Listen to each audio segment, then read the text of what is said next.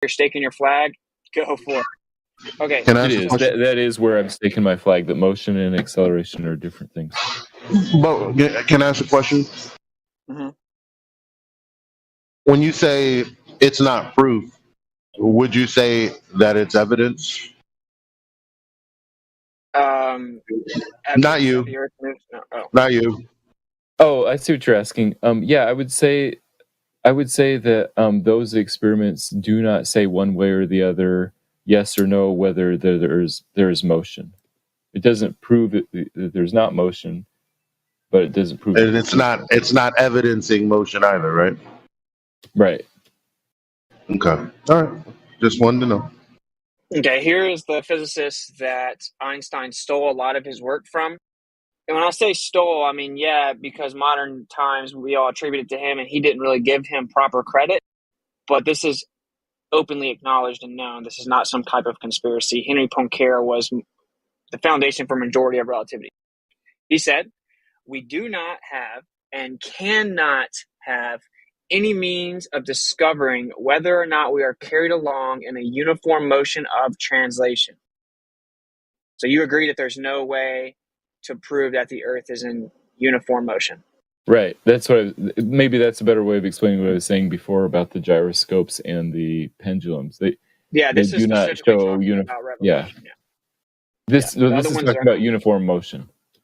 That's right. Okay, so we can never prove that the Earth is going around the sun. This is talking about whether you're going in a straight line uniform motion. This is talking about the Earth having uniform motion of translation around the sun. Around the sun would be circular, and that's not uniform. Okay, so what's he talking about then? He's talking about like just trying to measure a straight line speed of something. Like uniform motion is not undergoing acceleration. Something that's undergoing acceleration is not uniform. So he's talking about, that idea, if something that's in motion stays in motion unless it's acted on by a force. And he's saying once it's in motion, you can't tell if something is being carried along or not. Do we accelerate in our orbit? We do. Okay, so then whenever you said that Einstein was actually wasn't talking about acceleration, well, he says that you can't detect the motion of the Earth in space. So what's going on there? They were clearly talking about motion. But if the motion of the Earth in space is supposedly entails acceleration, then why is Einstein saying you can't prove the motion of the Earth in space then? Because he was not looking at acceleration; he was looking at motion. Do you think Einstein didn't understand that anything in a circular orbit would also accelerate? He did understand that, yes. Okay, so why did he say you can't prove the Earth's in motion in space then? Because he was talking about motion. He wasn't talking about acceleration. He was talking about something that didn't even exist in his paradigm that he was trying to explain. That's your argument? No, he understood first semester physics and was clear to distinguish what he meant. And so that's why he used motion instead of acceleration. So you're saying when he said you can't detect the motion of the Earth in space, he was talking about something that doesn't actually happen? No, motion does happen.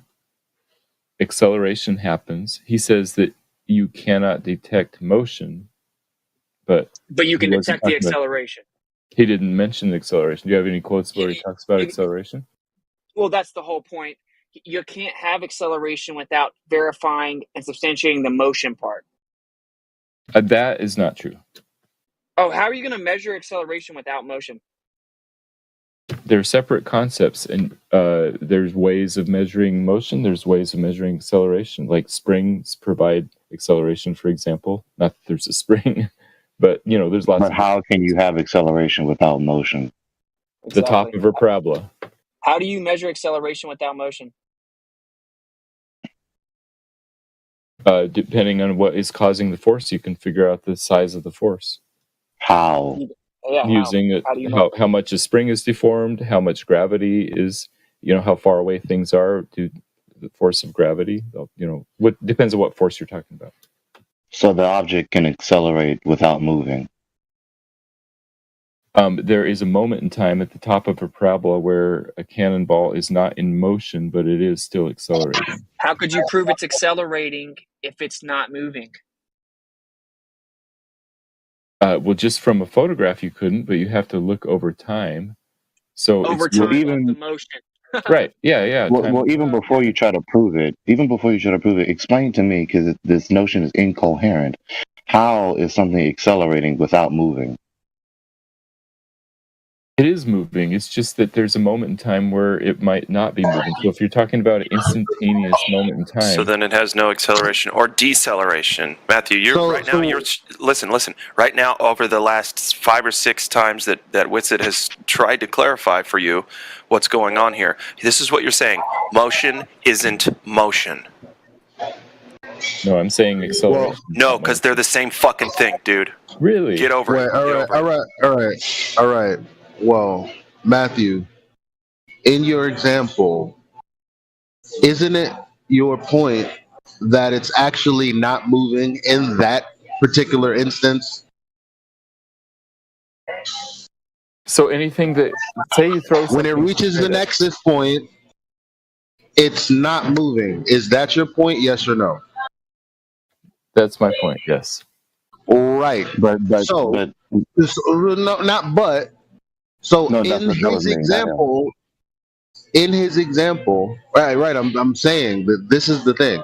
In your example, Matthew, you're picking a moment in which nothing is actually moving.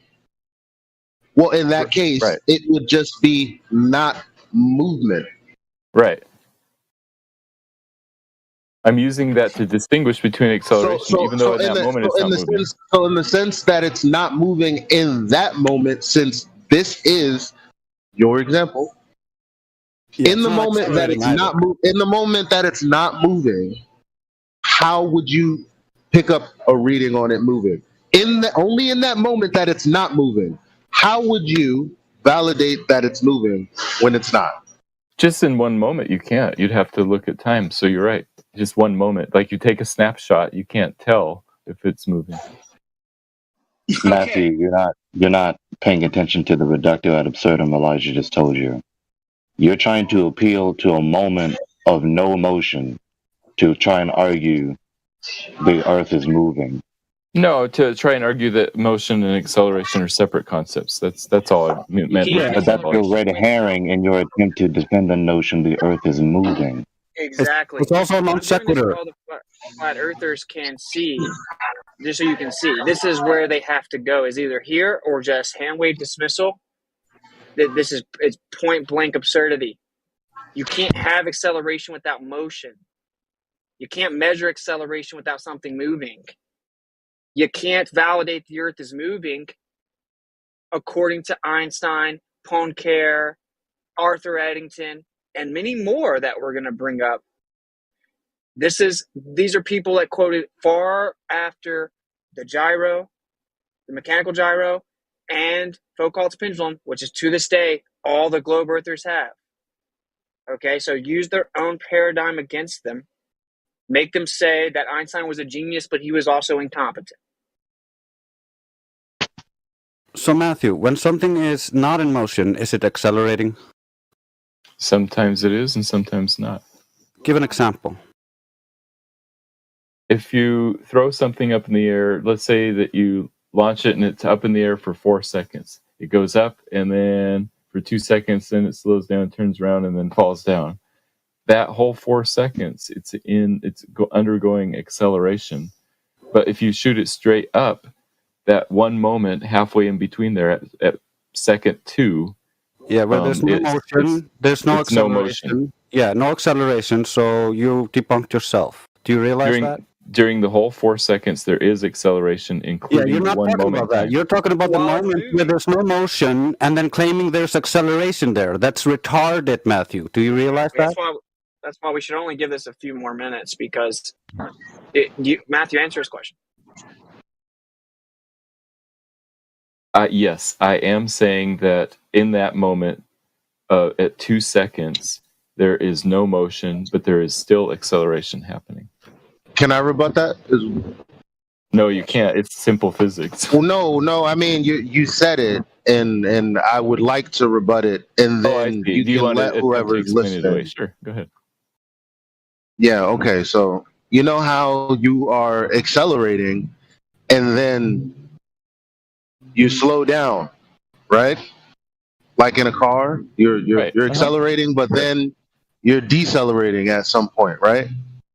Right. In physics, we So don't so if you're distinguish going have a negative to sign. so I no, but I'm talking about reality, and so in reality, when something slows down, it's decelerating. If you were Right. to shoot something up, it would be accelerating, and then in reference to how much acceleration it had at its maximum, when it slows down, we would classify that as deceleration.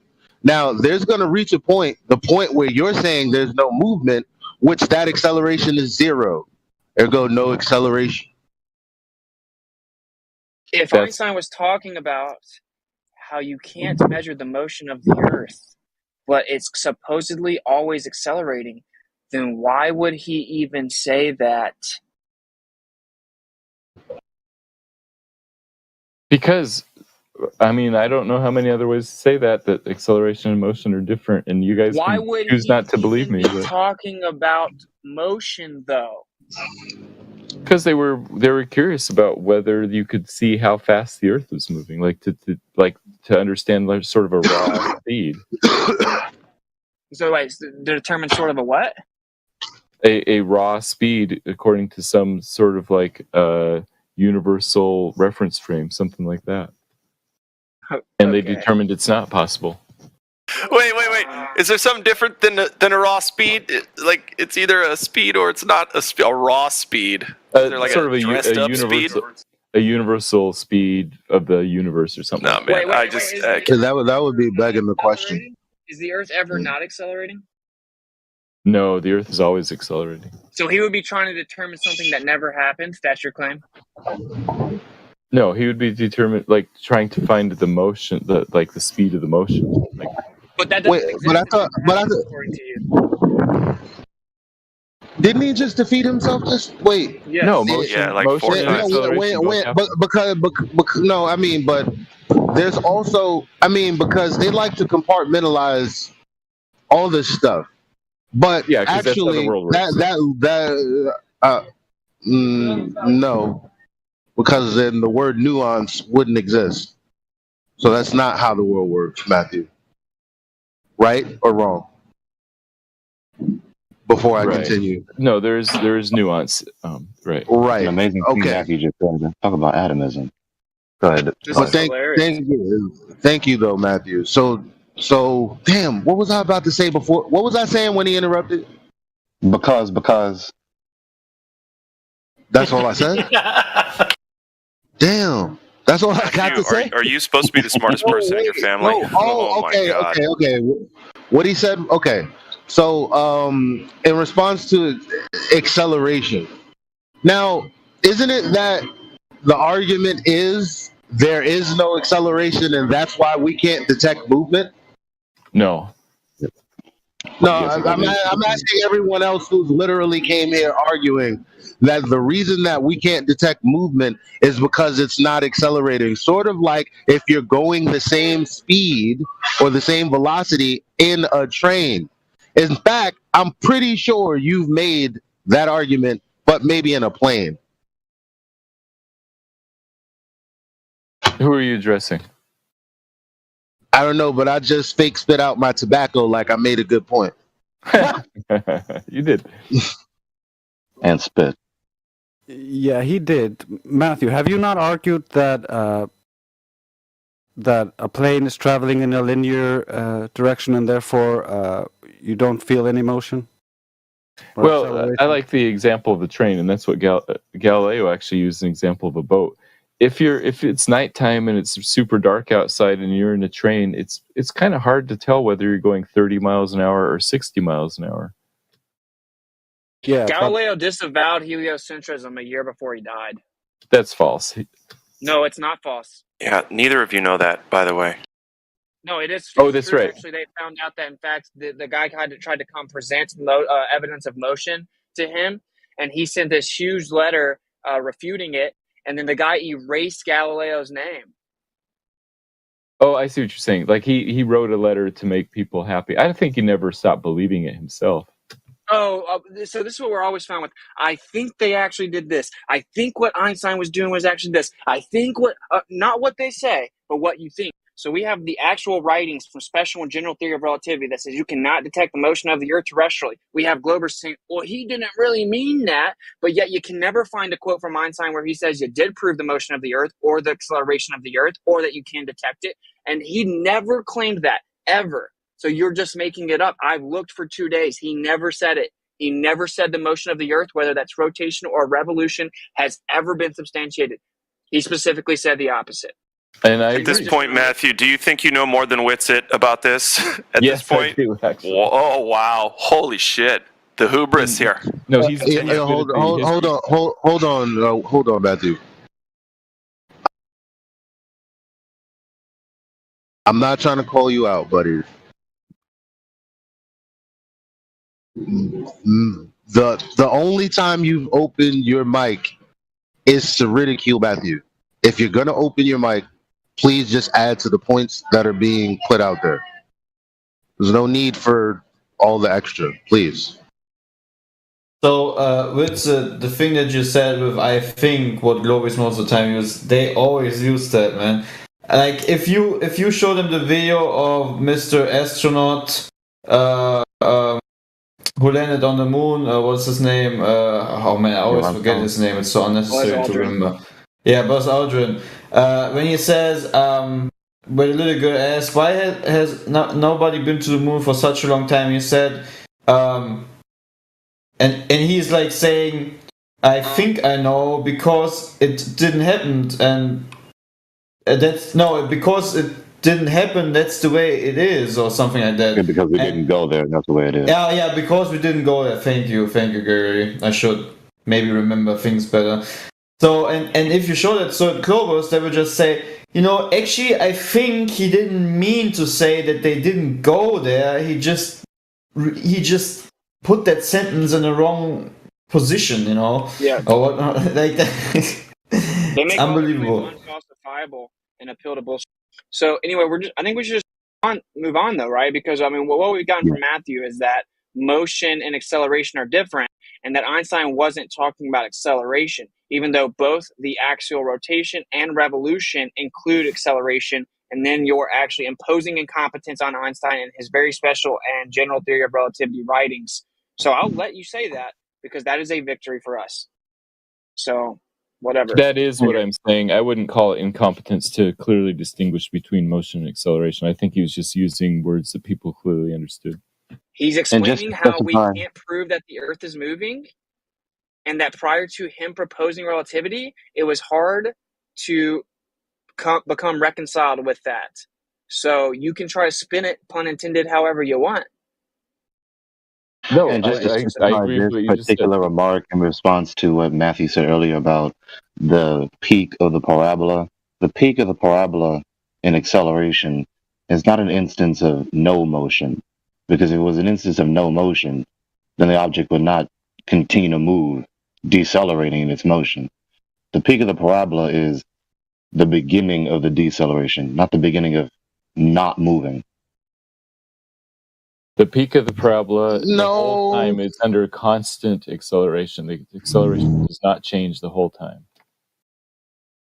Well, yeah, my only critique, I don't know about that, Matthew. My only critique is that it begins to decelerate on its way up, and then at some point there's no more acceleration and no more movement, and then goes back down.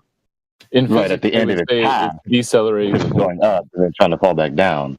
But whether it go vertically up or whether it go horizontally, when it decelerates, the beginning of the deceleration isn't an instance of not moving. Okay, so in physics, the acceleration is constant the whole time. Like to give the example of the 4 seconds, if something is in motion for is flying up and then turns around and comes down for 4 seconds, the acceleration is the same the whole time. But Okay. But we can move You can't on. have acceleration without motion. Einstein said you can't prove the motion of the Earth. Oh my God. Those two are false statements, but go ahead. We can agree. I We can just disagree. quoted him. Everyone can see it. So here's Henry Poincaré. A great deal of research has been carried out concerning the influence of the Earth's movement. The results were always negative. Okay, so now we're going to move back on to Michelson. Here's Albert Michelson discussing his Michelson-Morley experiment. He said, this conclusion directly contradicts the explanation which presupposes that the Earth moves. Seems pretty straightforward there, doesn't it? Yes, that seems straightforward. Okay. We can't feel our motion through space, nor has any physical experiment ever proved that the Earth actually is in motion. Historian Lincoln Barnett wrote a very infamous book about Einstein, very revered historian. Right. Do you agree or disagree with this statement? No, I agree. So no physical experiment has ever proved that the Earth is actually in motion. Okay, great. Yeah, that's what we've been talking about this whole half hour. And then you said earlier, what's this guy's name again? Was it Edwin Hubble? In the early 1900s? Who was it? Yeah, it was. That said that that the idea that the Earth is not moving couldn't be disproved, right? Yeah, so, that's Edwin Hubble, yeah. So this goes back to the most important question of the day, Matthew. And why did the head church figures depart from the cosmology of the Bible? They didn't. They did. That's what the whole beef was about. That's it. As a matter of fact, Edwin Hubble is the indictment of that. There were people that didn't believe that the Earth moved, and then there's those people. So the question is, what was their justification for it? Oh, yeah, they use science and observation to correctly interpret the Bible. Okay. Well, they didn't use science. It's a philosophical decision. We've already covered that. So I think we should just keep going. I have a lot. I just want to breeze down. Yeah, go ahead. What's it? Okay, here's a physicist, Julian B. Barber. This is a physicist right now, very, very prominent and infamous physicist. He says, thus, even now, 3.5 centuries after Galileo, it is still remarkably difficult to say categorically whether the Earth moves. Physicist Julian Barber. So you agree? So is he? I don't know if he's talking about like a motion in terms of some reference frame, or I don't know what the context is. The context is whether or not the Earth could be geocentric or not. The heliocentric model proposes that the Earth is tilted on a 66.6 degree axis, wobbling. Nobody uses that number, 66.6. I know you guys don't use that number because you don't like to point out that it's just coincidentally Satan's number. I don't care. That's the number I'm using. Satan's number is 616. No, actually, only one text out of the thousands even claimed that. The earliest one. The earliest, most accurate. Oh, yeah. So all the other ones are wrong. Because they're based on the internet. Red herring, Matthew. Red herring, Matthew. No one cares. All of it's a red herring. Yeah, so we'll use it so you can't red herring. 23.4 degree tilted wobbling axis where it rotates and revolves. So the in the context of heliocentrism versus geocentrism, so heliocentrism entails both rotation and revolution. He is explaining that it is remarkably difficult to say categorically whether or not the Earth moves. This is a infamous physicist of today. Yeah, I don't know why he would say that, because I think it's fairly simple to do that. I mean, maybe if you're trying to prove it with experiments of light, like we were talking about before. So I don't know why. Why are you reading into what he's saying? No, he didn't say anything about that. He said it's remarkably difficult to say categorically whether or not the Earth moves. So if you're saying that he's incompetent in his field, okay, cool. Other than that, we don't need to hear your speculations about how he misspoke and what he should have said. This is a published work. It isn't like he got bombarded on the street and misspoke. This is something he published. Okay, so I guess in that case, I don't really know who Julian Barber is, but I would say I disagree with him. It's remarkably easy. Yeah, so how so? How's it remarkably easy? Oh, because the stars are far away and we see them rotate.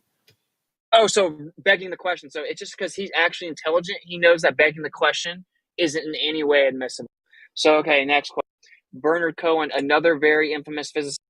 There is no planetary observation by which on Earth can prove that the Earth is moving in an orbit around the sun. It doesn't get any more straightforward than that. But I wonder what the spin and flex will be. Yeah, let's hear it. I'll read it one more time. Oh, I disagree with him. There is no planetary observation by which we on Earth can prove that the Earth is moving in an orbit around the sun. Physicist I. Bernard Cohen. Yeah, I don't know why he would say that, but it seems like there are clear observations, so I don't know why he would say that. Perhaps he said that because perhaps he said that because they didn't observe this. Just a thought. All we're going to get is that it is a victory for them to say that all of the prominent physicists and astrophysicists of today are just wrong. That is a win, because their main talking point in the mainstream is that we're science deniers, that we are not in the know, we don't understand basic things. And so we're using the very mainstream argument of consensus that they use against us. We are flipping it back on them. It is only the anonymous, I guess Matthew's one of the rare people that aren't anonymous, the anonymous globe zealot anti-flat earthers on the internet who just run around claiming all this other stuff contrary to the actual paradigm that they believe and the people that brought it to them. But yet they will immediately turn around and say, oh, you think every scientist in the world is wrong. So let them bumble around the internet contradicting themselves, because I'm trying to formulate a sharpened argument for us to actually shift the paradigm away from heliocentrism over to the factual representation of the Earth. I don't care about the anti-flat earthers, right? So if all he can do is throw all these infamous physicists and astrophysicists under the bus, it should be very eye-opening for anyone in the audience, and all the flat earthers should realize how valuable of an argument this is. Yeah, all those physicists and astrophysicists, if we ask them if the Earth is flat or spherical and whether it's in motion around the sun or not, I'd be happy to go with whatever they say. But you're not happy to go with whatever they say right now when they point blank say that you can't prove it and that it's just a philosophical decision of preference due to the Copernican principle. The Earth is flat. Right. That's weird. That's a weird way to put it. I don't know why they said it that way, but I think they all believe the Earth is flat. But they believe that the Earth is a ball that spins and revolves around the sun. That's right. To a philosophical preference that they don't think it's logical to think the Earth could be special because they're like across the board atheist. Okay. I mean, it's already over. It's already over. He already said he doesn't know why they said it and that he just disagrees. I mean, that's it.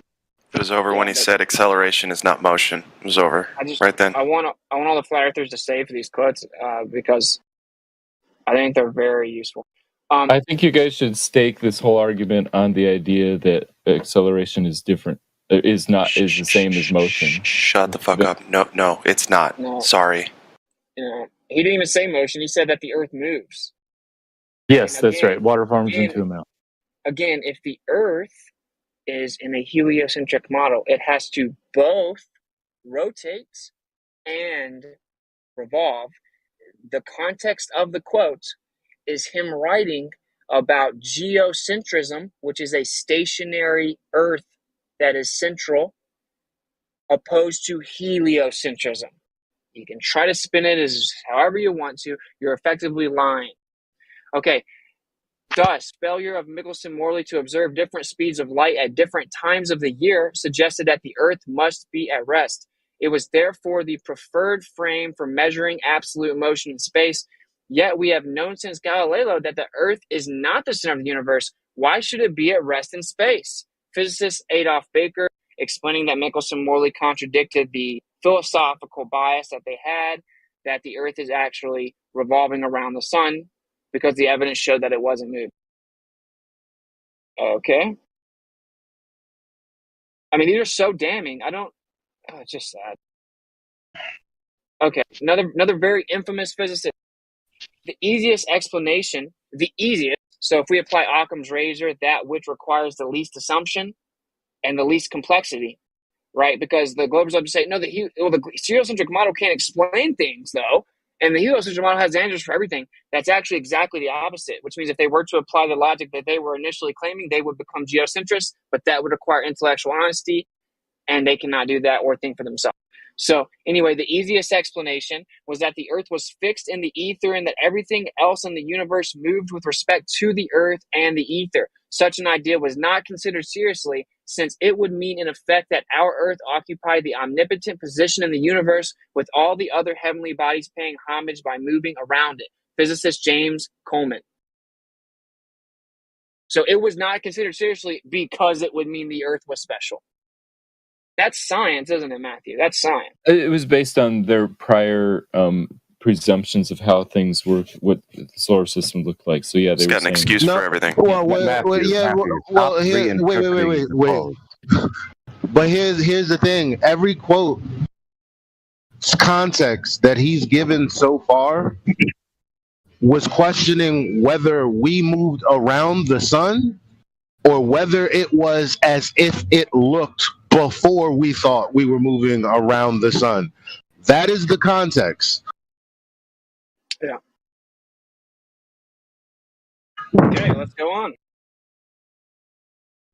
The Michelson-Morley experiment confronted scientists with an embarrassing alternative.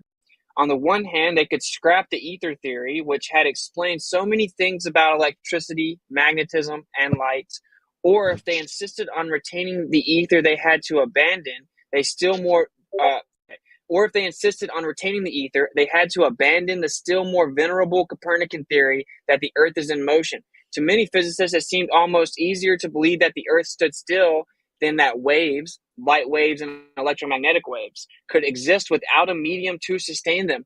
It was a serious dilemma and one that split scientific thought for a quarter century. Many new hypotheses were advanced and rejected. The experiment was tried again by Morley and by others with the same conclusion. The apparent velocity of the Earth through the ether was zero. This is where the crap hit the fan, basically. And then Einstein fixed it with relativity. Okay, here we go to another one. So which is real, the Ptolemaic or Copernican system? Although it is not uncommon for people to say that Copernicus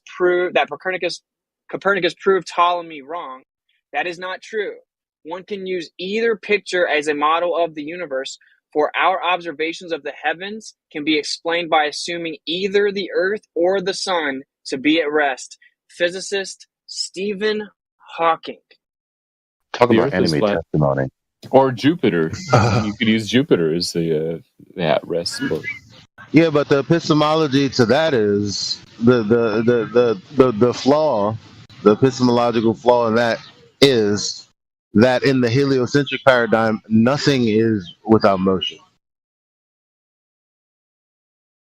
I mean, this is Stephen Hawking, my man. This guy saved the heliocentric model 20 times. Mr. Black Hole himself.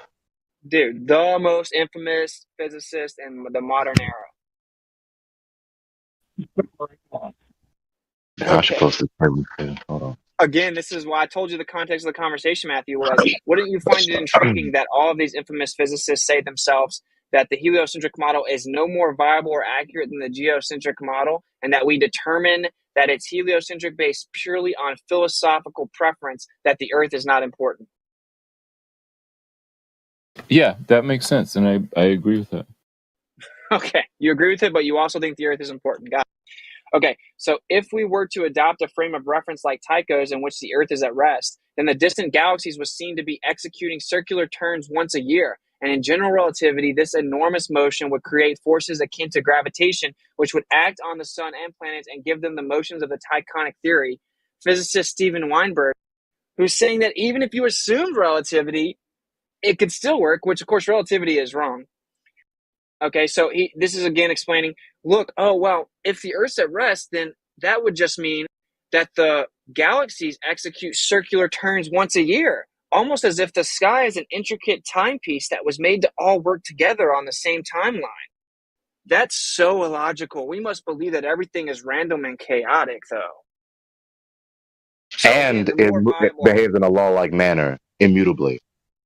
Exactly. The more logical option that there is a natural order is thrown out, and we go over to the absurdity of chaotic happenstance that cannot explain it. What a joke. Very infamous physicist. Okay, so here's another quote. This guy's name is Fred Hoyle. This is the astronomer that coined the term Big Bang. It's actually because he thought it was stupid. That's why he called it that. But very infamous astronomer, again, coined the term Big Bang.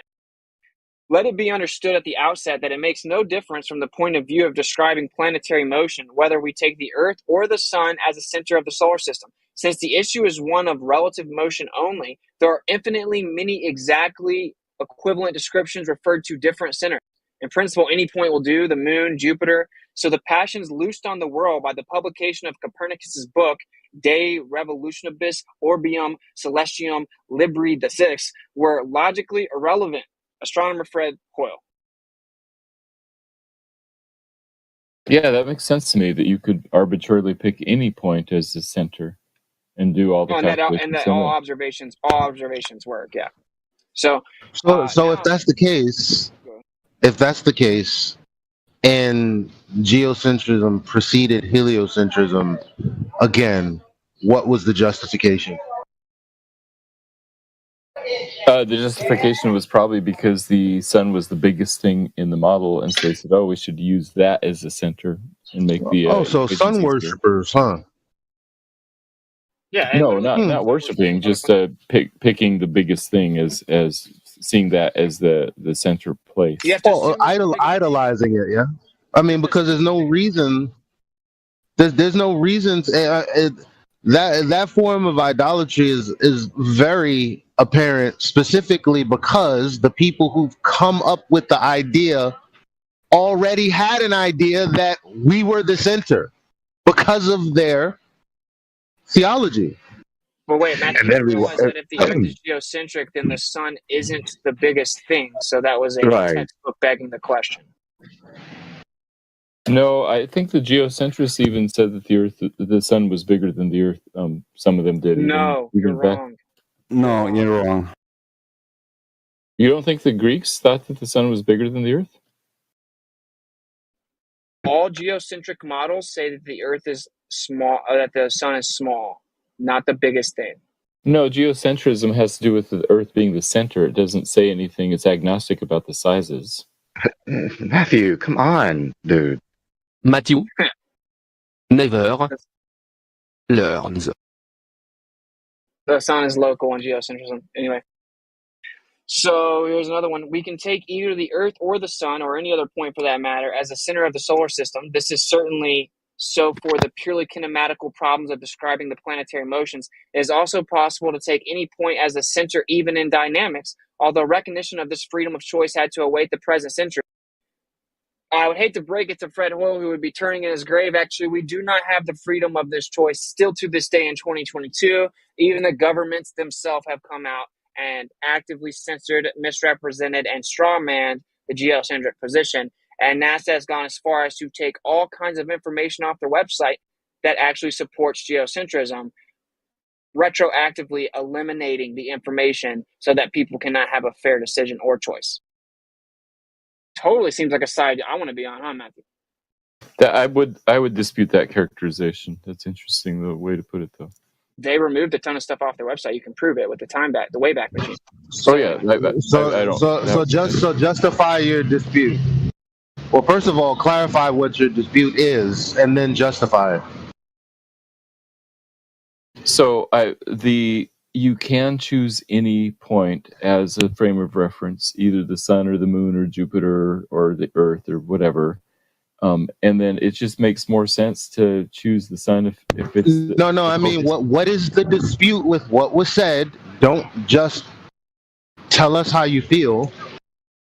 What was the dispute? In order to dispute something, you have to be speaking to something, which you were responding, right? And you said, well, I would dispute that.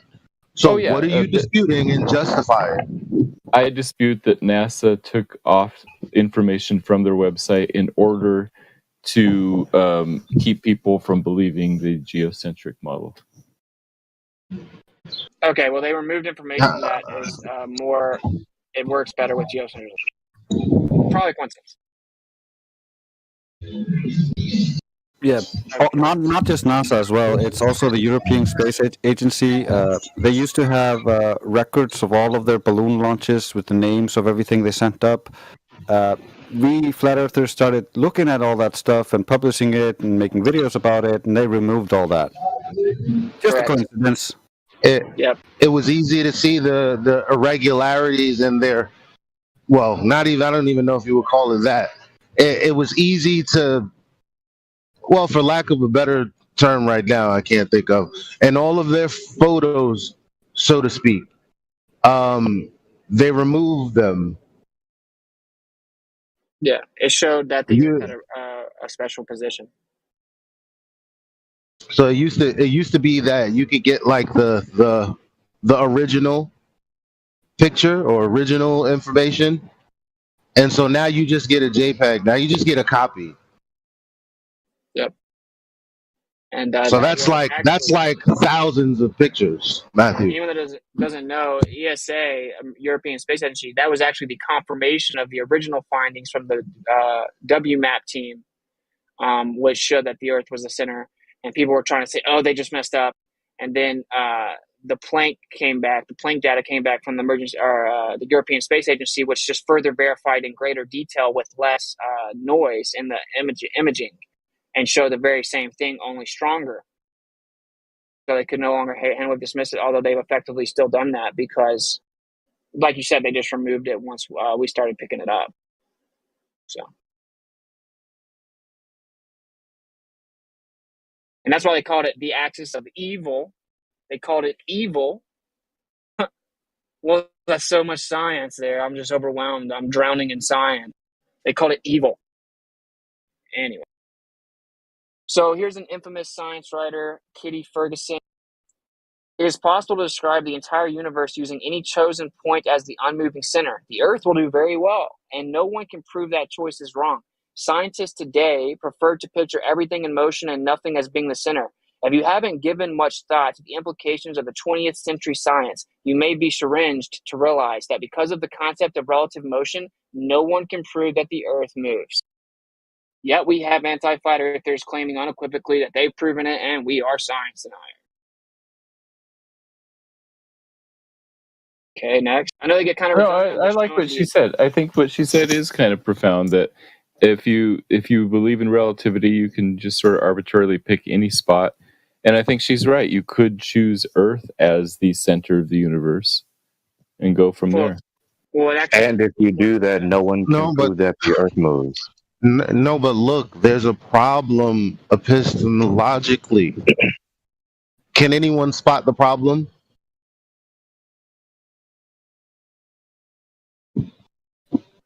Okay, with the expansion of the universe, nothing is not in motion. So that's just a model that is departed from the rhetoric. Therein lies another contradiction. Actually, the expansion is going way too slow. Heliocentrism has been debunked in its own presupposition. It's off by 10 to the 120th power. It's not expanding anywhere close to as fast as it has to. But you get what I'm saying about using the Earth is fixed, or using the Sun is fixed, or using Jupiter is fixed, or using anything else that's fixed. No, you can't do that, because in heliocentrism, as we know it today, nothing is not moving. Not even the sun is not. I mean, obviously it's moving, but it's supposedly circling what? The center of the galaxy. Center of the galaxy. Right. There's nothing that's not moving except for the thing that's really the space in the middle, in which nothing actually resides. And then that space in which they inhabit is not moving because it's not a thing in motion. Which actually they even do claim, or they say that there's a curvature to space and time. In order for something to curve or to bend or to there's that. That's motion. but they just throw that out and disregard it because that would violate Newton's laws of motion, saying that there would be an equal and opposite reaction, the curvature would straighten out. But anyway. In their paradigm, nothing is not moving, not even space and time. Exactly. You can't bend something without it moving. Yeah. Okay, here's sickening. Another physicist. Thus, we may return to Ptolemy's point of view of a motionless Earth. This would mean that we use a system of reference rigidly fixed to the Earth in which all the stars are performing a rotational motion with the same angular velocity around the Earth's axis. One as to show that the transformed metric can be regarded as produced according to Einstein's field equations. Actually, we don't, because that's pseudoscience. By distant rotating mass.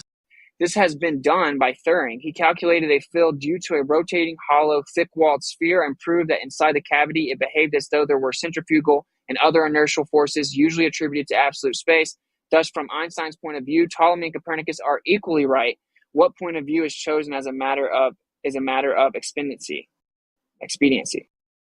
Physicist Max Born. I mean, even with the assumption of relativity, man, it's just like, so let's see if you like this quote. Yeah, but what he and Kitty are saying is that you can arbitrarily choose whatever you like as the center. That's what's up. See if you like this quote. So I can construct for you a spherically symmetrical universe with Earth at its center, and you cannot disprove it based on observations. You can only exclude it on philosophical grounds. In my view, there's absolutely nothing wrong in that. What I want to bring into the open is the fact that we are using philosophical criteria in choosing our models. A lot of cosmology tries to hide that. Physicist George F.R. Ellis. Okay. Yeah, I like that too. So you agree that it's just philosophy? Yeah, so I see what you're saying, and based on those three quotes, I see what you're saying, that it is a philosophical choice about what you choose to be the center of the universe. You have to do equations differently, but basically you could choose the sun, you could choose the center of the galaxy, you could choose Jupiter, the moon, or the Earth as the center, according to what these guys are saying. So and just a little note. No, but that's a little. Actually, you would agree that to add on to what you said, the center and is a fixed, non-moving thing, right? Right. The center and being fixed and non-moving. Right. So that doesn't work, regardless of what you use. It doesn't work for the current understanding of what the sky is supposed to be at all, right? No, it works. I mean, it just well, it doesn't represent it. Whatever you choose, our understanding of this reality, if we're to believe the story, is that nothing is at rest. So if you're using a model to describe reality, but you have to make it to where something is fixed, then in your paradigm of movement of everything, you would have to disregard the fact that everything moves in order to implement this model. Right. If you choose the sun as the center, then everything moves. The Earth moves, the moon moves, everything is in motion. If you arbitrarily except for the sun. Except for the sun, right. The sun is not moving. And then if you choose the Earth, whatever you choose as the center, then that's fixed and immovable, and everything else is in motion. So everything else is in motion. You arbitrarily choose the Earth. That's what all observations denote the default position to be. Right. You don't arbitrarily choose. Yeah, because we don't feel any motion, and so that would be a good starting point. You could start there. But how come they do the opposite? So I think, again, it's a philosophical choice. I see what you're saying now, and I agree that it's probably a philosophical choice.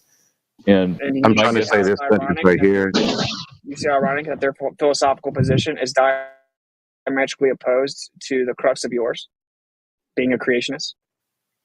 No, because I think it kind of makes sense that the biggest thing God created in the solar system is the sun. That would make sense to use that as a good starting point, as the 0 point in the. You disregarded the point. So, in your paradigm, the Earth is special because the Creator made it so that we can live here. And the philosophical bias that has created the paradigm of heliocentrism to be misunderstood as if scientific and definitive. is comprised of the exact opposite belief that the Earth is not special or significant and was not created. I don't think it means we're less special. And you can sidestep it. Hello? Yeah. No? Am I breaking up? No. You're good. Oh. And you guys can like come to it later if this is like gonna derail the point that you're making. But when you say that, when you made that statement about the sun being bigger than the earth, and you definitely said something about the creator. From what part of scripture do you get that the sun is bigger than the earth? Oh, not from the scripture, not from God's word, but from God's all right, no, okay, no more. That's all I wanted to know. That you just said that didn't really have anything to do with. So it's what. May I please say this? God is. He plays the role of God. No, God. I just want to say a quick note, real quick. I just want to say a quick note. Just let us be careful with the way we use the term philosophy, because we're tossing around the term philosophy as though it's just unjustified, unsubstantiated speculation, when that's not necessarily true, especially when philosophy consists of epistemology, trying to establish a valid method of knowing so that we can justifiably claim to know what we claim to know. Just that's it. So it's really unjustified, unsubstantiated speculation. That's when it's complied to definitive science. That is the problem. So when they choose the sun or the great attractor at the middle of this void, aka space, there's no justification for that choice to claim to know that to be the case. Yeah. The ancient argument over whether the earth rotates or the heavens around it, as Aristotle taught, is seen to be no more than an argument over the simplest choice of a frame of reference. Obviously, the most convenient choice is the universe. Nothing except inconvenience prevents us from choosing the earth as a fixed frame of reference. If we choose to make the earth our fixed frame of reference, we do not even do violence to everyday speech. We say that the sun rises in the morning, sets in the evening, the Big Dipper revolves around the North Star. Which point of view is correct? Do the heavens revolve, or does the earth rotate? The question is meaningless. So, hey, Matthew, physicist Martin Gardner. Hey, Matthew, is that guy talking about rotation? Yes, he's talking about rotation and motion. You could pick the Earth as stationary and motionless, and like you said, it wouldn't do violence to even the way that we speak. So this guy's obviously saying that we haven't proven that the Earth rotates. Well, he's saying we could use that as a reference frame. I mean, I think he would believe that the Earth rotates relative to the sun, but you could choose one or the other. Okay, if he said that you can do it, then that means that we haven't proven that the Earth rotates, or we wouldn't be able to do it. It would exclude it as viable. Notice that he said that you can do it. You can arbitrarily choose that. It's not saying that it's the only choice you have to make. I never said that it was the only choice. I'm pointing out that he says, and this is a modern, infamous physicist, says that do the heavens revolve or does the earth rotate? The question is meaningless. He says that we can, to this day, utilize a stationary earth. If we had proven that the earth rotates, he wouldn't say that we can choose to understand that the earth doesn't rotate. Full circle to my full point, my initial point, and my macro, which is that the anti-flat earthers claim that we have proven that the earth rotates, and even Bob did it, and all the infamous physicists say otherwise. To help Matthew understand even further, again, a priori, a posteriori.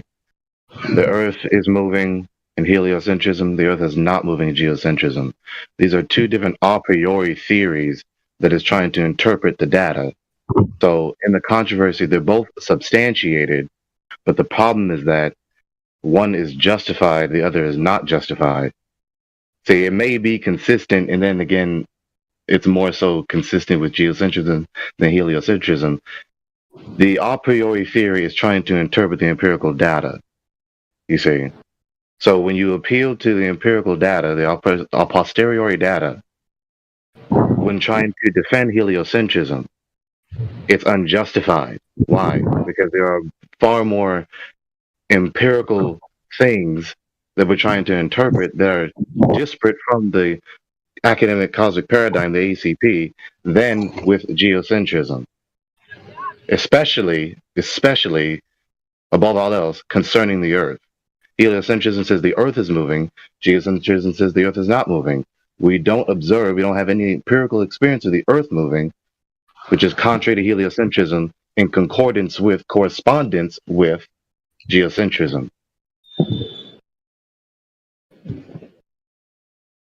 The Earth-centered system is in reality absolutely identical with the system of Copernicus, and all computation of the places of the planets are the same for the two systems. Astronomer J.L.E. Dreyer. I know it's redundant, guys. I'm sorry, but I just hope you guys save it. And, you can never have too many hostile witnesses. It is very important to acknowledge that the Copernican theory offers a very exact calculation of the apparent movements of the planets, even though it must be conceded that, from the modern standpoint, practically identical results could be obtained by means of a somewhat revised ptolemaic system. It makes no sense, accordingly, to speak of a difference in truth between Copernicus and Ptolemy. Both conceptions are equally permissible descriptions. What has been considered as the greatest discovery of Occidental wisdom, as opposed to that of antiquity, is questioned as to its truth value. Physicist Hans don't care. Reichenbach. Yeah, so he's not saying it's true or false one way or the other. He's saying that you can arbitrarily choose as a frame of reference one or the other. Matthew, when you say you can arbitrarily choose, you're saying that it's unjustified, like my point earlier. So when you choose heliocentrism as the a priori theory to interpret the a posteriori data, the empirical data, it's unjustified, especially because you don't have any empirical data of the Earth moving. Can I give an analogy for how I think about this? I know analogies aren't very popular around here, though. I might get muted. Why would you say that, Matthew? Today, Matthew, I think this might be getting to you a little bit. Yeah, why would you say, Matthew? Have I not used at least 40 with you? Oh yeah, here, around here. I'm totally fine, and yes, you are allowed to use analogies. It's just that I am. What do you mean allowed? You just said that it's not used much around here, where I hang around. I mean, like when we Globers bring up analogies, it frequently gets shot down. Whatever. Okay, so here. Go ahead. Let's say that I'm on the freeway driving 60 miles an hour to the store. It probably makes sense to think of it as the store being stationary and I'm going 60 miles an hour. But technically, what all these physicists are saying is you could actually choose to say that the car is stationary and the store is moving towards me at 60 miles an hour. And the ground is moving 60 miles an hour underneath me and all that type of thing. And that's true. And I'm thinking to myself, okay, technically that's true.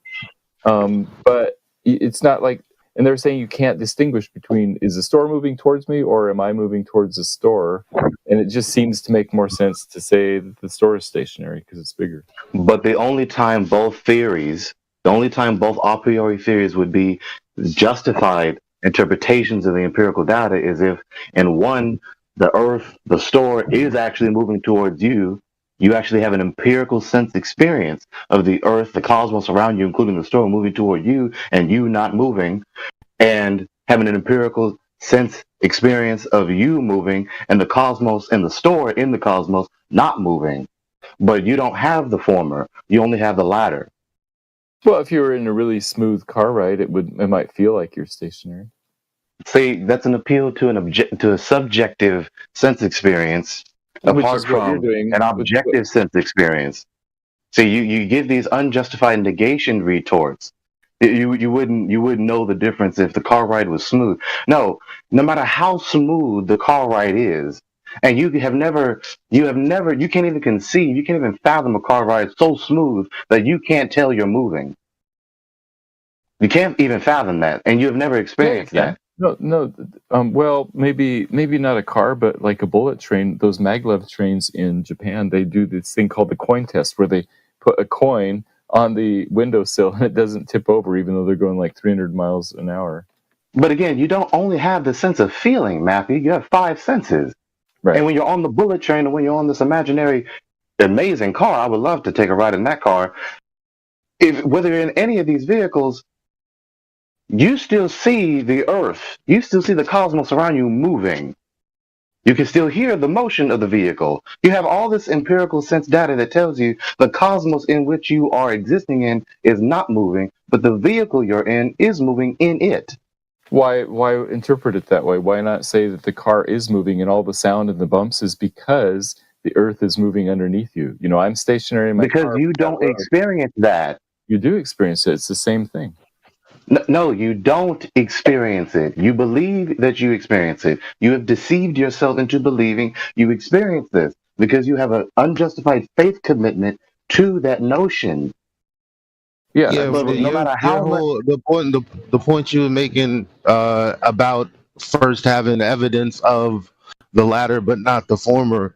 Again, you can apply the same understanding, and again, I'll ask you, please give us your active listening ears, because he just told you. Well, there is no instance in which you're going to get into a vehicle and not know that that's what happened and that you're moving. For you to then say, well, now that I'm in this moving vehicle that I've willingly gotten into, now I'm going to pretend in my mind that it's the Earth moving underneath. That is the only ridiculous scenario in which you can put it. But you would know in the offset that you began moving. I love what you said there. Especially, Matthew, as a Bible believer, you should know better than to say such a thing, because the God has made the universe and he has made uniformity to the universe, and he has given us senses to experience empirical data that is trustworthy so that we can orient ourselves in this world. He would not build a world in which our entire sense experience faculties would be just antithetical to what is actually happening. Gregory, I agree, and that's one of the best reasons, I think, for saying that we can trust our senses. To go back to Elijah's point, that yes, I love how you said it, Elijah, that we would be pretending that the car is stationary and the freeway is moving underneath us. And I think that's exactly the point that Whitsitt was bringing up. All these physicists say that you can pretend any frame of reference. And so if I'm riding in my car, I could sit there and pretend that my car is stationary, and there would be no way. I mean, they're saying it's not necessarily true. No. In all instances, the frame of reference is stationary. They're not pretending that one thing is moving. No, in those scenarios, in all of them, the thing that you're going to be censoring is not moving at all. Yeah, what they were saying it's not that you can pretend. It's not that you can pretend that it's not moving, but it is. It's that it's a choice that you make. It's not based on sense experience. It's a choice that you use. Yeah, but that's non sequitur to the point. No, Matthew, you just told us that your sense experience faculties are trustworthy. So trust them. When you look at the Earth and when you feel your body touching the Earth, you don't feel the Earth rotating. You don't feel it moving at all. You don't see curvature. Right. Exactly. Thank you. Okay. I tell my classes that had Galileo confronted the church in Einstein's day, he would have lost the argument for better reasons. You may use my name if you wish. Mathematician Carl E. Wolfman. I love that one. I love all these quotes that you're showing with it, because they show that it's an arbitrary choice based on philosophy of what we choose as stationary. You keep saying that. We've already destroyed it. It's not arbitrary. It's the default position based on empirical evidence.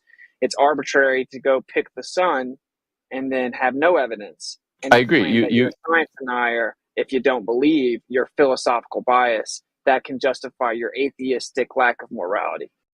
Wait, all these quotes just that you did, they showed that you can choose whatever you like, right? There's no way to prove one way or the other. And you're trying to prove one way? Yeah, but when you wait, it's not. Listen, movement. It's you keep on changing the argument because there is no movement for the thing that's in the center. So whether you pick, it doesn't matter what you pick. The only argument is whether or not the things are moving about us, or if all of the things we see, including us, are moving about the sun. That is the only thing you should be focused on. Yeah, so Elijah, it sounds like you're trying to say that it is true that the Earth is stationary, but all of the quotes, including this physicist Hans Reichbach that Witzit just quoted, he said, "It makes no sense, accordingly, to speak of a difference in truth between Copernicus and Here's the thing. 24 after the hour. When we map the sky to use it as a coordinate system, right? Because they're talking about different systems, right? So we mapped it on Earth. That's what we did do, right? Okay.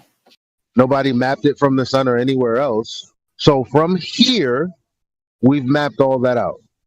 Then someone said, "Well, I mean, you can pretend that the Earth is the sun is perceivably fixed in the center, like what it perceivably looks like here on Earth." Anyway, the point is that Matthew said that you can prove that the Earth rotates, and he's wrong. So it's not just, you can keep trying to hand-wave dismiss it in this big basket, but that's the point. The Globers claim that you can prove the Earth is a movement, and that's patently false, and here are all of your priests telling you that's not true. Okay, There's no planetary observation. Go ahead. I agree. It is patently false that you can prove that the Earth is rotating and in motion. When we say that, we usually are saying it with the unspoken assumption that we're using we're saying in relative to the sun or relative to the center of the solar system. So maybe we need to be clear when we say that kind of thing. Begs we're being the very question clear. You can't as a retort. Exactly.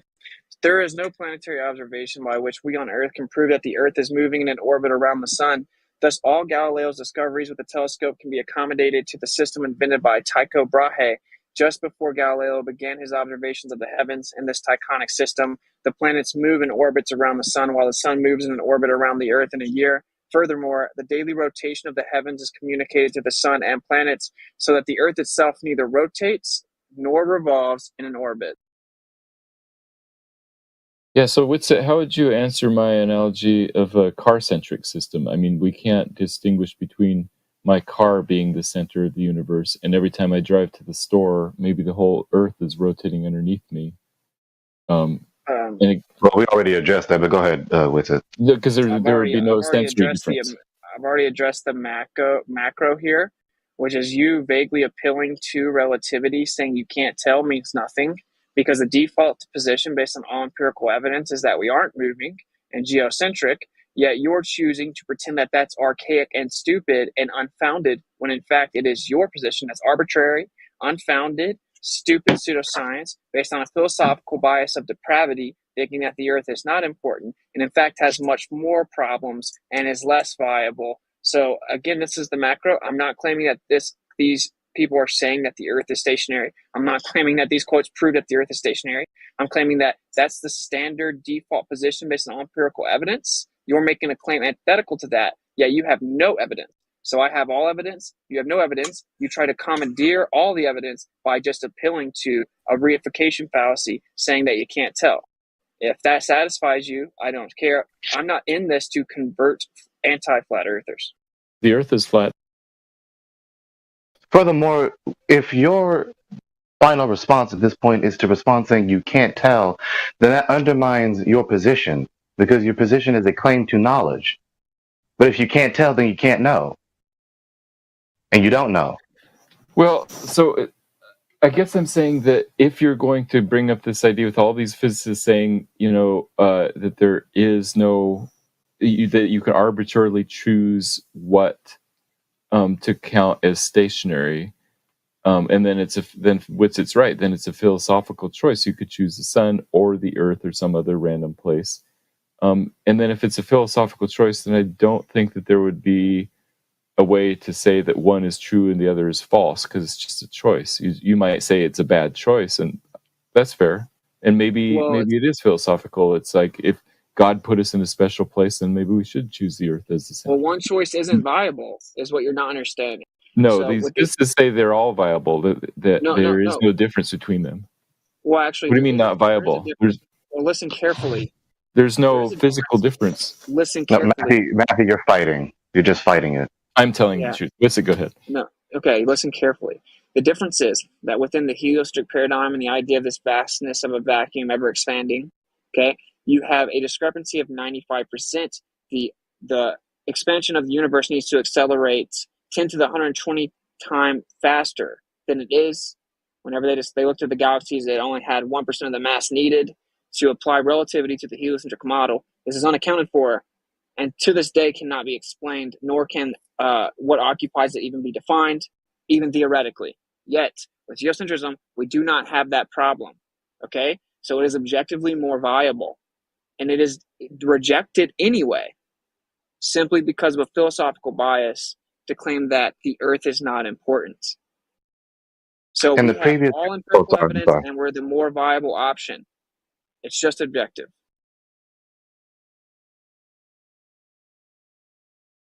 And the critique I just gave earlier, Matthew, you missed the point. And of course, you're probably just whistling past the point. My point was about your argument.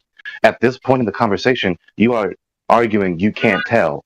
In other words, you can't discern. In other words, you can't know. Your response to defend your position of a knowledge claim is to say you can't know. If you can't know, then you can't know your position is true. Yeah, you've undermined your own position. Yeah, I guess I was trying to say that if it's arbitrary that you choose what counts as stationary, then you cannot distinguish and you cannot know because it was an arbitrary choice. Exactly, but you're trying to ascribe the arbitrarity, the unjustified arbitrarity, to all positions, but it's not. That's not justified to accuse, to critique all positions as being unjustified, especially when the central empirical fact in dispute is the shape of the Earth and what the Earth is doing. We don't see the Earth moving. We don't see the Earth being a sphere or any kind of curved surface. Therefore, that position that says it is wrong. And the position that says it's not is true. Wait, so you're saying it's not arbitrary? So you're disagreeing with all these physicists that Witzit just quoted? You're missing the point or you're deliberately missing the point with what Witzit is quoting these people.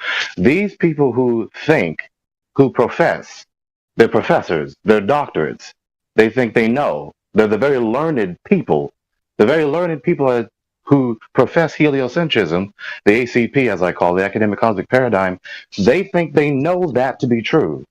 And then in the next breath, they go ahead and tell us that they can't discern whether their position or geocentrism is true. So in the first breath, they say they know, and how dare you defy us? And in the next breath, they say you can't discern the difference. Even furthermore, they actually say that the heliocentric model has many more problems that can't be explained. So when they say that, they're undermining their own position. When they say these quotes, they undermine their own position. They're contradicting themselves. And Witzit is quoting these men to expose this self-contradictory, self-defeating quotes.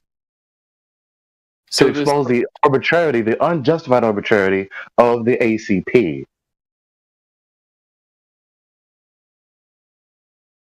Contrary to the empirical data, especially as it concerns the Earth is not rotating, the Earth is not moving, the Earth is not a sphere.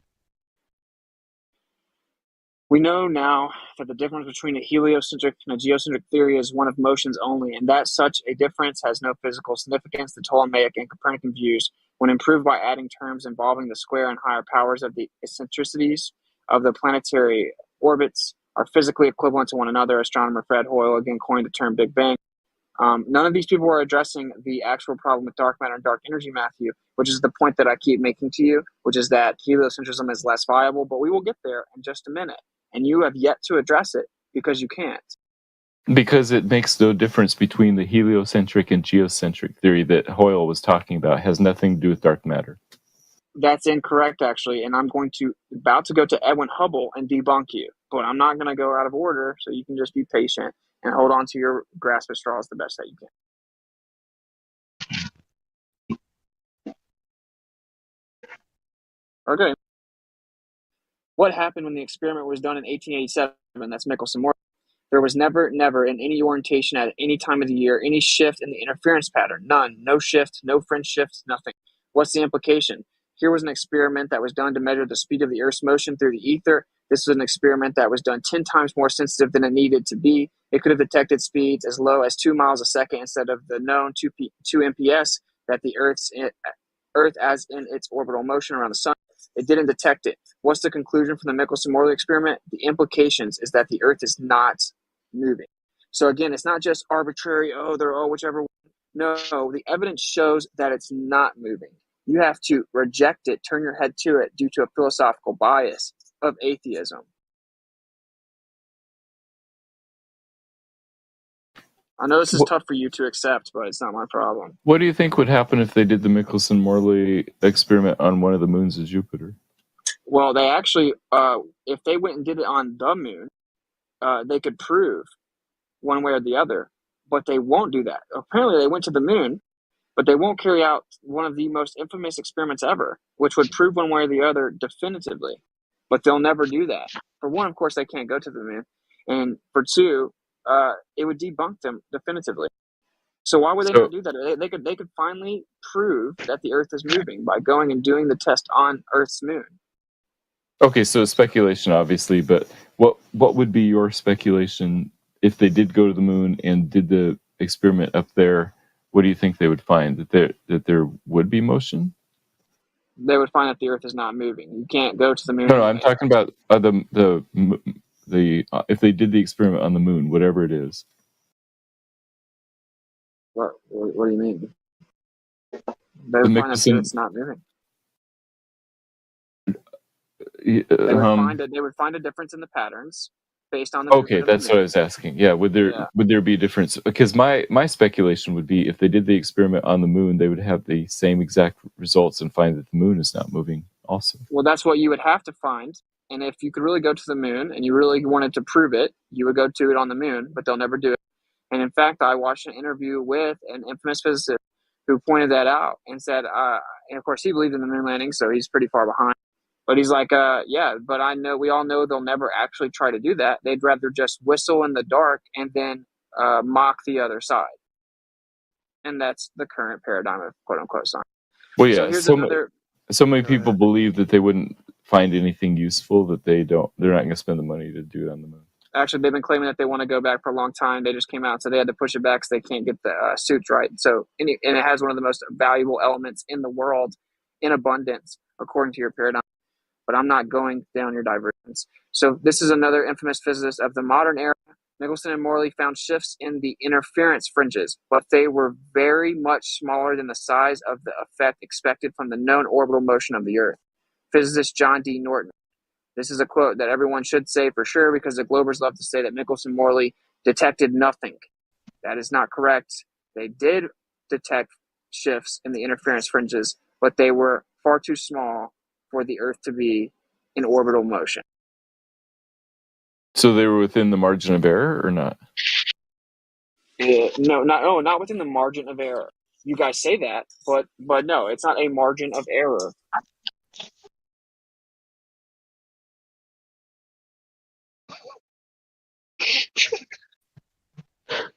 Do you practice your sophistry? No, I think Witsit is just naturally good at it. I'm talking about you, Matthew. Oh, you're asking me? No, I haven't been practicing sophistry. I'm just telling the truth. Yeah, Witsit isn't using sophistry, so do not try to project onto him your own bad behavior.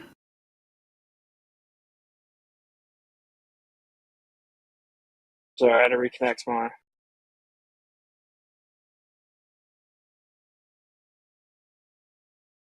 Projecting his sophistry is him using sophistry again. Touche. That is correct.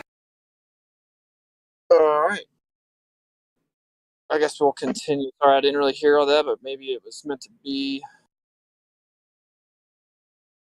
Okay. All this evidence that the universe looks the same whichever direction we look might seem to suggest there's something special about our place in the universe. In particular, it might seem that if we observe all other galaxies to be moving away from us, then we must be at the center of the universe. There is, however, an alternative explanation. The universe might look the same in every direction as seen from any other galaxy too. This is, as we have seen, was Friedman's second assumption. We have no scientific evidence for or against this assumption. We believe it only on grounds of modesty. It would be the most remarkable if the universe looked the same in every direction around us, but not around other points in the universe. Physicist Stephen Hawking. Yeah, and I'm being a theist. I'm open to the idea that we do live in a special point in the universe that looks, it looks like we're at the center because we are in the center, and I'm okay with that. Nice. We're getting you over there. You're gonna wake up one day, Matthew. Oh no, I fully woke up. I understand God's creation pretty well, I think. No, you don't. Kai thinks that you're a closet flat earther. Well, I heard that you've been to multiple flat Earth meetings. Oh, she's here. Oh yeah, I went last Saturday before last. I mean. And I think that's great. I just feel like most Glovers probably wouldn't go to multiple flat Earth meetups and be peaceful, That's probably your laugh is psychotic, just like your behavior. I do think that most flat earthers are sort of on a ticking timeline of how long they'll be able to maintain that belief. Because most flat earthers I've met have not believed it for more than 10 years. And so I think there is kind of like an expiration point at which point you'll wake up and realize, this doesn't work. So we'll see. Ooh, 10 years. What a peculiar number to choose. Do you know anybody? How many people do you know that have believed the Earth is flat? When was flat Earth more popularized on the internet? Oh, I don't know. Probably 2015. 16. Yeah. So how many years ago was 2015? 7 years ago. Not 10 or more. Not 10 or more, right? What a peculiar number to choose. No, I mean that's probably why most people who are flat earthers are flat earthers because of 2015. No, we're flat earthers because you can't convince us to not be. Yeah. Wait, hold on a second. Didn't you say a second ago, Matthew? A second ago, did you say that you know of flat earthers that became flat earthers more than 10 years ago, and since then have not been? I was saying I don't know that many flat earthers who have believed the Earth is flat for more than 10 years. Well, wouldn't the answer be none? Not many. Wouldn't the answer be none? No, I mean I know. Well, there's some. Yeah, I mean I know some that have been flat Earth for 28 years and longer. So. No. Well, no. I mean him personally. Do you know of anyone that has known that the Earth is flat for more than 10 years, Matthew? No, I don't. Yeah. So what was the point of even saying that? So then what you just said is totally meaningless. No, that was the whole point. It's like I don't know anybody who's believed it for more than 10 years. We get your point. His point is that he thinks that once we reach the 10-year mark, all of a sudden, physical measurement of curvature will just pop out in abundance. It was such. I predict in the year 2035, those of us who are listening right here, who are still alive in the year 2035, that hardly any of you will still believe the Earth is flat. Okay, well that's a cool story, bro. Yeah, and just because you think nobody's thinks the Earth is flat for longer than 10 years doesn't mean there isn't. There's people that were born being told the truth. Yep, they're still flat earthers. So your hypothesis, Matthew, is proven wrong. Not to mention the vast majority of human history, of humans throughout all the history of the Earth, the majority of them were flat earthers. Yeah, besides, it's so irrational because how in the hell is that going to work? It would mean that I would have to lose my memory at that moment and then be re-indoctrinated. That's the only possible solution because you would have to erase all of my experiences. Well, not even that. People can suppress the knowledge of the truth and unrighteousness, so people can just come up with refuse the truth and choose the lie. A better explanation where we don't see the curve? So Matthew, do you think someone's going to eventually actually directly measure an arc segment of the curvature, which you admitted a week or so ago that no one ever has measured an arc segment of the globe Earth? So are you predicting that someone's going to actually do that, and then all of us flat earthers are going to be like, oh, okay, there's the curvature. Couldn't see it before. No one measured it before, but somebody finally did, and it's a ball after all. Is that what you're thinking is going to happen? No, you're right. I don't think that anybody is going to directly measure the curvature of the Earth. I do suspect that you may come to realize that calculating it based on reason and logic might be good enough to convince you. No, you need to calculate it based on curvature measurements, not your so-called reason and logic. Yeah, all our physical measurements are the opposite. They show a flat Earth. Yeah, please do not do logic and reason disservice by calling things logic and reasons which are not. We just pointed out for the last hour you have no logical consistency whatsoever. What's your latest quote? Show me calculations that shows the Earth is a cube, but that doesn't mean I'm going to believe the calculations. So my latest quote is, but when you look at the CMB map, which is the cosmic microwave background map, you also see that the structure that is observed is, in fact, in a weird way, correlated with the plane of the Earth around the sun. Is this Copernicus coming back to haunt us? That's crazy. We're looking out at the whole universe. That would say we are truly the center of the universe. Physicist Lawrence Krauss, who has won a Nobel Prize in physics.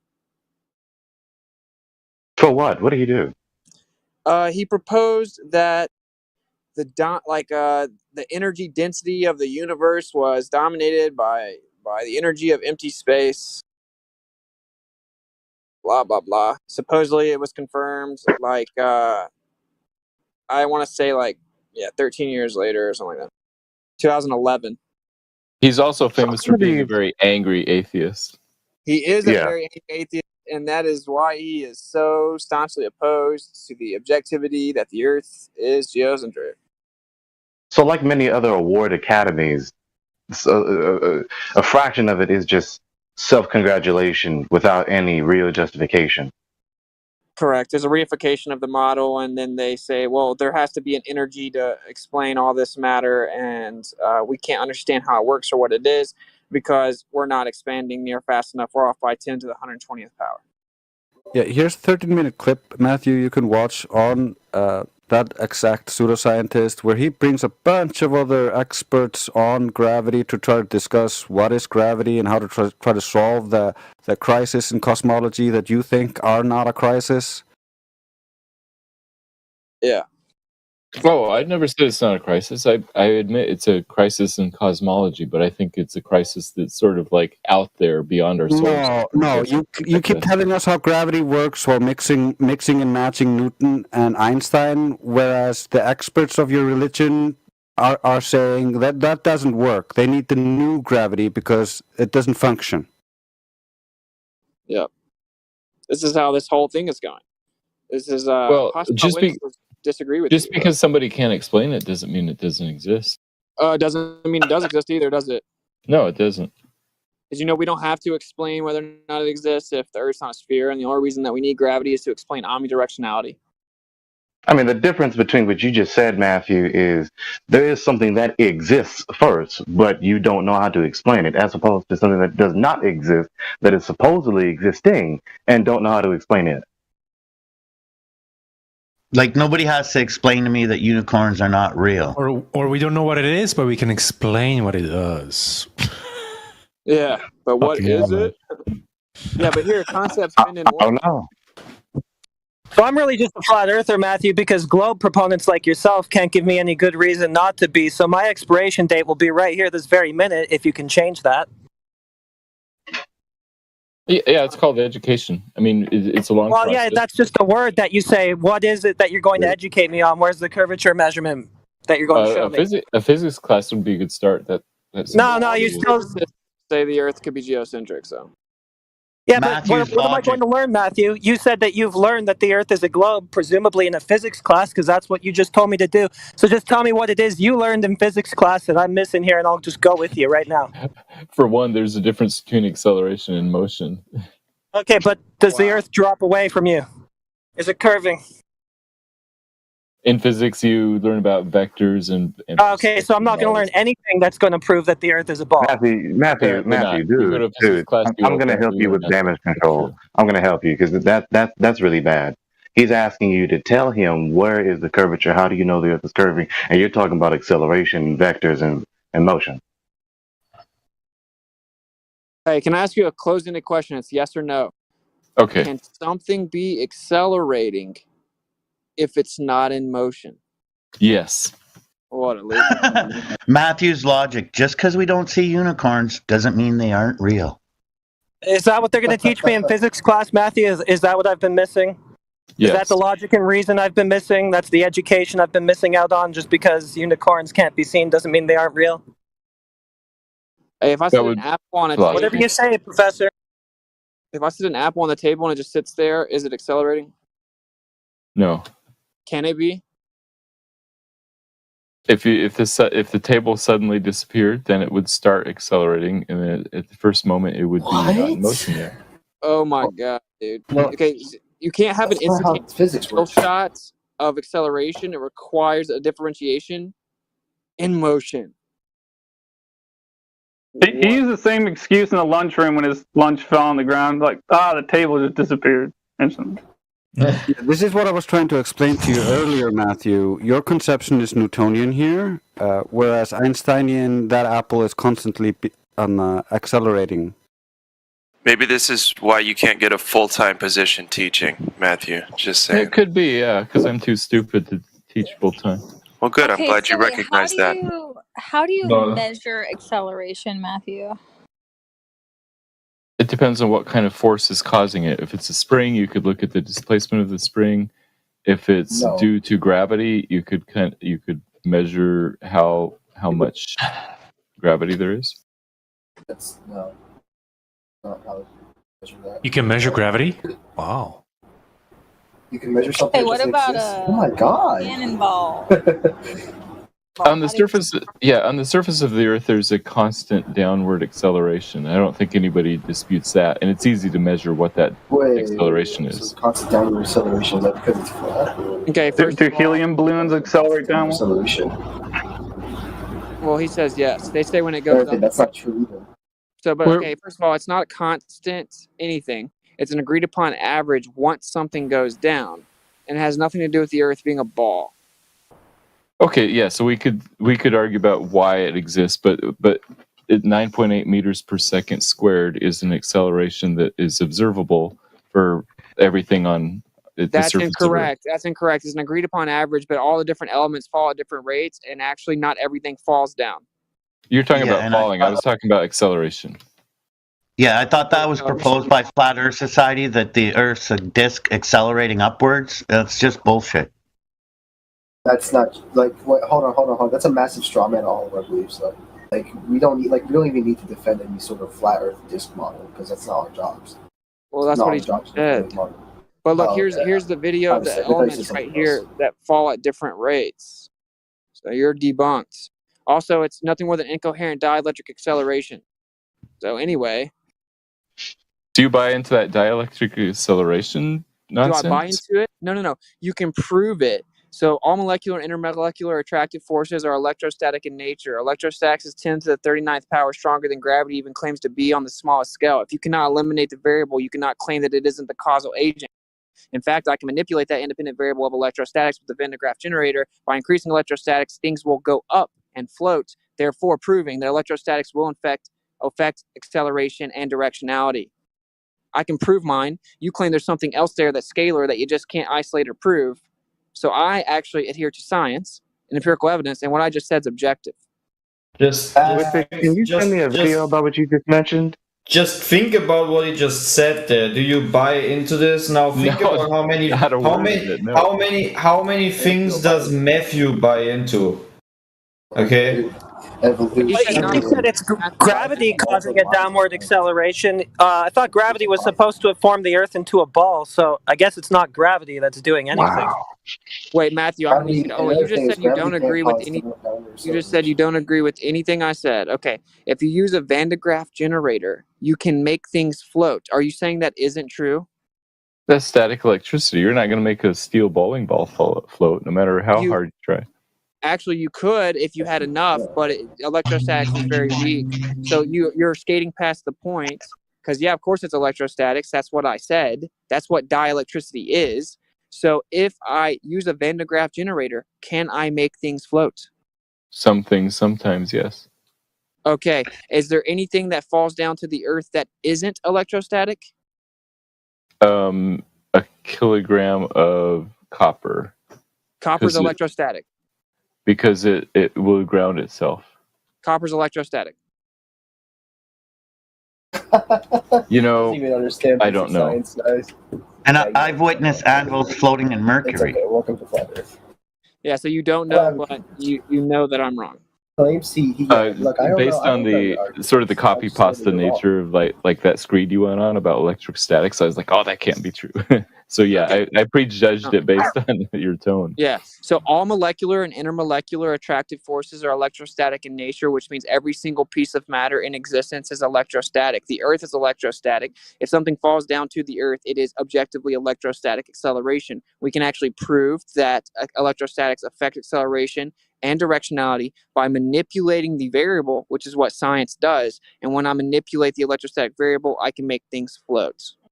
Great. So now you don't have to. You could make a jet without jet fuel. You could become. Well, you would actually have to have a ton of electrostatics, actually, because it's very weak. Yeah. So that's just not how Matthew. That is possible to the extent, sure, but it's not very viable in just modern era. So saying that, oh well, then why don't we do this? It's it's not a really plausible argument. But what's so funny is, okay, so why don't you have anti-gravity vehicles then? Because nobody knows how to shield gravity or turn it off. Or to how to even manipulate it. Yeah, there's no gravity to manipulate, Matthew. That's the problem. Exactly. So well, I can prove mine with scientific experimentation. You cannot.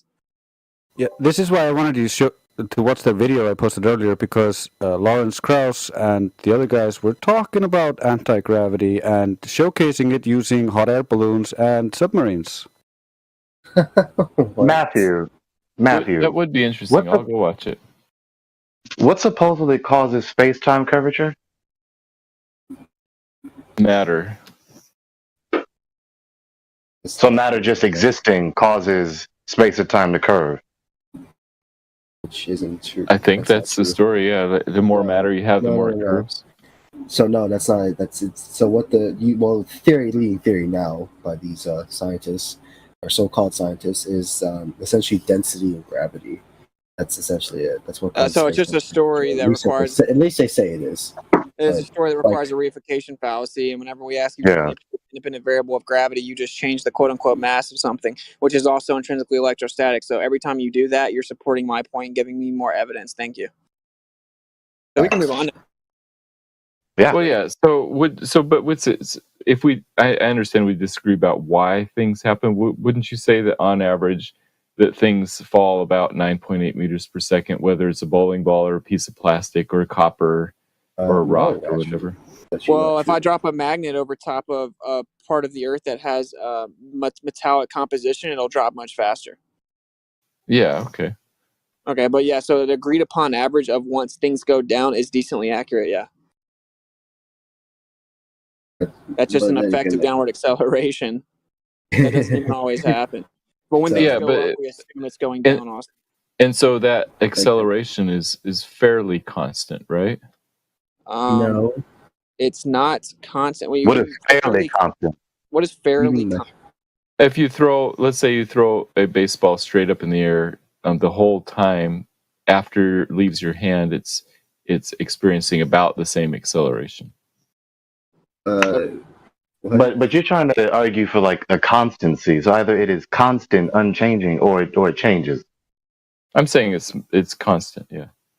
But so it doesn't change. So there is no change. You can't just can't just get a little bit of change in between your fingers and just sprinkle it on the constancy. No.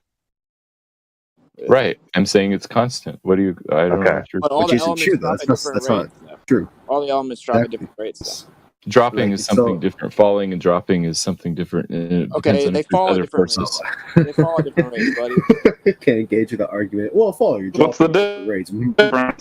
Falling and dropping are descriptions of motion. What's happening and it's affected by air pressure.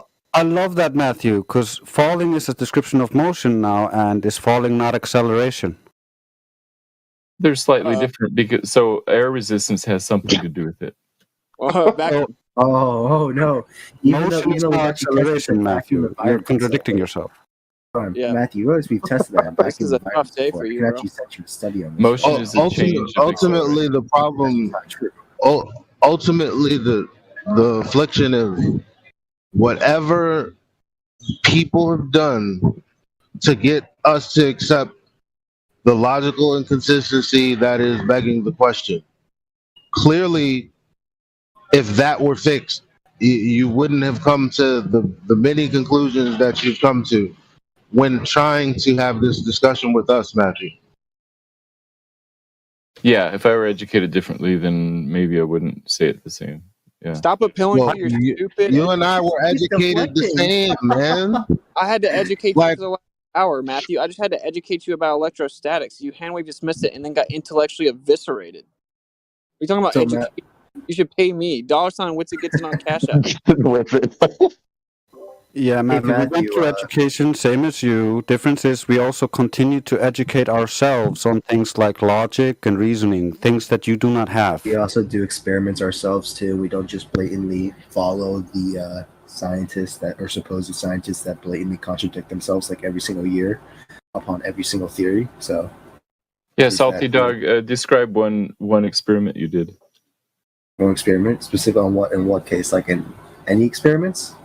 Yes. Well, I mean, sure, to test, I guess, like back in like first grade, I did like science fair or whatever, to test how weight affects the speed of a car or something like that. And we put weights on toy cars. So that's one experiment right there that I've done way back in the sandbox days. So cool. I did an experiment, Matthew. I took a balloon, I rubbed it on my hair, then I stuck it to the wall, and it didn't fall down. And we usually have no problem giving people the truth for free here, but I agree at this point, Matthew, you owe Witsit something. The problem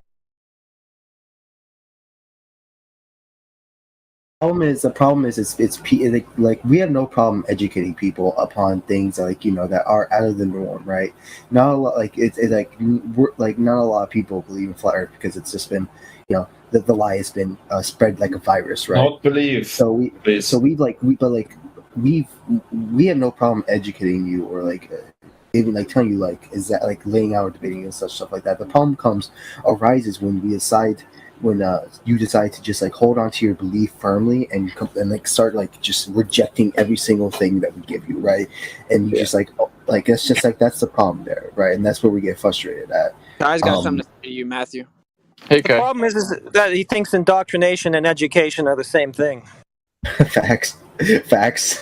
No. The problem is he thinks indoctrination and critical thinking are the same thing. And I thought the problem was that he was thick as a brick. All kinds of problems. Yeah, we don't need to belabor this epistemological point any further. Let's continue. Well, what's so funny is Matthew's putting himself on this like scholarly pedestal, but you just said not long ago. I think that's when someone was asking you about what causes the bending and warping of space-time, and you said it was mass or matter. I can't remember. He said matter. He said matter, yeah. Matter, but you literally said, I think that's how the story goes. Right, because I don't understand that story very well. I'm not like an expert. This is why I say that what you're talking about is indoctrination, not education. Yeah, that's the way you say it implies. Did you hear yourself? Yeah. I just reject your evidence and substitute my own reality. So, Matthew, would you say what you're doing here is critical thinking? Are you saying that you're any good at that, Matthew? Critical thinking? Yeah, I'm really good at the word story. Why did you use the word story, that's contrary. Matthew? Kai is right. It's a story because it's kind of a coherent list of assumptions and stories and explanations that go together. And I trust the people who describe it because I have to trust them. Instead, I mean, I don't know. I haven't studied it myself, so then I have the choice whether to trust them or not, and I generally trust them. You do have the You choice. think in the scientific community they use the word stories a lot interchangeably? They do The word sometimes, yeah. story, but like not too much. very scholarly. Seems almost. Yeah, here's a cool scientific story. And I have to correct you, Matthew. You do not have to trust the word of man. No, I agree with that. I meant, yeah, I should have explained that better. So I just want to ask, why do you just blatantly decide that scientists are the experts upon this, even though they're not? What reasoning do you have behind that? Hey, Salty Dog, can you like speak up a little bit? I can barely hear you. I'll come close to my mic. I'm sitting back. Can you hear me better now? There you go. Yeah. Why do you trust scientists to tell you this kind of stuff? Like, why do you trust them? In general, because the explanations that they have given seem to match reality. They're internally consistent. Okay. They have predictive power. They have the advantage of having lots of people who've looked at it and agreed with it. And so those types of hold on. So hold on. Let me respond to all this. One thing at a time. One, mass exception it doesn't mean anything. Just because a mass amount of people accept something doesn't mean that it's correct. For example, a massive amount of people can believe that 2 + 2 = 22. We can objectively look at it and say no. This means 2. Just because a amount of people look at it and think it's true does not mean that it's true, right? Another thing, saying that like they can predict reality doesn't really have too much bearing, right? Now, sure, in some fields, like I think like biology is one of those few fields. In some fields, sure, I guess you can like predictive power. It could match, like could give you value to your theory, right? But specifically with something like globe Earth, that's just not the case, right? Just like simply like I guess you would have to bring up an example of this, right? But one example of Tom and his used a lot of people like to use is like to prove gravity, and essentially like saying, look, if I drop this somehow proves gravity, right? That's just not the case. So just like right there, there's that. I forgot what your first point was. All right, I can't remember. Wait, I gotta explain. They said it was internally consistent and had predictive capabilities. That's patently false. I've already explained it 10 times. You keep skating past it. Your prediction actually is off by 10 to the 120th power. A minor prediction that has to do with cosmology, and you can do science and engineering and satellites and GPS without all of that. That's not a minor prediction. Matthew, 10 to the 120th power. How is that minor in your mind? Matthew, you wear Velcro running shoes. You can't do any of that stuff. It has to do with cosmology way out by the galaxies, so it's not affecting GPS systems. Matthew, it's off by a quantity that you cannot pronounce. It has to do with every part of the universe. You're just wrong again. This is why begging the question is single-handedly his problem. Because each time you go to falsify something, he pushes it outside of falsification. And like, well, how do you know that gravity is real? Well, when you drop something, it proves that gravity is real. It's like, no, we've already had the experience of dropping things.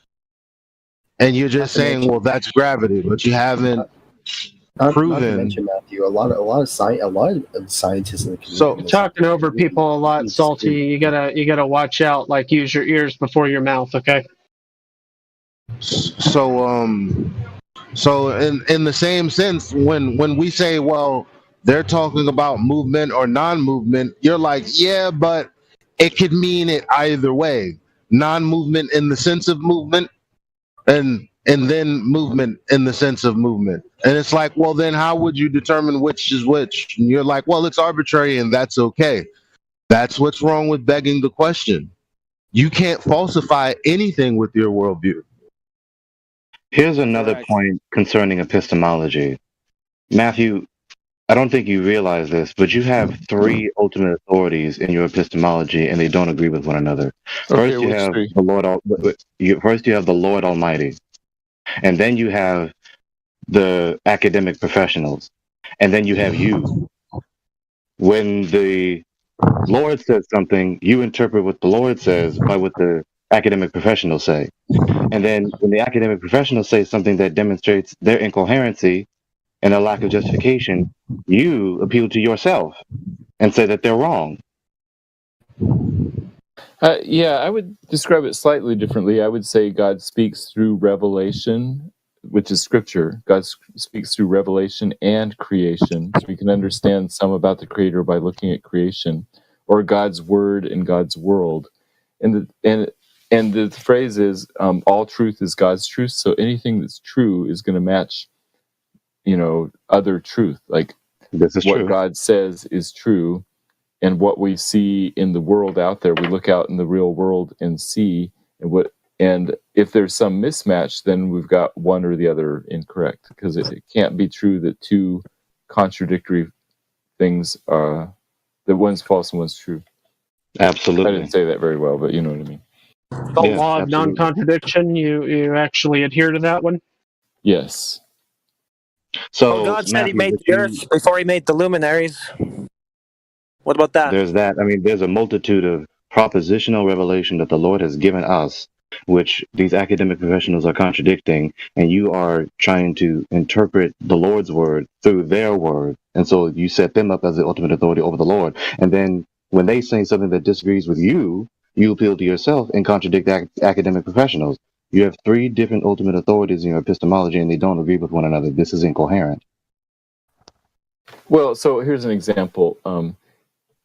God says in his word, he's talking about the righteous man. He said, surely he shall not be moved forever. The righteous shall be in everlasting remembrance. And so if somebody said, God says the righteous won't be moved, and then I look at science and say, oh, I saw a righteous person over there, and he actually walked away, he moved, then I've got one or the other of my truth claims is wrong. You're not really making it. You're not really making clear whether you're refuting it. Are you going to keep trying or what? Sorry, but I think he means moved from the word of the scripture, not moved physically. Right, and that's a good explanation, and that would be the answer. Okay, but still, that's not actually addressing Gregory at all. I'm making because within what Gregory said, he's telling you it's this or that. You're not saying, well, how you've characterized this situation and me in it is incorrect. All you keep saying is, well, I see it this way. No.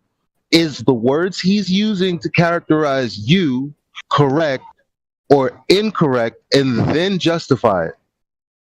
Yes. So what he said, there's three different authorities.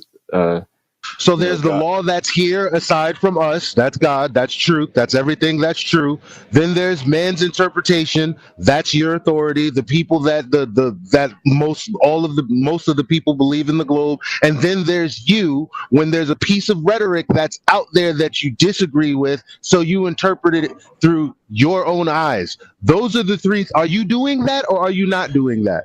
No, I'm not doing that. I'm saying that all three of them are sources of truth. And if there is a contradiction, we need to figure out where the contradiction is. And that's why I gave the example. Surely. Well, how could you say, no, I'm not doing that, and then proceed to answer it as if you did? Are you practicing active listening? Did you hear what I said? Because you said, no, it's not. But if we were to consider these three separate things that I'm trying to tell you is similar, so what I said you're doing is what you're doing. And that's not actually addressing what Gregory's saying. Can I ask Matthew? I'm listening to you. Kai, go ahead. Want to answer, honestly. When you're done, I have two. Wait. I just honestly want to know about how many hours per week do you think you spend on the flat Earth discussion? 5 or 6. Okay. Okay, now I got two quick ones for you, Matthew. The first one is, do you believe the Earth, Sun, and the Moon are three balls floating in space? Is that what you believe? Yes. Okay. Why do you observe the Sun and the Moon above the horizon at any given time if that is fact? Because the angle between the Sun to the Earth to the Moon can be less than 180 degrees. Wrong. If the moon's on one side and the sun's on the other, you would never see them both above the horizon at the same time. Thank you. That's true. That would be 180 degrees, and I just said that sometimes it can be less than 180 degrees. Yeah. Matthew, do you see what you just did right there? You see how he just made a point? No. He just made a point, and you just responded with a red herring retort. It sounded like he was saying that you should never be able to see the sun and the moon in the sky at the same time. And that's true if that line is 180 degrees from the sun to the moon to the sun to the earth to the moon. And my response was a description of why that's not true, because sometimes it can be less than 180. So it was a perfect answer to his question. No, you see, he never said you would never see them. He said sometimes you would not see them. Could you repeat your question? I thought his question was, why do you see them in the sky at the same time? Flat man. So your question. Yeah, exactly. I would never see the sun and the moon in the sky at the same time if one was on one side of the ball and one was on the other side of the ball. And I wouldn't see them both at the same time. No, he's right. If they made 180 degrees, you would not see them at the same time, and that's true with a full moon. Like full moon, you go outside, the full moon is at night, and the sun, so you don't see a full moon in the sky. Matthew, I've seen the moon in various stages in the sky during the day. Yeah, and that's when it's not full, when it's less than 180 degrees. No, full, quarter, a sliver. Yeah, a quarter moon, you'd see, it'd be making 90 degrees.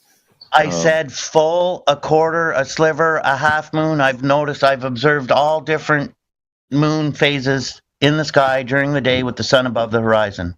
Nobody's ever seen a full moon in the middle of the day. Okay. I'm talking about nobody. It's never happened. I have. I've seen it, but I guess it's never happened. Not at 12, but not at 12, but it shouldn't be possible like at 10 either. And that's possible. Not at 1 o'clock in the afternoon or anything like that, but nobody's arguing. But nobody's arguing that though. So why are you taking it to that point of absurdity to refute it when that's not like? I thought Flatman Can was implying that you could never see any phase of the moon in the sky. No. Matthew, do you agree you shouldn't be able to see the new moon at night? A brand new moon you can't see for like a day or two. It depends on how new you mean. Yeah, like a crescent moon. Crescent moon is gonna, you'll never see a crescent moon at like midnight, for example. Yeah, so if I see a crescent moon at midnight, it debunks your model, right? It does. Okay. So What is that true? Is that true? Yeah, I mean, if you go out at midnight and see a crescent moon, then that's completely against the. I actually think I'll see that. Unless you're way, I suppose if you're way far north in the northern latitudes or southern latitudes, and the sun, it's like gone. No. Nah, man. I'm really. Go ahead. Trying to orient yourself in the idea. You know what debunks his model? Water. Okay. Oh my God. Let's get back to the topic, maybe. Jesus. Yeah, so a brand new. You guys don't want to keep doing it. I understand. We have covered a lot of quotes, so I don't care. A new moon new moon is not that many degrees separated from the sun. A brand new moon is not that separate. A crescent moon is not that many degrees separated from the sun. So that's why you wouldn't see it at midnight. Unless it's like the night of the midnight sun or whatever. How many degrees separated is it? It depends on how new it is. Maybe 20 degrees, within 20 degrees. I'm trying to imagine this in my mind, because someone has the mind to imagine this, and they're orienting this humongous sun and the earth and the moon and their different positions around the earth. And look,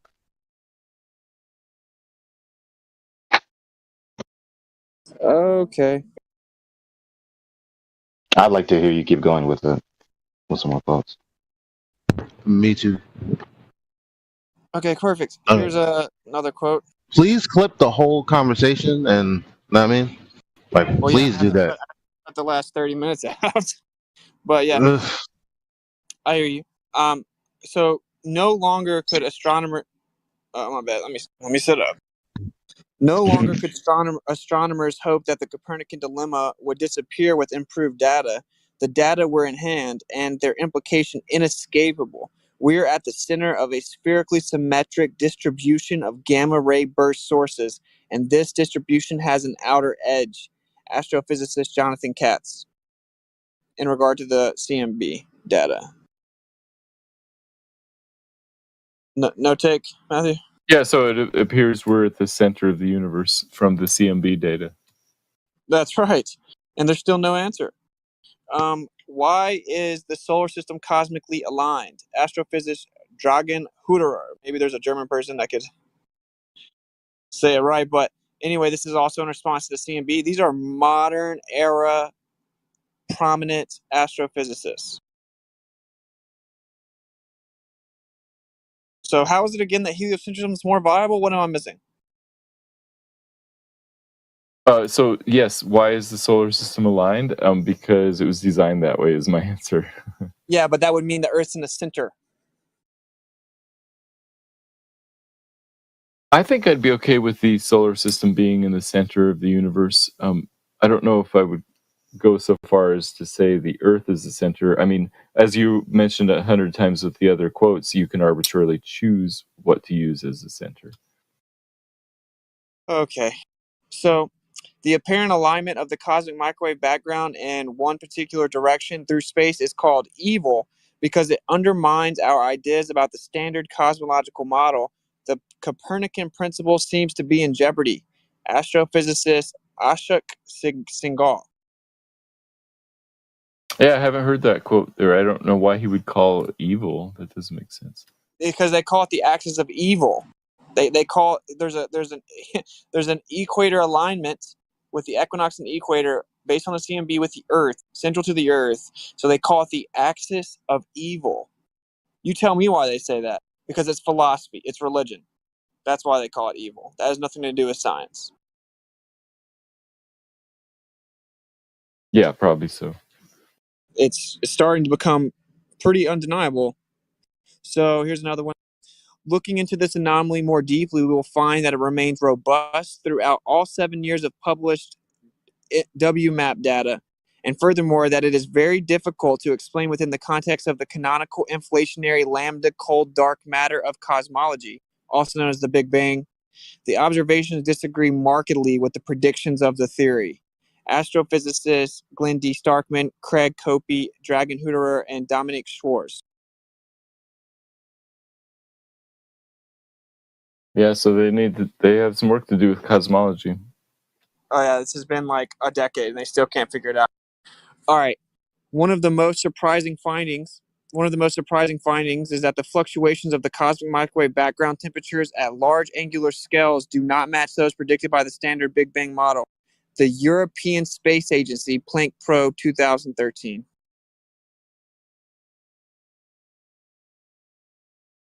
Sounds right.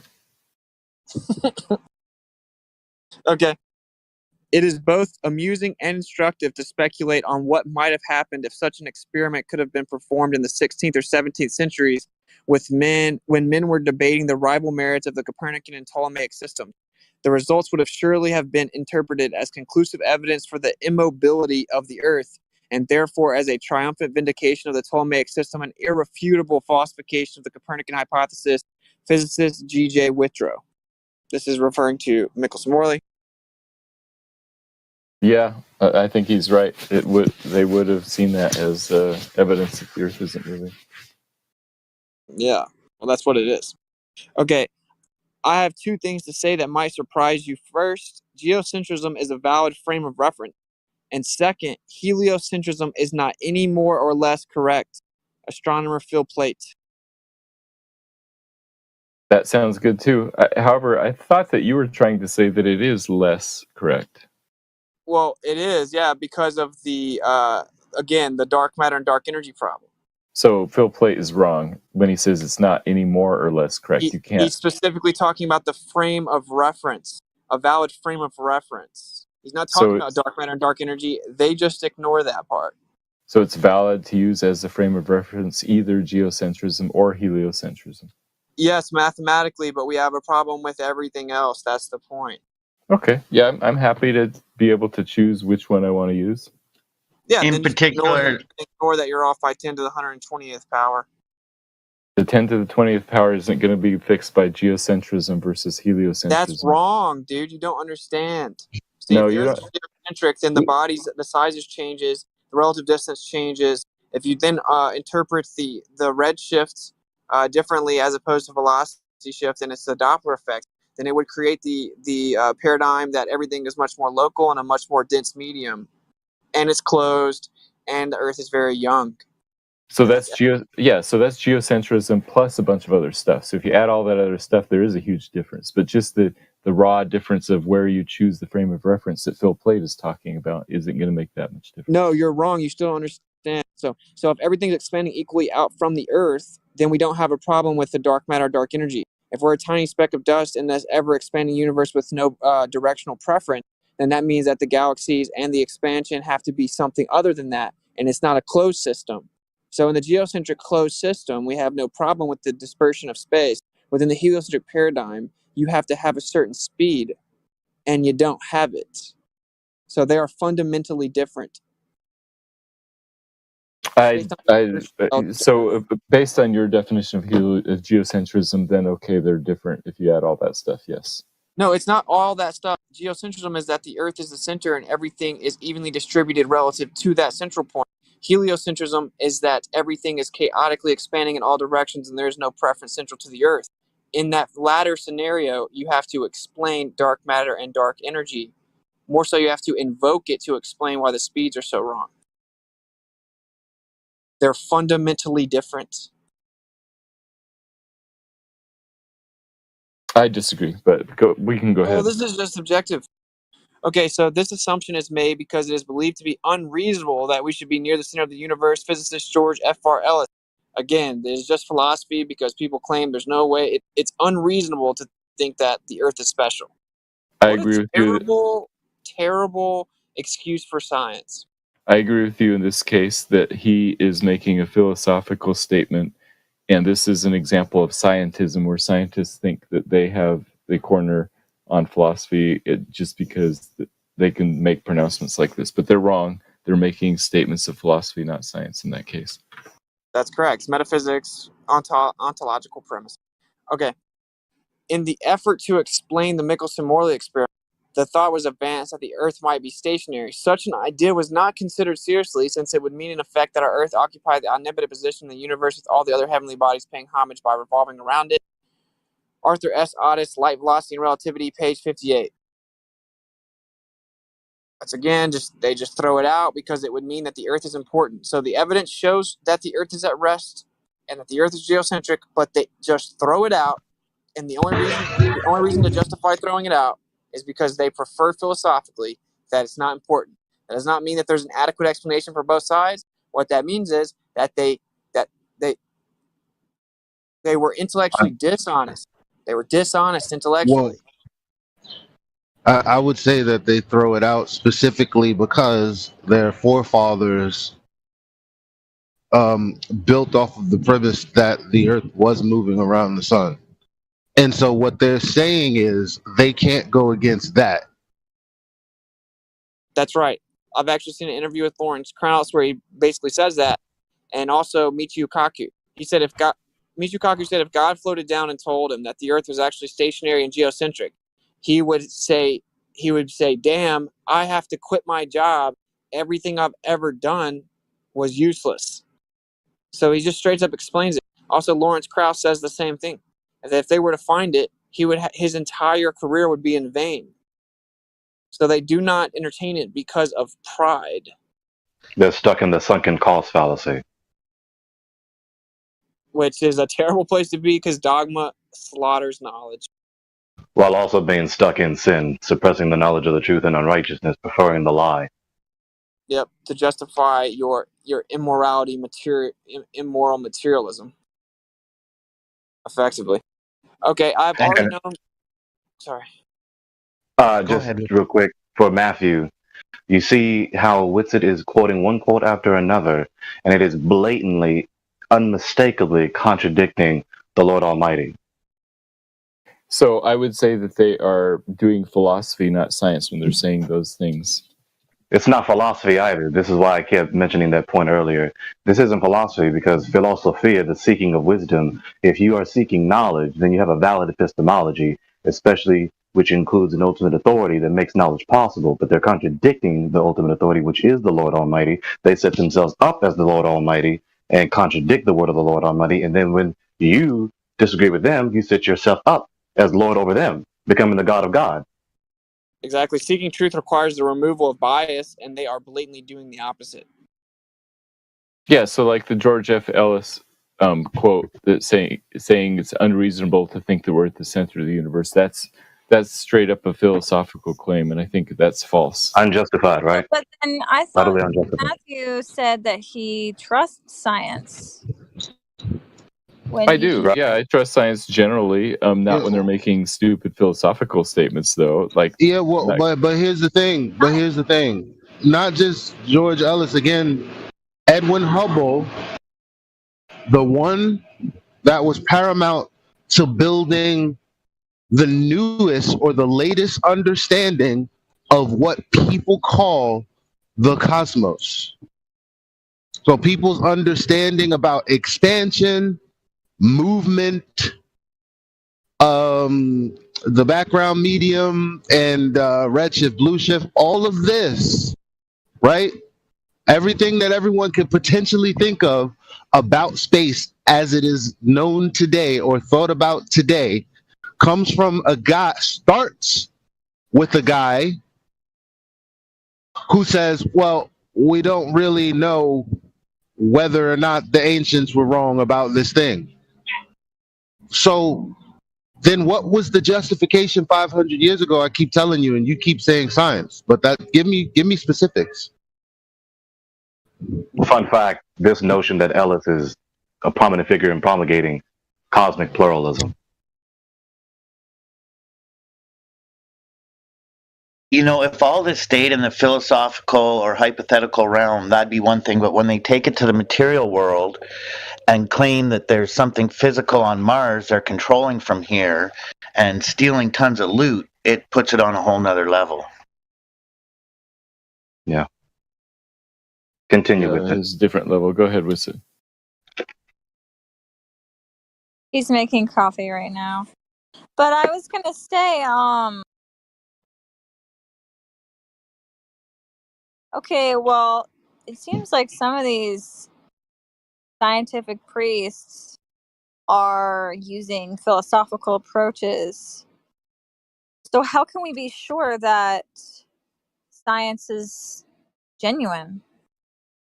Yeah, that's a good question, because they are, like, when they say things like, oh, we know that God doesn't exist because of this, or we know that we can't be at the center of the universe because of this, then they're making philosophical claims, and we should not give them the authority to do that. If they're talking about, oh, here's the chemical... Which leads back to my question that still isn't answered, even though we keep making the same point.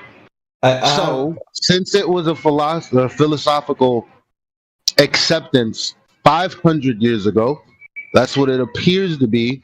That's what all the predecessors appear to be saying. What was the justification for the premise in the first place? Simplifying the math and the realization that the sun is large. The simplified math is the geocentric model, isn't it? No, it's simpler if you use the heliocentric. Like the equations for the ellipses are simpler. Let's say that. Let's say that. Even if it is a simplified, unjustified claim to knowledge, is still an unjustified claim to knowledge. It's not simpler, though. Can I ask a question? Is it going to have anything to do with what we're talking about right now? Because I'm still trying to get the answer to this question, and the only answer was it's simpler. Witt's answer was it's not simpler, and Gregory's answer was actually that still doesn't justify the claim to knowledge. I want to focus on that because I want this question asked. If you are against the philosophy of these people, that's actually all you have. Yeah, it's unless you can justify the claim. Unless they've justified the claim. Where is the claim justified? Well said. Which claim? The claim that it's simpler to calculate? Oh my God.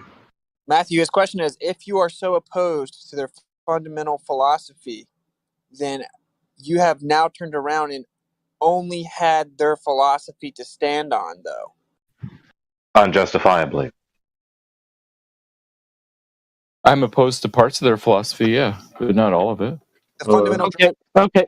Here's let's use an example. How about the motion of the universe that is predicated on the belief in the Big Bang? How about that one, Matthew? I don't know that there's any motion that's predicated on that. Like, there's the expansion. They said that the universe. They said that the universe exploded, and that's why we know that everything's going at a certain speed. Matthew, keep up, please. Listen to what gospel said to you. Right. Are you telling me that the rate of speed of all of the galaxies that they claim, like for instance the sun going 1.2 million miles an hour, and all the speed of the Milky Way has its own speed in the order of, I don't know, billions of miles an hour, whatever the different numbers are that they say, they're all exponentially larger the higher orders you go, but all of that is predicated on the Big Bang. Yes, it's an expansion. I would have used the word expansion. I see what you're saying by speed now. So the expansion of the universe has different rates, or a rate. But yes, predicated on the Big Bang. Right. Or the creation event, I would call it. Okay, so Matthew, the question. But here, hold on. That event was either what they say it was, or something else, or what the book says, which the book says the event happened and it was complete. Can I ask my question real quick? It's regarding this topic. Well, he hasn't even responded to what I just said, though. Yes. Yeah. Wait. Creation one question at a time. Oh yeah. But creation is complete, but that doesn't mean it's static. I mean, if you plant a tree, that doesn't mean, and you're done planting the tree, doesn't mean the tree's static. It's going to. No, Matthew, you lost the question. Thus, the heavens and the earth were completed in all their vast array. You think that they can't be still expanding, even though they're complete and expanding? I think that there's nothing contradictory about those. Yeah, I think that is contradictory. Matthew, that's a philosophical. That's a philosophical question. Matthew, I have one quick question. Not really. Regarding that, I have a question. Matthew, what would you say as a believer, what would you say is the biggest lie that the adversary has ever created in order to make people fall away from believing in a creator? I think it's consumerism, that you deserve to be happy and that you should buy, and that you should buy whatever you like, and that you are in charge of your life, and owe allegiance only to your own happiness. So consumerism / happiness, and that's sort of the American sin. I would think it's probably that God doesn't exist. Well, no, he was. That obviously that one, but he was saying, what do they do in order to say that God doesn't exist? I'll do you one better. When they say God doesn't exist, that's synonymous with saying the God is not the God. I'm the God. Yeah, and in American culture, or maybe Western culture more generally, it's consumerism / personal happiness. I think in other eras, it's been different things that people have been Money and power has always been, Satan's. Well, lust of the flesh, lust of the eyes, lust of those things have been around forever. So pride of life. And now the question, like what the gospel was trying to touch with, again, the question was, what about the Big Bang? The reason we asked that is because you have said that I do not approve of unjustified philosophical claims to knowledge, especially including cosmology. Cosmology being a topic within metaphysics, metaphysics being a subdivision of philosophy. So what about the Big Bang? Is that the Big Bang theory, the primeval atom, before it was nicknamed the Big Bang theory? Is this an unjustified cosmological claim to knowledge? Some versions of it are, for sure, especially the ones that appeal to methodological naturalism, which is specifically the philosophy that everything that happened was due only to natural processes. But the Big Bang itself must have had a cause, and in fact, it includes all of these cosmological constants that are finely tuned, and that's a major problem for cosmologists who are not theists right now. They're like, wait, how did it come to be that everything is so finely balanced to allow for the Earth to exist? And so yes, but I'm sorry, go ahead. So yes, the Big Bang said that way, I completely disagree with. I think there's ample evidence for design.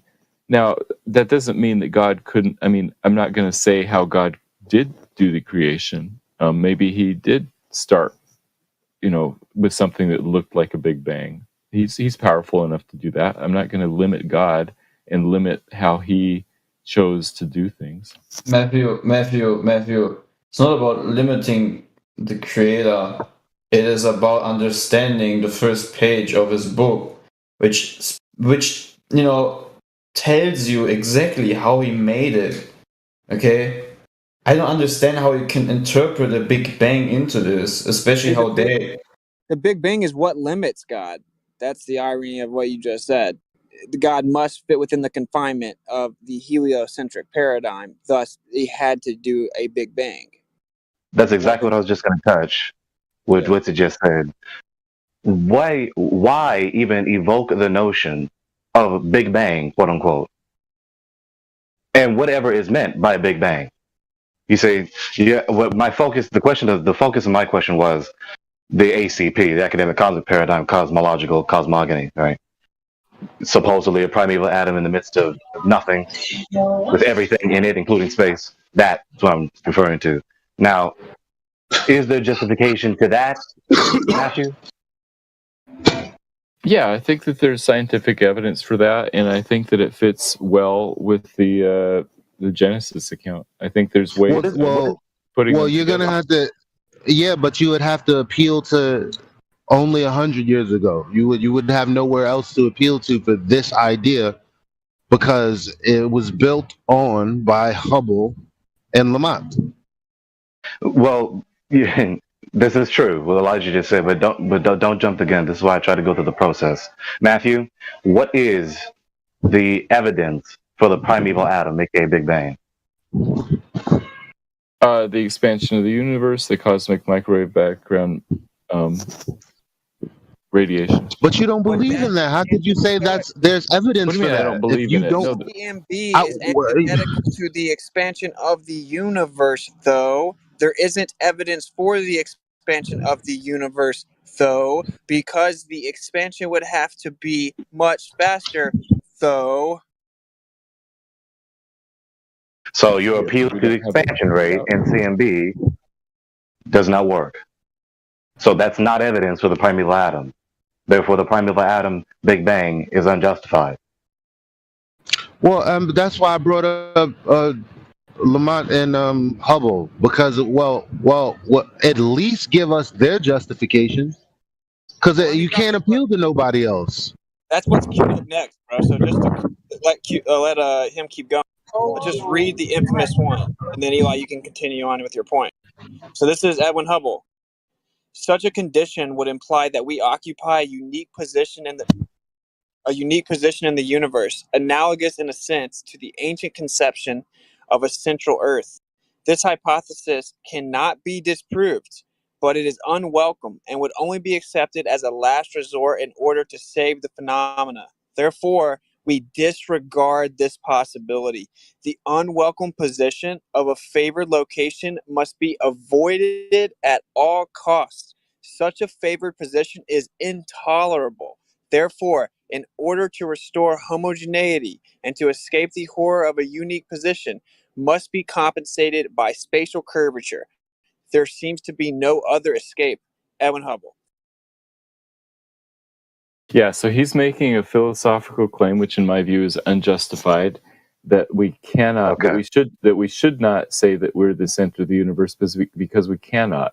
And I'm totally fine saying we are the center, because if we are God's special creation, which I think we are, then it would make sense that we're in the center. Now, I'm also okay if it turns out that we're not in the center, because I think philosophically we are the spiritual center of God's creation, the highest thing in God's creation. But when we say center, we talk about the center of what we observe and use to build our coordinate system. And then there are people who say, well, you can look at it as the sun, as if you were standing on the sun, then you could use the sky exactly the same. Obviously, nobody can justify that. What we do use is the sky on Earth, though. All right. So when Hubble, it's called Hubble's law, also known as the Hubble-Lemaitre law or the Lemaitre law, is the observation in physical cosmology that galaxies, which galaxies are birthed by him as well, because before that we just had one, okay, are moving away from the Earth at speeds proportional to their distance. In other words, the farther they are, the faster they are moving away from Earth. So what is to justify that, especially in the face of the Big Bang and the cosmic background, radiation, and everything else? The sub-question to the initial question is why the notion of a Big Bang, of an explosion, as the beginning of the cosmogony of the cosmos in the first place. Justify that notion as the beginning moment of the history of the universe. Yeah, so if there is an expansion going on, and they looked and assume, based on some assumptions, I recognize their assumptions and all that, Hubble said, okay, everything's moving away. And then if you just wind that backwards, it looks like everything started from a single point. And I would say, oh, well, I'm okay calling that single point. That's the creation event that God did. And in fact, for many hundreds of years, it was the atheists who said the universe is a static whole thing. And that was their way around the idea of there being a creation. And so the idea of the Big Bang was actually first posited by a Catholic priest, I think he was. All right. That whole logic sequence depends on the first premise being justified, but the first premise is false. Therefore, the concluding premise in this entire logic sequence is false. Hey, Matthew, stars bigger than the Earth or smaller than the Earth? Much, much bigger than the Earth. And you know this for a fact? It fits the explanations. I mean, the star that's when they fall to the Earth, how will that happen? Metaphor. I don't know. It must be figurative. Metaphor. Yeah, that's called compromise. It's called using God's creation to interpret God's revelation. No. It's God's word and God's world.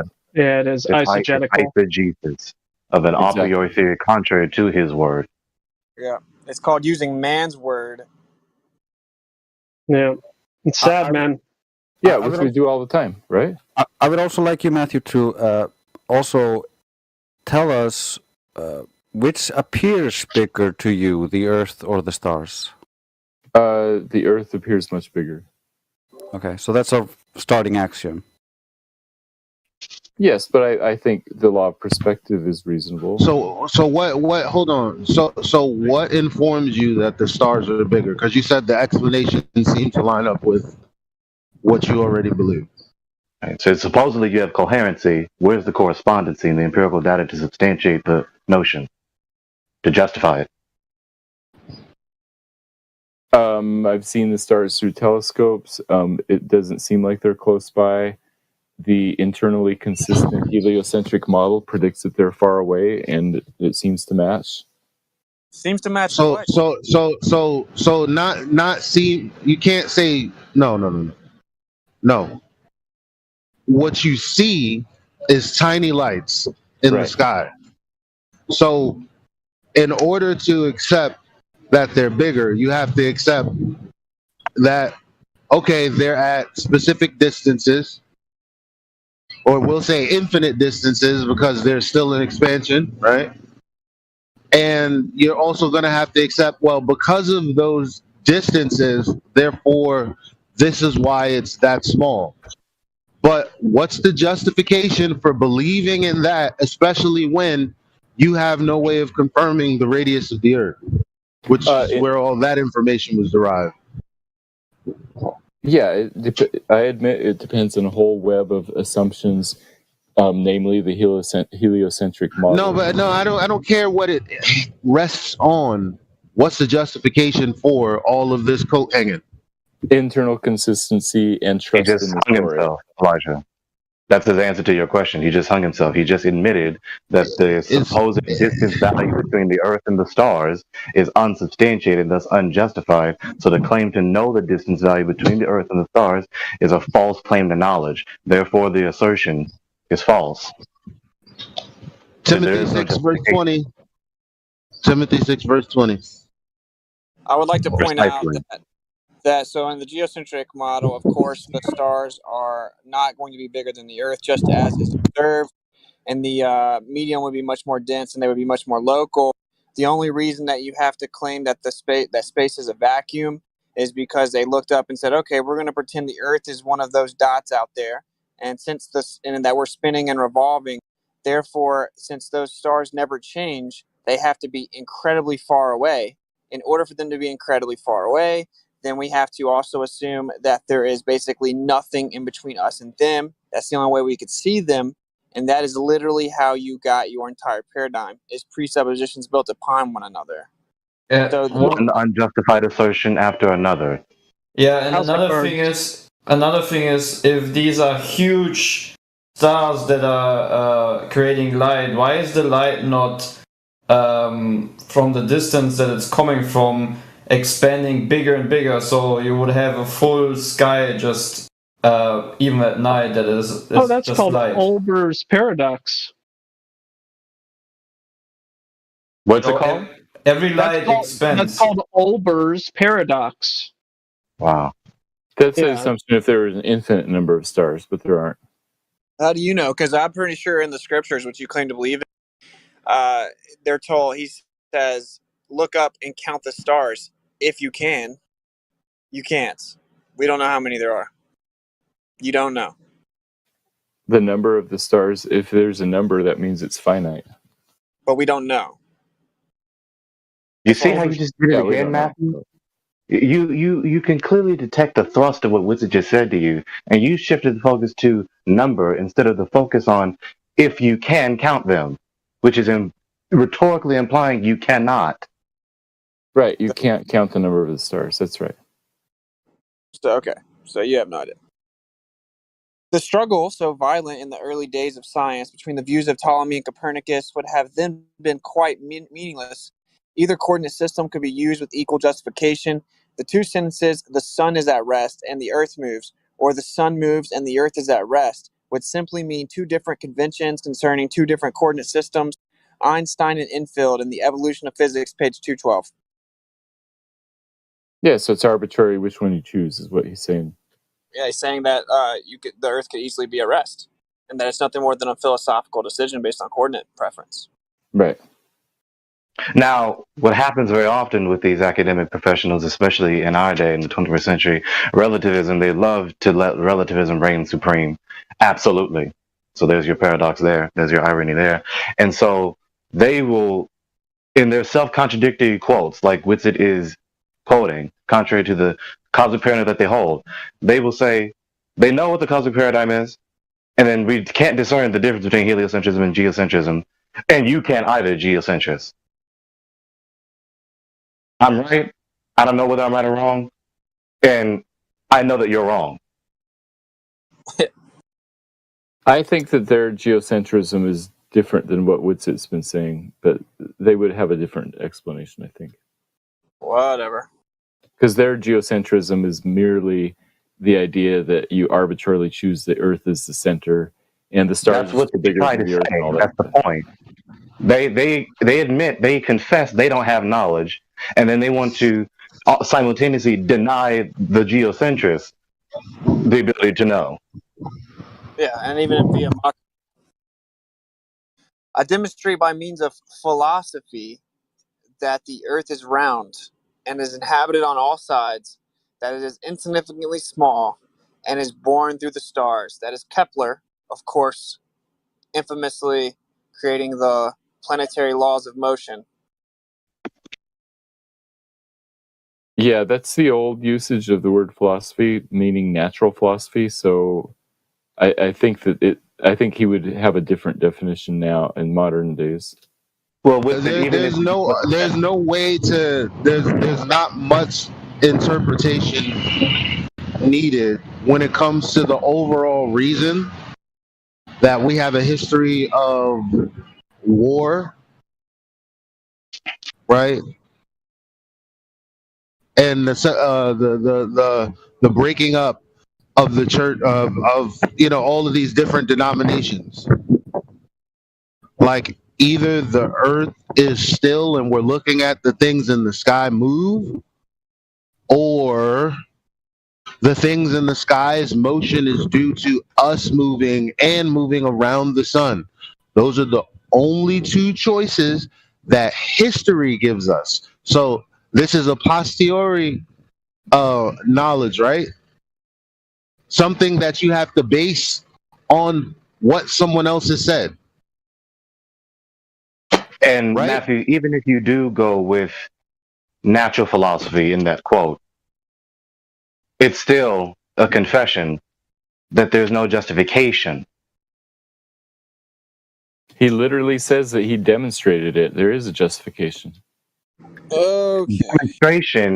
Demonstration by means of what? By means of an a priori theory to interpret the data, which is contrary to the posteriori data that we have, the Earth not moving and the Earth being a level plane, not a sphere.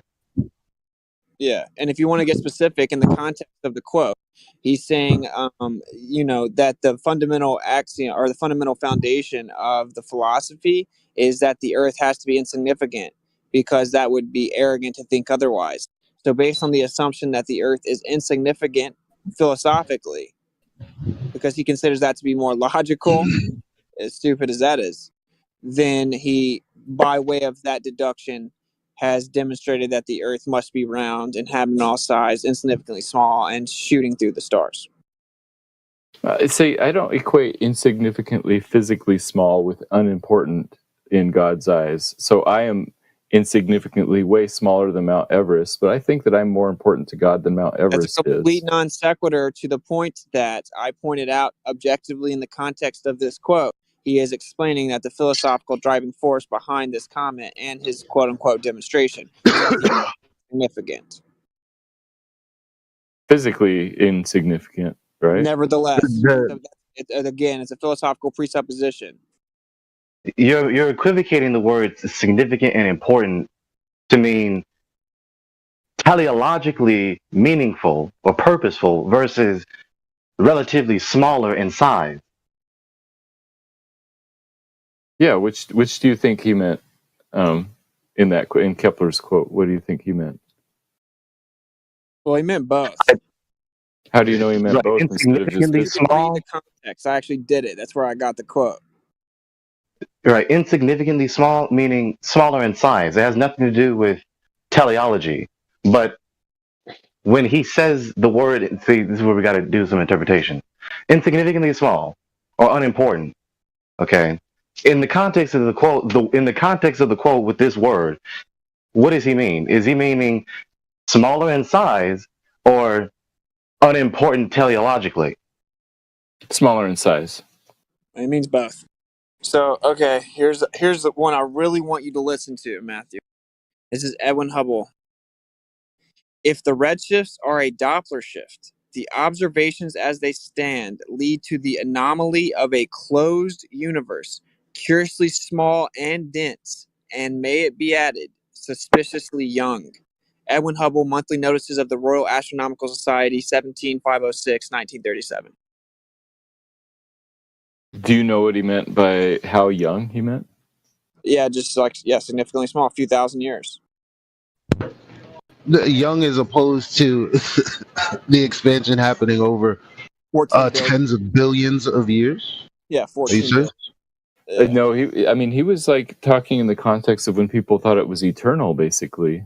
No, he's talking in the sense of, wait a minute, if we believe in the Big Bang, because he preceded that, and his teachers would have been at least 10 years, 15 years before him, Edwin and Lamont, right? And then Einstein on top of that, then he's saying, wow, finding this is quite curious, since what I'm looking at is supposed to have been happened billions of years ago, but it doesn't appear that way.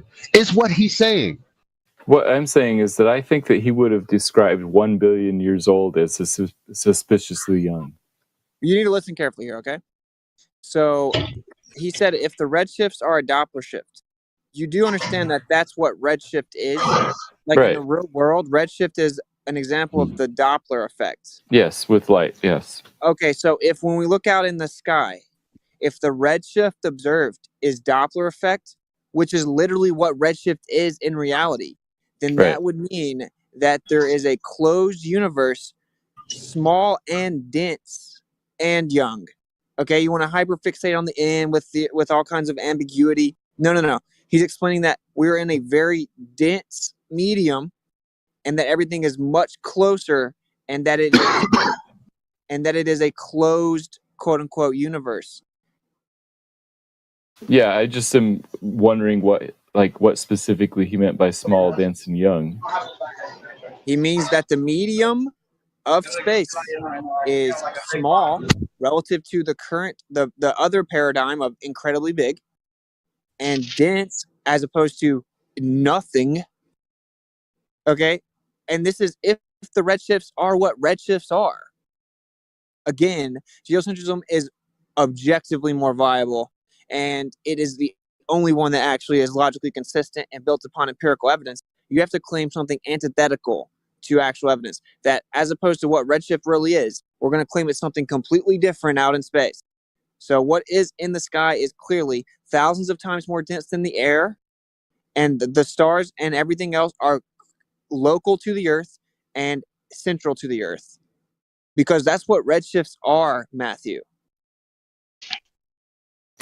Yeah, I think that we don't know what he meant by small, dense, and young, and I suspect that if you told him the universe is 100 light years across and 1 billion years old, he would say, wow, that's really small and really young.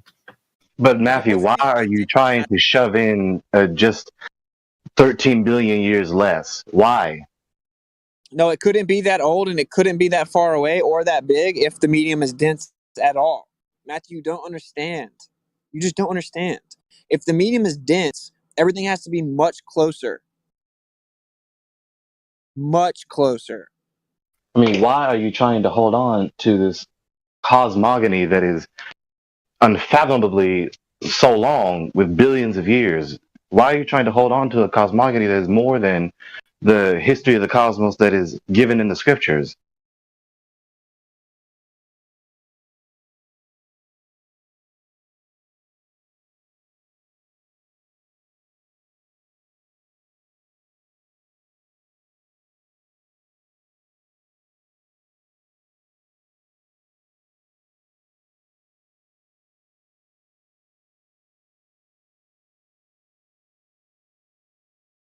As you and I supposedly believe. Why are you trying to hold on to that? Well, I'm trying to get to the truth of where I'm not trying to like discount something. And specifically mentioning 1 billion years, I was giving an exaggeration, speculating about what Hubble would say, given his quote, the 1937 quote that Whitsitt posted. Yeah, I got the thrust of what you were saying. It requires intellectual honesty to see the value of this quote, but it is very significant if you're honest. And I know a lot of people don't know this, right? Redshift is a Doppler effect. I just now took a picture for you so you can read it yourself. Everyone knows that.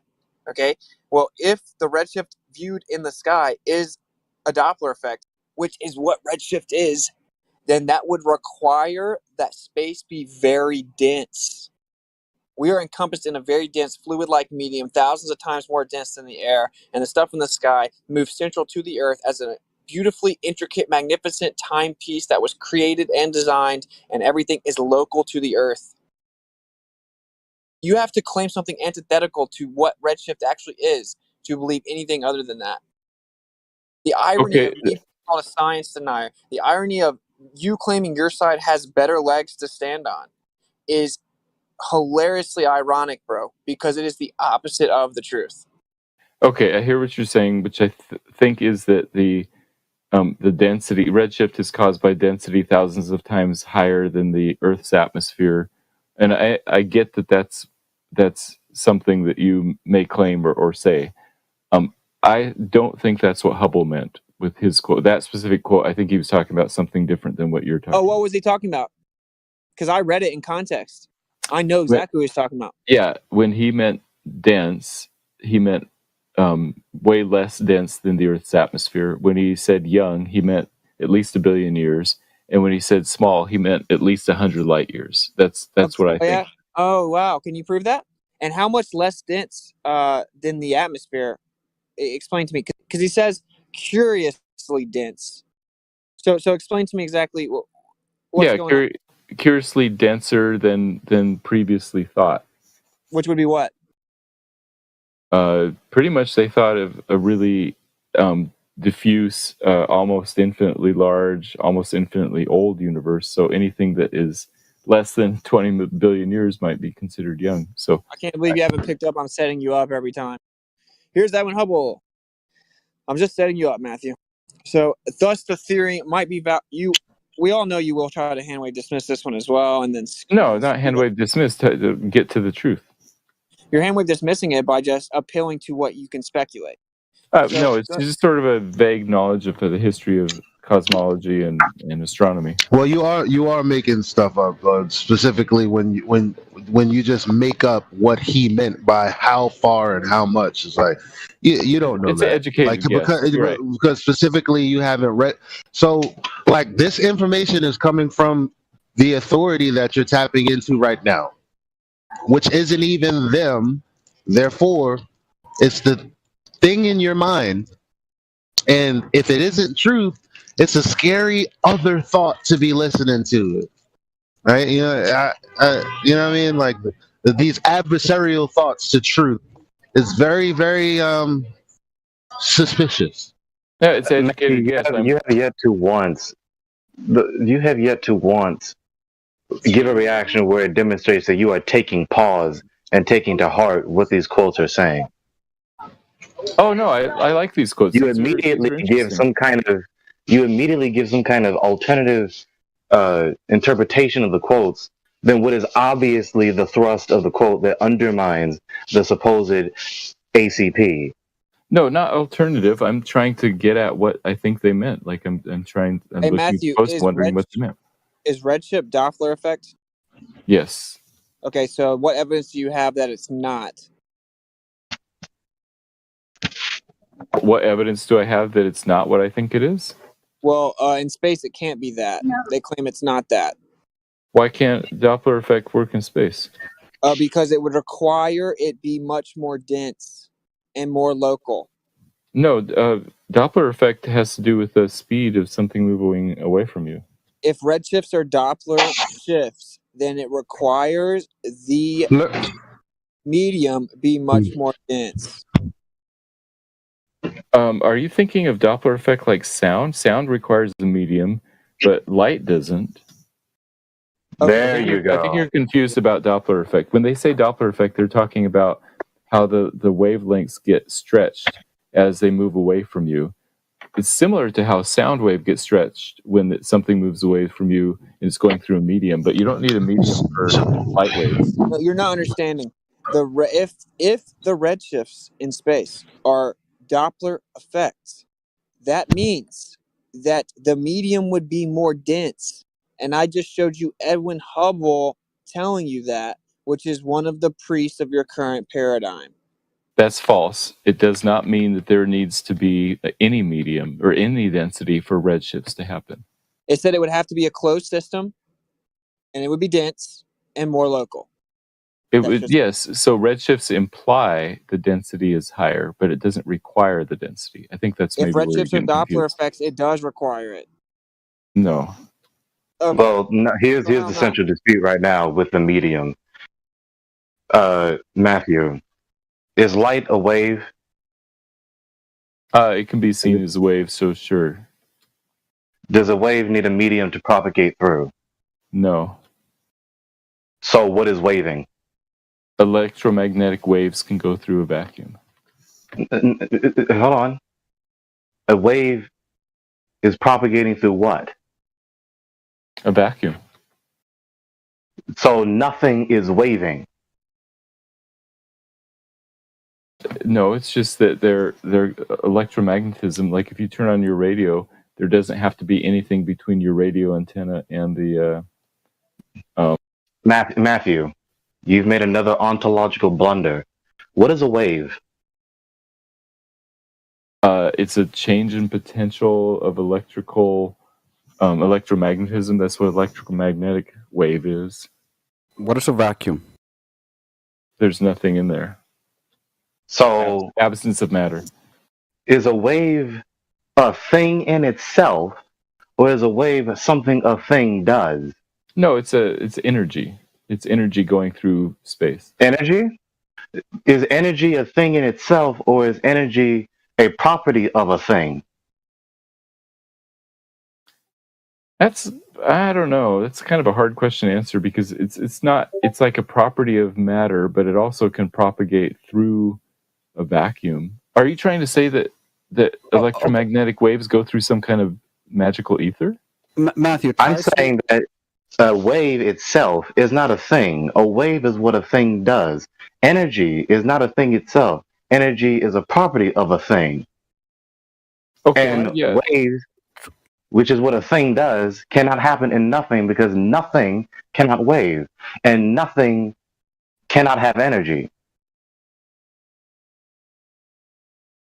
Interesting. So you're literally saying that electromagnetic energy can't go through a vacuum. That sounds like what you're saying. Right? There's still something there. It's called 0-point energy. What are you talking about? Yeah, that's my point, because he just claimed that vacuum is the absence of everything, and he can never actually demonstrate that in reality, so all of his claims are baseless. That's actually absence of matter. Discrepancy. So light cannot propagate through a void, nothing, absolute absence. It must have a medium, because the medium is the thing that's waving. Yeah, and Matthew, no man on earth has ever created an absolute vacuum. And you can't have energy without a thing, because no thing has energy. Well, absolute absence doesn't have energy. What if I said the fabric of space-time? Vacuum is a fabric of space-time, and if I say a vacuum means there's no matter in it, would that satisfy your? It's not just space-time; there's 0-point energy there. It's also, you can never show that there's no matter in there either, so. And space and time are universal abstracts that don't have any substance, so you can't bend them. Why do you keep saying it's just space and time in there when there's literally 0-point energy in there? Yeah, and there's still a tiny, tiny bit of pressure because there's still 1 or 2 gas molecules still in there. This is where you got to 10 to the 120th power problem. I don't see it as a problem. I think it's just kind of like this, they haven't figured out the cosmology yet. No, it's fundamentally it's a a problem problem. regardless of you not seeing it as one. That's the whole point. Relativity cannot be correct as is. It literally cannot be correct. It's true. They need to fix it. Okay, so it's useless. All right. Thus, the theory might be valid, provided the universe were packed with matter to the very threshold of perception. Nevertheless, the ever-expanding model of the first kind seems rather dubious. It cannot be ruled out by the observations, but it suggests a forced interpretation of the data.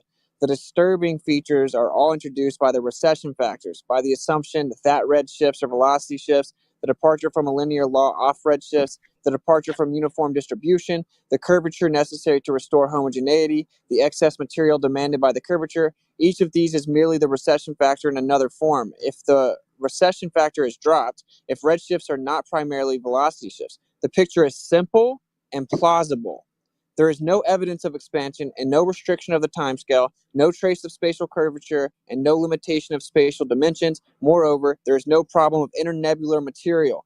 Edwin Hubble, The Observational Approach to Cosmology, page 63. And of course, internebular material is referring to dark matter and dark energy.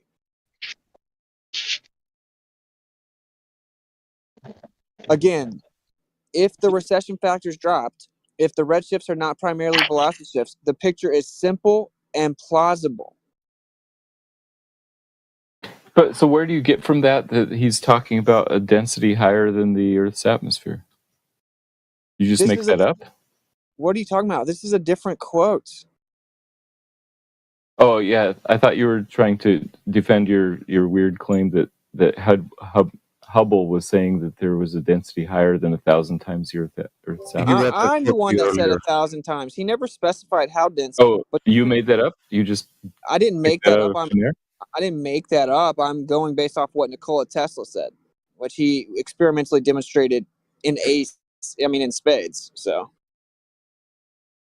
anyway, so the point is, the reason that it's tied to the other one is because of the internebular material bit, and all of it's intertwined. You have a problem with the intermediate. How is it not connected to the other quote? It literally explains if redshifts are not primarily velocity shifts. The other quote says that if redshifts are Doppler effect, which they are, then we have a very simple, plausible explanation, and it's that the universe, quote unquote, is closed. That the stuff, it's much more local, it's much more young, and it's much more dense. And now we don't have any of these problems. What he says is we don't have any of these unexplainable problems if we drop heliocentrism. Yeah, so that sounds reasonable. So geocentrism is the more plausible, viable alternative to this day, then? I still think it's a matter of choice where you want to pick arbitrarily what you want to pick as your frame again though geocentrism is more plausible and more viable. I don't think so. I think it's but he just said so.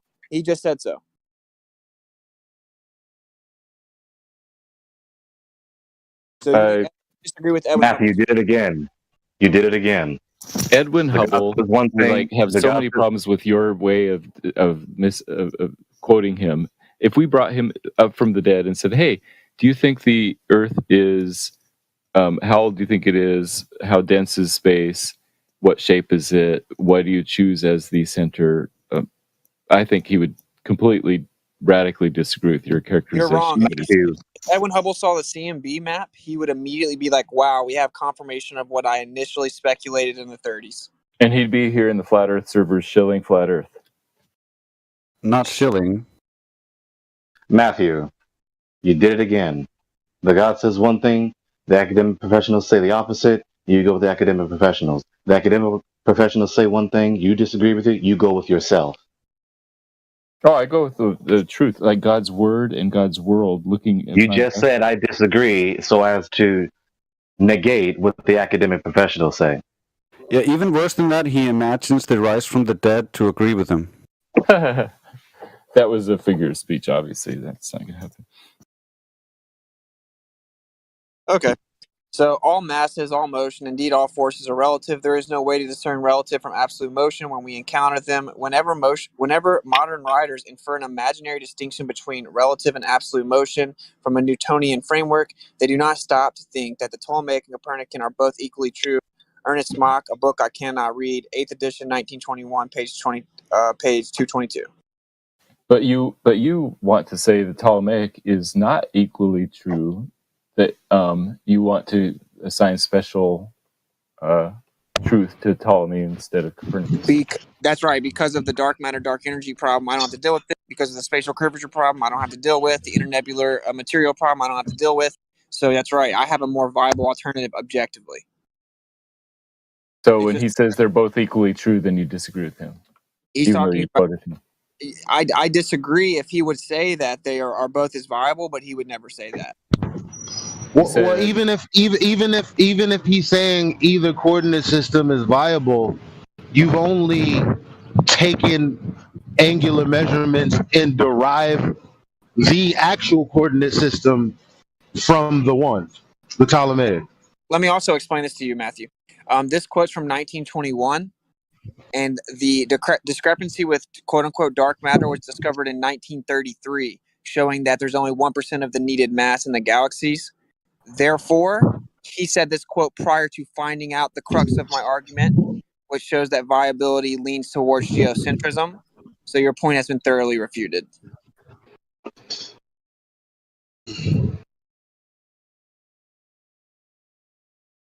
That's tough. I don't find it tough at all. I dispute the characterization that my point has been thoroughly refuted. Well, you just said I'm disagreeing with him, but you were wrong, because I'm not disagreeing with him, because this was 12 years prior to the discrepancy of dark matter being discovered. So you were thoroughly refuted. It's just subjective. The Earth is flat. You're like shutting down, Matthew. All right, next.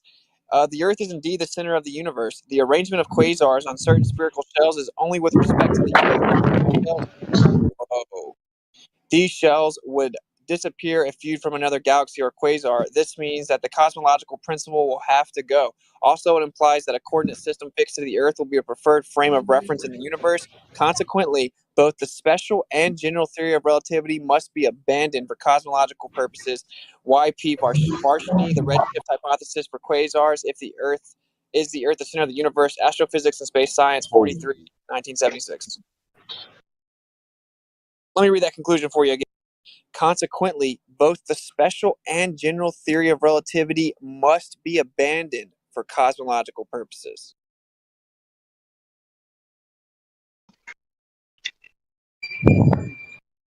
Yeah, so? Oh. Okay, so Witsit, you've got like 40 quotes of like all this cosmological discussion happening over the past 100 years about how things are going back and forth and how it must be this way or that way. And that's all fine, but it's not, I don't think any of the people that you quoted would ever think that the Earth is flat and that there is not some relative motion between the sun and the moon. That's the indictment on them. Matthew, what you just said, that's the indictment on them. Wizard is quoting these people to demonstrate how they are hanging themselves by their own words, undermining their ACP that they claim to know. Well, first of all, that would be an implied straw man, because you're saying going to your authority as if to conflate that to definitive fact, which I'm not. Secondly, the person that I just quoted prior to you saying that comment literally just said the Earth is indeed the center of the universe. He became a geocentrist once he honestly looked at the data. So this guy literally does say the Earth is the center of the universe. It says the Earth is indeed the center of the universe. So the only reason I think they're still spherical geocentrists is still because of the indoctrination of the interpretation of the celestial sphere model, which is how we travel across the face of the Earth. So they still think, okay, fine, all of that other stuff is BS, but we still have the stars, and it still looks like it's around us, like as if it's a sphere. So you have the problem with sunsets and the problem with all of these other apparent things. And so a geocentrist just interprets that as, well, it's still a sphere, because we can't explain sunsets and all the other stuff that you still have issues with. Well, and GPS doesn't mean that it's a sphere. TVs, all kinds of like engineering stuff. Yeah. I'm sorry? You said what? Oh, I said that plus the engineering success of GPSs and satellite TVs and other things. Right. All of that has to do with the timing of the sky. Everything. All of that. The GPS that you're talking about has to do with the timing of the sky and our ability to synchronize with it. So again, unless you're begging the question, as a matter of fact, exactly what you're trying to do is exactly what a geocentrist would do to validate his bias in a sphere. It's exactly what he would do. So you're making my point. About these academic professionals, which Elijah just remarked on, once again, another instance. So many persons, this is what the vast majority, this is what disbelievers are guilty of. Unjustified faith commitment in some other person or persons apart from Yah, the ultimate authority of knowledge, the omniscient eternal one. This is getting bad. Dark energy is problematic. No one really knows what it is. We can make an educated guess and use quantum theory to estimate how much of it there might be, but then we overshoot by an astounding factor of 10 to the 120th power.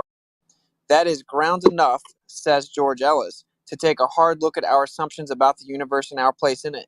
If we analyze the supernova data by assuming the Copernican principle is correct and get out something unphysical, I think we should start questioning the Copernican principle.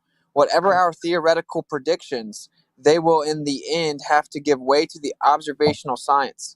So what would it mean if the outcome were that the Copernican principle is wrong? It would certainly require a seismic reassessment of what we know about the universe. If the Copernican principle fails, all that goes with that, the Big Bang, goes out the window too. Cosmology would be back at the drawing board. If we are in a void, answering how we came to be in such a privileged spot in the universe would be even trickier. Marcus Chown, If the Earth is at the Heart of a Giant Cosmic Void, New Scientist, 2008. Thank you, Marcus Chown. It's not just me. I know you like it. It's not just me that heard what Witsit was saying, which is what someone else already said. It's not just Witsit interpreting it that way, but this guy is also seeing the same information that we're seeing and coming to the same conclusion. The only difference is you seem to think that the figure that he just laid out is minuscule, while he said it's cause for taking a hard look. Why do you think that is? Yeah, this is great because he says it sounds like he has a philosophical commitment against answering how we came to be in such a privileged spot in the universe. And to me, I don't see that surprising at all. I think that it makes sense that we would be in a privileged spot in the universe if that's indeed. No. The number that you said was minuscule, insignificant when it comes to the vastness of the cosmos. Well, that he's talking about that. The same thing you were talking about earlier, maybe an hour ago, except he's saying that this is cause for taking a hard look. So why do you think that you've interpreted it as minuscule and he's interpreted it as he needs to take a hard look? Yes, because I was talking about the shape of the solar system, the sun, moon, planets, that type of stuff. He's looking at the bigger principle, and the bigger principle, like he's saying, we have to take a hard look as to where that solar system is located. Because the atheistic assumption would be that it's just some random spot in the universe.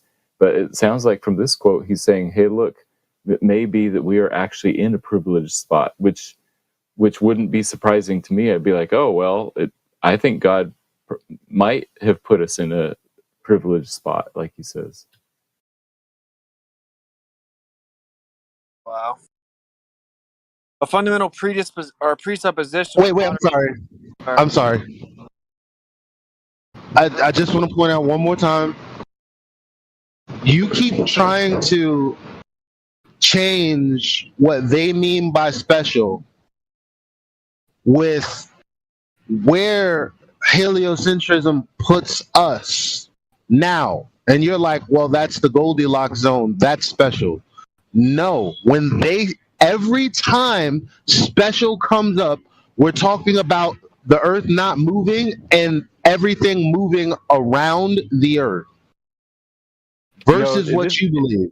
No, in his quote, he's talking about a special place in the universe, not specifically around the Earth. He's talking about the location of the solar system, and he was talking about in reference to what? The center of the whole universe, not just the solar system. Actually, if Matthew, that's the issue. Then it would be hyperlogical that the Earth is. It would be significantly more illogical. See, the heliocentric model is based upon the presupposition that the solar system itself is also insignificant in the grand scheme of things. To say that, the solar system's the center and then we still go around the sun is hyperlogical. No physicist would ever claim such. It's either heliocentric in a vast universe where we're not significant, or the Earth is the center itself. Like, Matthew, you just tried to argue for, 16th century heliocentrism when the 21st century doesn't subscribe to that anymore, where the sun literally is the center of the universe. No, the solar system is also just in some boondocks of the universe, of this void. Yeah, but it sounds like from this quote, he's saying it seems like maybe we're at the center of the universe. So that's not what he's saying. He's operating from the cosmic paradigm that all the galaxies are operating around this great attractor, quote unquote.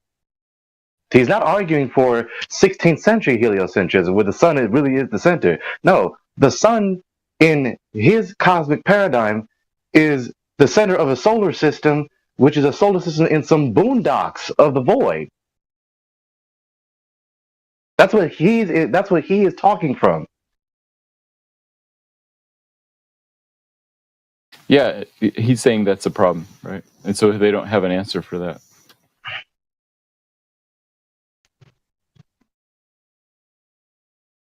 If anyone wants me to stop, you can tell me to stop, because I know it's been like... No, keep going.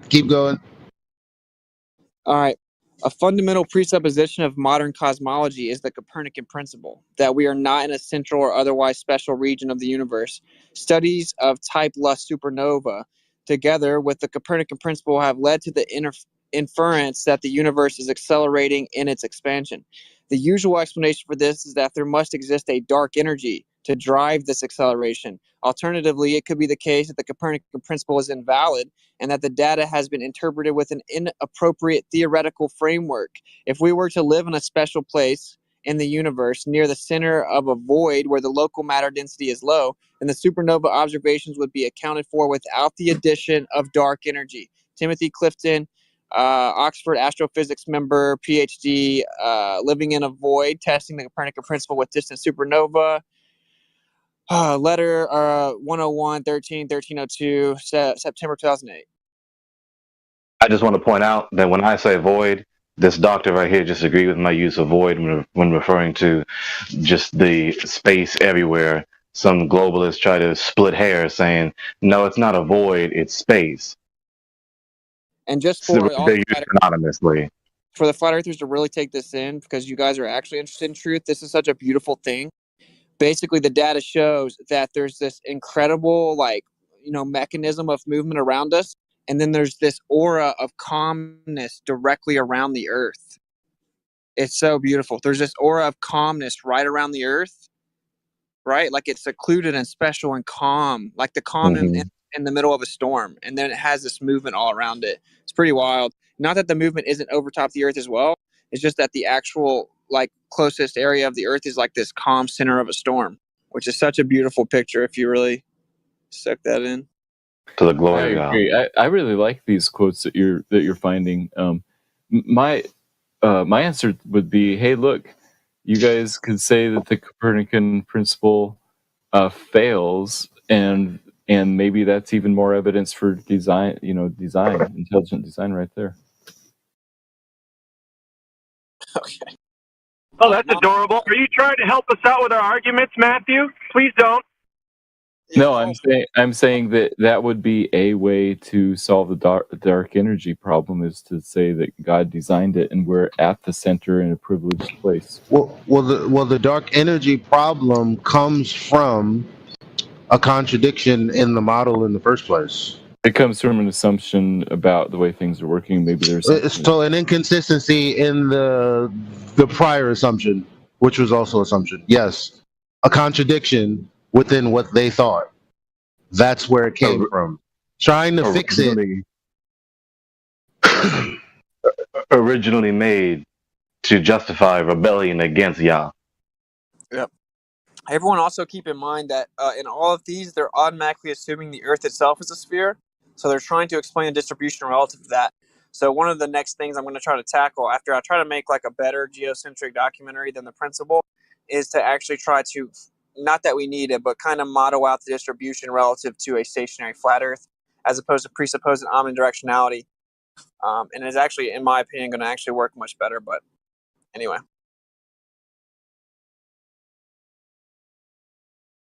Okay, so the uniform distribution of burst arrival directions tells us that the distribution of gamma ray burst sources in space is a sphere or spherical shell with us at the center. Some other extremely contrived and implausible distributions are also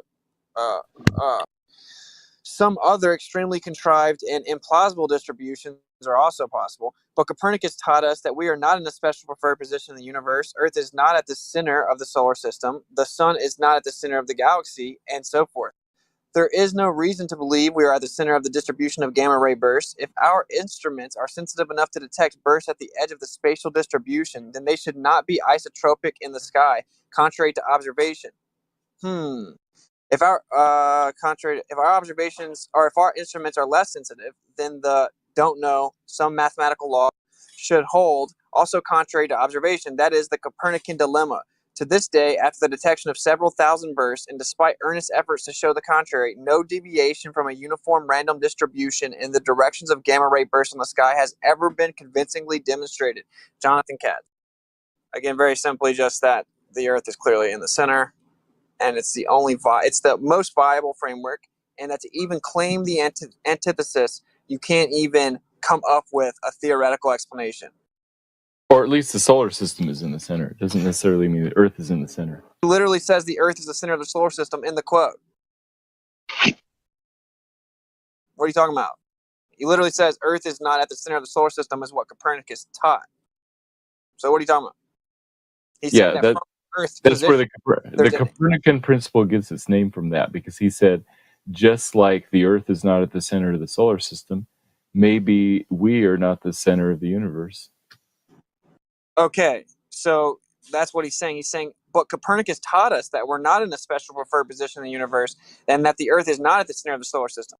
But he's explaining the uniform distribution of burst arrivals in all directions from the Earth shows that the Earth is in the center. Jeez. This is Cognitus 101, man. I bet if you... Go ahead. I disagree with that characterization, but go ahead. Okay. I think you're trying to simultaneously hold contradictory beliefs. So, cosmology is not even astrophysics. All the principal assumptions in this field are unverified or unverifiable in the laboratory, and researchers are quite comfortable with inventing unknowns to explain the unknown. How then could, after 50 years of failed attempts in finding dark matter, the fields of dark matter, dark energy, have become such lofty Dang, I went out. Sorry. How then could, after 50 years of failed attempts in finding dark matter, the fields of dark matter, dark energy, have become such lofty priorities in astronomy funding, to the detriment of all other branches of astronomy? I demonstrate in this article that while some of this is based upon truth, at least just as much of ACDM cosmology has been propped by a paralyzing amount of propaganda, which suppress counter evidence and subdue competing models. I believe astronomy is no longer heading towards a healthy future, unless funding agencies rethink their master plans. Sorry, guys, I need to sit up again. Okay, I'm sorry. I believe astronomy is no longer heading towards a healthy future unless funding agencies rethink their master plans by backing away from such high an emphasis on groping in the dark. Richard Liu, his book, 2007. So it sounds like you know what this is? These are a vast amount of people waking up that are much deeper than someone like myself is, because I didn't hinge my success in my life on some of these theories and my colleagues believing it and all of this and the many sleepless nights. Like, these people have that to contend with and still they're saying, hey, you know what? And they're saying it in a nice way. They're like, this isn't adding up. They're like the beginnings of us flat earthers. That's what they are. That's the beginning of how you end up here. Even those who are most effective in trying to suppress the knowledge of the truth and unrighteousness in themselves, they never do it absolutely flawlessly. Hey guys. Yeah, that's an interesting quote. I mean, it sounds like more and more cosmologists are coming to the conclusion that the solar system is in a privileged position. Yeah. When you're in the darkness and the truth comes, the darkness cannot overcome the light of the truth. No matter how much you try to suppress the light of the truth in darkness, the darkness cannot overcome the light. Even in the most darkened and hardened heart. I've got a question. So if Earth is at rest relative to the ether, then it alone is at rest. What makes us pretty, or that makes us pretty special? Do you really want to return to the I don't even know how to say the word. Anyone want to help a brother out? Let me see. Can you? I don't want to pronounce. Can anybody? You said that earlier. Can anybody so hear if Earth me? is at rest relative to the ether, then it alone is at rest. That makes us pretty special. Do you really want to return to the parochial, pre-Copernican idea? Do you really think that you and your planet are so special that in all the rich vastness of the universe, you alone can claim to be at rest? Physicist Richard Wolfson. look how triggered they get because of their philosophy. And does anybody hear me again, over the context here? is: do we really think that everything we've built in the last 500 years is totally garbage? That's what he's asking you. Hey, does anybody hear me over here? Hey, mic check. Mic check. All right. Can anybody hear me? Yep. Can you hear me? Do you want a break? Do you want someone else to read for you? And then, of course, you can say whatever you want. Hey guys, can you hear me? Where'd you go? Yo.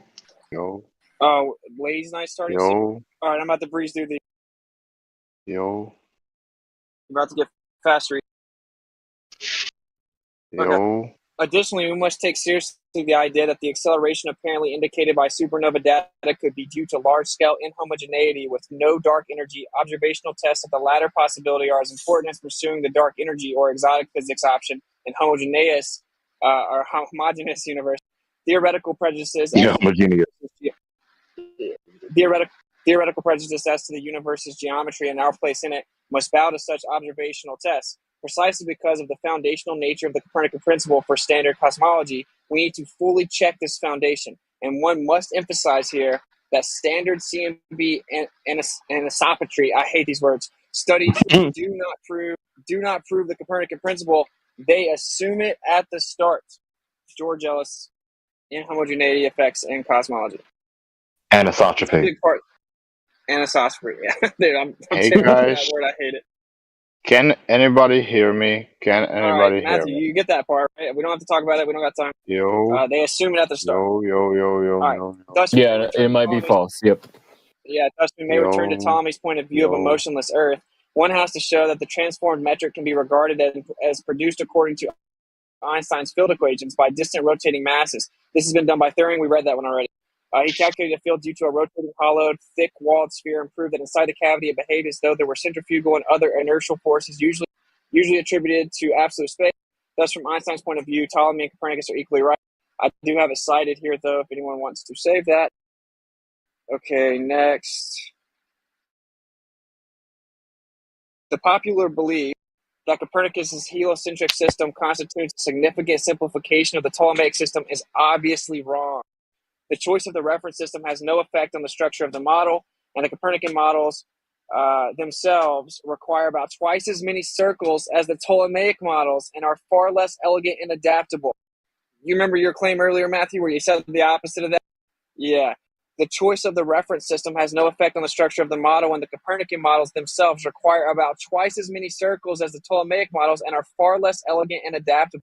Modern historians make ample use of the advantage of hindsight, stress the revolutionary significance of the heliocentric system, and the simplification it had introduced. In fact, the actual computation of planetary positions follows exactly the ancient patterns, and the results are the same. The Copernican solar theory is definitely a step in the wrong direction for the actual computation as well as for the underlying kinematic concept. Wow. Yeah, because it should be ellipses, not circles.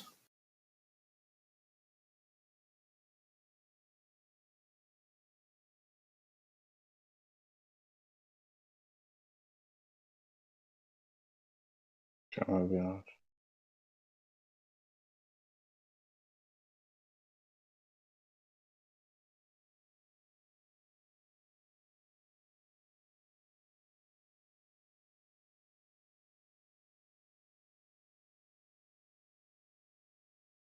Sorry, just a second. Kai's decided to vacuum. The Earth is flat. Yeah, probably. I'll just agree with the vacuum. The Copernican principle states that humans are not privileged observers of the universe and provides our philosophical basis for assuming that on the largest scales, the universe is spatially homogeneous. Almost got me again. While it is one of the foundational aspects of modern cosmology, this assumption remains untested outside of the standard paradigm. Though it may seem pedantic to test something so obvious, the standard paradigm itself is built on shaky foundations, relying on an unexplained gravitationally repulsive dark energy component for observations to fit the model. The implications of this cannot be overstated. Assuming that the laws of physics do apply equally everywhere in the universe, the only non-Copernican configuration possible is one in which we live in a place that originates from special initial conditions, and testing the Copernican principle by constraining spatial homogeneity. Okay. Oh, I don't know if I dropped that one, but whatever. Sorry, I'm really trying to get these in. Matthew, I don't see how you can walk away from this and still think that you have any actual ground to stand on. Oh, I have lots of ground to stand on. No, yeah. Okay. Although dark energy may seem a bit contrived to some, the Oxford theorists are proposing an even more outrageous alternative. They point out that it's possible that we simply live in a very special place in the universe. Specifically, we're in a huge void where the density of matter is particularly low. The suggestion flies in the face of the Copernican principle, which is one of the most useful and widely held tenets in physics. Copernicus was among the first scientists to argue that we're not in a special place in the universe, and that any theory that suggests that we're special is most likely wrong. The principle led directly to the replacement of the Earth-centered concept of the solar system with a more elegant sun-centered model. Dark energy may seem like a stretch, but it's consistent with the venerable Copernican principle. The proposal that we live in a special place in the universe, on the other hand, is likely to shock many scientists. American Physical Society, Dark Energy, Is It Merely an Illusion? 2008. My goodness, bro. What supposedly is dark energy and matter? They don't know. It's undefined. Oh, well, how about that? Yeah, it's literally undefined. It is shown that the cosmological interpretation of the redshift in the spectra of quasars leads to yet another paradoxical result, namely that the Earth is the center of the universe. YB Varshney. Hey, how are paradoxes more logically founded? I must be missing something. Here's another one about Michelson-Morley. The data were almost unbelievable. There was only one other possible conclusion to draw, that the Earth was a rest. Bernard Haffey. I can't believe I have this many, dude. Jeez Louise. We got 5 more minutes. The failure of the many attempts to measure terrestrial any effects of the Earth's motion and physical phenomena allows us to, goes on to explain relativity's role in explaining away this problem. Wolfgang Pauli, we did read that one earlier, but that one is cited. Here is again your boy Eddington. The Michelson-Morley experiment thus has failed to detect our motion through the ether because the effect looked for, the delay of one of the light waves, is exactly compensated by an automatic contraction of the matter forming the apparatus. This is where they took the Lorentz Fitzgerald idea of contraction and applied it to the apparatus to explain away the Michelson-Morley, saying that the physical tool for measurement within the apparatus was shrinking but it wasn't detectable. Oh yeah, we're unfounded. Either the Earth's at rest or that thing shrunk and you just can't tell. What a clown world. All right. Oh man, this is a long one. The explanation which had the most appeal in accounting for the negative result of the Michelson-Morley The explanation which had the most appeal in accounting for the negative result of the Michelson-Morley experiment was one that was literally dreamed up for the purpose. Listen carefully, Matt. It is so-called Fitzgerald-Lorentz contraction. In 1893, Fitzgerald suggested that all objects contracted in the direction of their motion through the ether. He reasoned that if ordinary objects flattened out upon impact with other objects, a rubber ball hitting a wall or a ripe tomato dropped on the floor, for example, then why would it not be possible for objects that move through the ether to have the force of the ether push them in or contract them? This would adequately explain the results of the Michelson-Morley experiment. The arm of the interferometer moving against the ether would be shortened so that even though the light wave traveling in that particular arm might be slowed down by the ether wind, this would be compensated for by having its path shortened. Objections to the Fitzgerald-Lorentz contraction hypothesis were rampant, as was to be expected, not only because there was no evidence to prove that such an effect took place, but particularly because Fitzgerald could not explain why objects would contract due to motion through the ether. The contraction hypothesis was originally advanced only as a possible explanation for Michelson and Morley results, providing such an effect existed. Wow. Then to the theory said that all materials traveling with the same velocity with respect to the ether would contract the same fractional amount.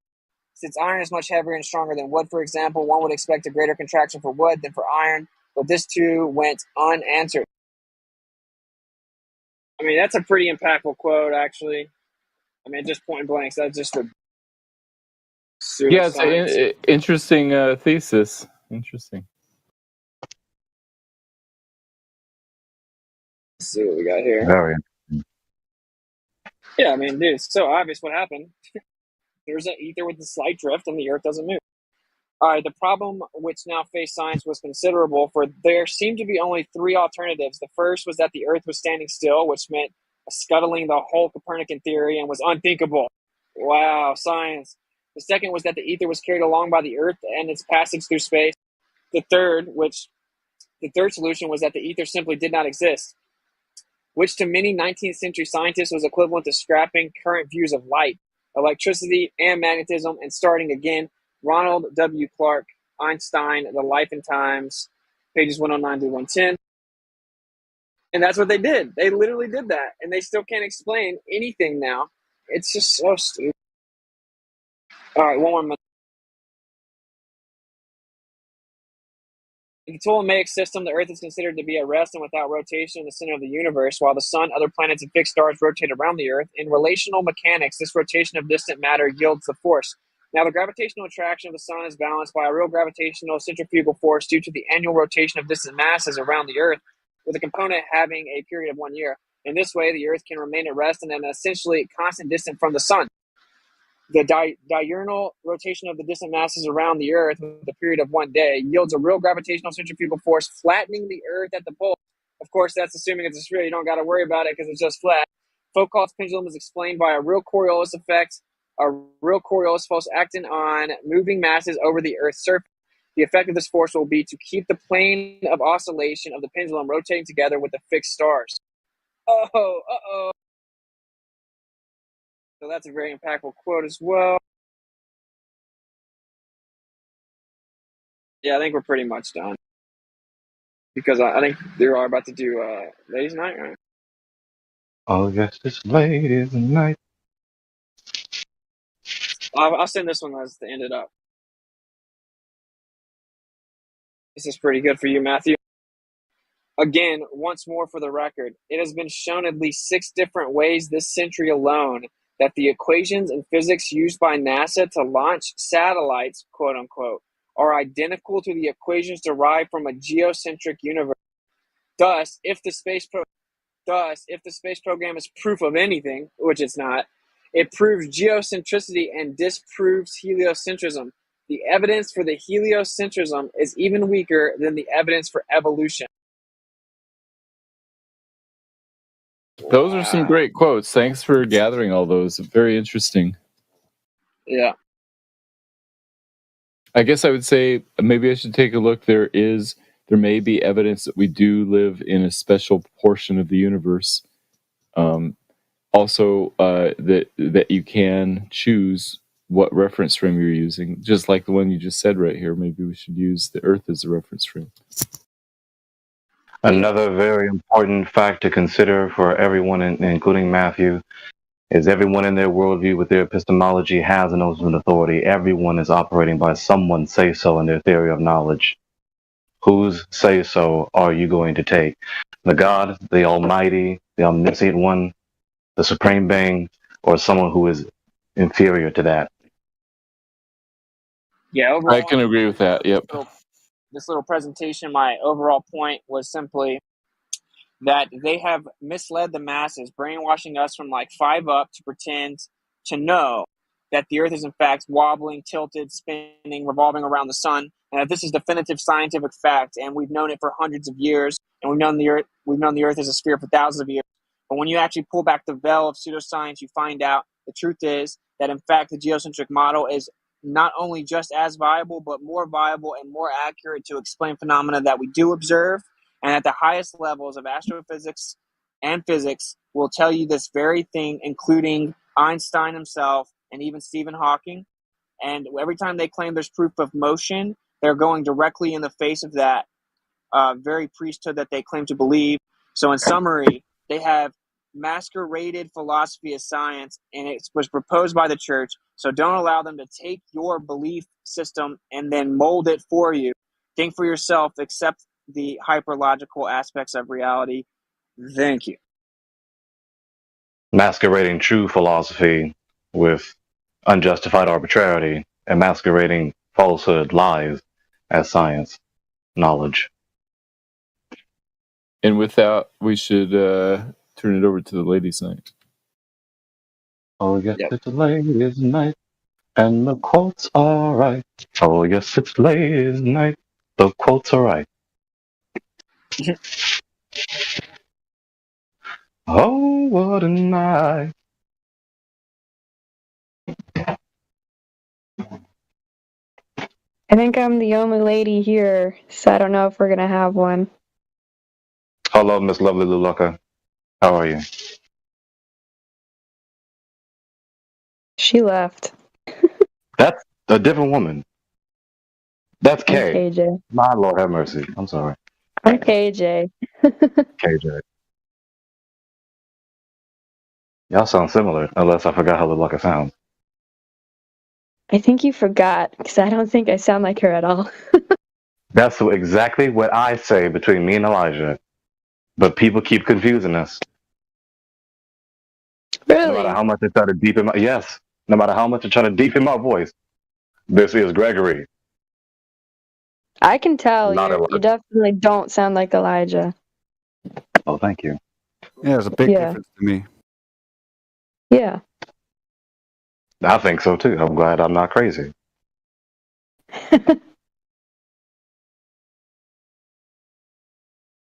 You have a similar timbre, but that's about it.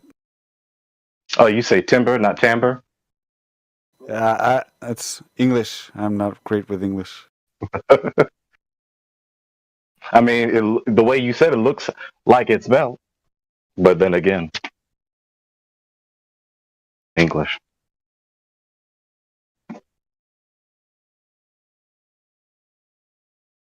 Why do you think there's so many more men interested in flat Earth than there are women? Why? Men are in general more like interested in things, science and stuff like that than women. Yeah, I think that's also the reason. Can you prove that? Yep. Please do. How many men are in this Discord? No, prove it. No. Prove it overall what you said, not just about this tonight. What do you mean? That men are more interested in sciences instead of women.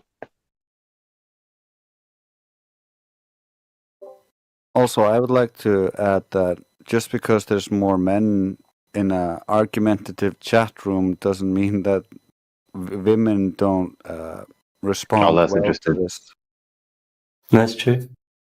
Yeah. Inductive argument, but weak. Yeah, I would actually make the argument that women are more capable, from my own experience, to accept the truth that the Earth is flat and stationary, more so than men, like maybe on average 10% more often capable of accepting the truth than men. But I think Discord servers is just more of a man thing. Do you reckon that's because it's an ego thing? And men have, like, a harder time letting go of the ego? I think it could be that, but I think it's just general intelligence. It's just that women just are on average, in certain ways, more intelligent than men. There's just some, some things that men are better at than women, some things that women are better at than men.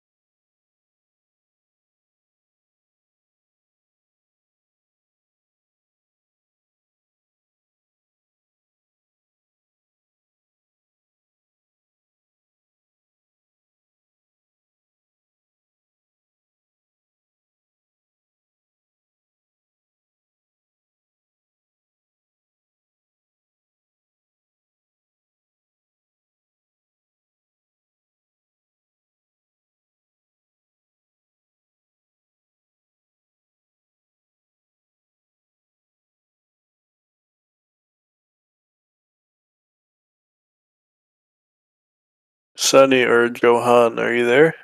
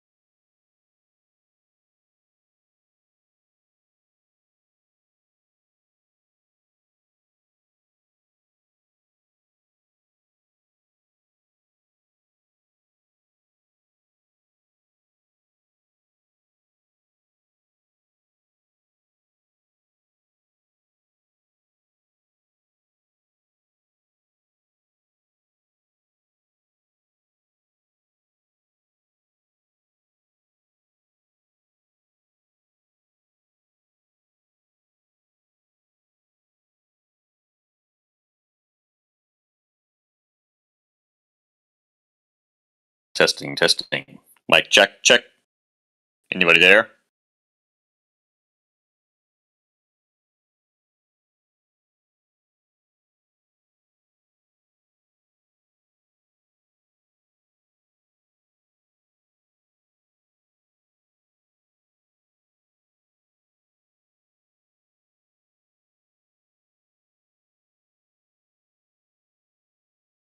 Hello?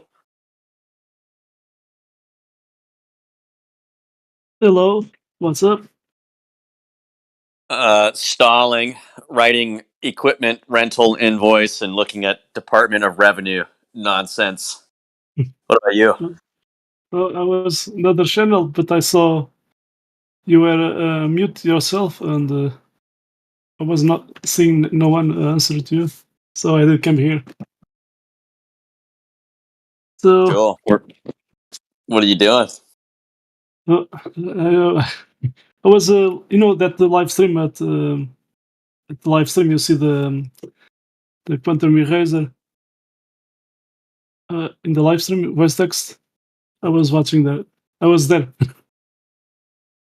Just listening. Oh, cool. I hear an accent. Shouldn't you be fighting in the Donbass or something? No. I'm not Russian, neither Ukrainian. I'm Portuguese, next to Spain. Oh, that's way far away. Yeah.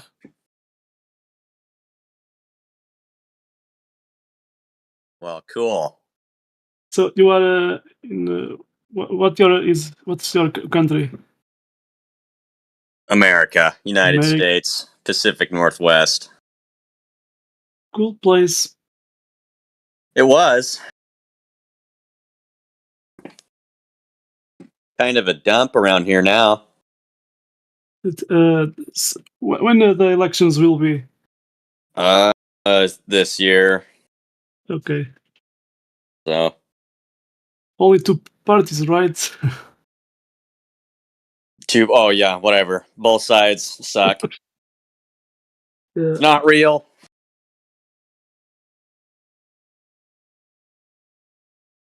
Should get interesting after this next episode. Whoever they stick in the office, I think that'll really shake the cage. There's, in these days, there are just a few guys here because they are spend most of the time on another server, politics, and they have been there.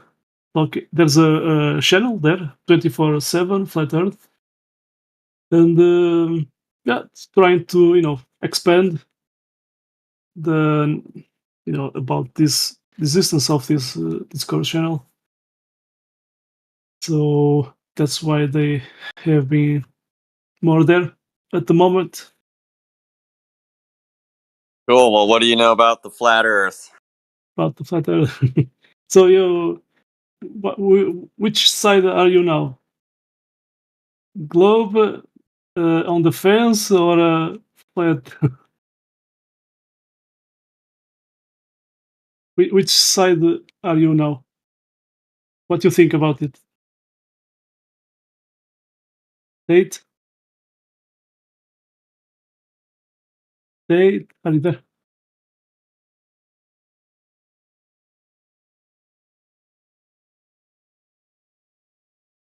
Well, Tate, we lost connection.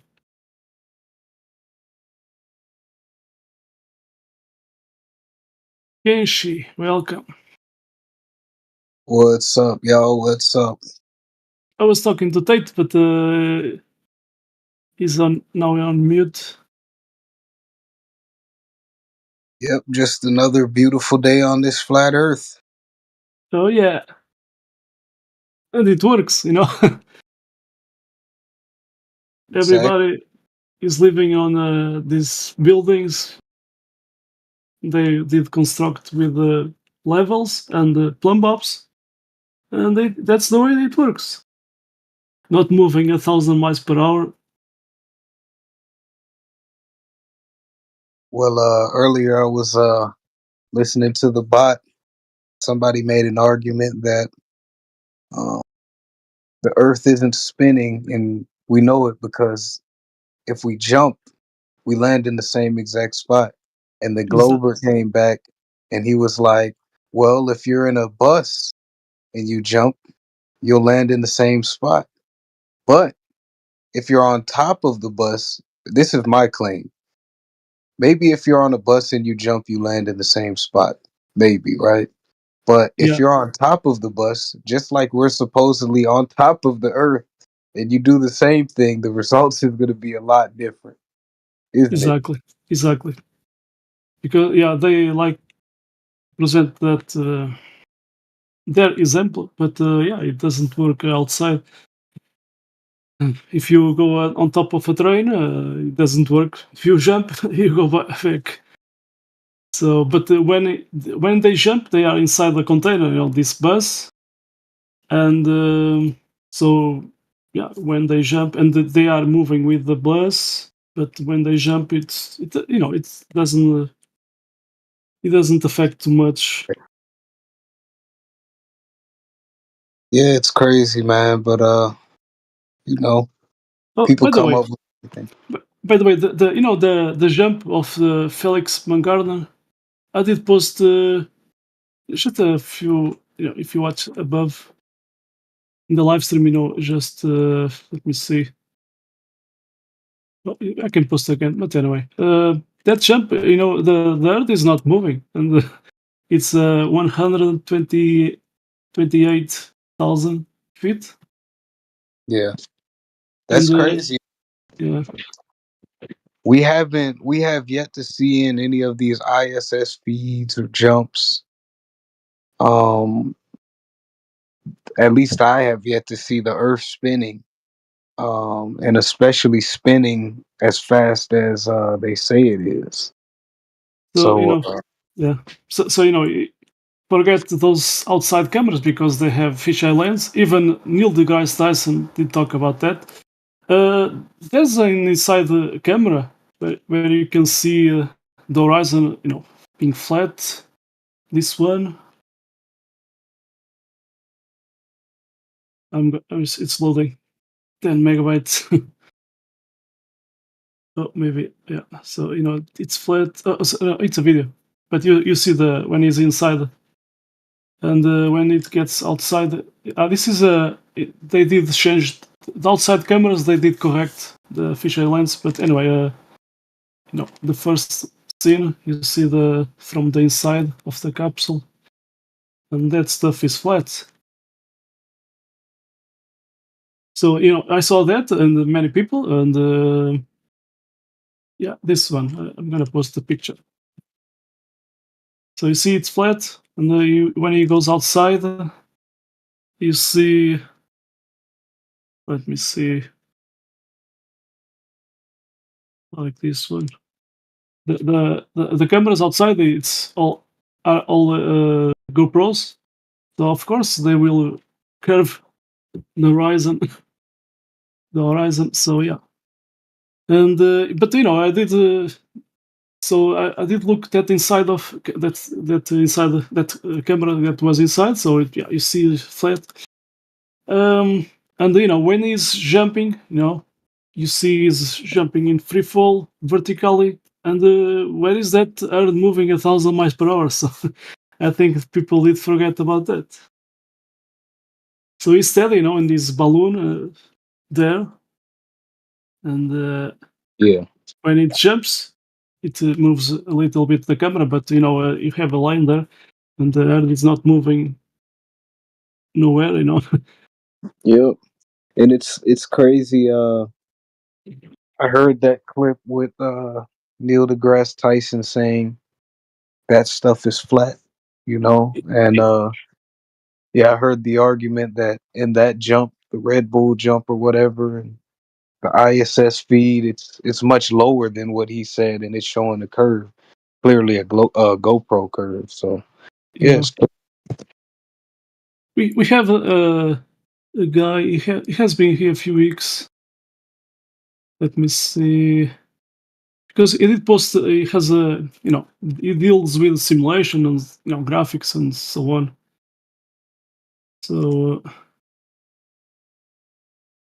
I'm gonna post what he did. Okay. So if the Earth was a globe at 10 kilometers, you should see that curvature. So yeah, and we don't see that.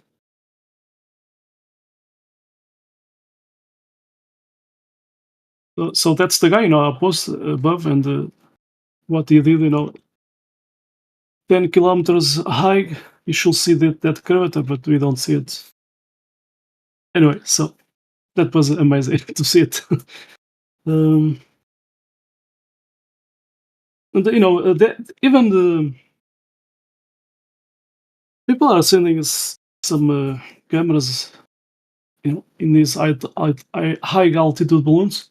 Even Discord did send, one, but with a fisheye lens. So let me get it. Okay, so fisheye lens.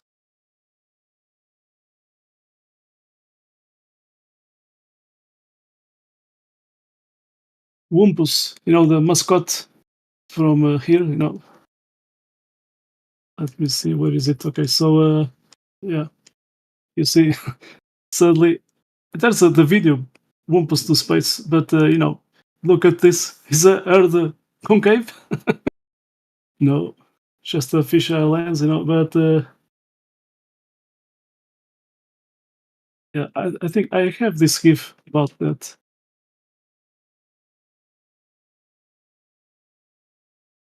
This one, so it's just a fisheye lens.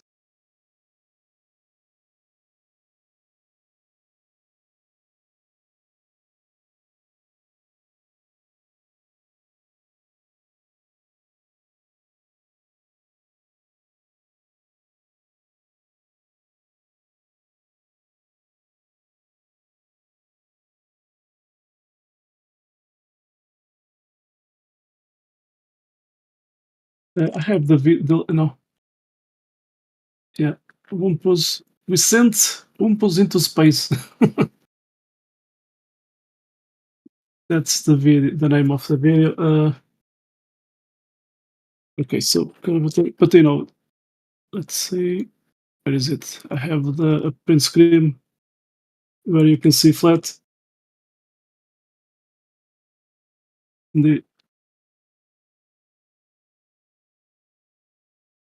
This one, the horizon is flat, and it on the it they wrote those letters. Checkmate, flat earthers.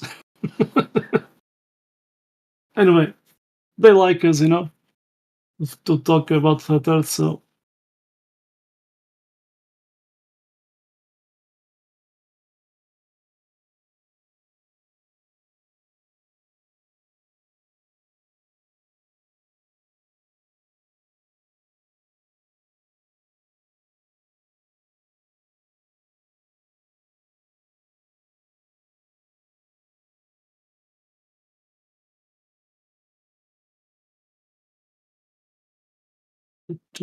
Tate, are you there?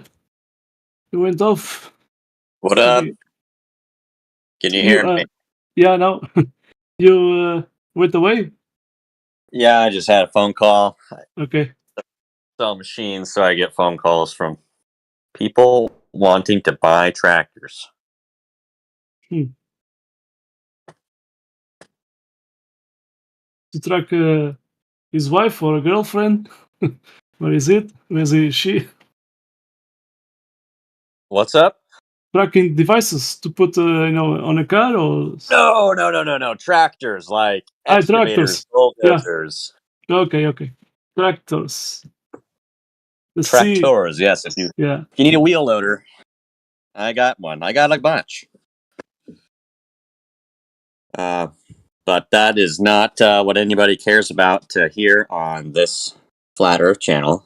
If anybody is on the fence, I am a licensed pilot, not a everyday flyer, but a pilot nonetheless. And I will tell you, it is flat. It is very flat. Awesome.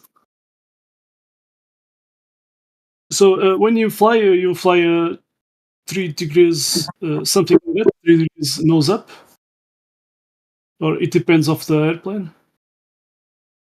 Well, I'm only a private pilot, instrument rated, so single engine piston prop, multi-engine. That is as far as I really plan on going with it. And I think the thing that really got me was in flight school, nowhere ever at all, even a little bit, did we compensate for curvature whatsoever. Coriolis. Yeah, in fact, quite the opposite. Did the opposite of compensating for that. So I always thought that was interesting. Wait till a globe earther comes in here and tries to tell this guy the Earth is round, and he's the pilot. He's gonna try to. The glober's gonna try to tell him he's wrong. Bring it on. And when you land an airplane, you don't have to account, if the Earth is moving one direction, 1,000 miles per hour, right? That was no pitching down. No. Is there? I've been on this chat before, but not too much. Did we get a handful of Globers that join in? Yeah, sometimes they came from other servers, sadly, and because people from here go there. Like there's now this politics server, Discord server. So and then they some of them they come here to trying to trying to exactly. They will come here and explain this, explain that. I mean, they even do observations, because if they went to outside and do observations, maybe those guys have a reason. So let's talk about those with those guys. But some of them they just came here. There was two guys, with the same profile picture. So they did join on this live stream, at the same time. So that was interesting, curious. And I did talk about the other guy that did open the mic. I did talk to him some few things anyway. But when someone hears about flat Earth, for the first time, when they are full of indoctrination and brainwashed with television, with documentaries full of CGI, animation. Yeah, to them it's like a shock, and even if we say like 40 things debunking the globe, some of them they are still with a huge cognitive dissonance that they cannot wake up.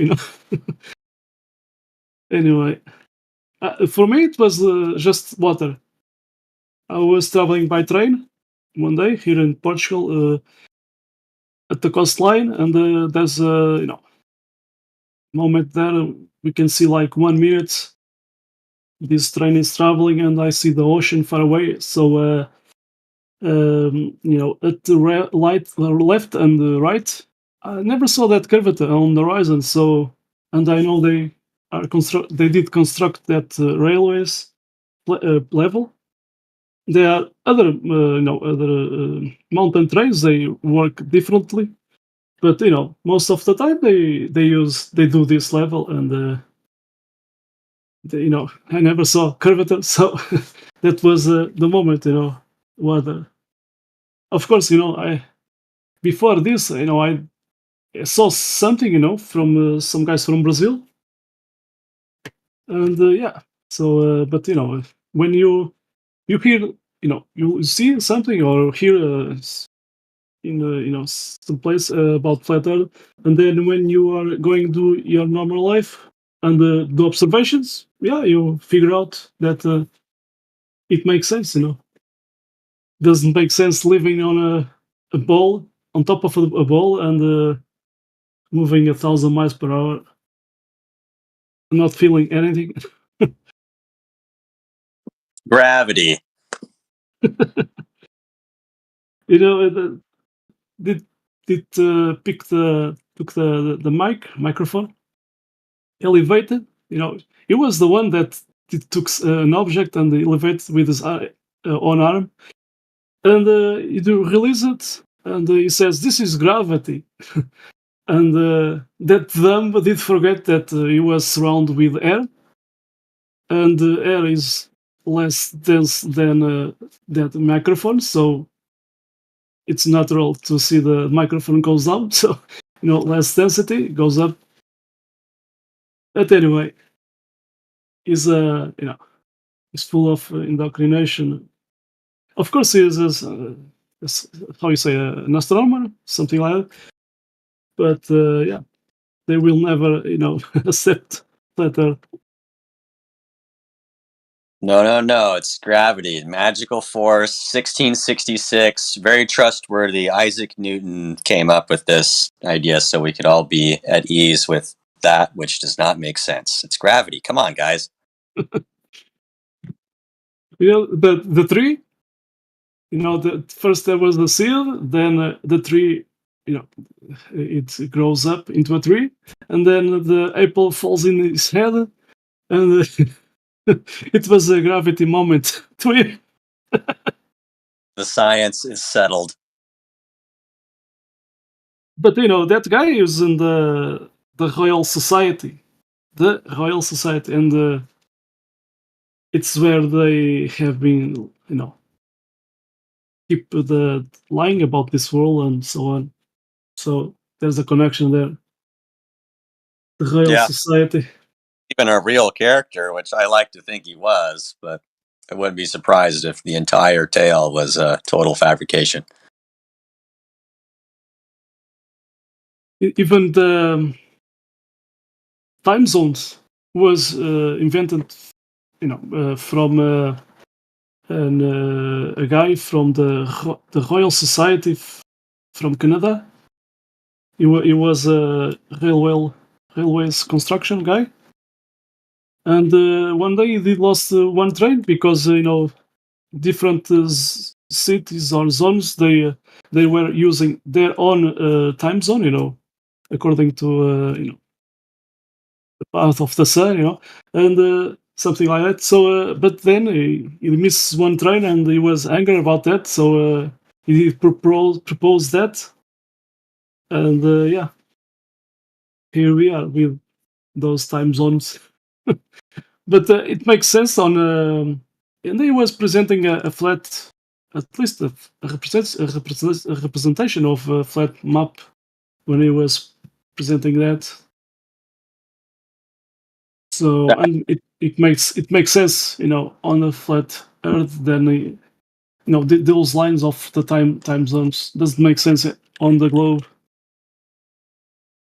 Yeah, I actually won a guy over to the flat Earth, my old roommate from college, with the time zones.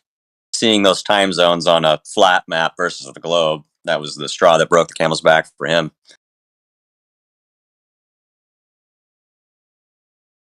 Yeah, it's like a clock, you know, something like that. So the sun is passing by, and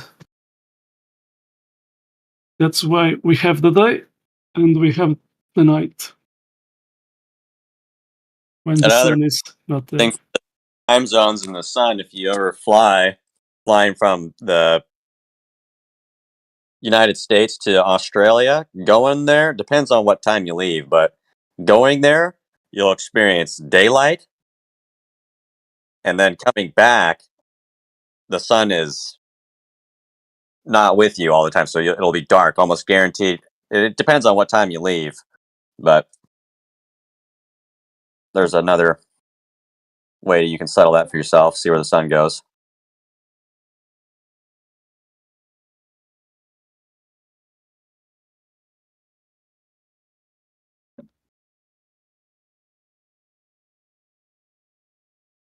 Here's I your don't know if answer I to Miguel. Is the clock thing? You don't see spherical clocks.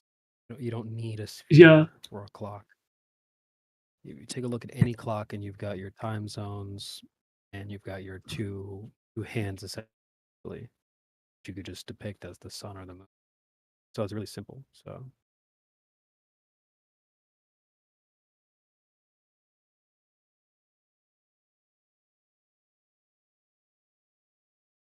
we spent some time looking up spherical clocks in the first place. It's like damn near impossible to find one. You'll see them shaped like a sphere, but on the inside, it's still like a, it's like a plane still. So, yeah. Ain't no spherical clocks. That's usually what I say.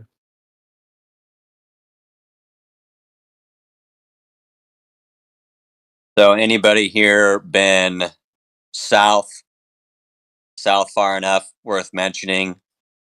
Ice wall, Antarctica, even like the touristy thing.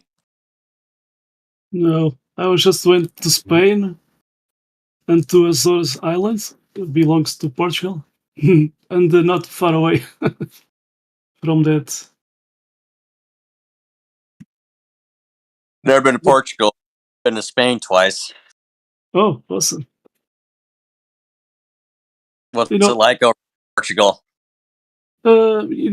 We are at one south of there's a other south part of Europe, but people will say Portugal is south of Europe, and we have most of the times days of the year we have blue sky weather, clean, and most of the days we have sun. And there's even a park of solar panels at Spain. I think it's the biggest one. Don't know if this the biggest one of Europe, of the world, but they have a huge one, a huge park of solar panels produce electricity. Yeah, and by the way, Spanish and Portuguese, something like 500 years ago, when they were sailing the oceans. I did learn at school. The first time I hear about Relativity, it was on public school. They talk about this Portuguese navigators. To them, the word is it was flat. So yeah, isn't that amazing? And even I remember saying that they did found the end of Earth. So, but that's not water's falling down. That's indoctrination. And yeah, it makes sense. We see at Antarctica we see an ice wall, so waters are being contained. Imagine those guys when they went to that place, suddenly watching this ice wall so huge, man, to them it was the end of the earth. And there's a lot of there's documents from 1963 and 60 no sorry 1953 and 56. They are talking, the Russians were there. They were talking about near sun, firmament, flat earth. So but anyway, we cannot go there. But yeah, what I have collect, join the points to there's more than we know or what they showed to us. Anyway, I think you can go there. I don't think anybody's going to slow you down. Shit, you might even get directions when you arrive. Yeah, there's a video. I don't know if Creation Bear has the link. There's a video. Some guys went, on a little ship trying to go there, and suddenly a military ship did arrive to them and said, "Go back." So they are using radars, and yeah, they are protecting. There's a Antarctica city treaty. Where all these countries that are around, they did sign that treaty, and yeah, they are even Brazil has a station at Antarctica. And so on. Now they even there's a Portugal are there, but I never receive any news. So this guy one day on the news on the #1 channel, public station of Portugal, TV station. This guy was so excited, to go to Antarctica to do research, and at that time, I was asking, why is this guy so excited to go to that place if they just tell us that there's ice there, So, but of course, there's more. So yeah, now I understand why.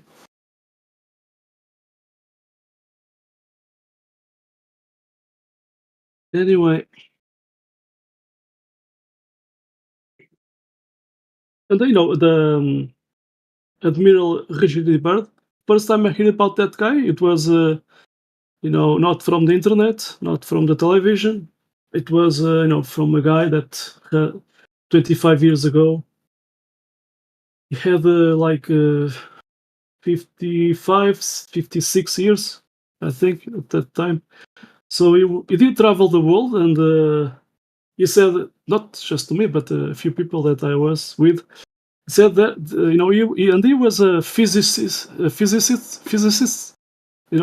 So anyway, he said, there's people question about the shape of the Earth and the moon landings being fake, but he never said flat Earth, maybe to avoid some controversy, to attract. But anyway, to attract some controversy. But anyway, so yeah, that was the first. He did talk about Richard E. Byrd. Yeah, and it was amazing. So there's an article that it was published in the New York Times. I went to there, but you have to subscribe to see that. Hope someday someone will show us that story, that news on the newspaper, because yeah, there's some details there that it makes us thinking about Antarctica and the North Pole. Anyway, so but if you saw the interview that guy did, he's subliminary telling that more there's a place that no one human has been put a foot on that, and many details there.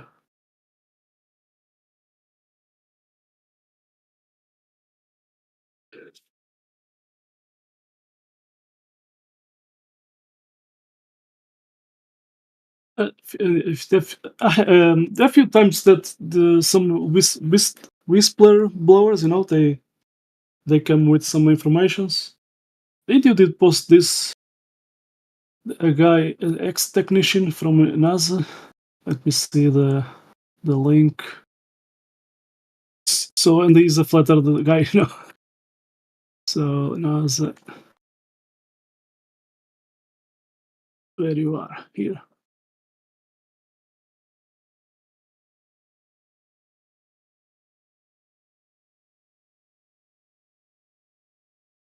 I did post a link.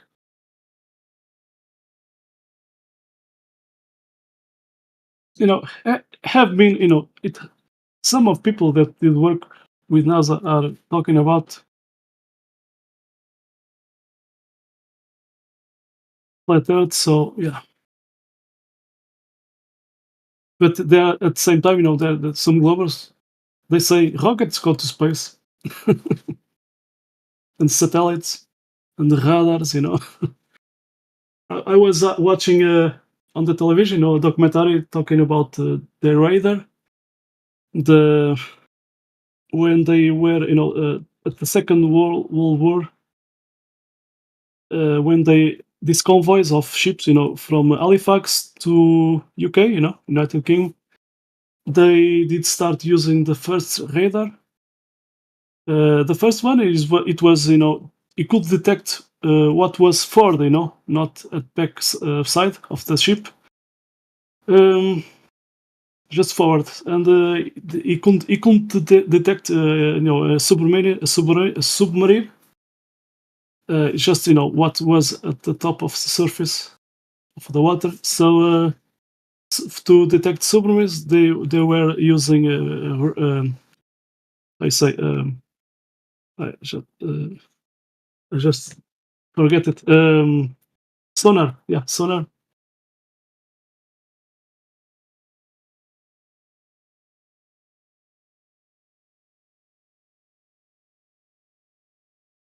And beyond that, and I saw another documentary. After the war, they I don't recall the details, but they did install a radar inside some kind of ball to hide it on a building. And I just remember they did choose that place because it was flat, to receive better connections, And that was interesting. They chose that place because it was flat, Anyway,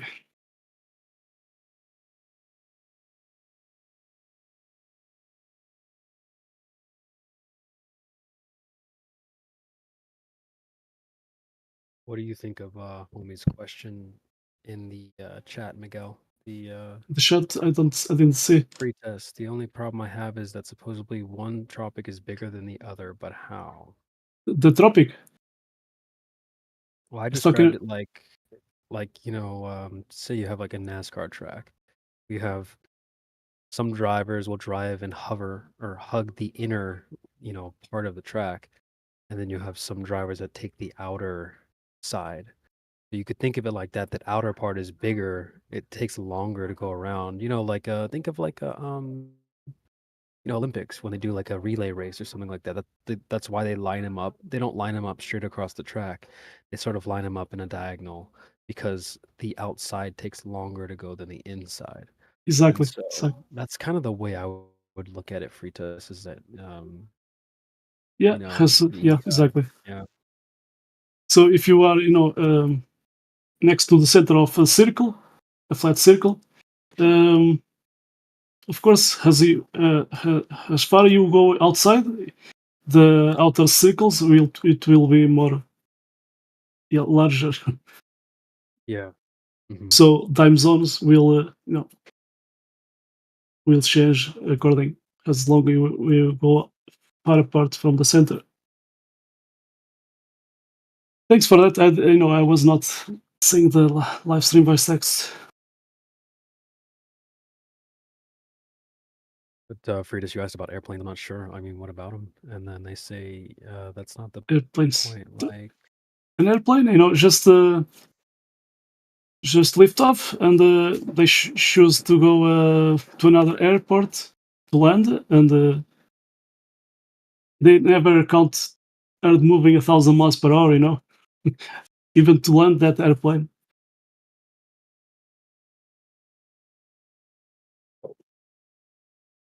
Well, from my understanding of Fritas, when we travel, we're just going from point A to point B. A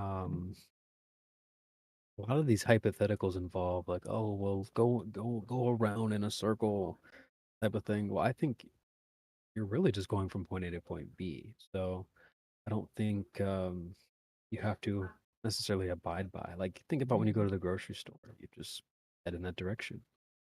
So I would imagine like flying. Of course, there are what do they call them? Not, what are they called? You have to kind of fly in a certain boundary. I forget the name of it. Jet streams, no. Corridor. I'm not thinking of the right word, but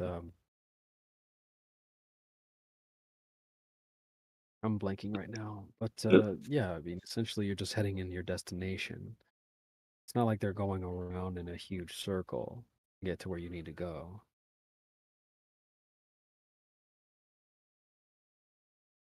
Over fences says someone here uses hem as plane. I think wait, doesn't hemi mean half? Let me just double check that. I wouldn't say they're necessarily halves or equal. Just like with the track, you have the inner part of the track is smaller than the outer. They're not necessarily equal. Let me just search that up. Hemi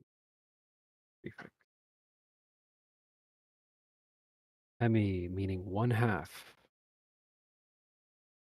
Greek hemisis meaning half, or equivalent to the Latin semi. Yeah, I wouldn't necessarily say it's a hemi or half. Yeah, you're gonna have like a smaller inner part and a larger outer part.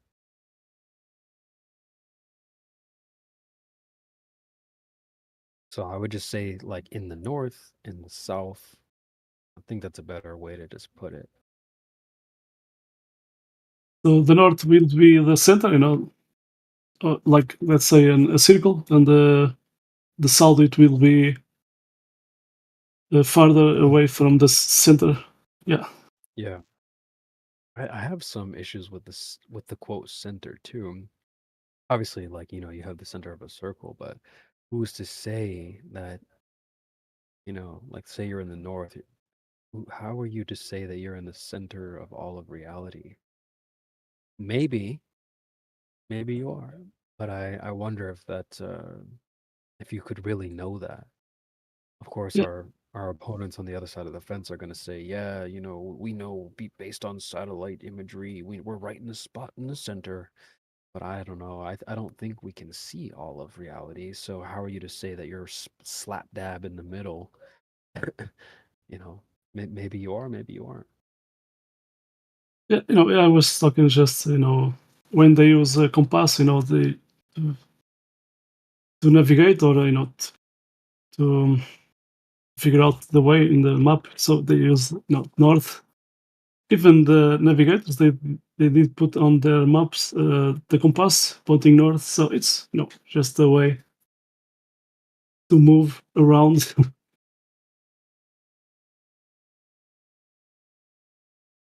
Freitas, are you able to unmute? Maybe we could just have a little bit of a conversation. We could try to figure it out together. I'm not actually sure what you meant by the planes thing. Like, what about them? You said our planes faster in the south? No, why would that be the case? They still fly the same always. Like saying like, well, if I drive my NASCAR car and I hug the inner lane versus the outer, like my speed will be different. Not necessarily. You might get around the track faster if you hug the inner lane versus the outer, but the car is still going the same speed. Yeah, and we have different airplanes, with the different engines. So yeah, some of them will fly faster than others. And there's jet streams, If the wind is from behind the airplane, so of course he will fly more faster. I don't know. I'm trying to think about how to answer this free test. So, like, let's say I live in the north, you live in the south, and I need to. We could do with 3 examples. I need to drive to the grocery store. If I'm rich, I'll helicopter to the grocery store. Let's just use those 2 examples. So, like, let's say I live in the north and my grocery store is 5 miles away. You're in the south, your grocery store is also 5 miles away. Still gonna take you like us both traveling 5 miles, still traveling the same speed in our car or helicopter or whatever. That doesn't change. Yeah. But I think what you're probably asking is like circumnavigating, just like the race car or the runners on the track. Whoever has the outer side is going to have to take the longer route. That's why they start them ahead of the guys on the inner ring. They say, but like since the south isn't, hold on, since the south is supposedly more stretched out. But what are we doing though exactly? What is your example? You talking about circumnavigating? Yeah, of course. Just like let me try to find a clip of like a relay race on a track. What will be I can post a map of Portugal, and we have at bottom we have the south, and the top we have the north, and if we are traveling by airplane between the south and north, you can use the same airplane, and without wind changes, you can go to point A to point B, without so much delays. The same time, almost the same time. So, and if you are travel from north to south or south to north, where is that sideway? From east, Earth moving 1,000 miles per hour. Because if I was traveling up, from south to north, there should be a deviation, and the control towers should correct me. But that doesn't happen. I posted an image there, so people can see a visual. Notice how runner number 2, they're numbered by the number of the lane. So it starts with, in the picture there, you can see number 2, he's the farthest back. Number 3, a little bit ahead. Number 4 is a bit ahead of that, etc. And then the caption says they're starting in different spots, but they'll end up both racing 400 meters, just like everyone else. You can see the 2 red arrows there pointing. But it wouldn't necessarily be fair if they lined up equally across the track, because the person on the outside has to take a longer path. That's why they line them up like that. So, yeah. So I was, when you were talking, I was watching this in my mind, and yeah, they have to do this because when they are curving, yeah, the outside it's more larger. So yeah, it makes sense. They start in this diagonal line. So you are correct. So the article says the answer to why races have staggered starts as simple math. If you're running in one of the outside lanes, you're running around a bigger oval. The farther out you go, the longer you have to run if you were running a full lap. Races have staggered starts so that everyone is running the same distance. So let's go back to the chat here. Yes, that's not what I'm saying. All right, well, yeah, go ahead and clarify your position. Maybe we can make better sense. But I still think that often when we travel, we're just traveling from point A to point B. Like when you go to the grocery store, you're not like circumnavigating you're not circumnavigating the town to get there. You just head in the direction of the store and you arrive. Same thing when you're like flying to your destination. If you need to fly from the south to the north, well, you don't need to go this extra long way. You just head in whatever direction you need to go. And they never construct the airplane according, with Earth moving in one direction. They just construct the airplane, and the airplanes will land safely. Sometimes there are some wind, but in a day without wind, they just land normally. Earth is not moving. I don't know where freight wants to get.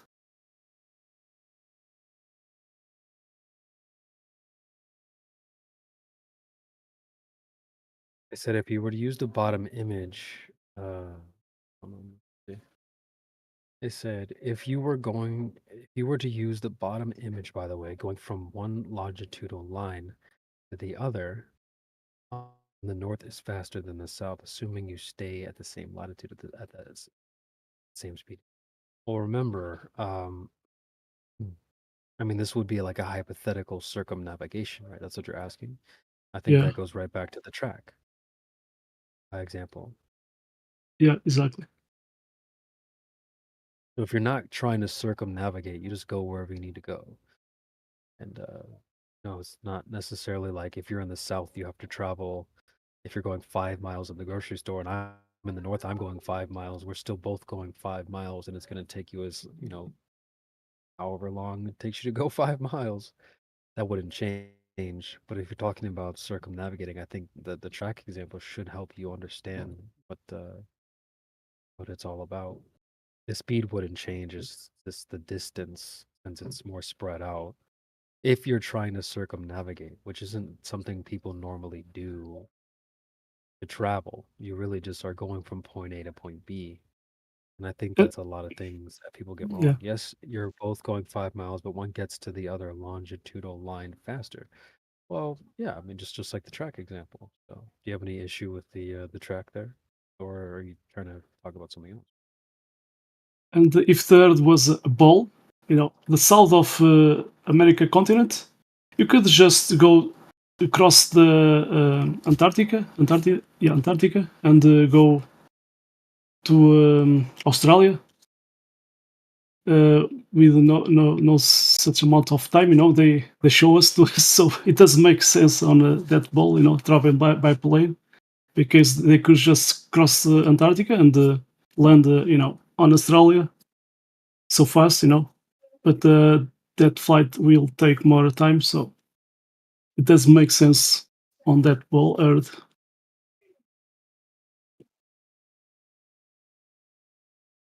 And there are some airplanes they go to Antarctica with the windows just close windows.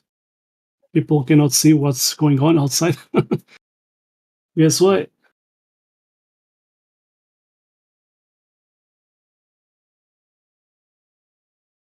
They said it's military guard if they can't. Well, I think there's a misconception. People will try to Yeah. make fun of the idea that they're waiting for you, guards blocking. I don't think it's necessarily like that. It's kind of just like if you're a driver and you get in your car and you hit the highway, there's not police at every Yeah. mile. If they wanted to catch you if you're doing something wrong, and they wanted to catch you, they can. So Yeah, you you can. Free access to go wherever you want. Yeah. They are using radars, so they don't have to have the entire militaries next to one to each other. So they are using radars. So when someone detects the boat, it's in that direction. So yeah. Right. Yeah, there doesn't need to be police at every mile. They have faster cars, they have faster planes, faster helicopters, etc. They can get your ass. You don't they don't have to be waiting for you. And so the same thing would apply to like the South. They don't have to be waiting for you to arrive. But if you're in your little boat, they got faster boats, they got planes, helicopters, and they can certainly catch up to you if they want to. There's a big misconception out here that you can just freely roam and go wherever you want on some Clark shit. But it's not. You don't like people could barely go to the grocery store to buy groceries 3 years ago. And so now all of a sudden they're like, oh, well, why don't you just freely roam the whole earth? I think that's a bit of a reach. Rita says, yeah, but what I'm saying is you can't fly from Brazil to Australia through Antarctica. Well, yeah, you'd be traveling in the wrong direction. If you are off the south of America, south of America continent, if there was a ball, you could just go down, crossing Antarctica and land at Australia more fast. But that doesn't happen. You gotta keep Anyway. in mind, Frita. This isn't Pac-Man.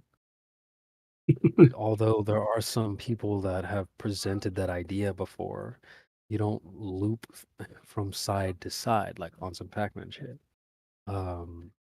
Like I said, it's just a point A to point B type of thing.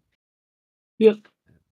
It's really not that simple. People ask this all the time. Oh, if you guys are right, how do you go from this country to this country? You just go to that. You're literally just asking me, how do you go from point A to point B? The answer is simple. You just go to point B. It's super simple.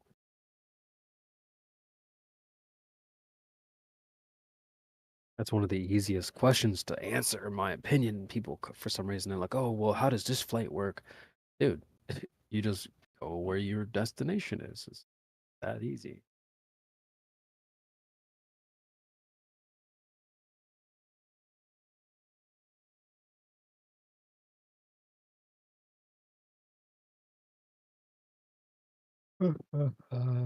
And for just a moment ago, we had the Tate. He's a pilot, and he's saying it's flat. So anyway, and Freitas is now doing this argument.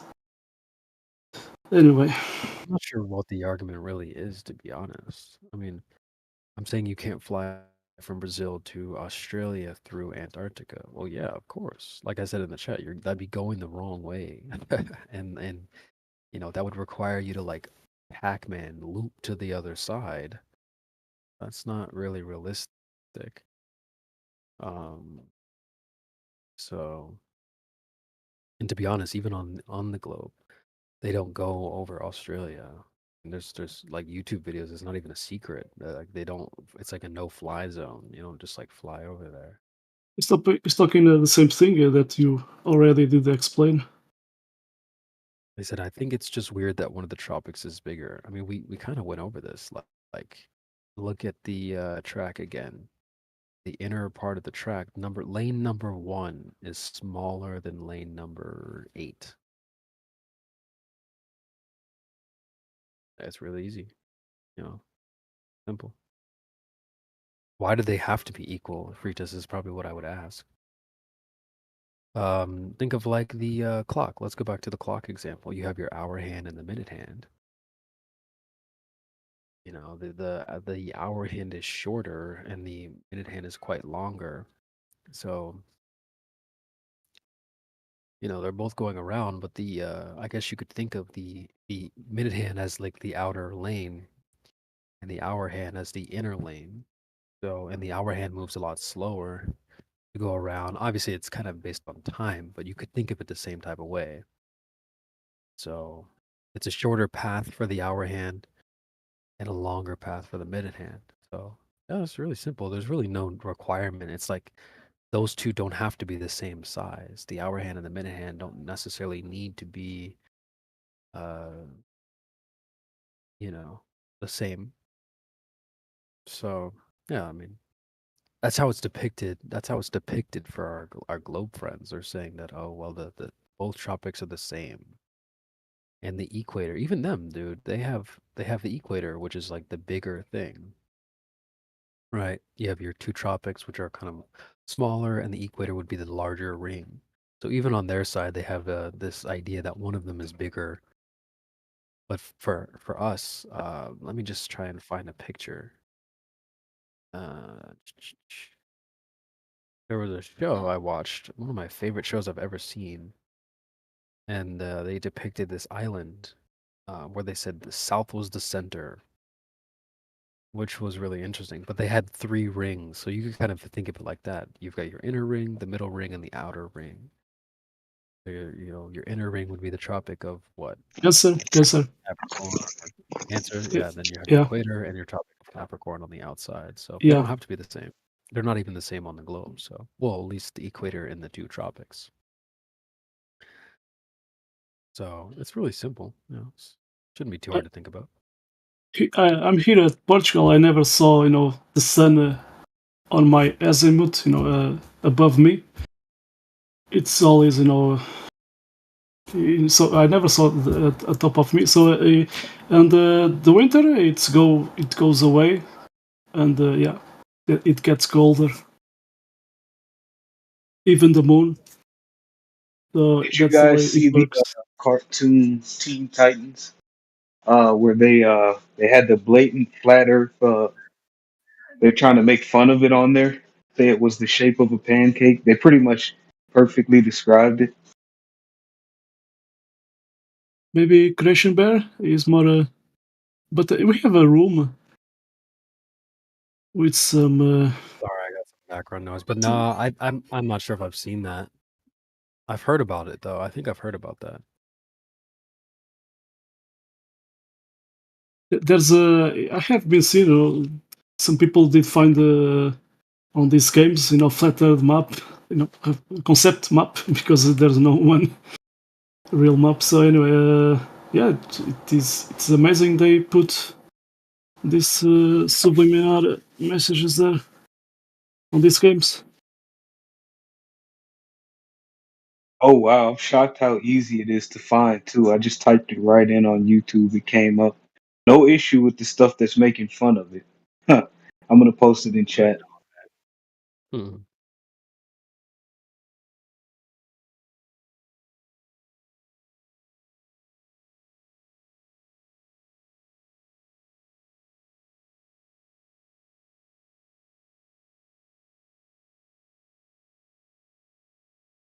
I got some stuff for your free tests from some anime shows. Kind of depict the same type of thing.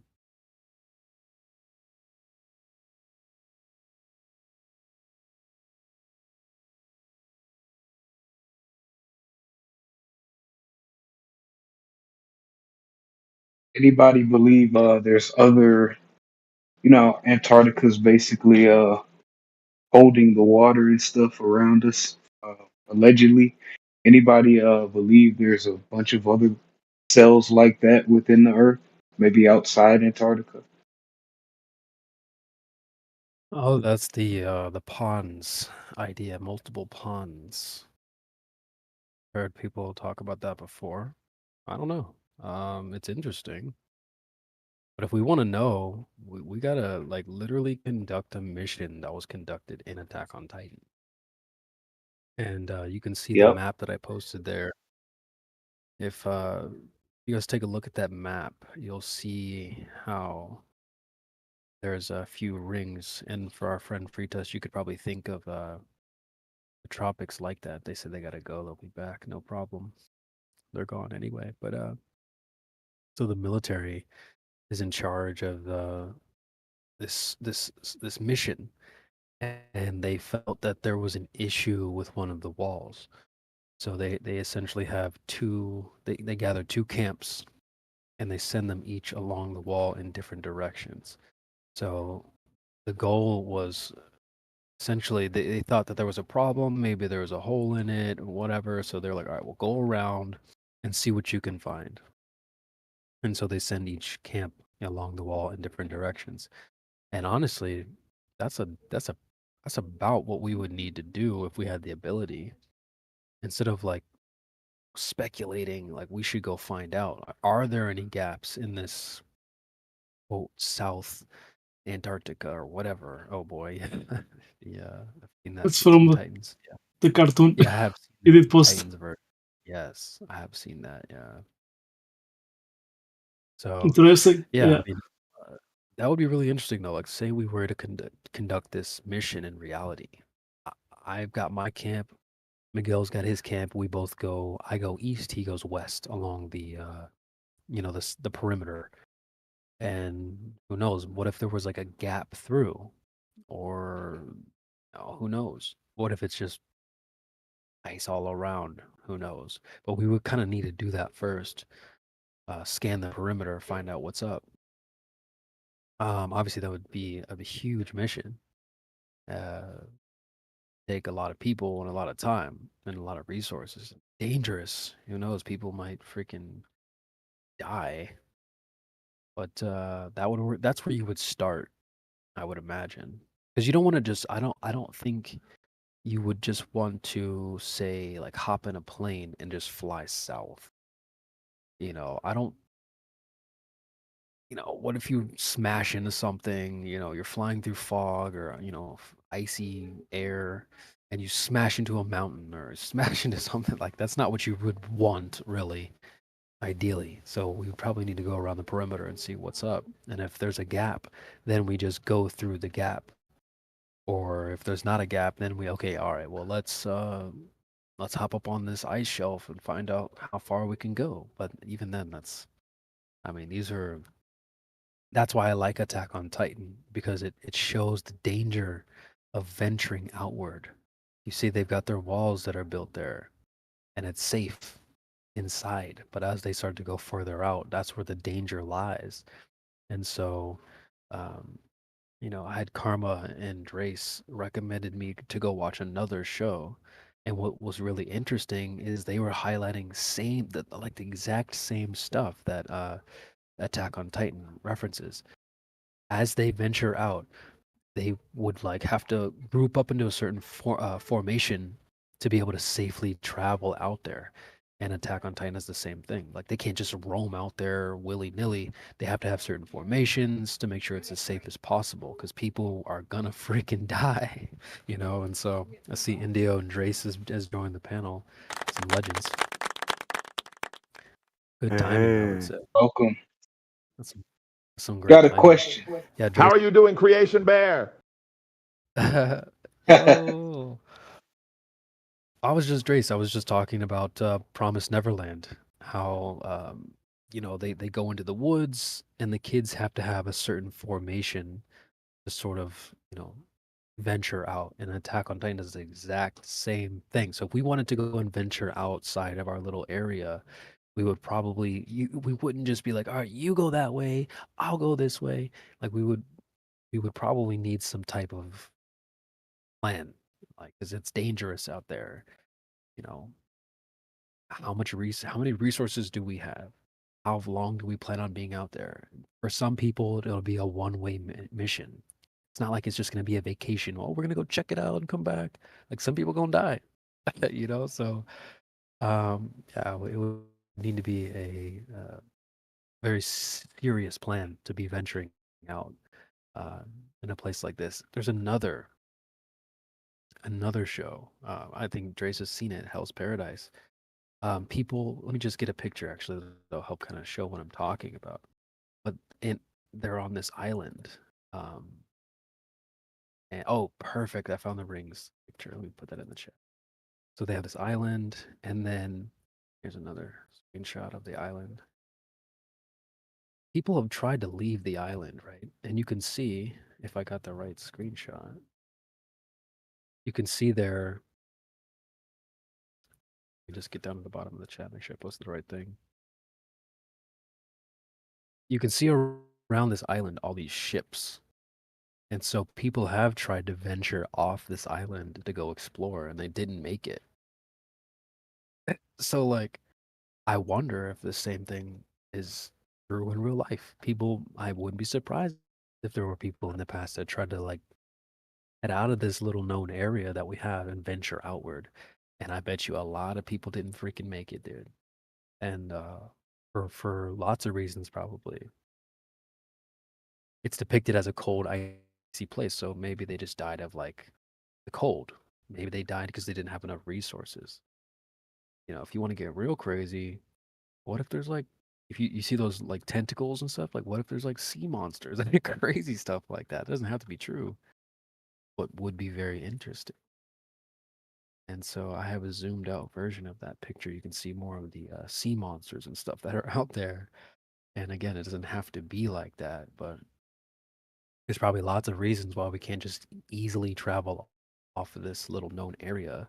You could kind of think of where we live as an island already. You know, we're broken up into chunks. I'm on my continent, Dre's is over there.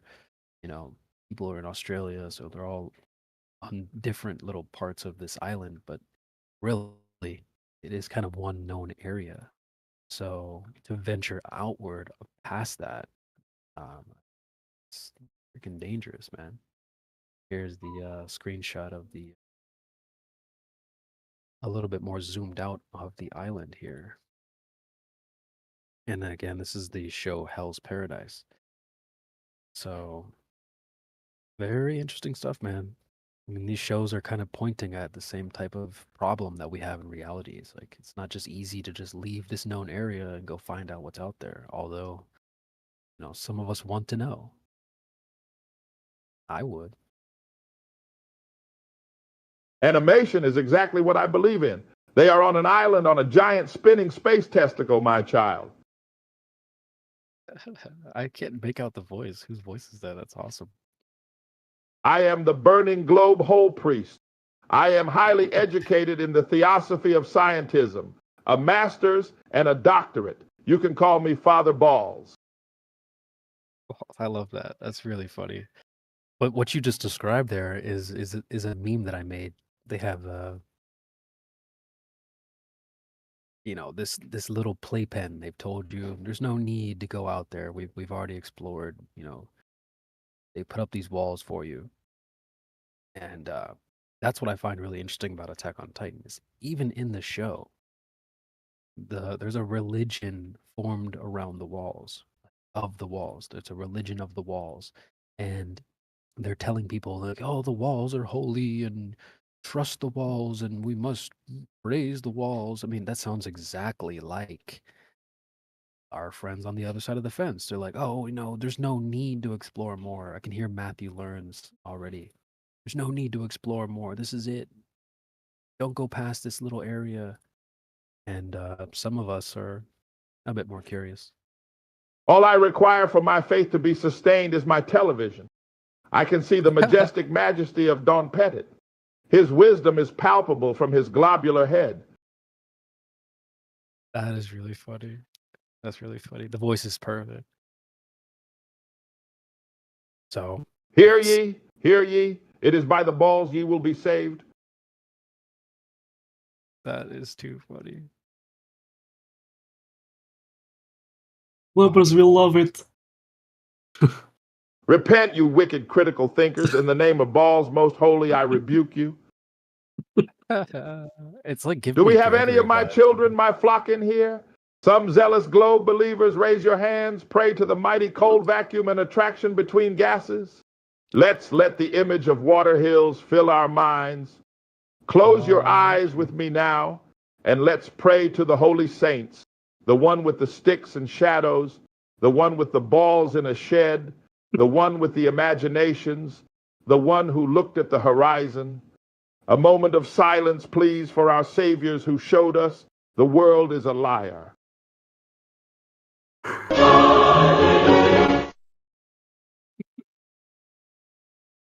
Oh, that's freaking on point.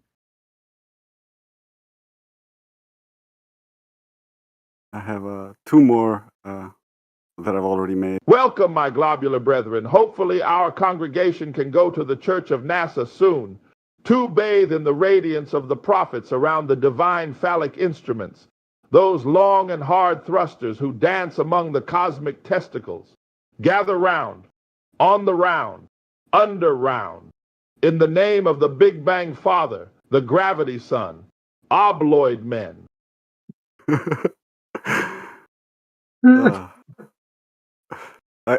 I also I want to make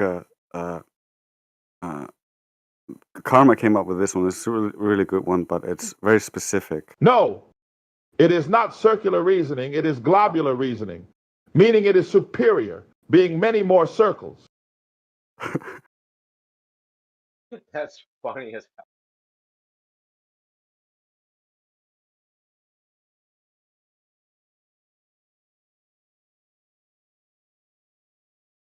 Need to make Martin Luther King. I could do that.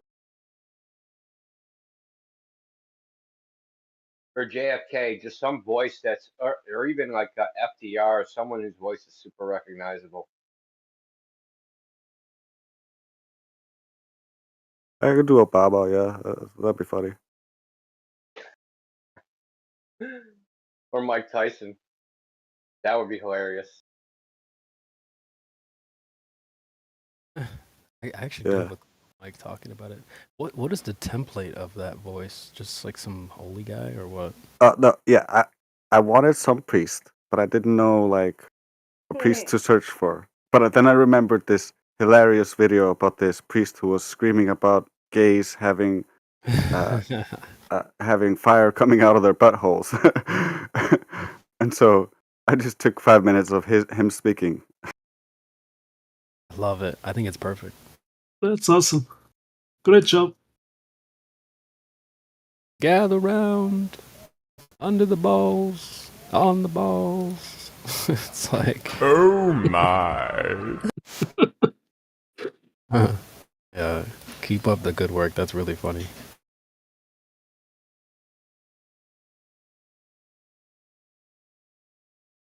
So, Drace, did you watch any of that short I posted? I know it says short, but it's like 9 minutes. Oh yeah, I watched that whole 9 minutes. It was really good. I also spent a little bit of time watching. That's Yeah, like I the spent end. So that's like he builds up to that, and like he lays like a whole foundation so that like when he caps that at the end, it's like yeah. irrefutable. There's a funny part where he's talking about Richard Dawkins, and he's like Richard Dawkins invokes like Galileo as his predecessor, but he's actually closer to Galileo's accusers than he is to Galileo. Yeah. It's just hilarious. Like, Yeah, I only because he managed to is, watch. right? He's dogmatic, right? Like, you believe in evolution or you're a freaking retard, right? So he's like as dogmatic as like the supposed oppressors of Galileo. Yeah, I only managed to watch 15 minutes of the whole video in the beginning, and then the clip you got from the end so far. I have it bookmarked. I'm gonna continue watching. Yeah, it's long as hell, dude. I like, I had to like, I mean, it's good, but you know, it's hard to listen to just somebody speak for 2+ hours. It's like 2 hours and 45 minutes. In part one is like him going over. Well, the dowsing rod part I thought was particularly funny, but that was funny. But Yeah, I was laughing at. yeah, like they just say things like people say things like astrology has been debunked. I've never seen that study. I mean, I'm not saying I believe in astrology, but I've never seen any systemic analysis of astrology, right? To see if it's actually debunked, if the predictions are, because that's how like modern science does it, right? They Yeah. they test the predictions, right? And they apply like p-values and see if the predictions are better than random guesses. And I've never seen any evidence that anyone's actually ever done that. Yeah, it's just a dogma because it doesn't belong to our belief system, so therefore it must be wrong. Yeah, and he does say some stuff like, because obviously he's a Glober, obviously, but I mean, so he says some stuff that like he like questions like things. He does at one part he questions like the claims of the distances to the stars, but his argument is one that like distance itself is just like our concept in like entanglement and quantum mechanics kind of like refutes like our idea of distance because things can be separated, even though he kind of like uses like a thought experiment and not, the idea that you can have two quantum entangled particles and separate them by 150 million light years and they're still entangled. Like, yeah, you can say that, but no one's actually ever done that or even any close to that. I think the Yeah. longest entanglement distance is something like 100 kilometers maybe in a fiber optic line. But so this guy he got a degree in physics. So in part one, he goes through like I guess his transformation, right? So he got his degree in physics. He was a mainstream. He was like a climate activist. He entered climate science, but then because of like his at least his adherence to truth, right? He found out that it was all like a big scam. He was like working for like he was working as one of the people pushing the climate change narrative, and he realizes that was all a bunch of bullshit, and that and that kind of like changed his whole outlook on modern science and what they say, which I thought was like I like it's one of the things like when I see something like that, I just want to take out one of these climate crazies and just bash their head over. Like, here's a guy that was in the field, he's an expert, he says it's all bullshit. He's not working for an oil company, right? He's not working for a car company. He's like, he has no agenda. He's just some dude. So yeah, it's kind of funny. I thought it was funny that guy was saying things about science being a religion that like I myself have said, that I just Yeah. noticed that it has all the hallmarks of religion other than the deity part. Yeah, But apparently, I just argued with ChatGPT about this, about the Big Bang and how they do require a deity. They just conveniently leave it out. yeah, it's They like a need that deity magic without a moment at the start. personality, right? Yeah, it's like it doesn't have a personality, right? So like they just take out the personality part, like the human personality. It's a it's some entity, or not even an entity. It's some will that caused the universe to come into existence for no reason. But it doesn't have a personality or a reason or cause or any meaning behind it, right? So it's just I don't even know what you call it. It's just some grotesque freaking thing that I don't want a sky daddy or something, because Yeah, that term grates me. the trick here is they pushed this creator back into this point, and then just say our theory starts at the point after creation, and so they don't have to cover the creation part, like how all the matter and energy got created in the first place, how space got created in the first place, how information can even exist without an informer, how there can be any laws without somebody to maintain or set those laws. Even the AI is like, yeah, well, you're right that like the guy who invented this was deeply religious, and according to him, it all fits with having a creative force in the beginning. But like the general consensus is that we don't believe that there is anything in the beginning. Bruh.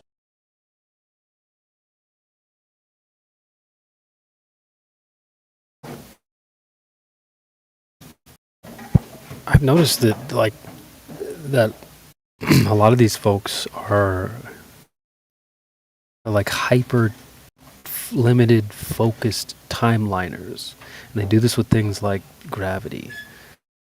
And I'm noticing that you kind of pointed out how they do this with the Big Bang too. Like, so for gravity, they'll ignore everything prior to the drop and ignore everything after. Right? Oh well, look, it fell. It's like, but you're you're having this hyper limited timeline. You're putting these horse blinders on and ignoring the before and the after, and you're only focusing on this one spot, the part where it drops.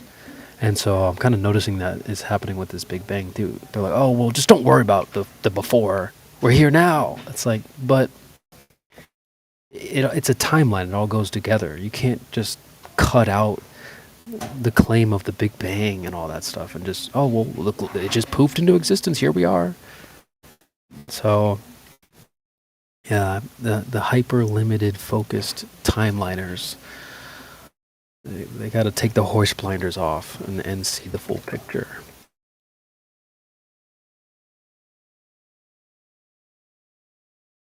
So I've said this before about gravity. Like I just looked up horse blinder in the chat and pulled up a bunch of my chats here. I said, take the horse blinders off. You're choosing to only focus on the timeline from the moment of being in the air and ignoring everything prior. Nothing was happening. Then you jumped. You came back down, back to nothing happening. And so yeah, when I heard you describe the Big Bang thing, I was like, oh, that's the same type of thing. Like, oh well, don't worry about that. So no, we do have to worry about that. You have a creation story as well.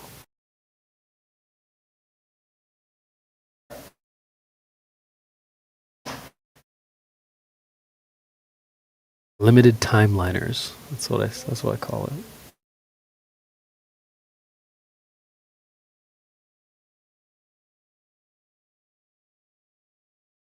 Another interesting aspect of me chatting with the ChatGPT was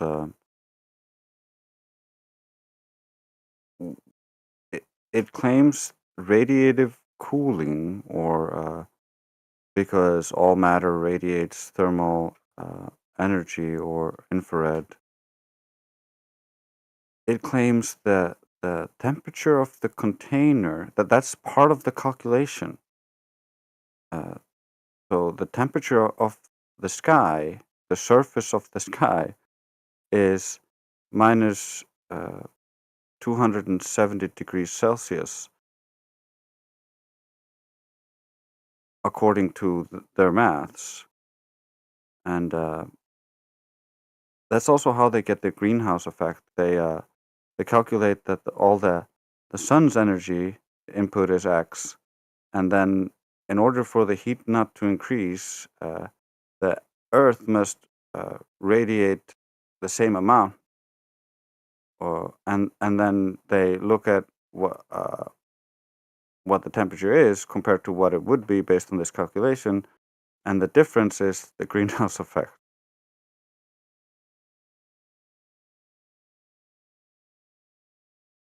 It was just so hilarious to me because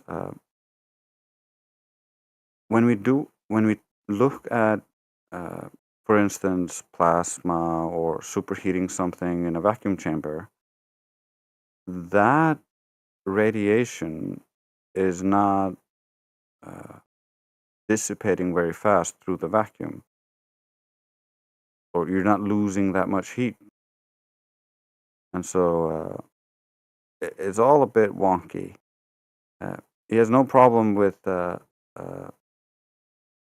understanding things in a container on the Earth, but when he goes up into imagined space, everything doesn't work anymore, and it's everything different.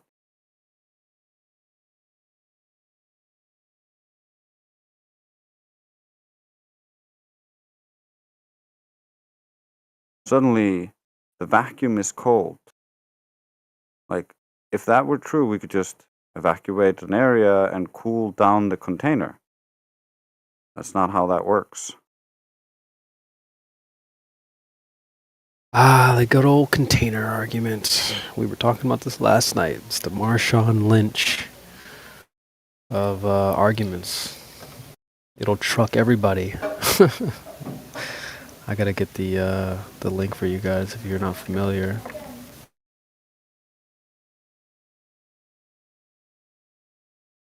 Ain't nobody tackling that argument anytime soon.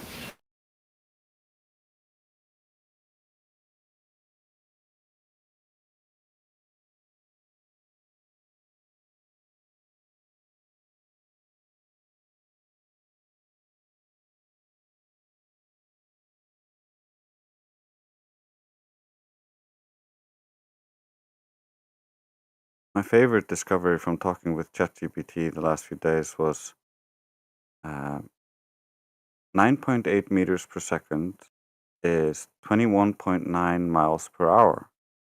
So if you imagine gravity is pulling something at that rate, and then the ball moves away at the same rate, according to the AI, the ball and the Earth should stay at an equal distance because they're moving at the same rate. The globe is supposed to be moving at 67,000 miles per hour. So none of the air should be able to cling on to the ball with, if I give them gravity, I could give them 10 times gravity. Would still not be able to hold the air, even if I give them the ability of gravity to hold the air. It's like, they don't got anything. It's so funny. Yeah, and they talk about gravity holding the air down and stuff like that too. It's like, why are you saying that? You don't observe that. When does that ever happen?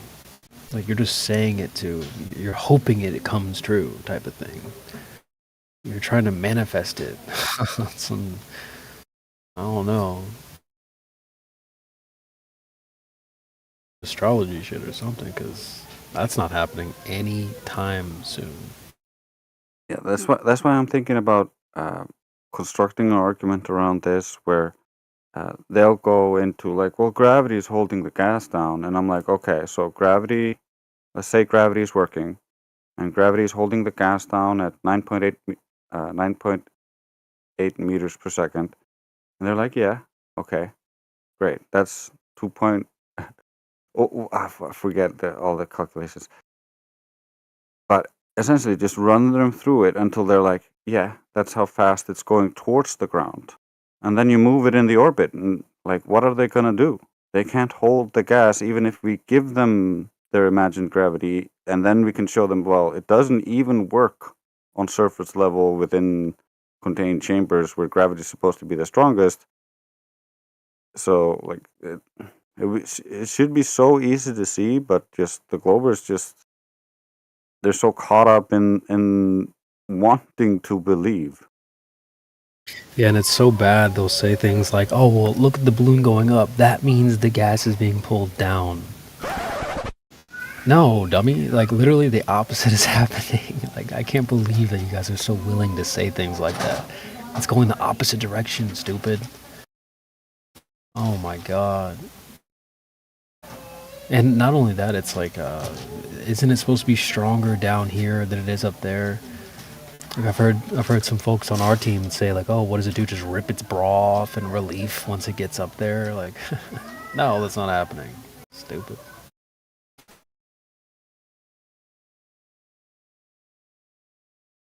That's why I really like my orbit argument, because gravity can't hold the gas hard enough to begin with, and if the globe would start moving in its orbit, then it would compress the air on one side, killing all life, and on the other side there would be complete displacement and a vacuum, and it would just completely leave all the air behind, and then everything would die.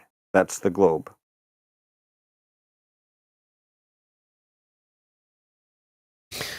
Yeah, when it comes to the gas pressure thing, yeah, they have like you could just literally flowchart their responses. We've heard it all. Oh well, if I had another Earth, then I could show you just too big to poop. Like, I mean, what that essentially is saying is like I would show you if I could just poof my proof into existence, then I would show it to you. It's like, well, what the hell is that? Oh, it's just too big, you know, maybe if we had another Earth. What? No, dude. That doesn't work either. I can't show you in a small example. I have to show you in another example, bigger. What? That's one of the weirdest things. I don't understand how they cannot understand that. Like, they're claiming the Earth is holding the air. They have access to the Earth, but they're like, no, I can't test it. I need another Earth to test it with. It's like I've heard them say this on multiple occasions, and my response is always the same. You're basically just saying, if I could poof some proof into existence, I would show you.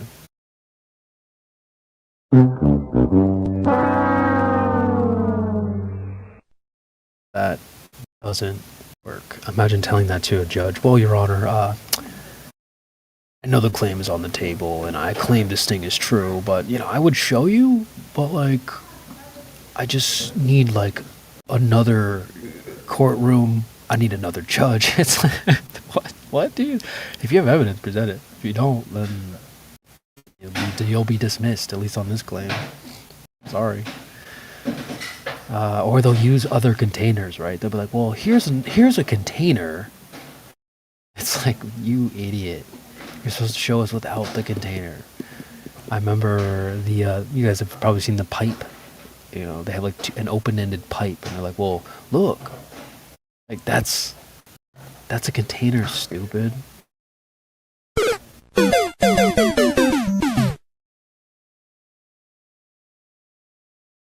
There's a meme in the meme channel I'll grab where someone posted like here it is. Let me put it in here for you guys. I thought it was so funny. Take a look at this. They say and the name is Space Exist. That's their name. How cringe. There is no container around the purple atmosphere. Look at that. Meanwhile, it's in this giant container.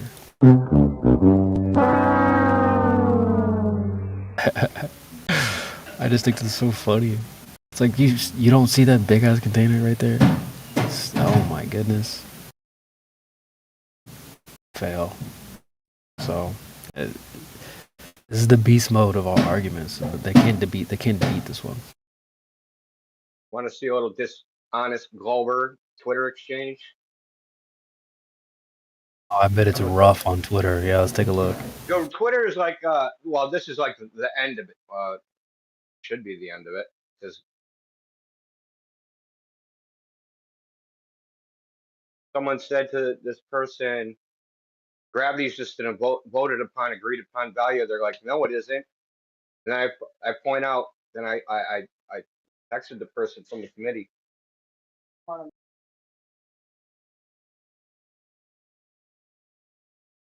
So I posted a thing. Look in the chat. 1 minute it is, 1 minute it isn't. I'll read it out for those who aren't looking, but it says the original thing from Surf Perzel, gravity is just an agreed upon average of the fall. No, it's scientifically evidenced. You said, well, this is awkward. Oh wait, maybe I'm reading in the wrong direction. She says it voted on the average. Gravity isn't exactly the same everywhere. I really don't get the problem or how you think this is in any way an argument against gravity. Gravity is just an agreed upon average of the fall. No, it's scientifically evidenced.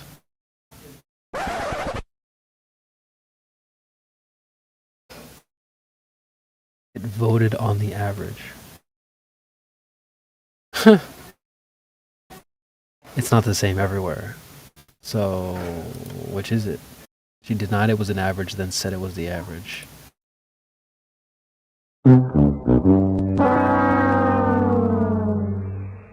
Yeah, they can't even keep their story straight, dude. I don't really get how you think this is a problem. Your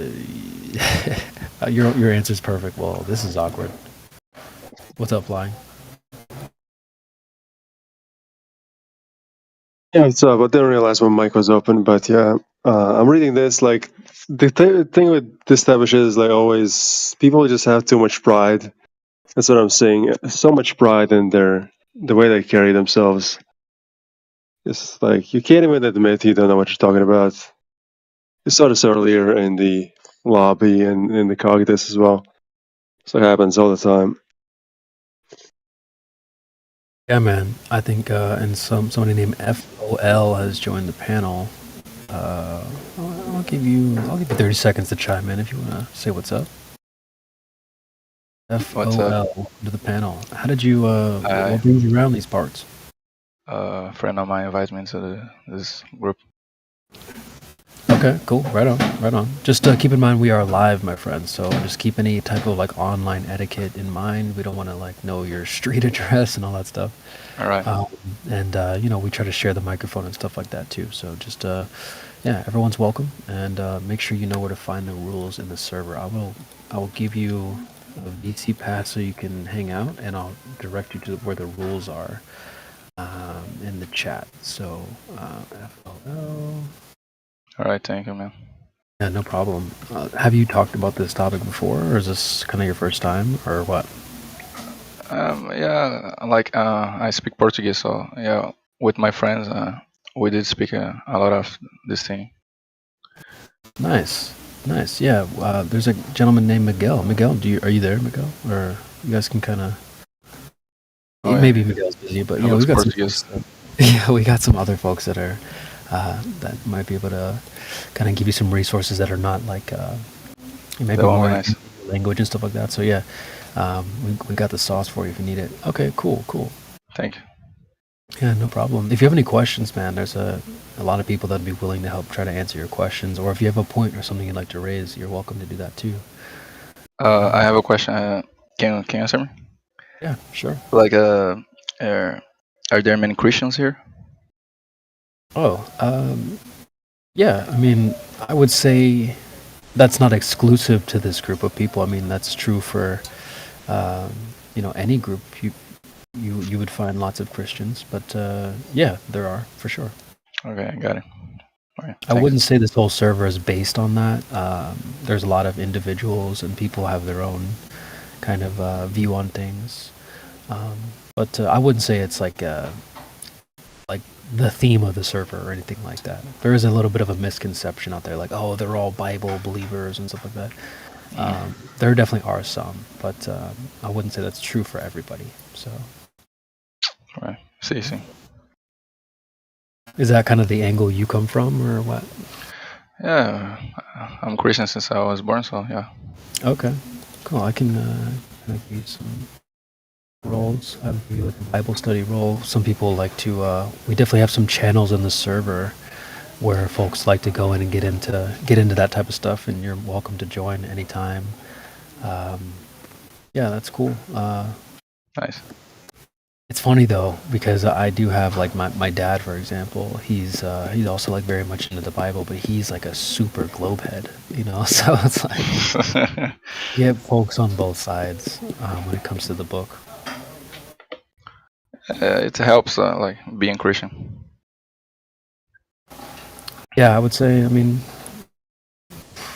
it can help and it can hurt for some Like people. some people say, like the Earth is a globe for to make you distant from God.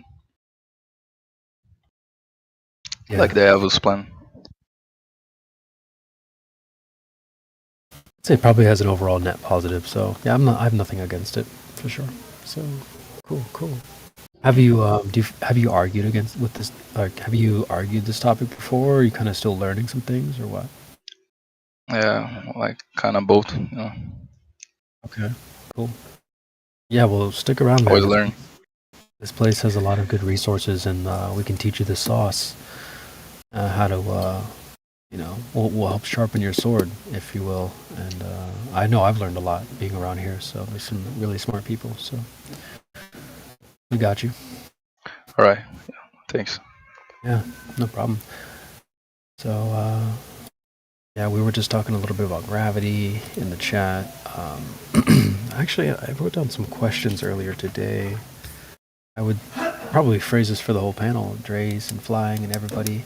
Like, But I wanted to ask something. I wasn't here when you posted the Marshall Lynch thing. I don't know much about American football, but I've seen this clip before in like a funny type of thing where the guy was saying stuff about carrying the team on his back and. Yeah. Oh, I'll put the team on my back. Yeah. That's so funny. Yeah. Get that clip too. Yeah, I mean, Marshawn Lynch, beast mode. You know, no one could tackle him. And then I put the team on my back. Greg Jennings. Actually, I'm gonna have to get that clip now that you brought it up. Hold on a second. Well, I gotta play it through the bot too. We gotta do this. I'll play both because they're both fantastic. Okay, I'm back. Let me Oh, go ahead. explain what happened. Yeah, go ahead. So she tweeted. So someone tweeted, "Gravity is not. Gravity is just an agreed upon average of the fall." And she says, "No, it's scientifically." Can't even read my own shit, dude. It's scientifically evidenced. So I showed her. So the 9.98 meters per second squared it was set as a standard back in like 1908 at a conference for some scientific conference. It was a committee where they all got together and they voted on it. Oh, it's 9.98 meters per second squared. So I showed her that, and then she tried to like back out of it, and then backed right into the other guy's position that she said no about. She ended up taking his position. So, they try to have it both ways. They're like they cannot be shown to be wrong by a flat earther no matter what. So they will literally, if the flat earther had the correct position, they'll try to take that position eventually. Yeah. They'll try to like endlessly tweet and try to weasel their way, like Zanuck does, into the other person's position. Yeah. Yep.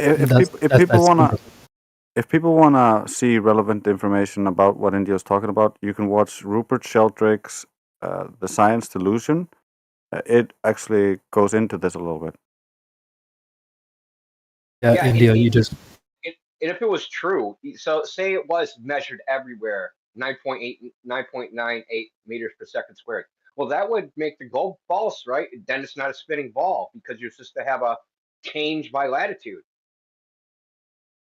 right? Because it's supposed to be less at the poles and or more weight at the poles. Centrifugal force. Yeah, exactly. So you're just throwing the globe claim under the bus without even knowing it. But everything that a flat earther says has to be wrong.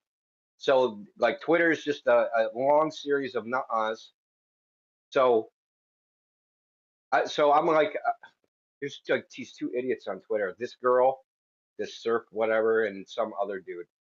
He just claims that everything is a fact, right? So he was saying that the sun does not change angular diameter, yada yada yada.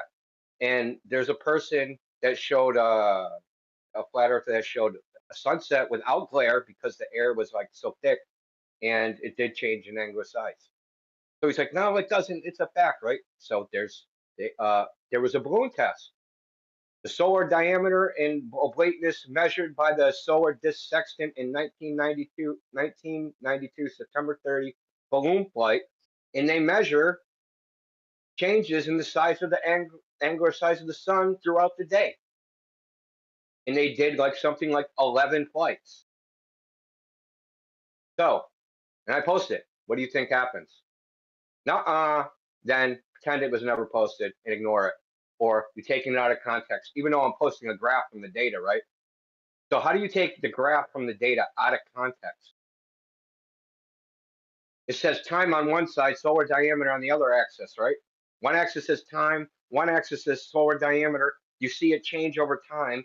You can't take that out of context.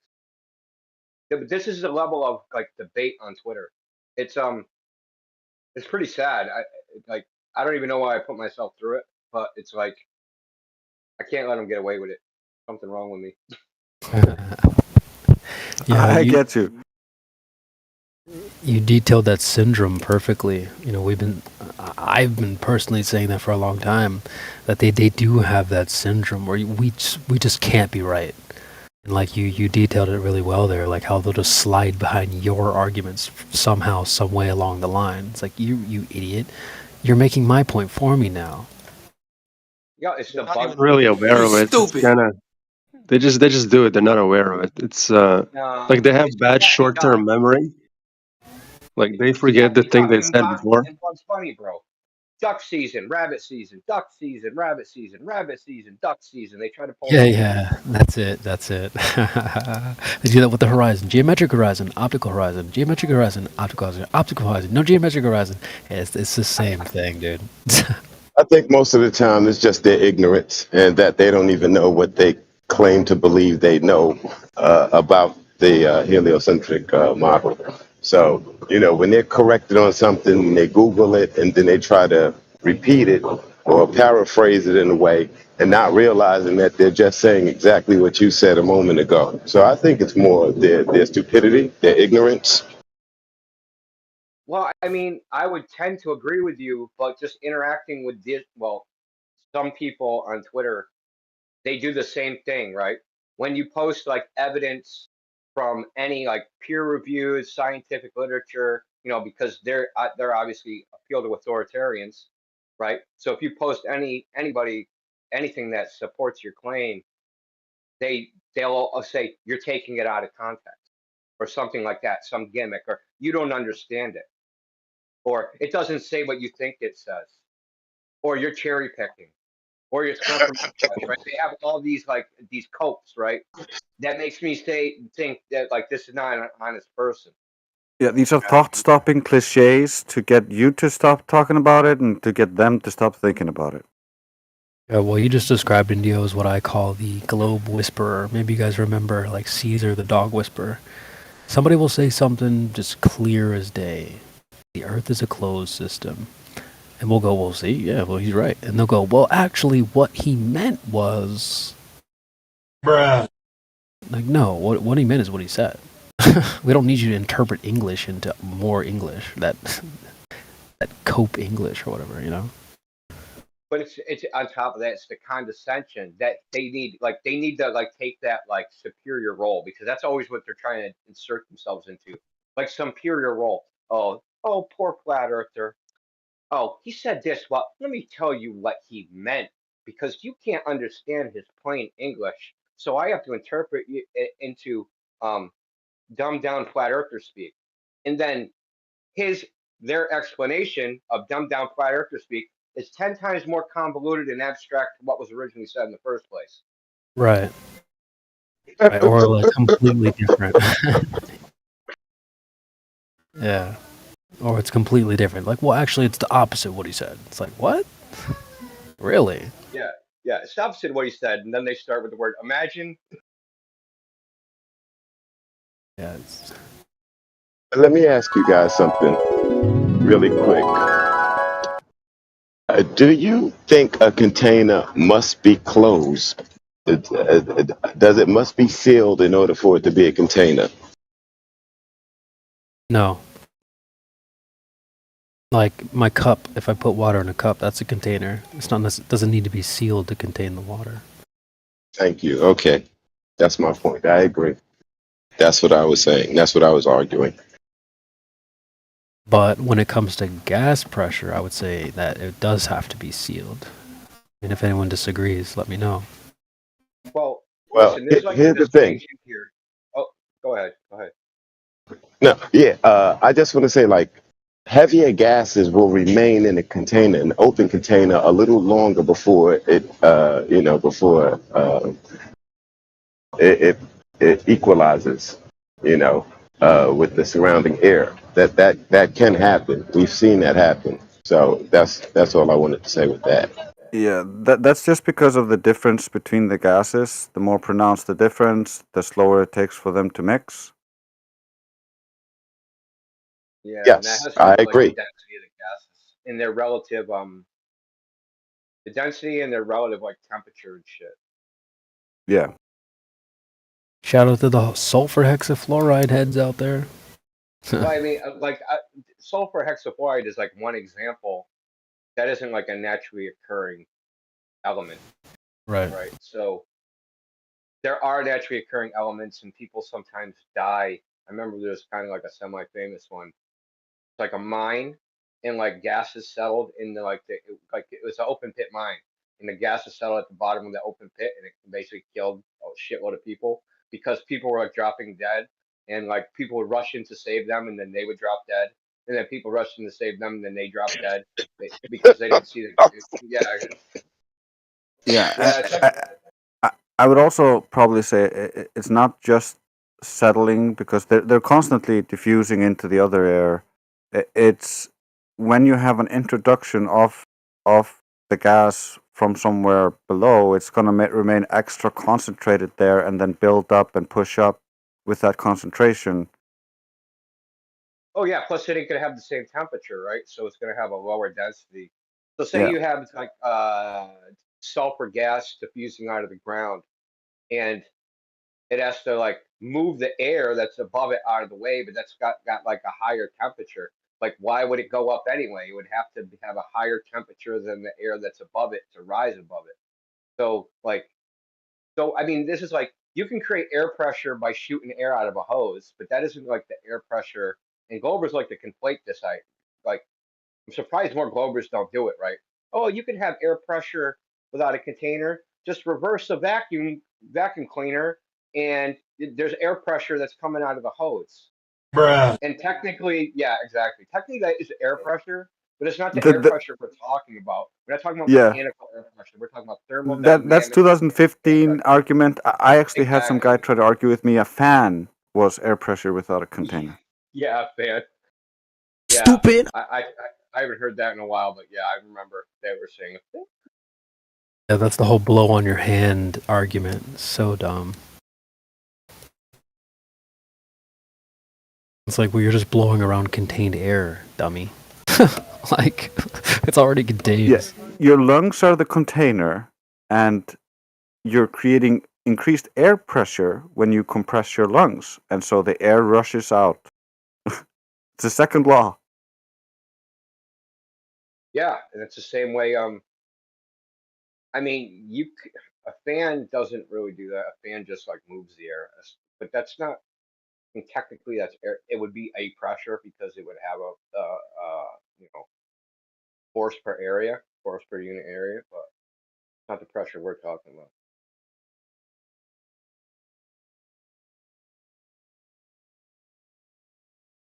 Just because it can be measured by the same units doesn't mean it's the same thing.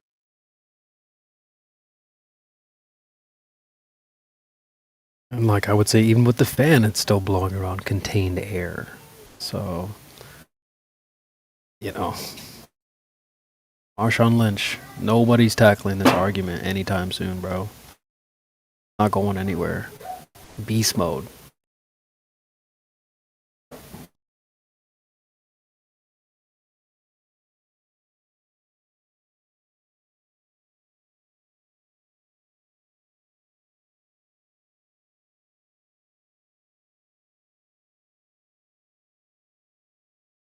I'm more of a Herbert Edwards We play to win the game. It's probably one of the most hardest, bestest players on the earth. This is why I say I'm one of the hardest niggas in Madden. I have one of the most best offense in Madden history. Look at this shit. Look at that nigga. Greg Genius caught that shit. This is right, last play of the game. But dog, earlier though, the nigga broke his fucking leg. How is he running with a broken leg? Look at this nigga holding this shit though. Dog, he put the team on his back. Dog, let's go inside the mind of a Greg Jennings. Dog, I gotta do this shit. I put the team on my fucking back though. My leg broke. I don't know how the fuck I'm running right now though. I'll do this shit for Madden. Oh shit, Darren Sharper, one of the most hardest hitting safeties in the league. But I put the team on my back, dude. Fuck it, you can't stop me. Cross the plane, touchdown. Greg Jennings, 49-20, man. Fuck with me. Fuck you, Gumby. Sorry, I had to do it for my boy Flying. But yeah, bro, that's how we are with the freaking all these arguments. Put the team on my back, dude. Across the plane. Love it. I'm glad you reminded me of that clip. It's been a long time since I've seen that. I'm not sure if that's the one I saw. There might have been a different one. There was also one, I think. There was something about his holding his phallus or something, you know? That type of thing. I don't know if you've seen that. Oh my. Maybe we can find it. Let me look it up.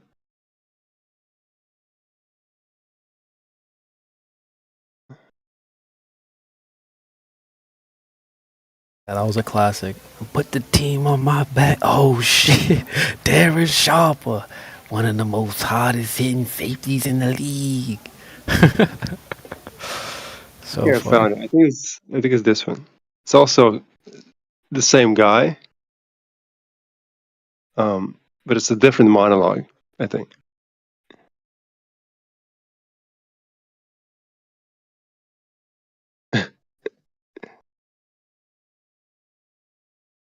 Yeah, dude. Okay, he's commenting on the play from Marshawn Lynch. Yeah. Okay, I see what you mean.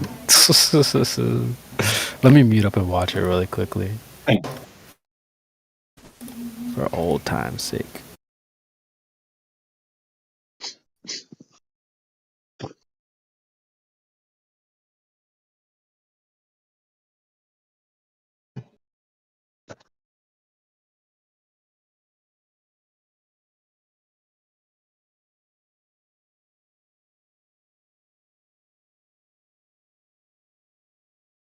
Oh yeah, I remembered it. Hold my dick. Yeah, dude.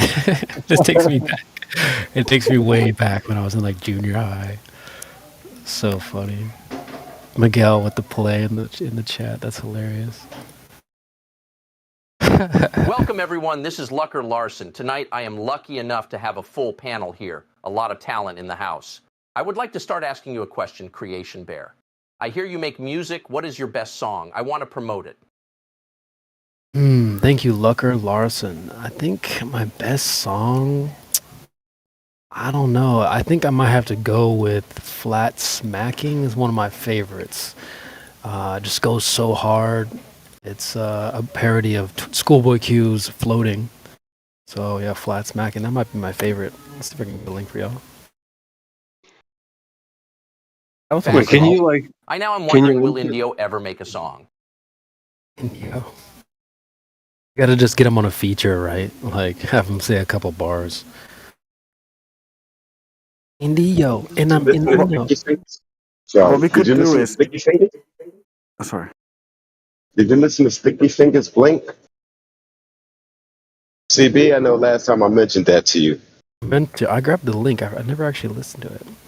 Oh man, you gotta hear it. He's soaking the truth, man. He's saying it plain. We should be able to take some. He said they call it a planet because somebody had to plan it. Nice. That's actually pretty good. You gotta check it out, bro. Should be able to Did just get some anybody? quality recordings of Indio and put them in a song. Yeah, that'd be funny too. I was wondering with the AI, anybody ever done this? Like when a Glober comes in, you just put the AI on and pretend as if it's like a real person and have the AI speak to him. Coming soon. That would be cool. Stay Because tuned. once we was in the VC check-in with Aether, and he was playing a bit of soundboard clips, and the Glober that was there, he was thinking that it was actually somebody speaking to him. It was kind of funny. Yeah, well, maybe we can I try could it. easily do that. Yeah, we should definitely try that out next time someone joins the panel. Dude, sometimes people they've thought that they've done it with my soundboard. They were like, they like start talking back to it and stuff like that. So that's funny. I think the trick to that is you gotta kind of anticipate a lot of the responses. I gotta clean out my current soundboard and just have one character in it. 'Cause currently, it's filled with all of my clips, and so finding a specific clip could be hard. Yeah, Drace, that's the magic of it right there, where you have to sort of like, your brain has to be like on algorithm mode. Like you listen to certain keywords and you go, okay, well, I'll respond with this. It's not easy, but I've done it before. I had like, on my old iPad, I had like 400 sounds at least. So I had a keyboard and I would use the keyboard to search up terms because I knew all the sounds. I could kind of, instead of scrolling through 400 sounds, I would search them up. And so, yeah, I would, and then like people would be like, "How do you do that?" So it's just you kind of let them alley-oop you the sound. Drace is getting really good at it though with your soundboard, so I'm impressed. So yeah, and I like your little AI thing. I think it's really funny. The Lucker Lawson, it's really good. Although maybe we should change it to like Wucker Walson because the kids. I think I was telling you before. These days the kids everything's L or W. W Drace if you like have a good argument, or if you say something stupid, or like somebody says something stupid, it'll be like, oh, L Drace. So, or they'll just change the first letter of the name, like Lindio or Windio, right? So, Lucker Lawson makes it seem like he's like totally losing, but I do like it. I think it's hilarious. Well, he is a globe believer, but he's just like listening and trying to talk to us. So, yeah. Shout out to Tucker though. I haven't really like followed him too much. I do remember he did the interview with Tate, and I thought that was pretty cool of him to like kind of give him a platform. I know a lot of people are like anti-Tate. yeah, I've watched a few of his interviews. They're pretty good. I really like him. That's why I cope with his voice. Yeah, I kind of like him too. He's a funny guy. His laugh, he like cackles really hardly, and it's kind of funny. It can be a little awkward sometimes, but I think he's hilarious. I do like him a lot. Yeah. His interview with Tate was really Tate good. If you haven't Paulson. seen it, it was very Is good. your brain exploding? Yeah, exactly.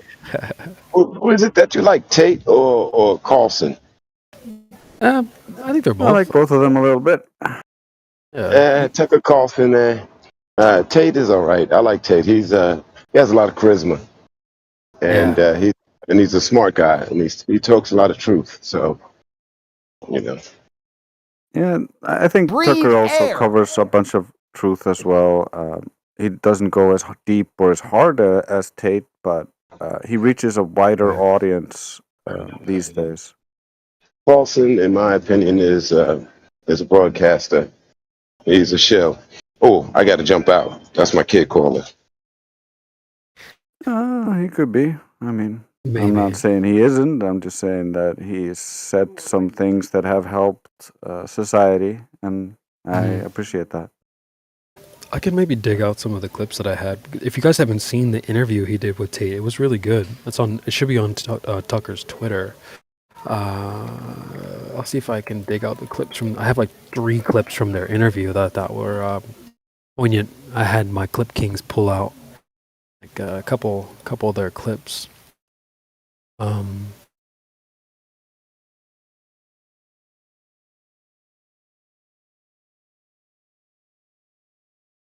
In my opinion, he's the type of person that's kind of doing the master of the second veil stuff, where one of the hands is showing and it's doing good deeds, but the other hand is hidden in the breast pocket there, behind the scenes, with an ulterior motive. So I see it.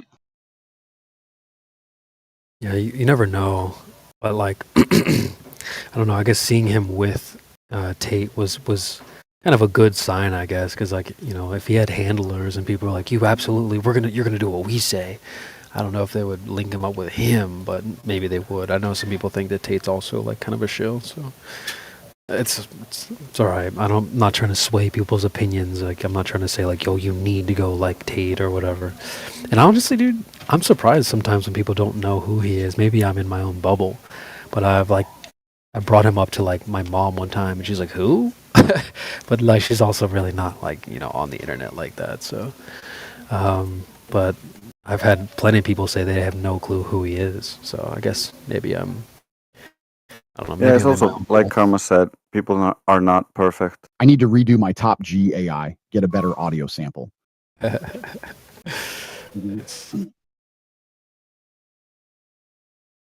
His voice is unique. Probably would be cool to have on the soundboard.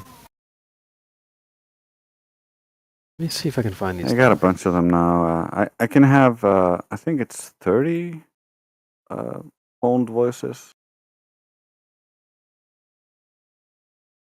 Yeah, I can have 30. I have 7 right now, and then I can have one that's super good, and that's supposed to be my voice. Ooh, okay. What do you do? Like, you don't have to reveal your secrets. But are you That's typing?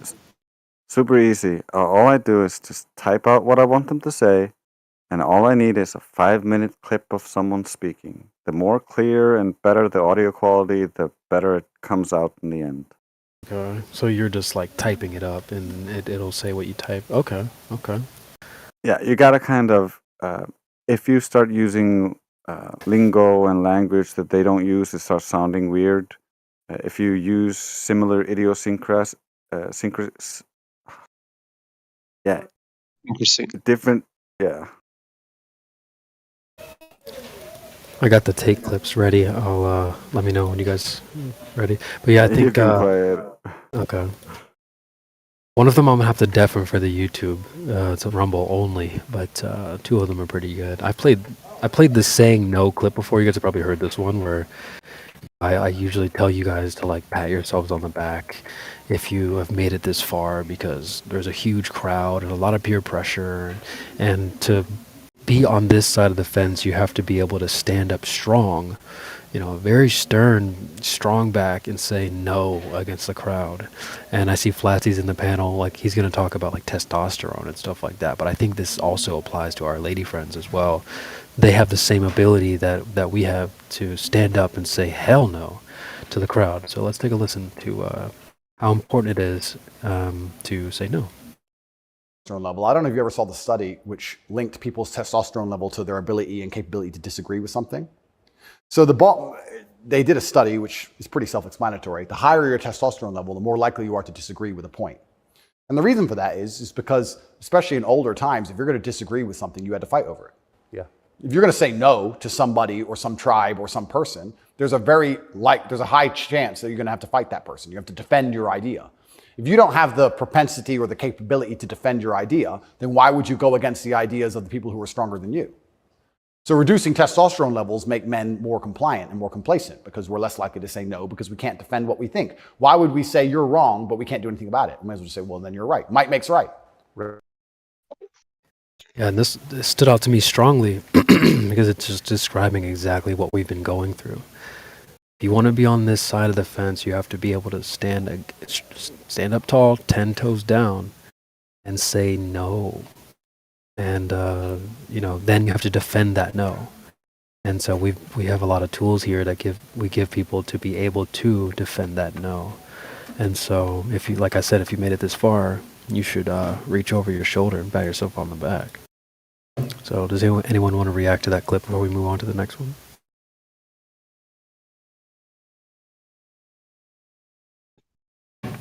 No worries at all. Next one's more about well, let's just take a listen and we'll react to it afterwards.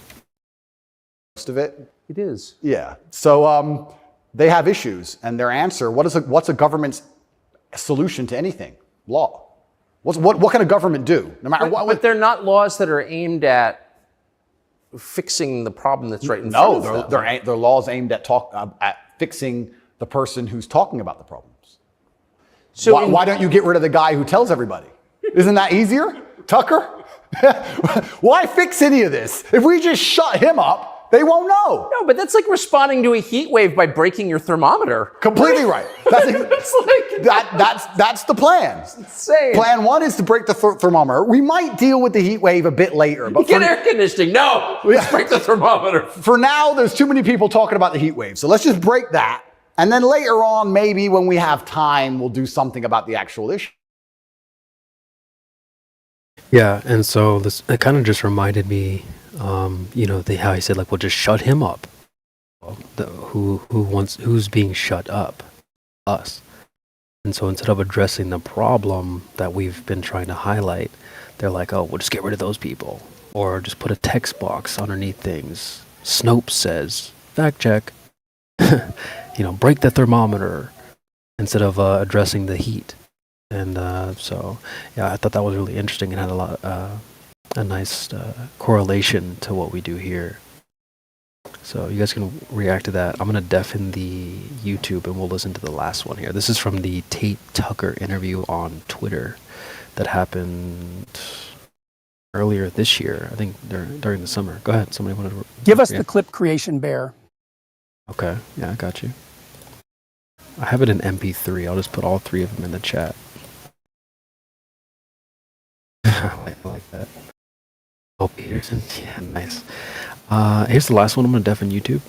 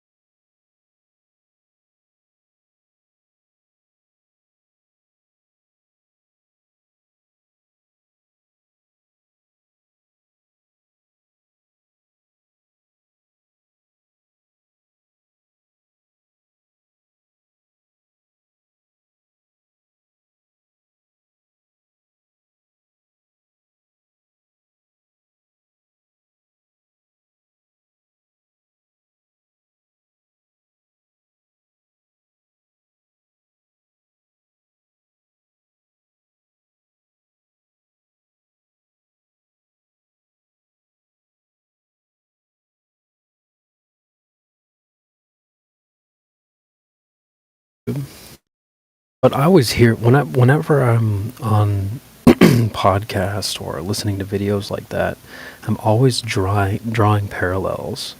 Because clearly he's not talking about this subject that we talk about. But you can, if you're listening closely, you should be able to hear some of the parallels. I've been typing in the chat to sort of draw them for you. But I know what you mean. Yeah.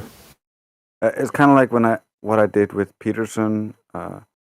I took a video of him talking about the progressive left and or the authoritarian left and Trudeau, and made parallels with how the anti-flat earthers act, and it was pretty interesting because it's basically he made my thesis about the anti-flat earthers, but about someone else.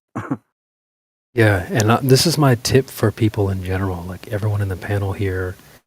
If you're listening on Rumble or YouTube or whatever, you should do this too, because like you will also come across content where it might not be a direct, they're not talking about this subject, but just like how when I watch Fresh and Fit, all the time they'll be talking about something else, and the parallels are there. Like for example, I love the clips where the girls are like, "Oh, you're a misogynist," and the guys just simply ask, "Well, what is misogyny? Define it." And they're like,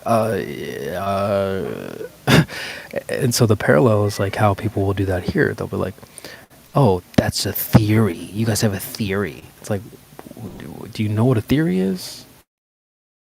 Or experiment or science or any of those other words. And so my tip for you guys is to kind of do the same thing. When you're watching your shows and your podcasts and stuff like that, when you find those parallels, clip it and let's talk about it. It's a good way to make content for the stream. Not everyone's talking about this subject. It's still a little bit taboo. So when you find clips like that, it's a good way to flesh out these ideas a little bit further. So yeah, that's my recommendation. I do this all the time. I have tons of Fresh and Fit clips, these Tate clips, Tucker clips, Dre says Peterson clips. There's a lot of ways to talk about this subject without talking about it directly. And yeah, so I would definitely recommend that. Let's take a look at the last thing I was typing in the chat though. He says like life is easier if you just listen to what the TV says. Doesn't that sound a lot like our friends on the other side of the fence?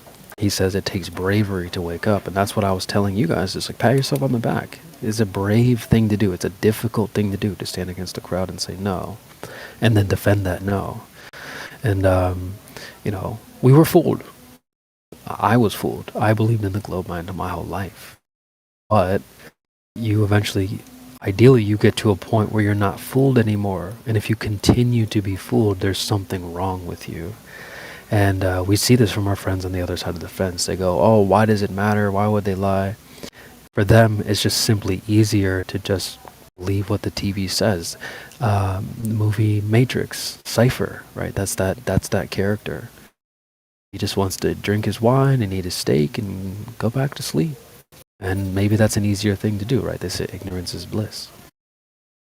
One of my favorite clips that I play from time to time is a song from this guy named Dally Austin, and I'll play it for you guys, where it's just a short one, but he's essentially saying, what if the line is like, pray that I keep it honest, but what if they say I'm crazy? And his response to that is like, forget it, I'll never change. And I love that. That's kind of what happens here, is like you stand up and tell the truth and people will call you crazy. And are you willing to take the heat? Are you willing to take that flack? Clearly a lot of you have.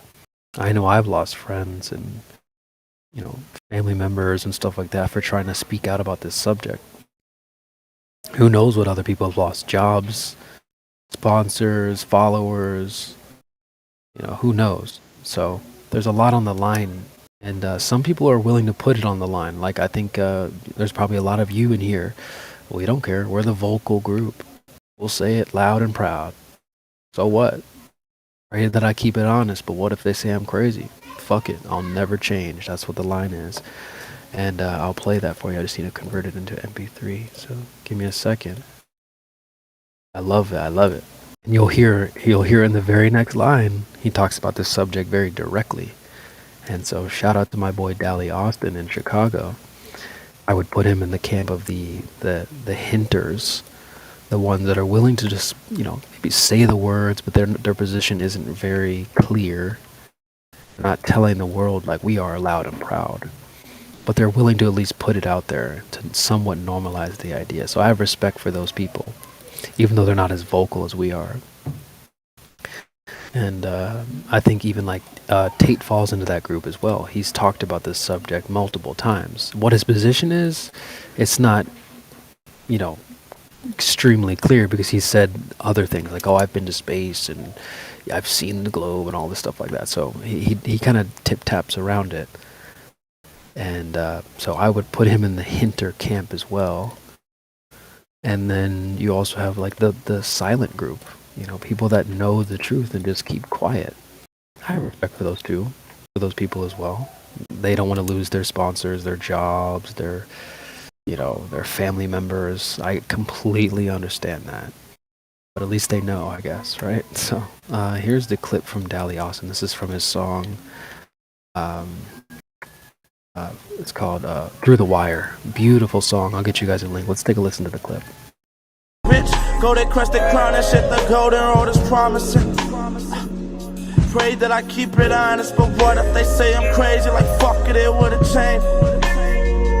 Like Kobe, I got an 8 for you, you pray for me, I pray for you. They say the word 360, but what if it's flat? Breaking down, I'm breaking too. Say you wanna change, but keep changing it back. And you can see in the thumbnail there, the horizon, the nice horizon there. So shout out to him. Really nicely done. But that song is beautiful. It's gorgeous. Produced by On God in Chicago. Really, really love that song. And I will add to that as well. There's a site called genius.com. Used to be called Rap Genius. And you can go on there and look up the lyrics to songs. And oftentimes people will annotate and say what the lyrics mean for those that like don't really know. And then like they also leave it open for the artist to go in and annotate it themselves, so you can hear directly from the artist what they meant when they said certain things. And so he actually highlighted a line about you know, they say the world 360, but what if it's flat? He actually comments on that himself, so I'll get you a screenshot. You guys can hear he had to say about that line, what he meant by that. So let me screenshot it for you.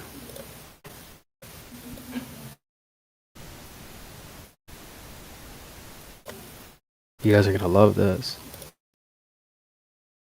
This is what he had to say about that line. Fact is, the world is actually 360, but from our human perspective, we can't see that it's round. What if they're lying and the world is flat? I don't know, just a thought. See, now you see how he's kind of hinting at it, but he's not like B.O.B. and like you and me. He's not like, yep, it is. Don't care what the repercussions are. So, yeah, shout out to him. Yeah, that's cool. I'm playing around making things.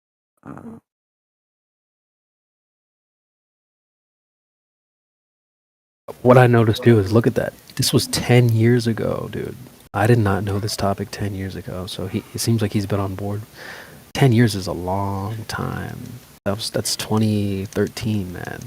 I didn't even hear about this topic until 2017, so shout out to Dally Austin. Go ahead, Trace. Here's my idea. So let's say somebody says something like, well, boats go over the horizon. So to help me understand and to state it in a simple logical syllogism, if the Earth is a globe, boats would disappear bottom up. We see boats disappear bottom up. Therefore, the Earth is a globe. Is that your argument? And they'll be like, yeah. The argument commits the fallacy of affirming the consequent, because it incorrectly infers that if a certain condition, Earth is a globe, is true, then a particular result, boats disappear bottom up, must follow. However, just because the result is observed, boats disappearing bottom up, it does not necessarily mean that the condition is true, Earth is a globe. This argument is logically invalid. That's awesome. Yeah, I'd love to hear a response to that. That's very good. What I dislike is how that argument is attached to a straw man also, because they're not really trying to make a case. They commit the fallacy, like Tucker just pointed out, or Lucker. But it's also attached to this idea that, well, if it was different, something else would happen. That's where the straw man comes in. So it's like a fallacy on both ends. Right, the original fallacy is what? Affirming the consequent, right, Trace? And so the other one would be a straw man. Well, if it was the other way around, we would see this like blah blah blah blah blah. It's like, well, no, we wouldn't. We'd see the exact same thing that we see now. Yeah, that's one of the biggest issues when we're talking with very zealous globe believers is they don't just use one fallacy, they generally use many. And so when you're dealing with many fallacies woven into one, you're like, well, what? Much harder to decipher it. That's why it's oftentimes nice to just like focus on one aspect of it, because if it's logically fallacious in one aspect, he needs to rephrase it. Yeah, we talk about. I came up with the role claim stackers. I guess we'll have to make a new one for fallacy stackers, because they do that too. Stack fallacy on top of fallacy. And I will admit that when I had a friend many years ago, it was like 2013, 14. He was like trying to teach me what a fallacy was, and at the time I was like, no, you're using fallacies. I just didn't even know what I was talking about. I just tried to spin it back on him. I was like, no, that's a fallacy. What you're saying is a fallacy. And I had no idea what the implications of what a fallacy was. So I wonder if that's true for a lot of these people as well. They don't really understand what a fallacy is, or at least they don't understand the implications of using fallacies. So it took me a while to learn that, It was all that time ago. I was like, oh wow, I don't care if you say I'm using fallacy, so what? That's a fallacy for you to say I'm using fallacy. I was like throwing it back in his face, and I feel bad. But now I know the importance of them and how to avoid them. Truth in the chat says, what about when the boat is coming towards you from far away? What do you see first? Well, the same thing in reverse. You see the mast first. If it disappears bottom up, and the bottom is disappearing first as it's moving away, the last thing you would see is the top. So as it's coming towards you, you would see the top as it moves towards you. But then the straw man is that, oh no, it would just disappear, like fade into existence. So it's like, well, no. Why would it do that? Oh, it's worse than that, man. They'll say you would see it until it fell off the edge of the earth and other ridiculous shit. Bruh. Yeah, they tell you that we wouldn't have any night because the sun would shine forever, even though the light attenuates and is almost gone by the time it's setting at the horizon. That's why when it's scattering, it's red, because the visible light is about to scatter out of the visible wavelength. But no, they won't accept that. No, you would see the sun all the time. The world would be different. That's why it's wrong. Yep, I hate that with a burning passion. Look, this is how far gone they are. I actually had Glovers say this. They think the horizon is the edge. This is what they think we think, that the horizon is the edge of the earth. And if a boat sailed away, we would see it forever until it reached the horizon, and then it would fall off the edge. I've had Glover say this to me, and literally stupid that would be the case. That's what you would observe. Like I don't even know what to say to that. It's like, why am I even talking to you? You're obviously like you have like brain damage, crossed wires, something. They're not even thinking about it. That's the thing. They're like they're not thinking at all. They're just saying stuff. They haven't given it much thought whatsoever. Right. Just kind of making it up as they go. Like whatever our stand is in their mind, they just make it up. I guess if you believe that you could see a star a trillion of miles away, that you believe that you'd be able to see forever if the world was flat, they're presuming. Right? And so I guess that's their starting point. So I give them a little bit of leniency because they think that they can see stars. They think that stars are trillions and light years and all of this other jazz away. So they think they can see forever. It's just so retarded because it's so contradictory. On one hand, all the light is bending down. On the other hand, you would see forever? How does that work? Also, everybody has experienced fog in their life. They've seen that the air can, over distance, kind of compound and create a barrier in the vision. So, I mean, how do you not extrapolate that actually happens in reality? You can't see forever in a horizontal. It's just like so obvious. CB soundboard will say, stupid. Yeah. Yeah. So you guys, have you guys seen the windmill, that windmill cutoff image? Yeah. I'm sure you guys have all seen that, right? Yep. So there's lots of problems with that, but I'll just get into one major one, right? So you can't see the bottoms of some of the windmills. Okay. So, but there's part of the image. There's like one blade of the windmill floating in midair. You can't see the other two blades, and you can't see the shaft, but you can see one blade of it floating above the horizon. Where's that windmill? Like, why don't we see that one, right? This destroys the whole premise that, oh, we would see it, but the reason we can't see it is because it went over the curve. So, needless to say, the person that uploaded that image to Wikipedia, if you click on him, he claims he speaks fluent Klingon. So, yeah, from Star Trek, that Klingon. In other words, he's deeply invested. So far, Still an from a television show. In other words, he's clinged on to some bullshit.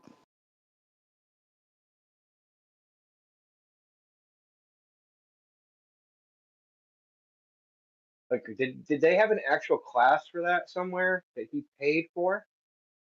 And he went and he learned to speak Klingon? And then he goes to Star Trek conventions and speaks Klingon with other people? Like, I wouldn't put it past these guys. yeah, dude, I think we need a wellness check.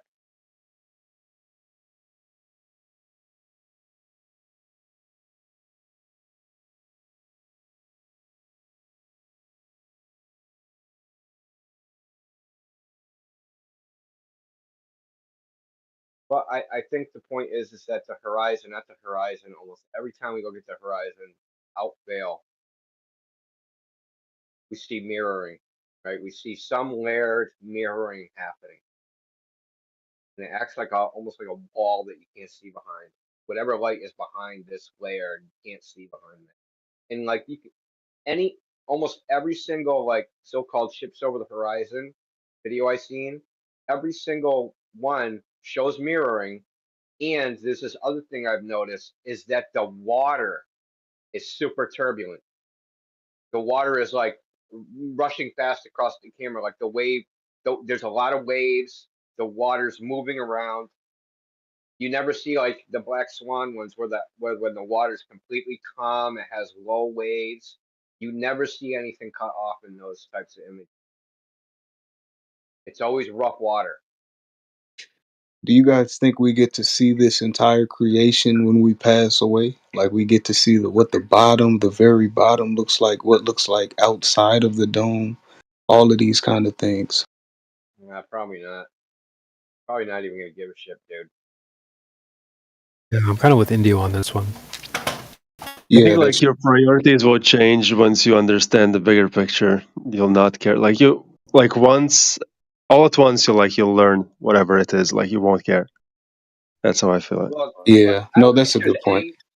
yeah, well, I don't think there's any religion or whatever that said, oh yeah, whatever the shape of the earth is, that's really freaking important, right? It's like you need to know this. Like we need to figure this out for your salvation, for you to go to heaven, for you to improve your karma, for you to be in reincarnate. Like no religion says this. It was, the Enlightenment Western Europeans that, claimed that this was some knowledge that everybody needed to have, right? That this differentiated the backwards, uncivilized third world from the enlightened, smart, advanced other people, was whether you accepted this globe idea. They made that differentiation, and they used it to justify, all manner of evil back in the 15th, 14th, 16th century. They go to some place like, oh, these are a bunch of flat earthers savages. We don't have to treat them like humans; they're just animals, right? So they would say, yeah, there is a globe, and they'd be like, yeah, right, and they'd be like, okay, you're dead. But no primitive religion or even advanced religion ever put any like importance into what the figure of the earth was. It's not really important. What was important was the stories and the human relationships and the morals and all that stuff. Not like, yeah, they had creation stories and because people are curious about that stuff, but it wasn't intrinsic to what's going on. Whereas in the globe religion, the Earth being a globe is intrinsic to the entire cosmology. Because if the Earth isn't a globe, the entire cosmology does not exist. It's founded on the idea that the Earth is a specific shape, right? And then everything in the sky is another shape. Because those are all some shape, then the universe must have some particular uh, creation story. And that within this creation story, only one possibility can exist for only one sequence of events can exist for the creation of life. Randomness. So there's a whole story founded on one idea, the shape of the earth, whereas no religion is founded on geometry. Which is, you got to think that that's the weirdest religion too, having like a religion based upon geometry. Didn't they like kill Pythagoras over that stupid shit? It's such a weird religion that you don't even realize you're in it. You're not aware you're subscribing to it. That's how most cults actually work. If you look into cults, you'll see that many of its cult members have no idea it's a cult. They tell everybody, no, it's not a cult. They argue with their family members, no, it's not a cult. I tell you. But it is a cult. I think it's a shame to live life and not know where you are, because when you know where you are, I feel like it adds a different kind of significance to being a quote unquote human, because that's just a word they made up, you know. But it adds a different kind of significance. Like you don't really believe that aliens are on different planets and that there's other life outside of it as much. You know, you just kind of amazing when you think about it. We're just here. Like, I don't even know how to put it in words. You're right, but if everybody actually realizes this, then they can take it for granted. It's very easy to take it for granted. So maybe that's how you get the wool pulled over your eyes if you take it for granted. You know, you don't actually like realize it's something you can be deceived about. As far as what India was saying about in the past, if that was the case, people were not aware that it was something that they need to protect, not to be misled about, because they just like, that's what it is, don't take it for granted. Yeah, they Yeah. didn't make a big deal out of it. It wasn't like, and here's the other thing, like there's a lot to be said of not being able to figure out where you are, because that's the way life really is in reality. We tell ourselves that we have control over things and events, and we really don't. Right? That we have some power to dictate like our lives. Any one of us can get, smashed by something or have a sudden heart attack and drop dead right now. We're totally not in control of major aspects of our life. And if you're unaware of like where you are truly in reality, in that there's no chance of you ever figuring it out with true comprehension, it's a humbling, right? And it kind of gives you like I don't know, it's hard to describe. You kind of sit back and watch the movie rather than try to control what happens. Yeah, exactly. Like it makes you I don't I'm not saying like submission is the wrong word, is kind of like almost like accepting your fate. It's like getting like, here's your cancer diagnosis. You're gonna die in 13 minutes. Like, and you like, and it's true, and like you have to accept your fate. But like people that get like shot in war, right? They don't. People just don't shut up like on TV, right? You'll get a fatal wound. You're not gonna die for 5 minutes, and you have to accept your fate. Only like we have a longer amount of time to accept our fate. And if our fate is we're in a realm which we can't comprehend, that gives us a more realistic viewpoint on life, and then you can, like, I would say, enjoy things more fully than you would thinking like, oh, this particular thing I tried to control and make happen, that didn't happen, and now I'm depressed about it, or I'm disappointed, and all these things. Like, instead of, you realize that you had very little control over the outcome anyway, you'd enjoy the process more than the outcome. Yep. It's also, you can see it with the nocebo effect and the placebo effect. If you think positively, you have better positive outcomes physically because you affect your own physiology with your mental states. And so if you think negatively, you can create the symptoms of disease without actually having the disease. You can literally kill yourself with just negative thinking. I've also seen research, social experiments where lucky people are usually people who consider themselves lucky.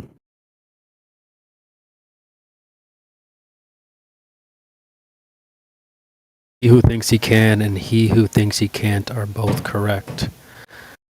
And I like what Indio's saying. It's like the further I get into this thing, the more I realize I don't know. And honestly, the more I think it's complicated. I think people present this really simplistic idea. Oh, it's just ice out there, nothing to think about. I don't know. I'm starting to wonder if there's way more to it than that. Could be wrong, but Yeah, it's not Speculation Sunday, but here's one of the many ideas I considered when I was trying to construct models for the world. If the world is fractal, so that there's a whole other world in the north and a whole other world in the south, that would explain all the nonsense from the Freemason who explored Admiral Byrd, who went to the north and went to the south. And in the north, he claimed that he found like a whole other area. So it's all interesting, but I can't take that as something I can build on because it's just hearsay.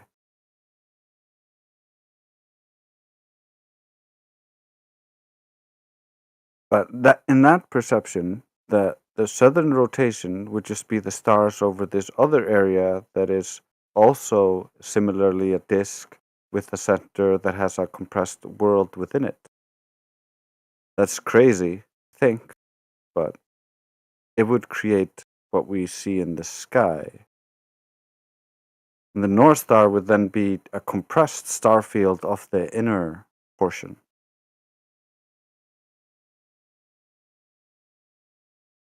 It'd be nice to fly some drones to the North Pole and the South Pole. If only we could.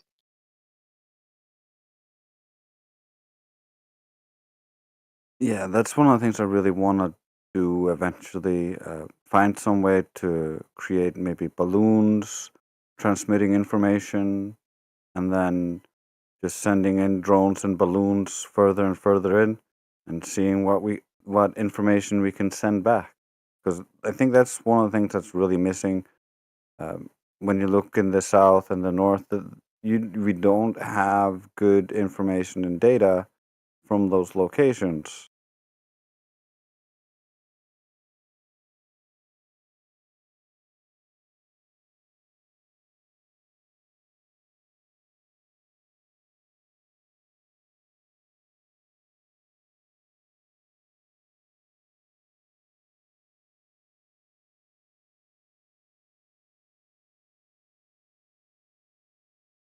One of the biggest issues with drones is they can't carry a big enough battery to last really long. But if you combine balloons and drones, all of a sudden you might be able to get them pretty far, and you might be able to control them pretty nicely.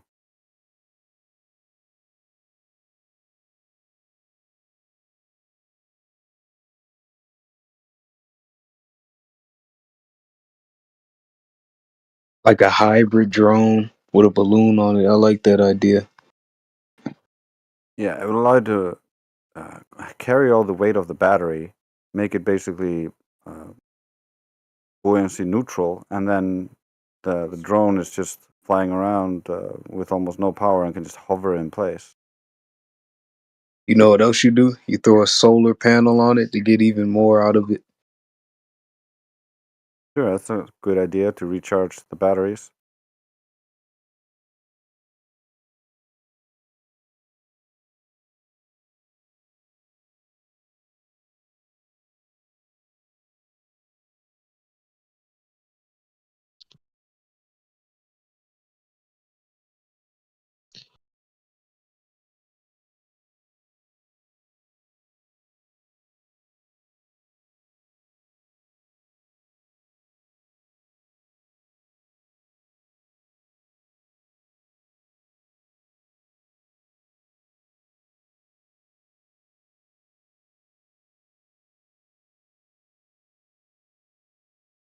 How are you doing, Creation Bear?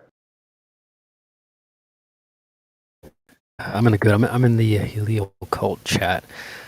There's some absolute weirdo in there, but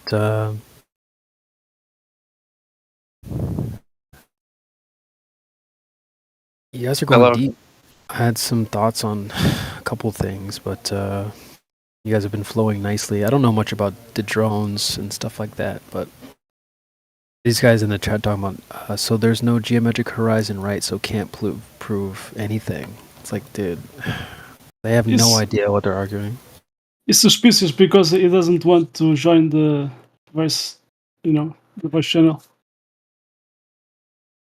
I like how considerate you are, and you put a space between each of your sentences to give them a chance to understand. Just so it's not cluttered. I'm trying, man. I wonder if they don't even read it sometimes. But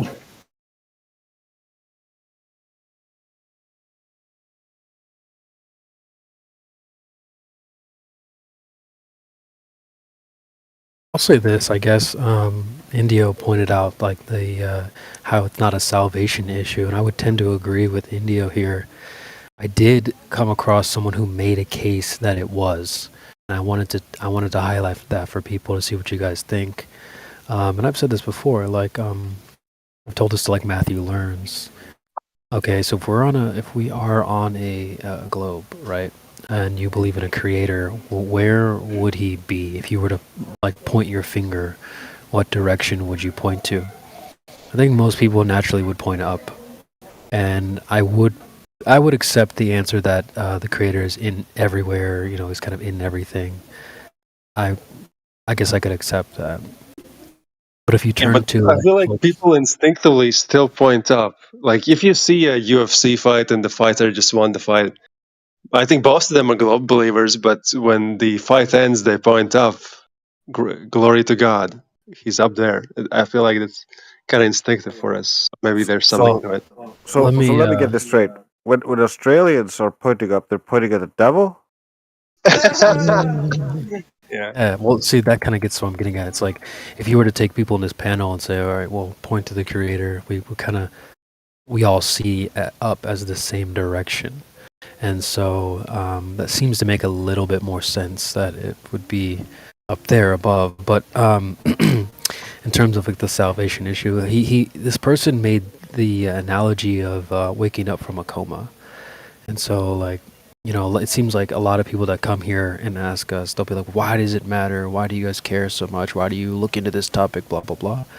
And his analogy was like, well, say you you woke up from a coma and you wanted to like get out of there. You needed a ride. Someone needed to come pick you up, and they call you and they ask you, hey, where are you at? And you're like, well, what does that matter? It's like, well, can you give me some landmarks? Like I can help. I can come get you. You're like, well, I don't see why that's important. And so, like, he was making the case that it was a salvation issue. If you want to get out, then you're gonna need to know where you are. And so I thought that was a really interesting case to make. And but Indio made kind of a case against that. And I would tend to agree with him there. But I did want to just highlight that kind of the other side of that for people, and just to kind of give you something to think about. So.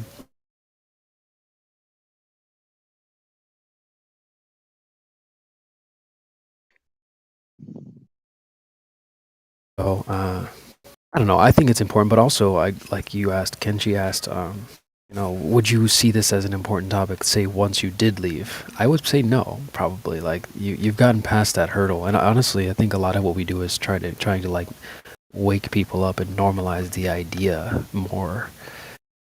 We barely get to sharpen our sword on this topic because we spend most of our time educating people. You made me think of something. Kind of like Fresh and Fit has like these questions. When you have a global creationist, you just ask him like, "Oh, so you believe in God?" And he's like, "Yeah." And then you're like, "Okay, so where would you point?"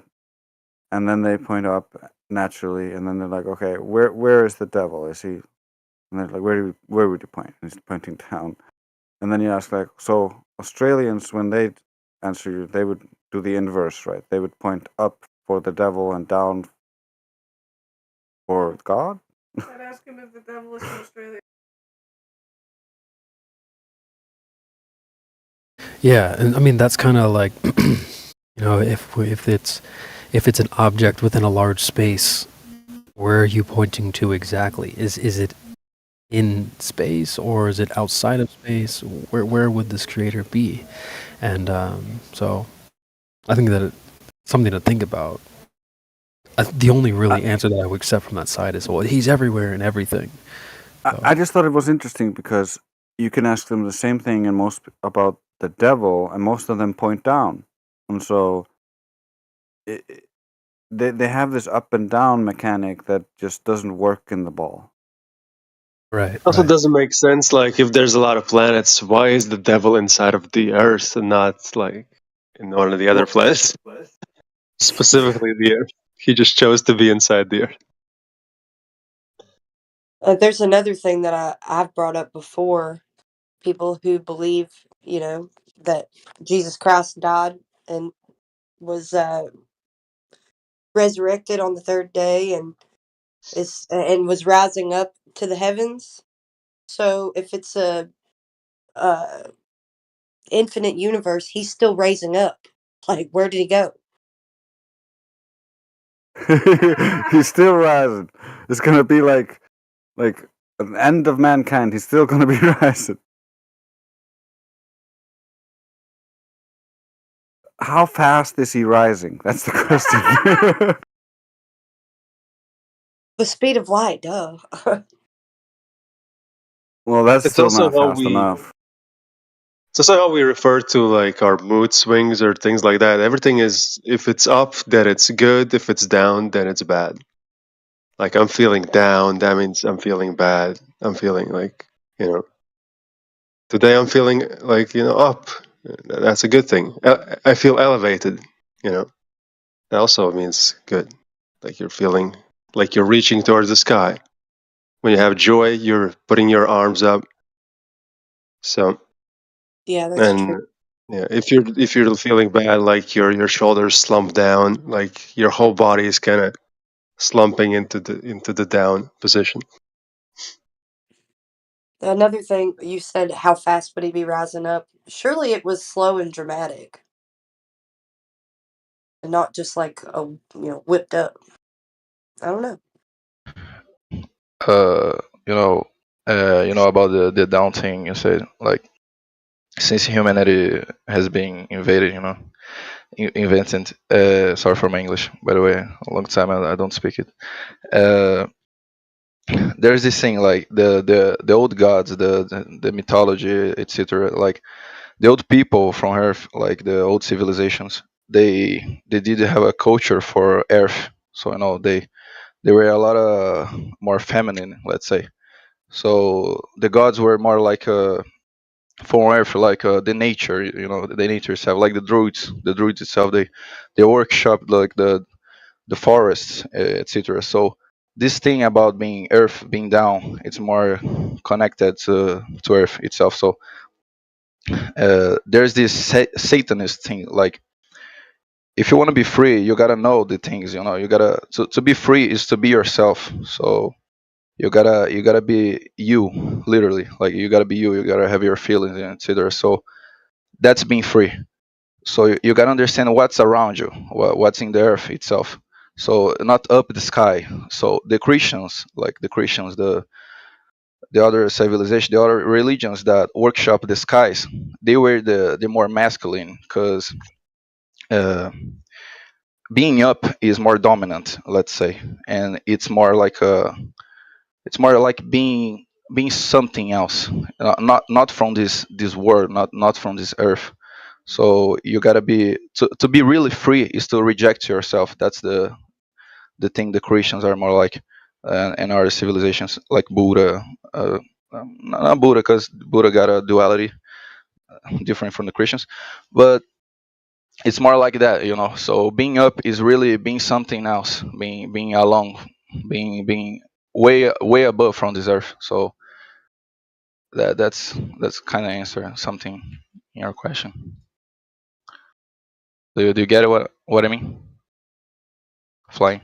Like Kind of, you kind of from covered a time to lot. time, like from time to time. Now we workshop the sky, like instead of the earth. The civilizations that worship the earth, they did fall. They no longer exist. Actually, the Satanists, it's kind of secular thing. So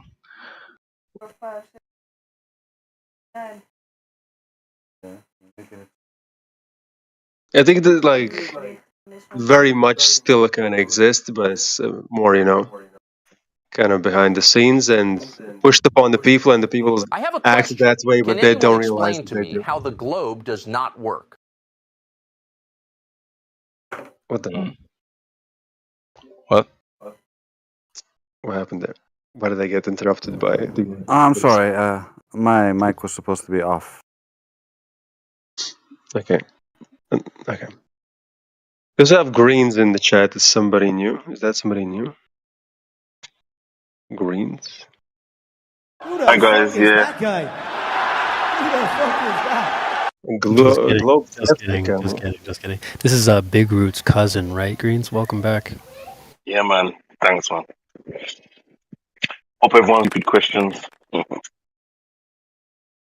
Yeah, good to have you. Big Roots is a cool character around these parts. So if you're his cousin, then I assume you're also cool. So good to have you with Thanks us. man. Nice one bro, nice one.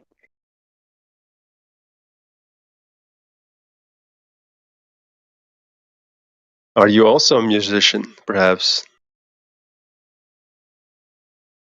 In some ways. Used to be many moons ago. Yeah, many moons ago. Many moons ago. Part of the DNA. Yeah. All right.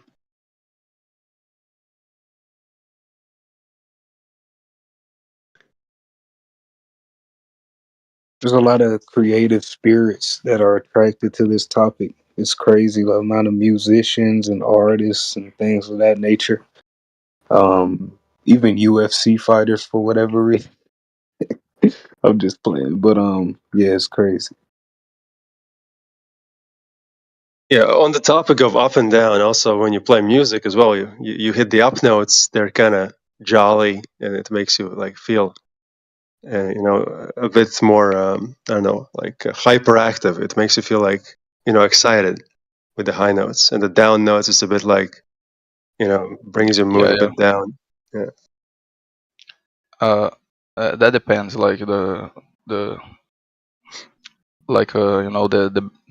music with high bass. They're like doom doom, like war songs. They actually down energy. They're more like down energy, so they're more earth. So that Yeah, makes but you they're feel very like something, like the demon inside you.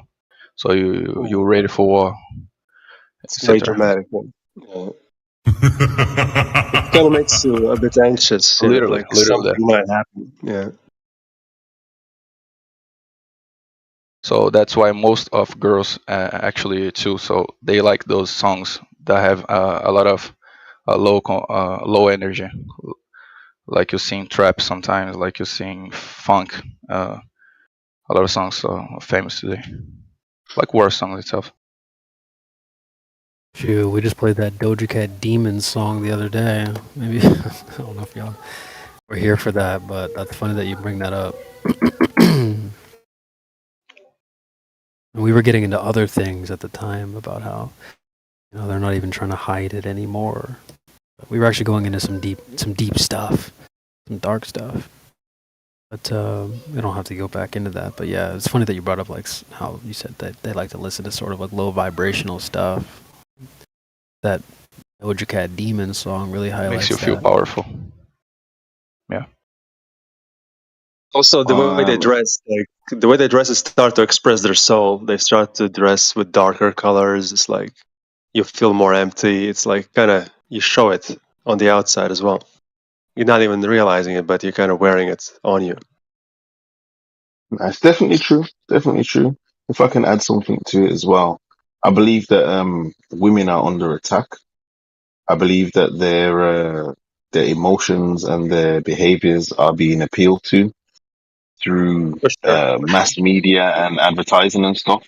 So a lot of these young ladies and older women, specifically the younger ladies, don't even realize what's happening or don't realize that their lifestyles being dictated to. It's happening to men as well. Obviously, everything's a balance, but I believe it's aimed at women specifically.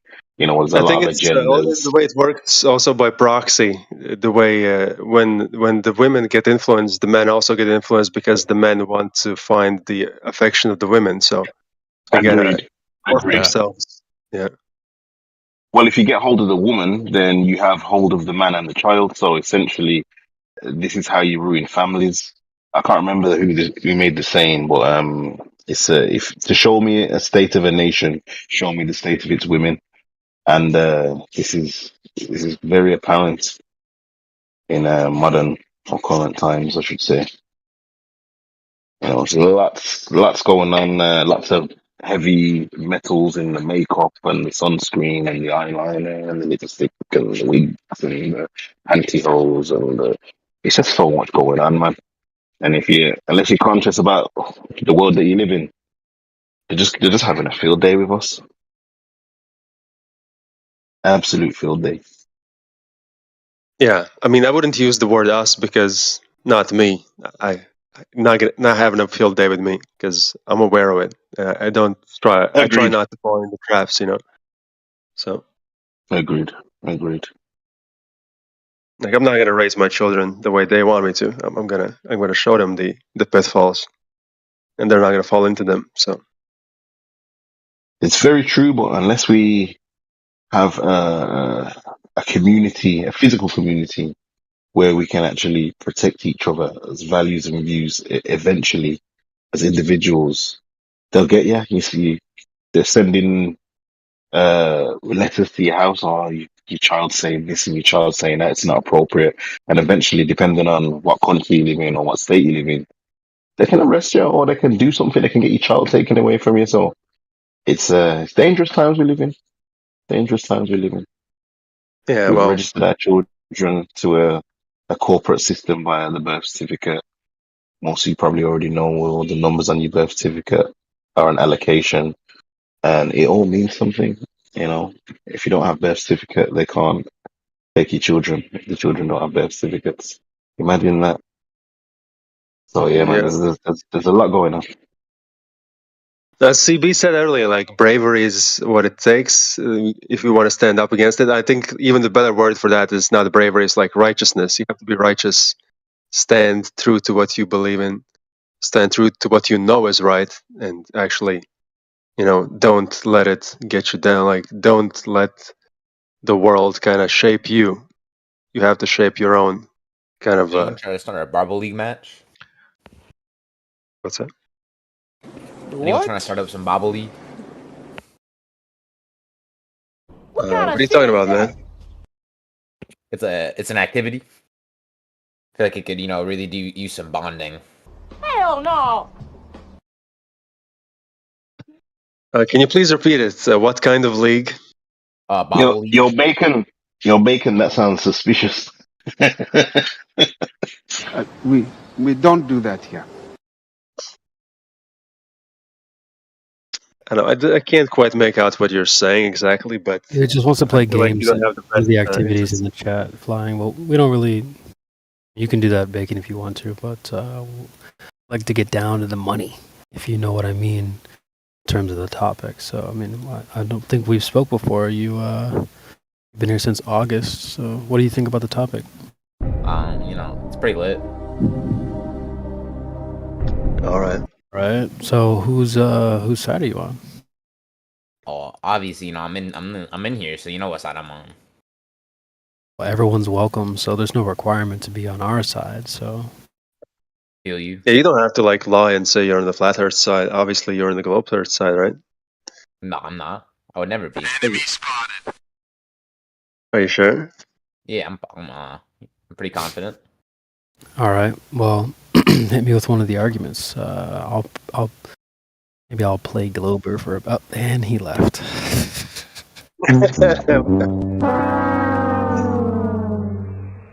That was clearly a troll. Easy.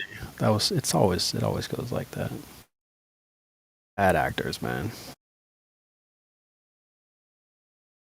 No, it's very easy to fool the stupid flat earthers, but somehow it's like they can't do it. They just can't do Right. Maybe that's why they just come in like so obvious, because they just think we're like so dumb. Like it's just gonna work anyway. Even if you make it as obvious as possible, just like they're gonna fall for it. Stupid Yeah, flat I wasn't earthers. fast enough. How confident is confident? Shucks. He left before I could.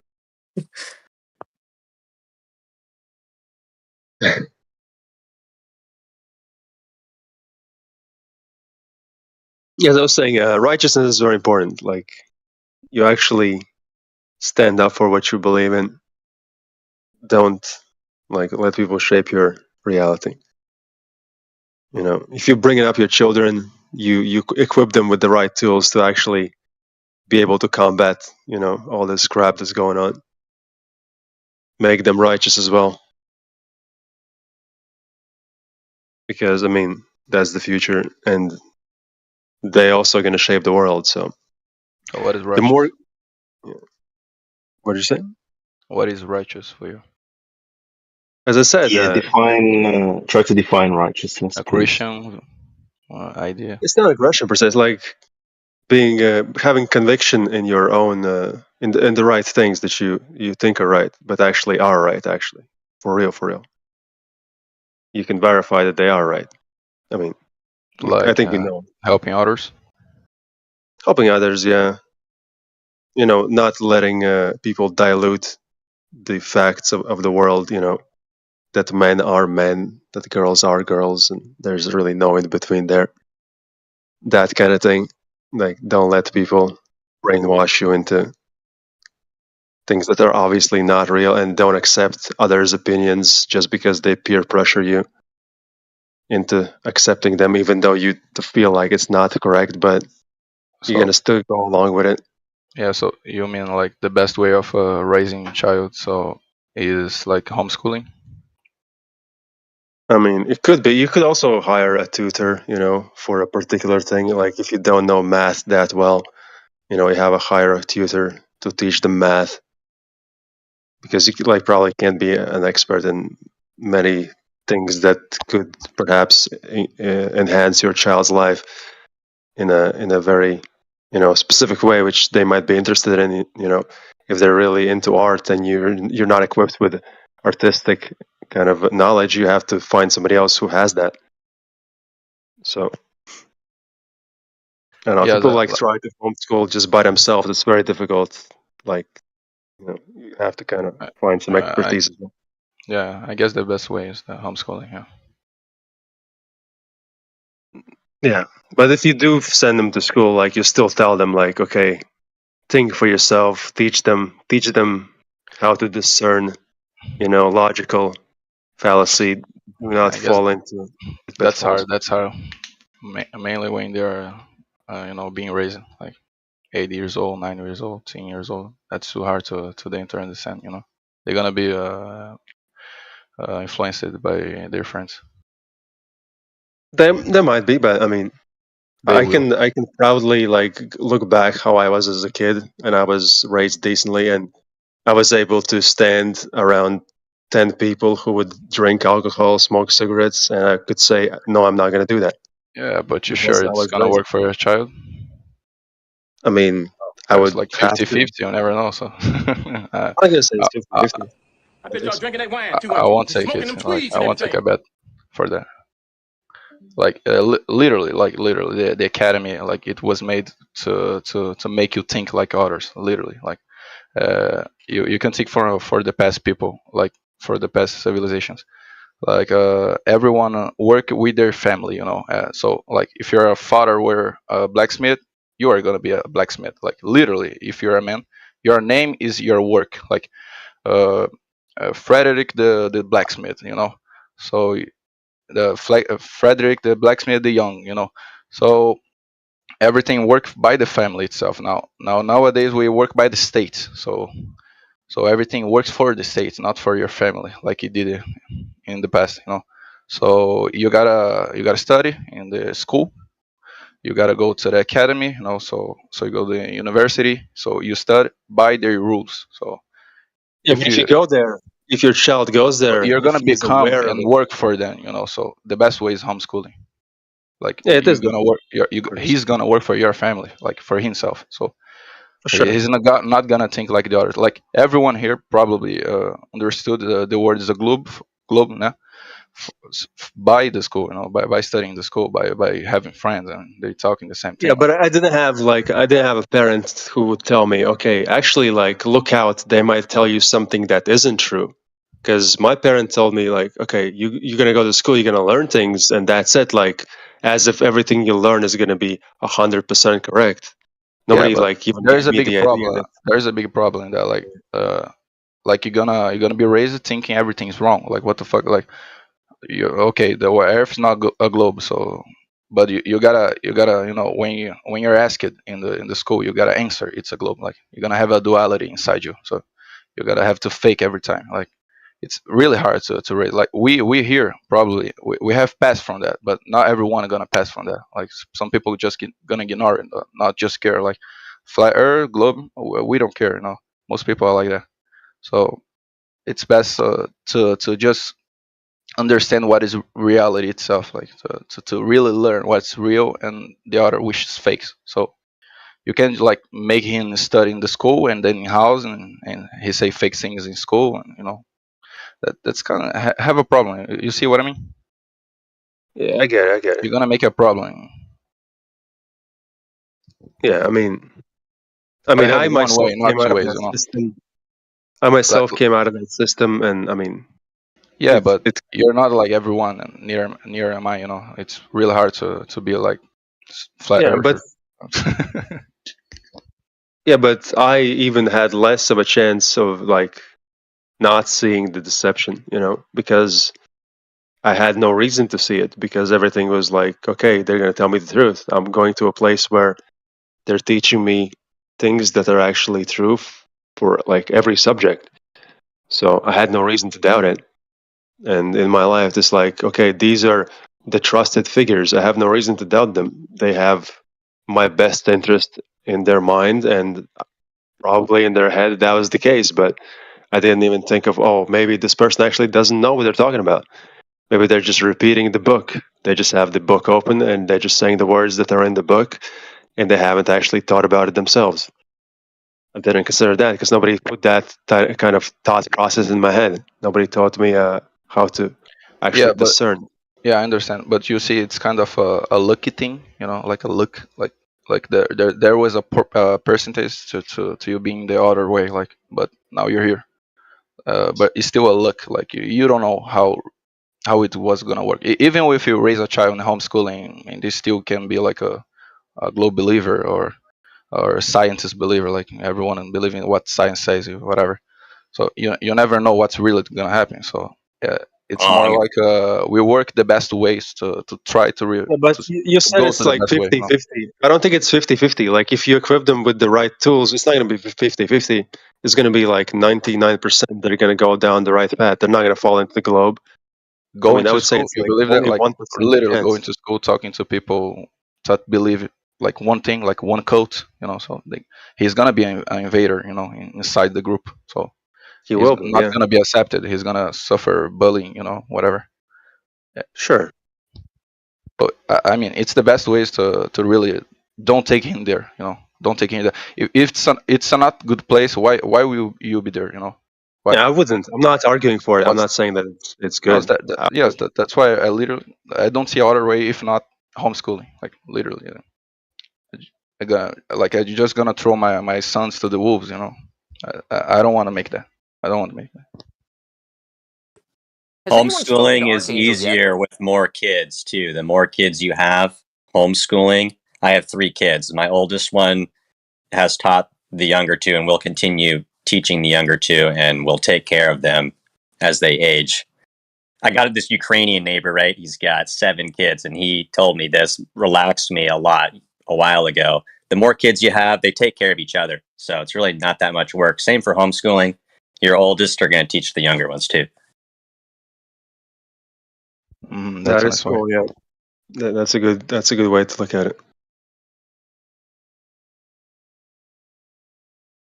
But they do say that the younger children become a bit spoiled because, the parents kind of get tired of parenting by the time that the youngest child is born. They kind of like half-ass with the last child, and the last child is kind of spoiled because of that.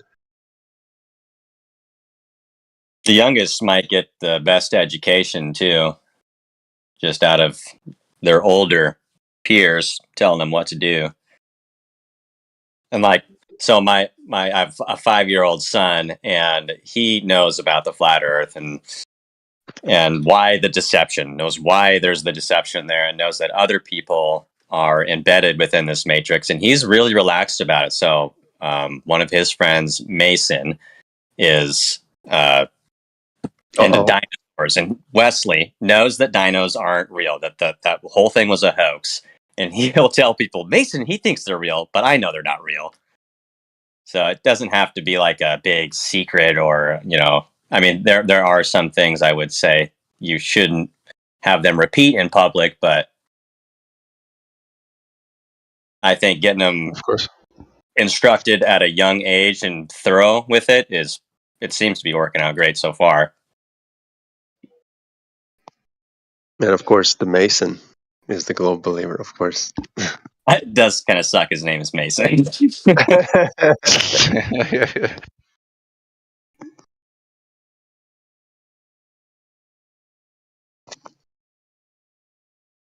Anywho, homeschool your kids.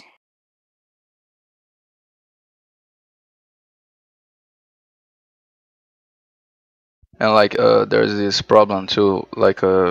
There's some people. I mean, like everyone nowadays, they don't have this connection with their family members.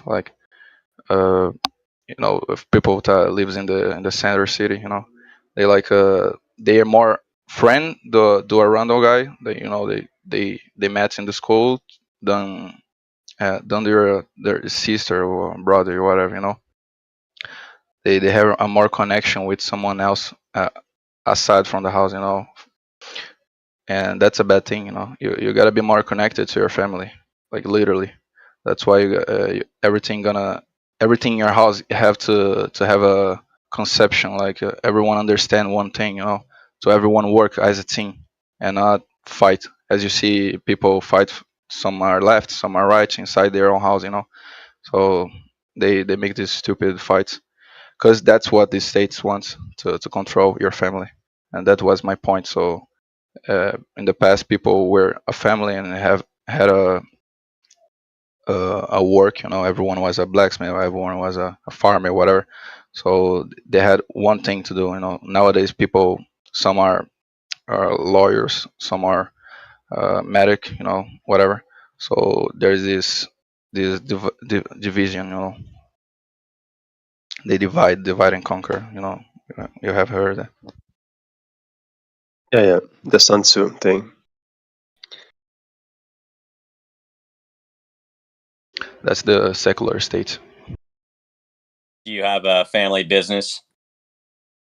Nah, no. I'm trying to make, so yeah, I'm gonna restart it. Let's say I'm gonna try that. It's good. I've been in the family business for forever. We sell tractors. Not that that matters, but everybody's involved: mother, father, me, kids, sisters. It's a good thing. Yeah, truly. Could probably make a couple bucks off the flat Earth since we're on here to talk about the flat Earth. But before I run out of time, I wanted to see if anybody here has any knowledge whatsoever, knows anybody that has been south.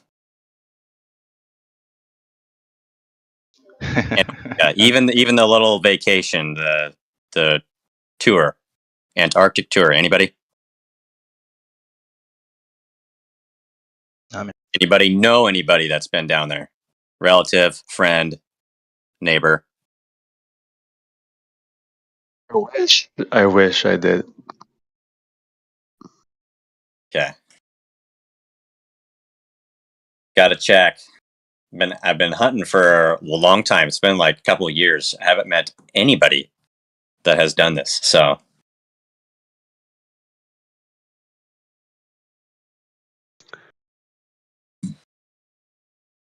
what's down there? It's something. Something is down there. I mean, yeah. Have you seen the little thing where they pretend to take people to space? People take these they pay these high prices to go to space. With the high altitude plane, 65,000 feet. Yeah, I believe that's what it is. Was it Bezos or something? Somebody was involved with that. Yeah, the big Elon Musk, I think. Can't remember. Musk. Yeah, sure. The big concave windows. That's still not even very high, though. I mean, it's pretty high, but wouldn't consider that space. I got Neil deGrasse Tyson talking about it. Oh, by the way, you didn't ask, but I'm going to tell you. Do you know how high up above the Earth he was? No. So if you take a 63 miles. Well, yeah, say right. So take a schoolroom globe, and that's how high above it is he? So he's about 2 millimeters above the surface of a schoolroom globe. So nobody has seen the curvature of the Earth from that height. I just want to make that clear. Yeah, he's talking about Jeff Bezos. I wish you also had the laughter from the audience. The laughter as if they actually already knew that, but they didn't. I like that. That's my favorite part. The gullible audience. Whoa, are you serious? I didn't even catch that. Can you play that one more time? And my clip doesn't go that far. I need to get a better clip.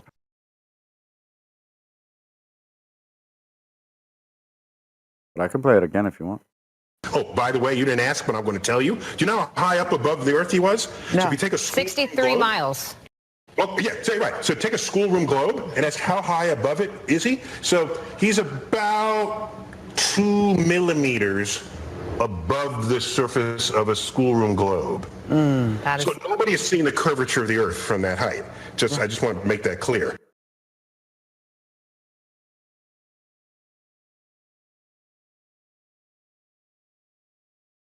Whatever at that point, whatever word he says, everybody in the crowd is just gonna take it and run with it. He's a very good public speaker, which is like a bit of a magic trick as well. The way he talks is like, it's so convincing to people who don't realize he's just saying crap. It's the age old, as long as you speak concise and confident, you can get away with anything.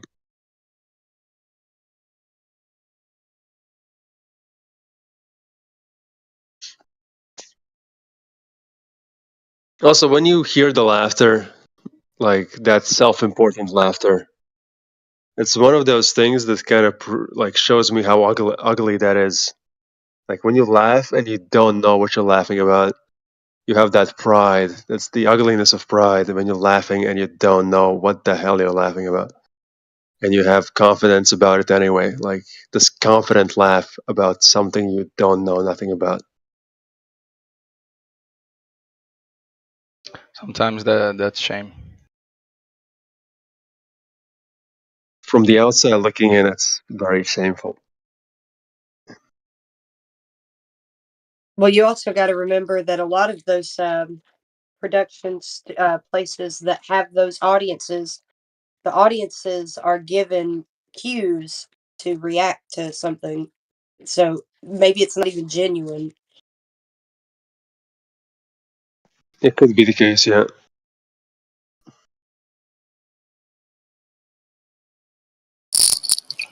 Hey guys, what's going on? What's up? What's the discussion about?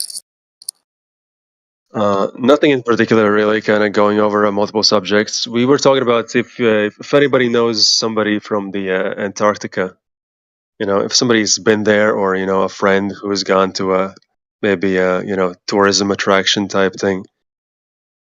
If you know I talked that. to a guy. I talked to a guy in Antarctica from Cora app, and asked him a few questions. If I can find that article that we wrote, we were talking in comments. He was one of those scientists that go, I guess to do science stuff and just classic low bird mentality. No, no conspiracy belief at all. But he did tell me that there was a base that was closed down that they were not allowed to go to, and I guess some people would try to go there just like for chicks, whatever, shits and giggles, and they got in trouble for trying to go over there. That I remember.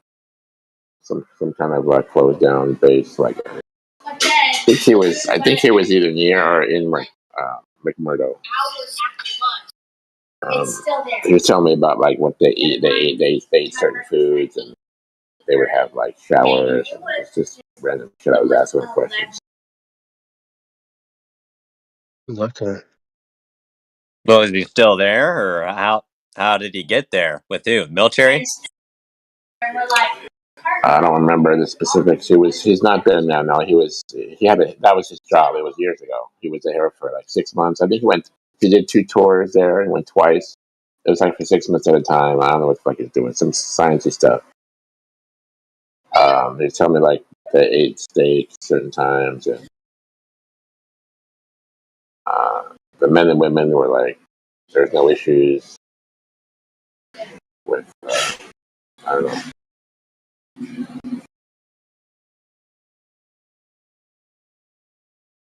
So was he like able to like go outside of like, let's say, 2 miles around him, or did he have to like stay kind of where he was designated to stay? Well, that's kind of getting my question. You're not allowed to go wherever you want. He told me you're not allowed to go to this base, which was closed down. They said, and he was very, very deliberate about that. You cannot go. Some people got in trouble for going just for fun. So definitely you can't go out exploring. But here's the thing: like if you don't suspect anything, and you're out there just working, getting a paycheck, you're really not going to just go exploring because you have work to do. It's not just you're just out there on vacation. You're actually doing work. I don't know if I'm working. Yeah, you have no reason to. Of course, yeah. And also, it's like if there's snow all around you, like what are you gonna do? If you have a car, like that's all you have. Like, how far are you gonna get? Really, the only thing you can do, like, you can go in places. I don't know. Like, you can go inside buildings you're not supposed to go inside of, I guess. He did say he did not see any armed guards. He just said that there was no like people on a wall that if you pass there, you get shot. Wasn't that happening? He did say that. Well, I commend you, Godric, for knowing a ex-patron of Antarctica. It is very rare to meet anybody who has gone down there, even for tourist activity. Isn't that ridiculous? You just posed that question, and like 5 minutes later, somebody comes in with somebody like that they actually know about that. And until then, nobody here was actually like I'm close to gonna that. try. I was just talking to him in the article and comments. I did a flat Earth spiel on Quora, and I got a bunch of hits. Of course, in comments just spammed to hell because what are you doing? You can't talk about that. You can't say that. People are gonna believe you. They think that I was trolling. They call it satire, right? When you do flat Earth on Quora because Quora is supposed to be like intelligent. But I gotta find that article. See if I can find it. But we had an exchange. I don't know him personally, but he was some white dude. He has an account. I think he told me. He did tell me the compasses did work. The compass he had, he said the compass did work. I don't know what that means, but he said the compass did work, which was surprised me. He said that. I didn't think compasses work over there. How could it?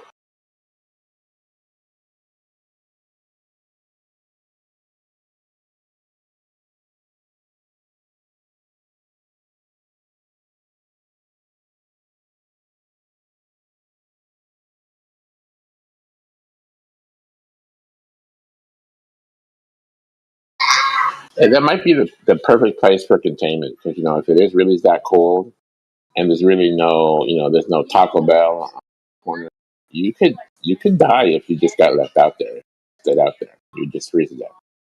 So it might be the best place to contain that kind of border wall. I would be so bold as to claim when you get out there, nobody's going to stop you. Obviously, stay away from places like McMurdo, but I've been around the world a lot. There's just a ton of empty space. Nobody's out there. I imagine there's even less people once it starts to get cold and icy, like the frozen plains of Antarctica. So when you get there, I don't think you're going to get blown out of the water. No SWAT team's going to come pick you up. I think you're right. People say like there's radar, they're gonna like actually like find you. I don't think so. I think you just get out there. They might even give you directions. Most people like Jarl Anderhoy get stopped before they even leave the port of their town because their communications are compromised. They have to get permits and put in their routes where they're going, and so this kind of things leaks, and they just get stopped a lot of the times before they even do anything. Yeah, I don't know for sure because I haven't done it, but I agree with that. Because, like, if you were just sailing, in open international waters, when you get picked up by the Coast Guard of that particular territory, like you can just go into the South China Sea and just hang out. Like no one's gonna stop you. Like we have 24/7 Navy, Marines, that patrol the U.S. for example. They don't have that over there in China and other countries. They must, Yeah, they do. I think their competence is overstated. I don't think they're that competent in actually like catching people. If you like don't tell anybody you're out there, the sea is very vast. It's very tough to actually kind of Well, if you pinpoint. don't tell anyone you're going and there's no record of it, and they catch you out there, then why wouldn't they just sink you? Yeah. If they catch you out there, if they do. But yeah, as I said, the sea is very vast, so I don't know if they could. Yeah, but the sea is very vast, but there's also radar buoys and radar stations along all the coastlines, and so as Yeah, long as sure. you get within range of any of that, you're gonna get picked up, and then they're like, "Well, this vessel isn't supposed to be here. Yeah, that's true. What is this? We'll go check it out." Yeah, just what I'm saying is like I don't know if they're that competent at actually like observing the whole Earth on that type of, you know, like every nook and cranny to that kind of detailed ability. I don't know if they have the capacity for it. Even if they do have F-22s and flamethrowers and poisonous gas and all that crap, they're still probably not going to kill you. With your determination to do whatever you want to do in your life, you're going to do it. Think the Truman Show, right? Everybody's trying to get him to stop from leaving the film studio. They did all this Yep. crazy stuff to get him to not go, but at the end of the day, that's what he wanted to do, and they couldn't do a damn thing about it. Same rules apply in the real world. Yeah. If your will, there is generally a way, but He was if lucky you though. don't He was lucky. understand the capabilities that they already have, then you're gonna get caught right away. Yes, I'm sure the technology is insane. They can laser beam you from 5 miles away. I get that. But still, if you want to do this, The rules apply. The rules apply unless you are JFK, JFK Jr., any Kennedy relation, or anybody that has disappeared. Seriously. I don't think they're trying that hard with that, just because nobody really has the resources to actually organize such an expedition that would have the ability to actually explore. Because you need so many tools, you need so many people. You need the whole pirate endeavor. You need a crew. You need actually snowmobiles, maybe even tons of fuel. So many resources. Yeah, imagine you get an icebreaker or a giant ship, and you get all these people together. You get them on your boat, and then you start sailing them down there, and then all of a sudden, Somalian pirates come and board you. You would need AK-47 to defend yourself. Do we have that? you need an Surely. airship. An airship outfitted for a multi-year voyage, powered off solar, obviously the gas. You could stay afloat for years. And it's totally safe. It's not going to explode. Well, it gets exponentially colder. It's gonna be pretty hard. I don't know how well the airship's gonna hold Cold up in air the is great. cold. Gives you more lift. You guys know about the Captain James Cook, right? I think The cook. everybody in here knows. I nominate Witsit to be captain. You want him to die? We have a new person in here, Nada Ninguem OK. I'm giving you access to your mic. Are you there? Can you hear us?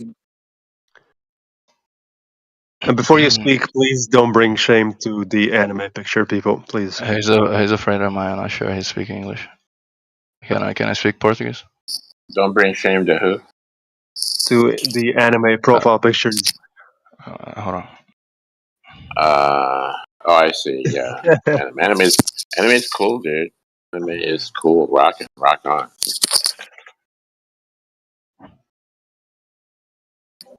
He doesn't speak English, bro. Oh, all right. Yeah. Usually we try to not speak other languages on live stream. Speak any English? Hey, he just wanna watch it. By the way, do you guys know Captain James Cook? His diary. Yeah, I think most of us know about him. Yeah. Everyone, right? Right. He took 3 years to sail around the world, and they have in school they have like a squiggly line that traces his trails. It's like going in a circle and shit. Like he was stupid. That I remember. Yeah, based on that, he said he would find themselves miles off course compared to the globe maps, basically. Yeah, I don't think that squiggly trail that they say he made going in circles. I don't think he did that. I think he was legit. I think it was a real trail probably around some kind of What about the equidistant map. Yeah, but when you're trying to figure out your position, and then you're sailing a bunch, and then you look, and wait, I should be over there based on the globe, but I'm not. So that speaks to there being a problem with the distances there. It's kind of like if you look at, I'll post a picture. I want to add also, supposedly there are some records in Hawaii that James Cook was a Freemason. I don't know.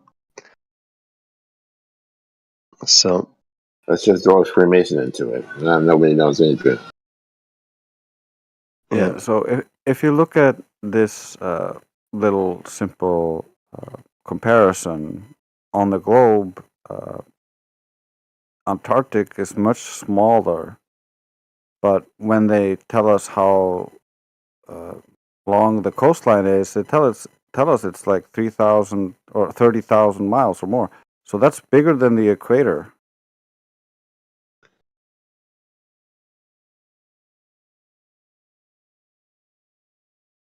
yeah, and does it make sense?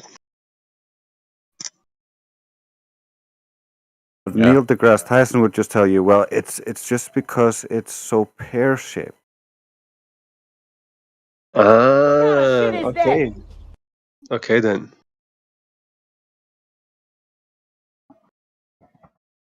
Anybody ever see the the Flat Earth app creator Dave Weiss? He had a YouTube bit that claimed that there were big cargo ships stopping in Kiribati and continuing their voyage south beyond the ice ring. Anybody hear this? I've seen this, yes. What about it? Any follow up on that? Is there some weight to this story, or is that a tall tale? People were saying some things about Kiribati the other day. I forgot what it was exactly, but they were speaking about it. But I forgot. Yeah, I don't know. I'm just saying something. I just know that I've been looking at ship trackers for a few years now because of Flat Earth, and I regularly see ships sailing into the ice really deep.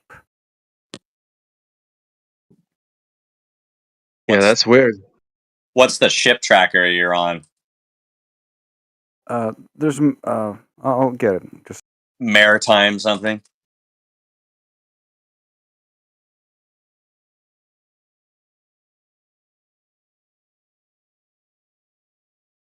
yeah, maritime Also, traffic. Grace, your little pic you sent about the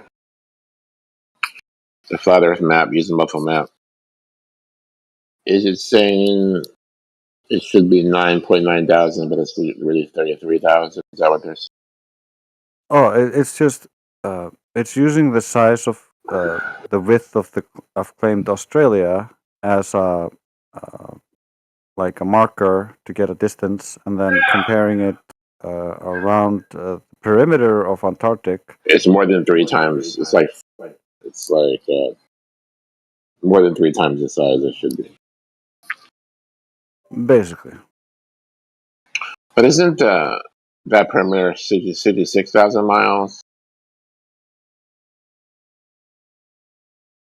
And not 33,000?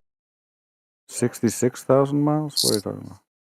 Yeah, like 33, around 66 guys. 33, 66. What are you doing? What are we doing? No, I remember distinctly The Cook when diary, James, his diary, something said it was like 66,000 miles in circumference. The Antarctic ice ring is what you're talking about. Yes, I think that's it. And I have here 33. Yeah, well, 33, huh? this number, the 33, is based off of what like they're telling us the size of the perimeter of the Antarctic is, and that's closer to what you would see on an equidistant map rather than a globe. Whereas Cook tried to sail as close to the water or the coastline as possible without like damaging his ship, and so like he would go to the coastline, move a little bit away, go to the coastline based on conditions and weather.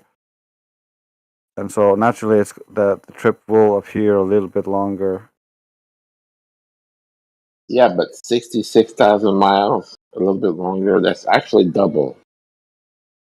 It's And almost it like Yeah, the might but plane. be bigger you, than that. I mean, just there's from what another we've seen. there's another aspect is that there's two south poles, and so the magnetics in the north are all messed up. So when it's cloudy and stuff, he might not be able to see the stars, and because the compass just doesn't work very well, he might be losing a little bit of his way in that sense.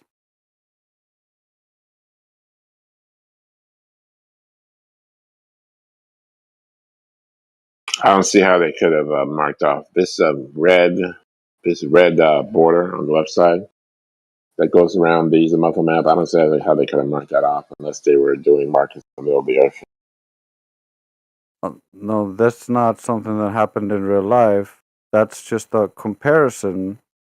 Like they claim the 33, the 29,000 miles is just a comparison using the width of Australia and the perimeter. Okay, but how is that even correct? Because we don't really think Nobody's saying that. it's correct. Okay, so I'm trying to make sense out of this your post. All I wanted to say was that we don't really think that Australia is that long shaped like a squash, where the globe has it shaped more like a crab. And being shaped like a squash, you're measuring it 2,500 miles across. So I'm just trying to do the math on that. Meaning that is your post legit? Does it get us anywhere near the truth?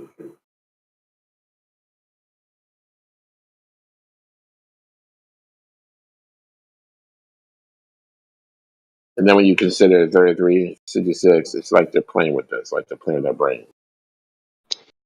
These numbers, these Yeah, Masonic numbers. nobody's claiming this is the way the world is. The picture on the left is a globe projection. That's why there's distortion in it. They're just using the claimed width of Australia to compare with the boundary.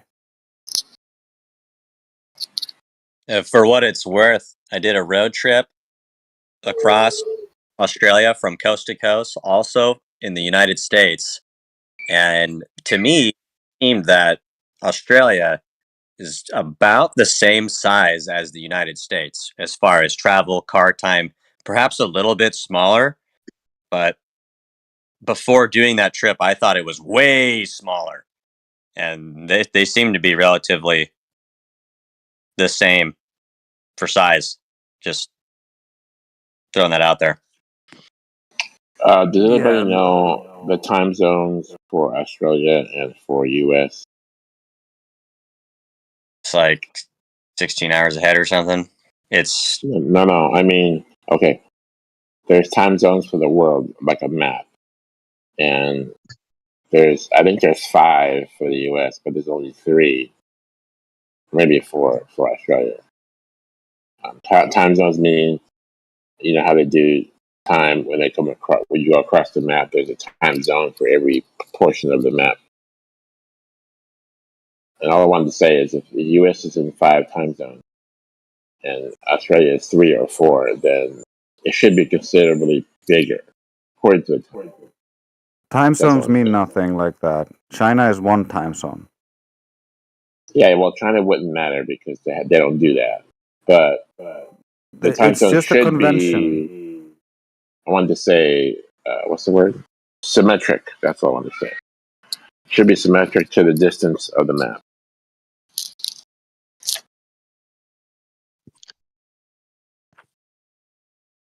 It's just an arbitrary convention.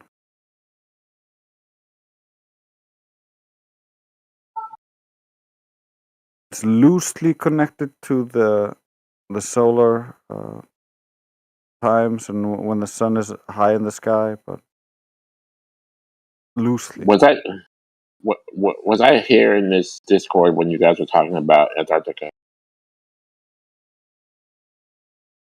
About, like, I was saying, a guy I met, I didn't meet a guy, but I talked to a guy that went, Antarctica as a scientist? Yeah. Okay, good. I'm gonna try to find that article. Hang on.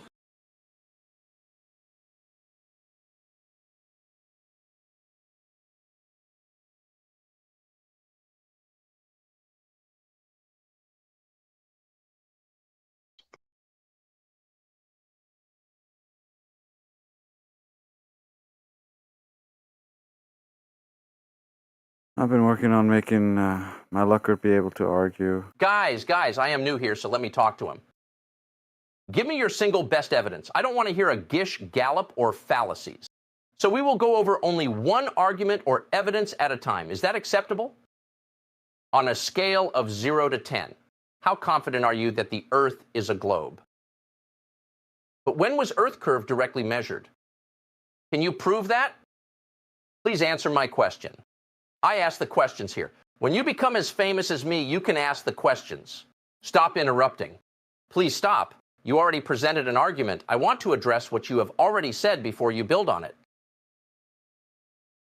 Nice. Some of the few clips I have so far. Really good. We need like some more short ones, just to, like not give it away. You know, small ones, just to if they're saying a lot of stuff, a lot of stupid stuff, like just to get them back on track. I don't know, like really small things. What is this? A computer app? What are you doing? These are I'm little just- audio recordings. Is this on your computer or your phone? Yeah, it's on my computer. You just have these It's like not on a- standby. It's like AI. It's not a real person. So that wasn't really Tucker Carlson. No. No. Huh. Cool. Yeah. You know, there's this thing, and there's this game. I forgot its name. Like, it says like technology right now it's raising so much. Like everything is going so high. We're gonna start to really try to avoid some things in the internet. So there's this EI like he's using right now. So everything is gonna be made by that in the future. Like I don't know, 3 years. So there's everyone gonna be using it. Everyone, even the videos, those videos with like Tucker. You're gonna believe it's him, but it's not him. That's made by the machine. So we're gonna start be like asking to the government to literally future, to make a filtering, to try to avoid those things. So we're gonna ask for more and more laws and etc. Yeah, you're gonna need to ask the government to tell you what's real. Yeah, literally. So so people gonna be more and more reliable and asking for the government everything. So that is when they're gonna come and make more and more laws in the internet, and so you're gonna just accept it, like you do in China. Well, maybe for you, but me and my family took a drastically different turn over the last couple of years, and I think a lot of our friends and family are just way better off now than they were before. I hope Honestly. so. Yeah, I have a pretty dark prediction that this is going to be used to fake going to space and colonizing space. So they will use your data and from your phones and the NSA and how your speech patterns and how you used to act and from the interviews before you go, and that'll create a voice clone model and an avatar of you, and then they can just have a suicide box, and everybody who goes in never comes out.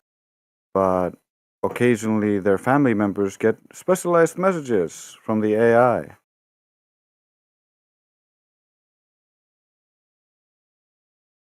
That's a brilliant idea if these goons were capable of mass murder to that capacity. Yet to be seen. You don't think they are? Meanwhile, They they are, turn you man. into They are. they turned you into Soylent Green, and they got control of your Facebook pictures and your AI computer pictures so about your loved ones will think you're having a nice time on the moon, hanging out with Elon Musk. Yeah, you're Meanwhile, growing you're no potatoes on longer. Mars. They can be proud of you. The flat earthers are clearly lying. It's a one-way trip, bro. Not both ways. They're gonna make a better Yeah, movie. it's too expensive to go back.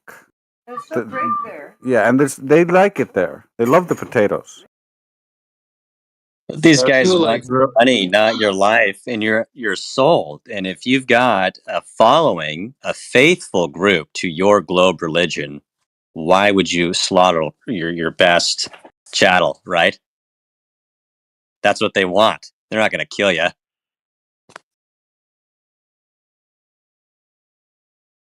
Only if you're Christian, probably.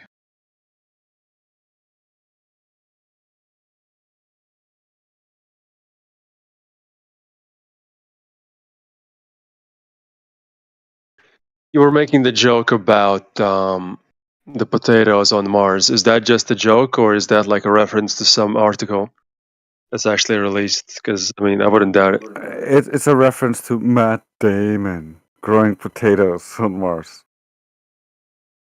I haven't heard of that.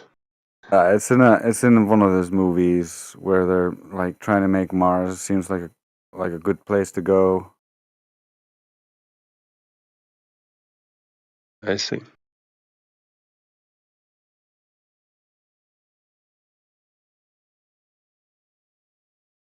It's because the potato is such a hardy plant; it grows almost anywhere. So they're like, maybe it could grow on Mars.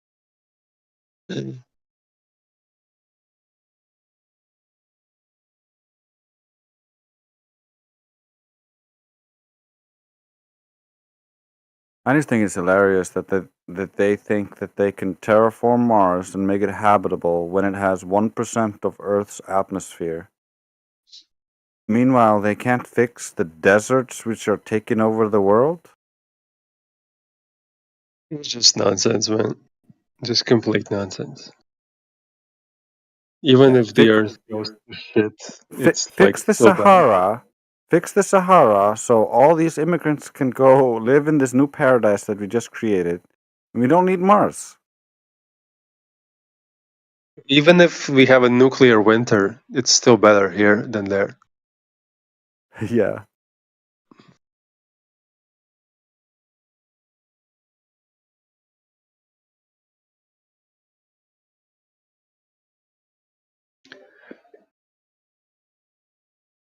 All right, guys, I found the article. I wrote up an article on Quora about flat Earth, and not a great article, but it got 400. It got 400 comments on the bottom. So if you scroll through the comments, there's a guy called Patrick Flynn.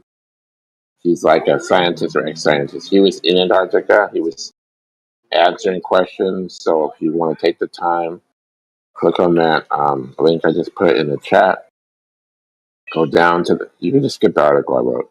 It's not that great, but go down to the bottom in comments and look for Patrick Flynn. And he answered like 5 or 6 questions I had about him being in Antarctica. So you guys want to, for whatever it's That's worth. the guy that actually went there. Yeah. Yeah, Patrick Flynn. Yeah, I'm not sure if he's still active on Quora, but he did answer some questions I had. Really oblivious to any kind of conspiracy. He just cut and dry, black and white kind of guy. So I gave my email to Quora, this website that you posted, and I get flat Earth notifications like every day, even though I don't know why. You know, like it's not the only search term I use on the internet, so it shouldn't be curated like so harshly towards this one subject, but somehow it is. I don't know why. I like the platform as I like to do articles. I mostly do articles on stock market, but yeah, the flat Earth is there just like any other social media. So I dabble into flat Earth also, being a flat Earther. Okay, cool.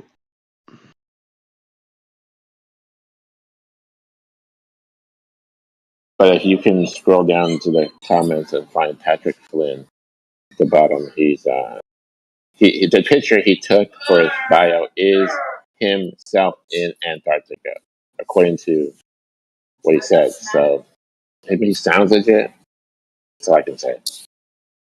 I can't vouch for him, but he sounds legit. He has a picture of like the pole, yeah, which is funny. I mean, Yeah, that's him. Yeah, if you could read some of my questions, I was just trying to be really nice to him, not trying to bicker or fight.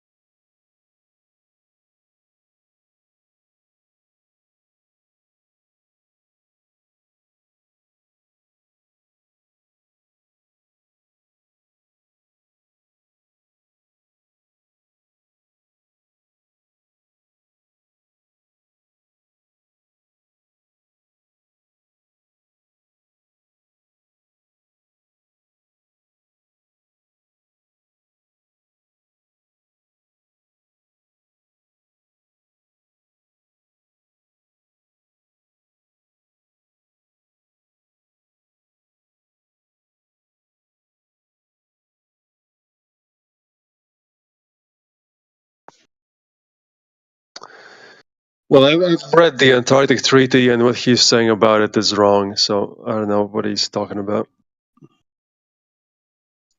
He's saying there's no mention of a no-fly zone, but there is.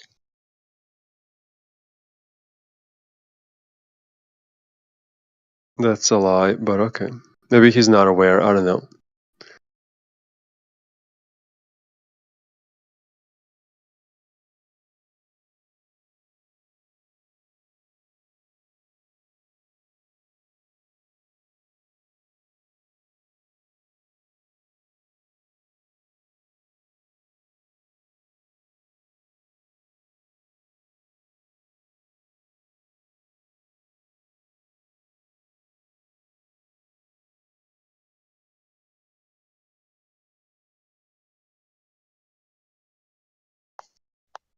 I'm gonna post a couple of snapshots with that conversation, or if anything.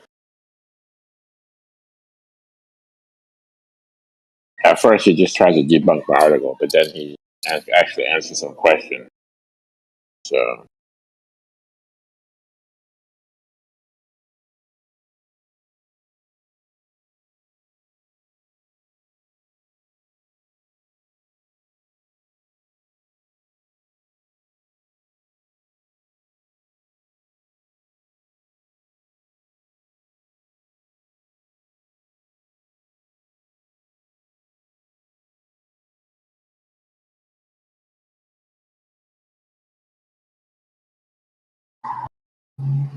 I just posted before. You can read the rest on your own, but there's a lot of discussion.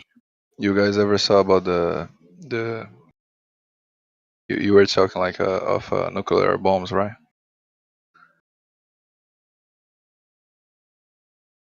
Yeah, I was saying there's no evidence of nuclear anything. Yeah, there's a theory about that. Like, doesn't exist. Yeah, I mean, there are bombs. I think it was who was the guy that talked about a fluoride bomb being in Nagasaki and Hiroshima, which is the fluoride being toxic, but no nuclear fallout, which poisons the area for years. Nothing like that ever happened anywhere. Yeah. Chernobyl had people living there, never left, still there. The Japan that supposedly was bombed, people still there, never left. So no nuclear evidence of anything long-term effects that ever happened. Just a regular bomb. Heat. Yeah. I was in school and the teacher told me you can't go to Chernobyl because for 100 years the whole place is radiated. So I think that was a lie. Yeah.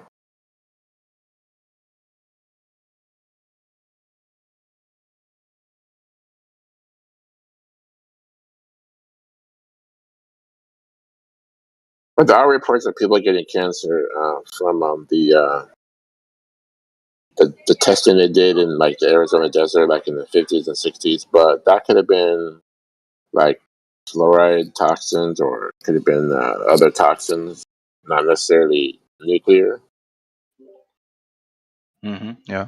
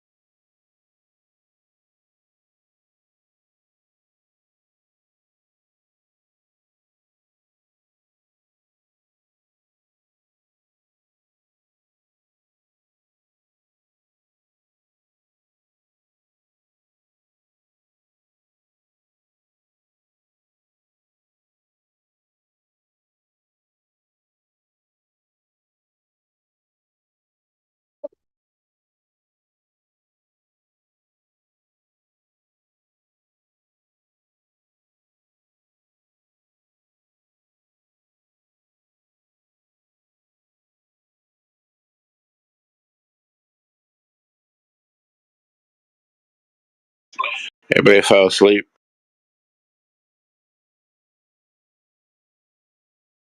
I was saving stuff on the fish tracker, well, the ship tracker. Like usual, like there's a ship in the middle of freaking the Antarctic ice, really deep.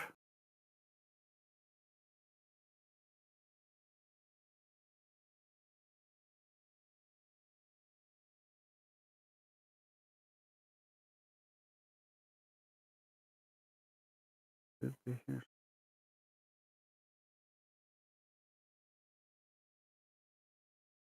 Okay. Yeah, you can see it right here. Really deep in the ice. Supposedly they're just fishing.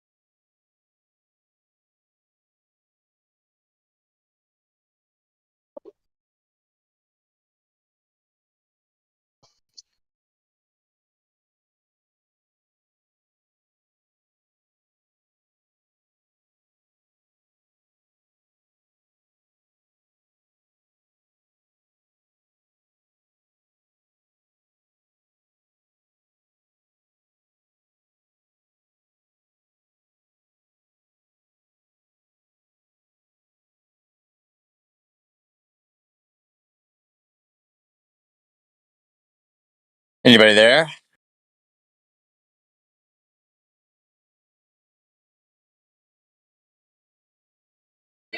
Yeah, we're here. What's up?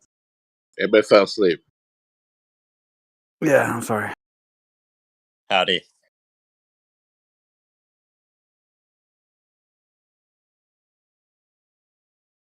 Flat Earth, man, I'll tell you.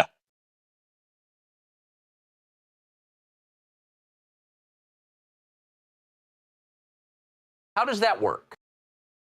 Anybody got an experiment that they have done in real life? Something with lasers or whatever, balloons, something? Are you flat Earth or globe? Flat. Do you have the Quora app? No, I got the FE Clock app. No, I don't know what that is. What's Core? Quora. Quora. Whoever has Quora, go to my link in the live stream, like few minutes ago. Click on the link, go to my article, and give me an upvote, because when you upvote it, it sends out to more people, and get the flat Earth out there. It's not a great article, but I got 400 comments on the bottom because people went crazy because they saw flat Earth on Quora, and yeah. And I connected with a scientist named Patrick Flynn, who apparently was in Antarctica doing sciencey stuff. So, for what it's worth, he's in the comments answering my questions.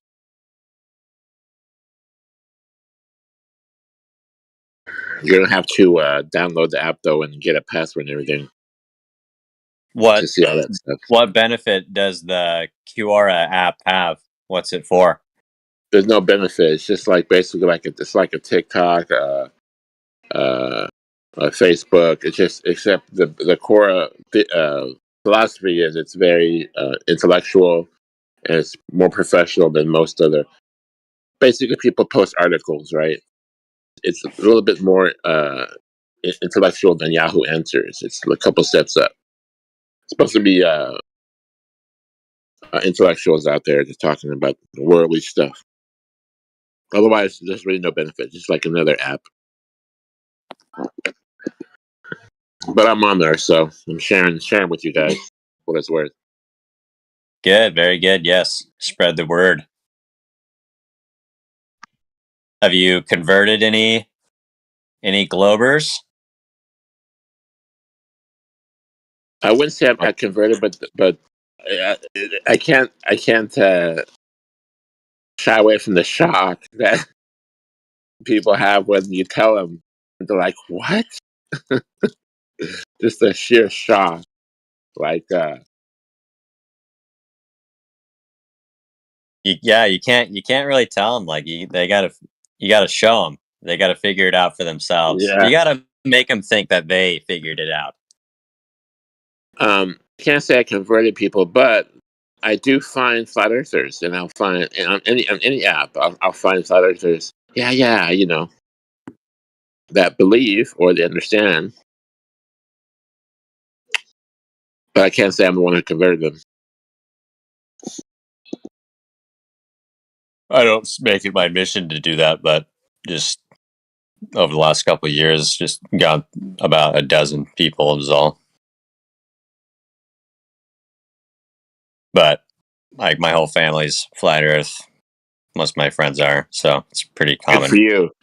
In our Good for you. circle. Right now, I think TikTok is really blowing up. TikTok is getting huge right now, and I mean, there's a lot of awareness about flat, even if it's a quote unquote cultish growing, it's still getting some hits.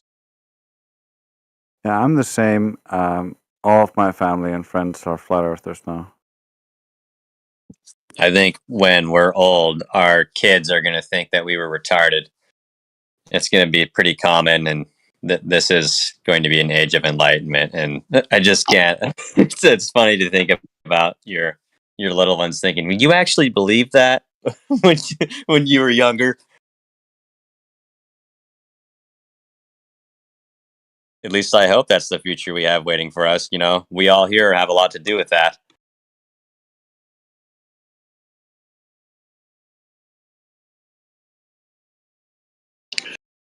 On a similar topic, society changes every so many generations, and if you look back, um, slavery was acceptable, let's say 200 years ago, and they fought a big civil war over it. So I think in the future, you might have something like they may put guns in museums. They may put war in a museum and say, hey, we should kill each other with these things. Just society may change, then all the truth will come out. Well, the slavery is worse today than it was in the past. I mean, monetary slavery is the name of the game. And if you deal with money at all, you're in that game. So it seems to be much worse if you have getting a start, at least in America, with nothing. You don't really have much of a chance. I just read an article about how the common uh, the common slavery is a minimum wage job where you gotta obey your boss. They got you by the balls. You can't leave and you can't quit because you gotta put food on the table and you work your ass off.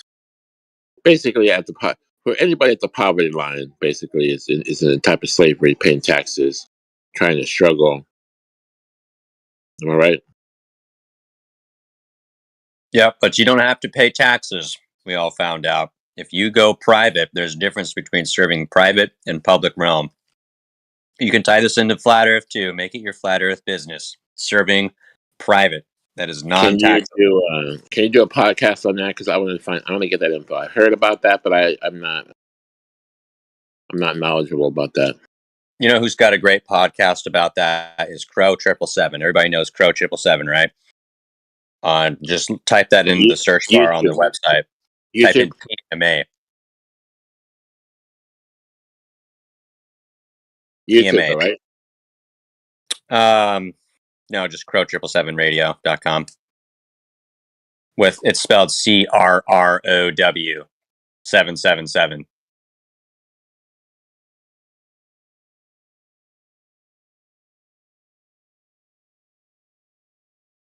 Also a flat earther, but sort of not. I mean, he doesn't make that the focal point of his radio show, but definitely is not a globie. Is very actually talks about a lot of stuff, astrological stuff that is beyond my reckoning. So interesting character, worth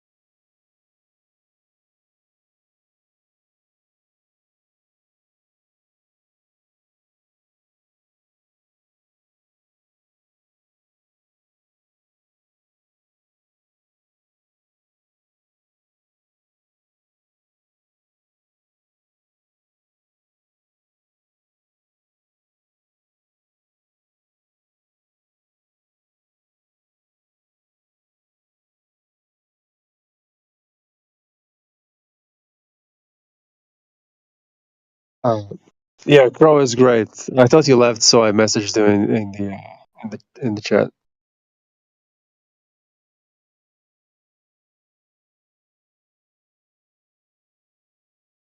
Crow 777 is awesome. Also, Owen Benjamin is quite with a touch of comedy. Also, a lot of good information. Did you see Owen Benjamin's little cartoon about the Antarctica? Which one is it? The one where he's going on an excursion? Yes, with Yeah, I saw that. the fish takes him out there, Cotterton or whatever. That's funny. Yeah. Oh, did they he made an I think I'm behind. I haven't checked up on that for like geez, it's got to be a year. Has there been any more? I'm not sure. I haven't checked out that stuff in a while yet. The mountain bear, that guy. I think he stopped doing them for a bit. I don't know if he came back to doing them, but yeah, he has a lot of great clips. I kind of stopped I stopped going to that website. This was a while ago because every time I would get on their website or whatever, I tried to go about it a few different ways. My phone just would not work. It would be terrible loading times. I swear. I think his website's cursed. Yeah, I would watch on BitChute usually. Yeah, he has a lot of different places he streams to, so doesn't have BitChute. to be one place. Yeah, BitChute is good. Yeah. Word.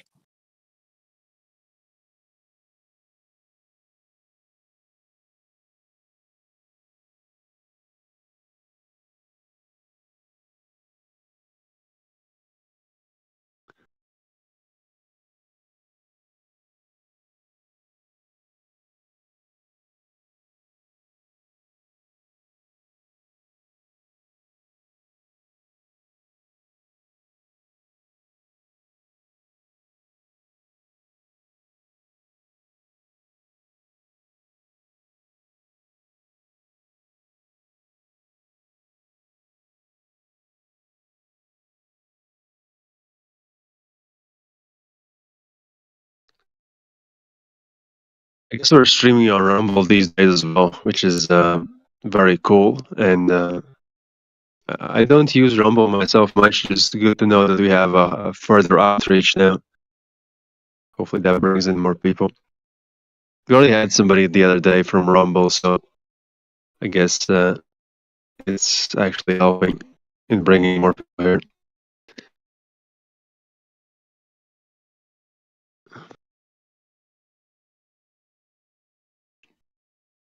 Yeah, but I guess it takes people to actually run their computer all day to stream on all these places. I mean, if you would have another place where we would stream, you would have, I guess, maybe would have to have somebody else doing it, or I guess maybe the same person. Just I don't know how much resources that takes. Maybe not that much,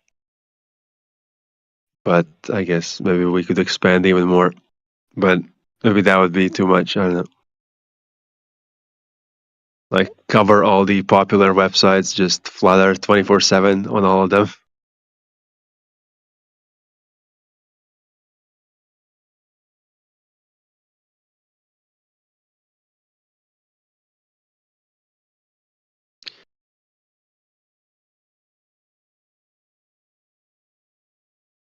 Johannes posted a picture of being restricted on BitChute. Is that your account, like your channel or something?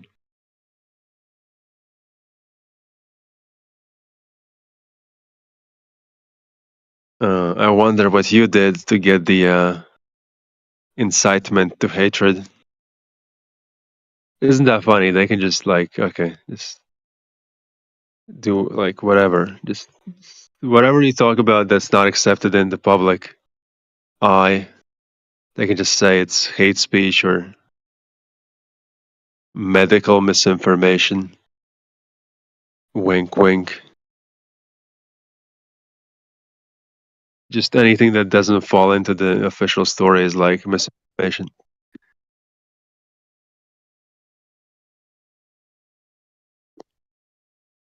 That's why we have Telegram. Well, yeah, Telegram is great as well. I mean, anything on the internet is owned by the enemy and should be considered that way until proven otherwise. But Telegram is a great option, I think. At least if there is a better app superior to Telegram, please inform me.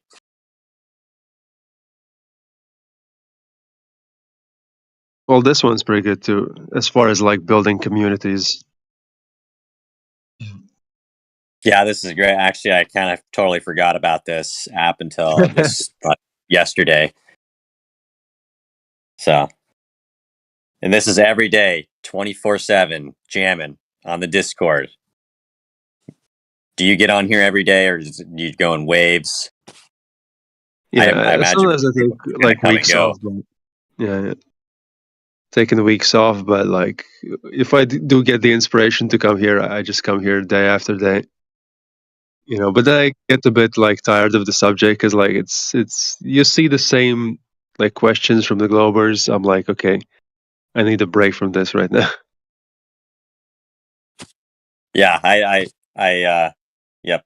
Flat Earth only goes so far. All I really want is Antarctica. Who's got the juice? Let's go find out what's over the wall. Over the wall, boys. Just like Yeah. Owen Benjamin. Closest I got a real Antarctic expedition, which I haven't seen. I don't have a follow up, so it's not worth mentioning. And the people that I vicariously know through another party that are attempting this voyage, my connection to that group is gone. So, but anyways, a hydrogen powered boat. This guy said to be worth $70 million. They built this boat. It was copied off of a design that is already floating today, and that's the closest I have to anybody making this trip. I was told I would get an update, but again, I think my connection to that group is like gone. So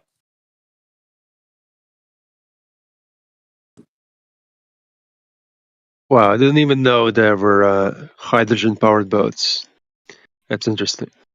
yeah, pretty cool. It has two big sails on it, and it's like a pontoon style. It's not made of with pontoons. I mean, the thing is like looks like a spaceship, but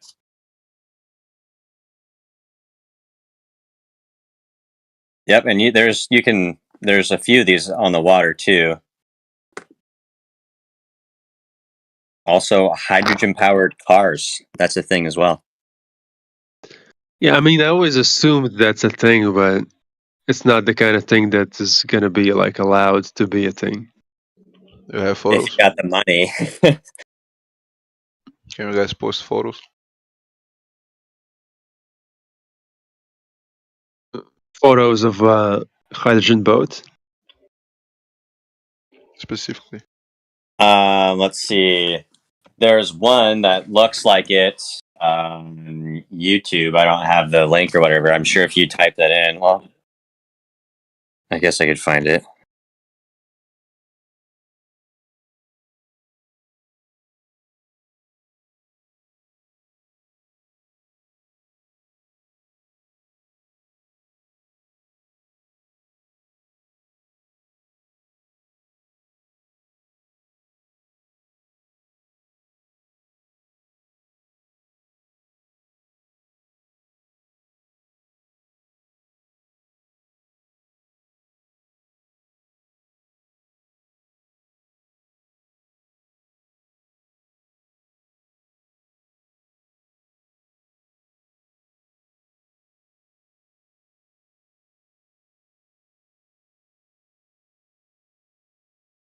And this is what I'm talking about. Do you have somebody in the debate section of the server?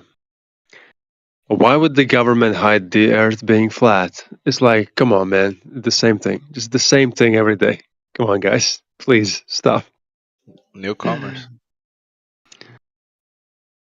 And you go to the debate channel as well to do that, to ask a question. Jesus, man.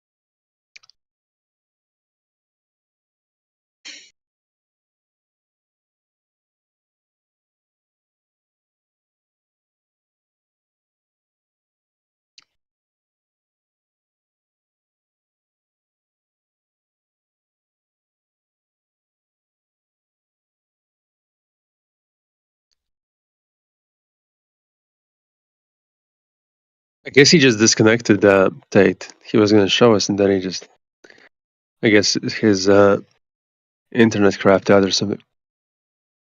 Because he already disconnected once. So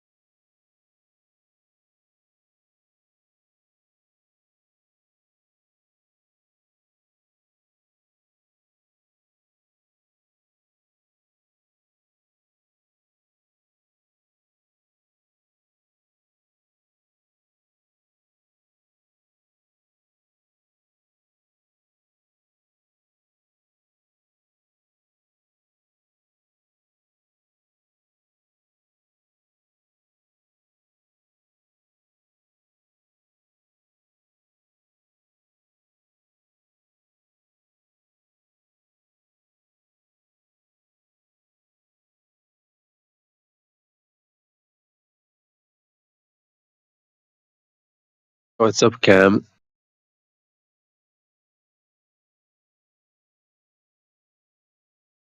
And he ran away. I think that guy is a Glober.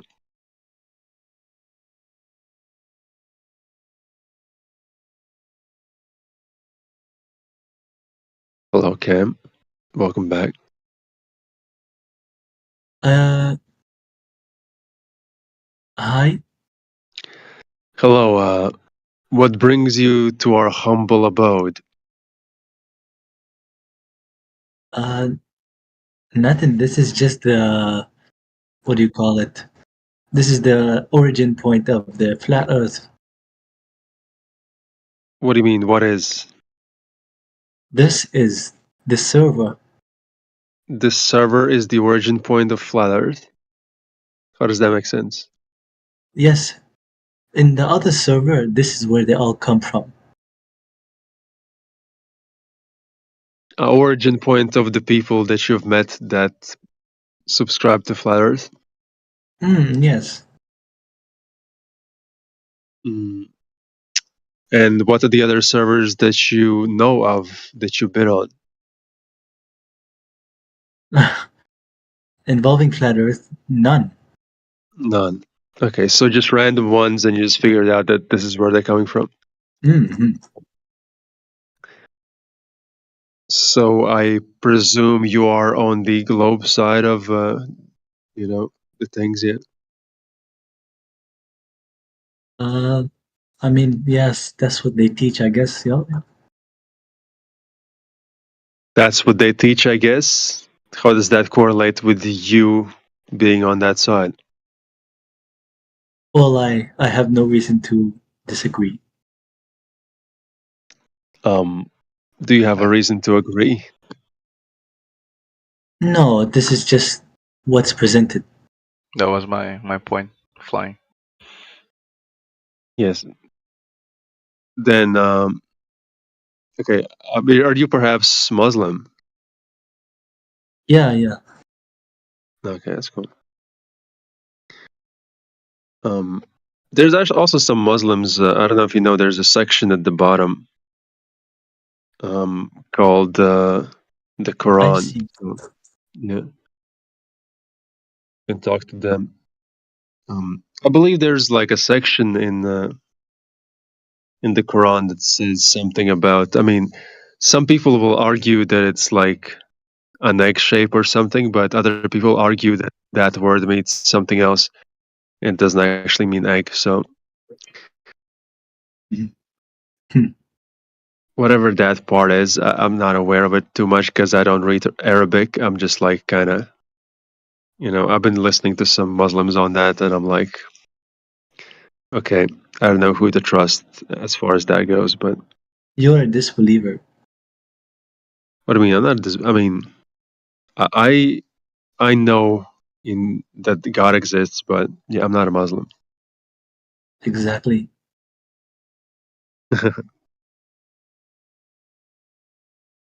Is that an infidel? Is that what they're called? Yes, a kafir. Fair enough. Even you Muslims believe in Christ. No. Okay, guys, You're a let's Muslim. Good for you. not start. Hey, Please, please, anybody please. that was here with the hydrogen boat talk, I dumped y'all. Sorry if you're still hanging on Can you for find a dumping you. photo? The boat is called the Energy Observer. Look that up. It's the same thing. There Can you you go. repeat? Can you repeat? For the I just took off like 5 minutes ago to resolve a technical issue. Anyways, the hydrogen powered boat that is supposed to be on its way to Antarctica now. The look-alike boat, the one it's based off of, is called the Energy Observer. So anybody that was here before hanging on, sorry for cutting you off. There you go. Yeah, no worries.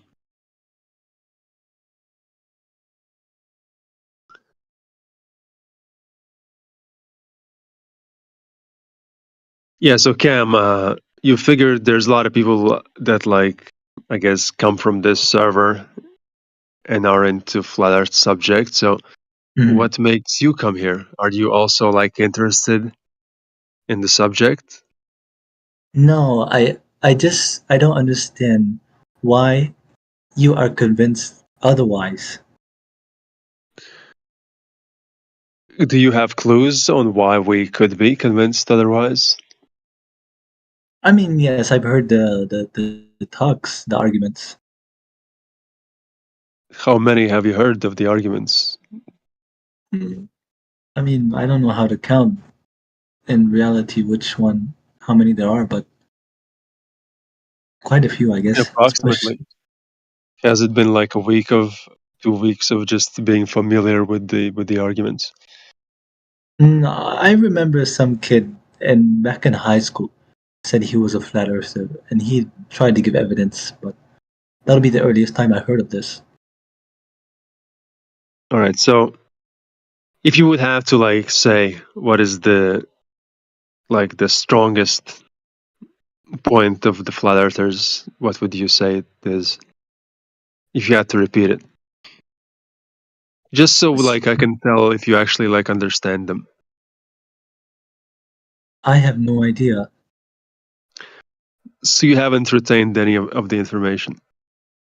I don't ever believe them, is what I'm saying. That's not what I'm asking you. I'm asking you just to present the argument. Like, even if you don't believe it, like, just so I can understand that you understand what's being said to you. You know?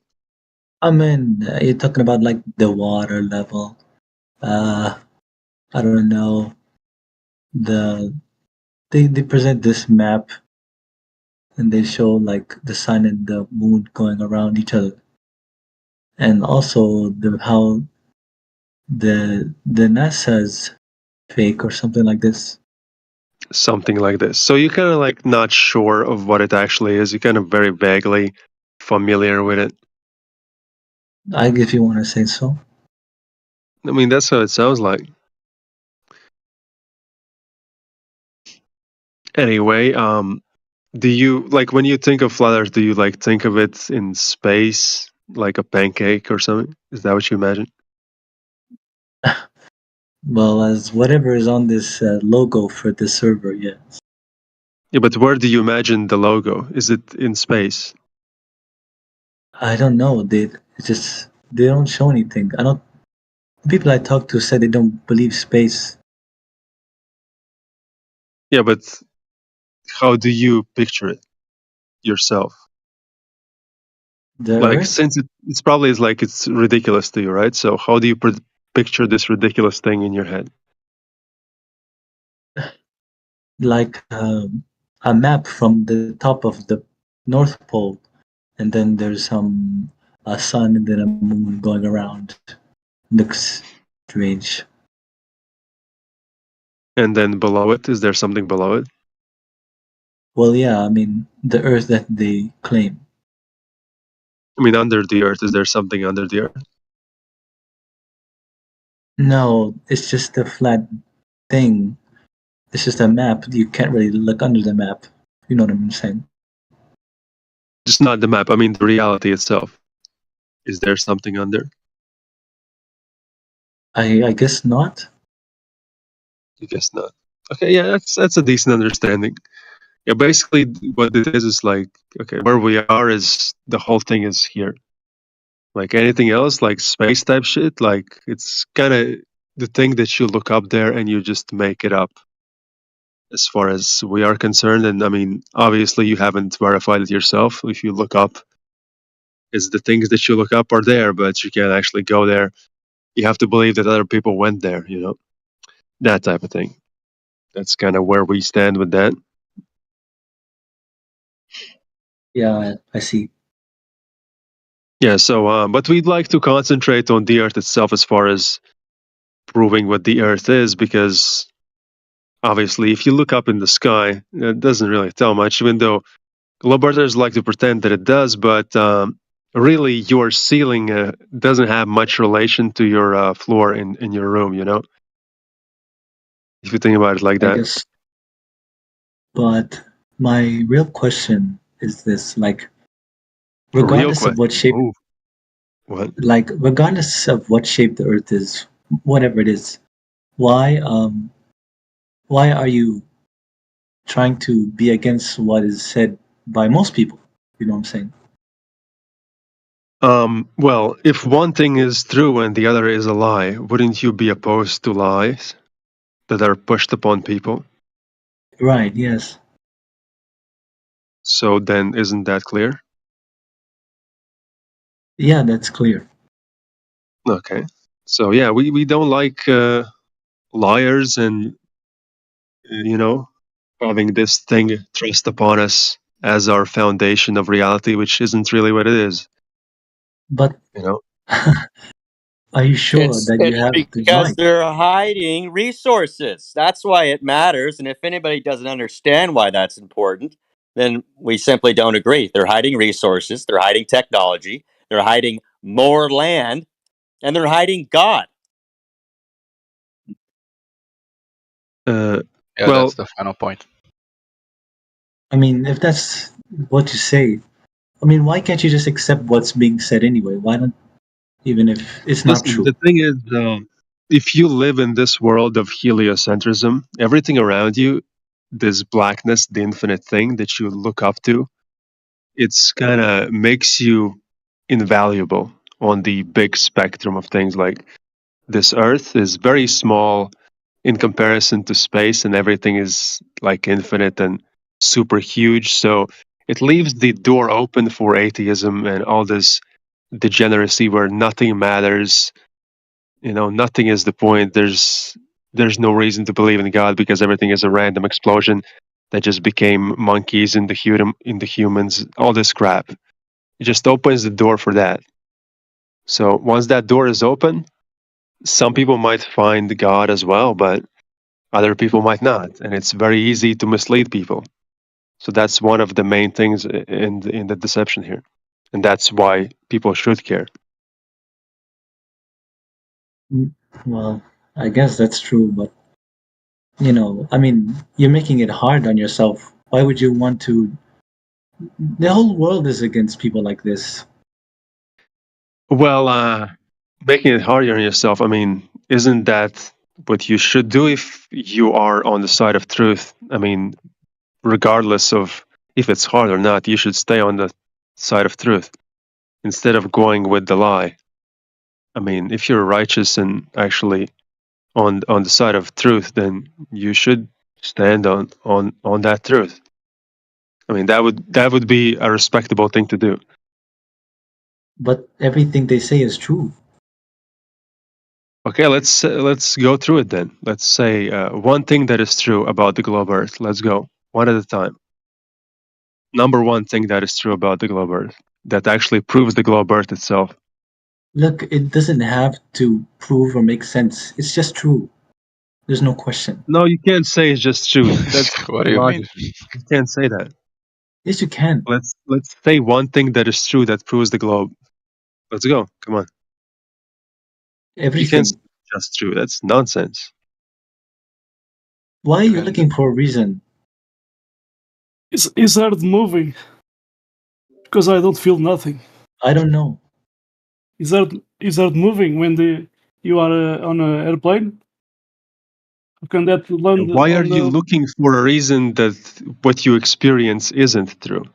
Why are you looking for a reason to believe everything that is the opposite of what you actually feel? Do you feel the Because spin? do I feel spin? Do you feel spin? If this is what is true, then I do. But do you actually feel it though? Or you just believe it? I have no idea. I mean, if that's what is being presented, then yes or not. But this is not the position in which the authorities have given. So whatever position the authorities present to you, you're gonna go with it. Right.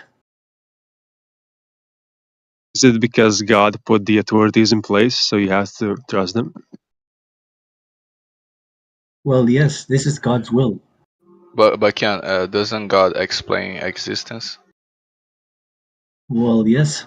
So why shouldn't the government tell us, like, explain us stuff? They have explained.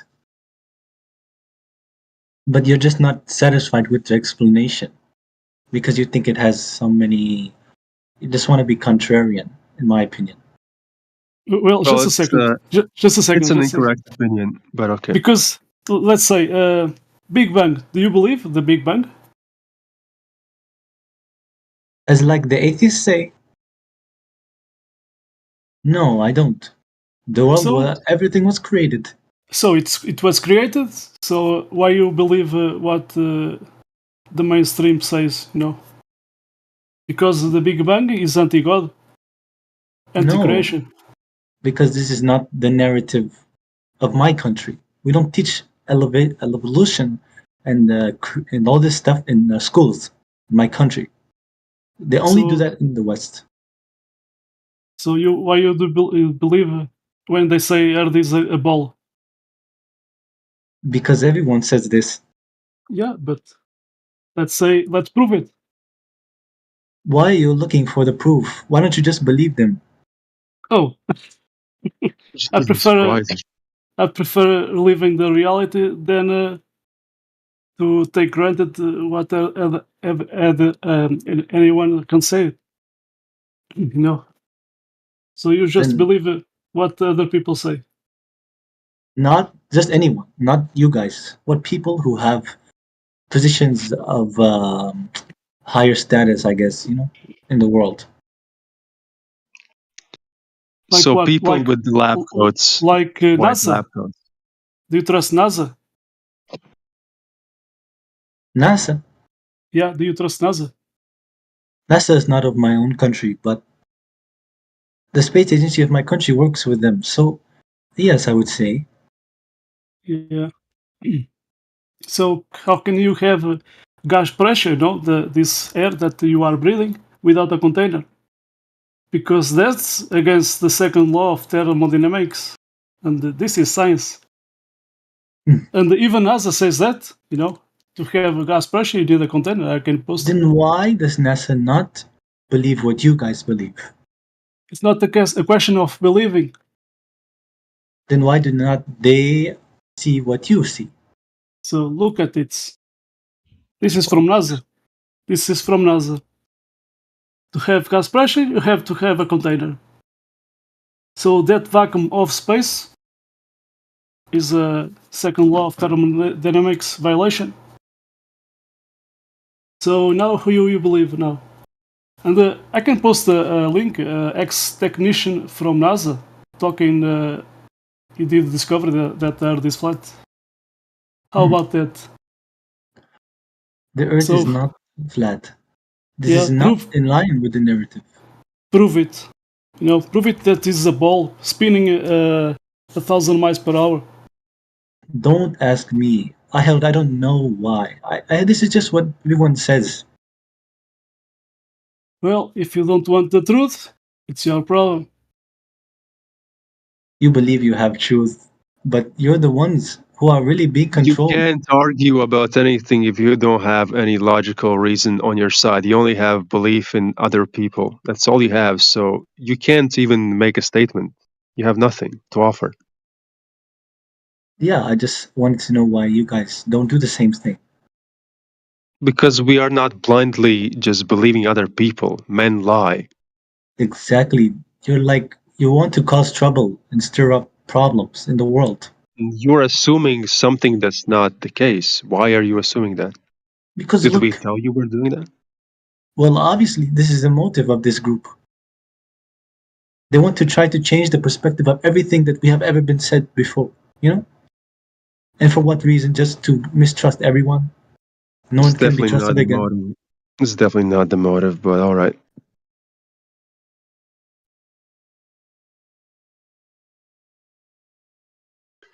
So I did post that live stream. You can watch it. That guy from is a ex-NASA worker. So anyway, and if you want to believe NASA, let's talk about this. It's a live stream. I was watching when that was between quotes on live. So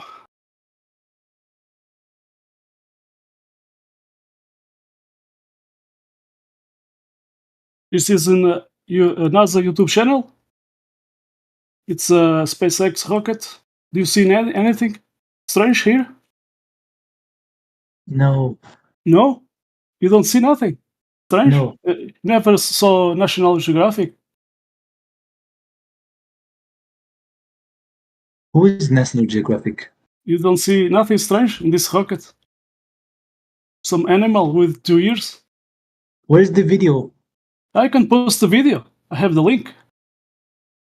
Let's see. Just a second.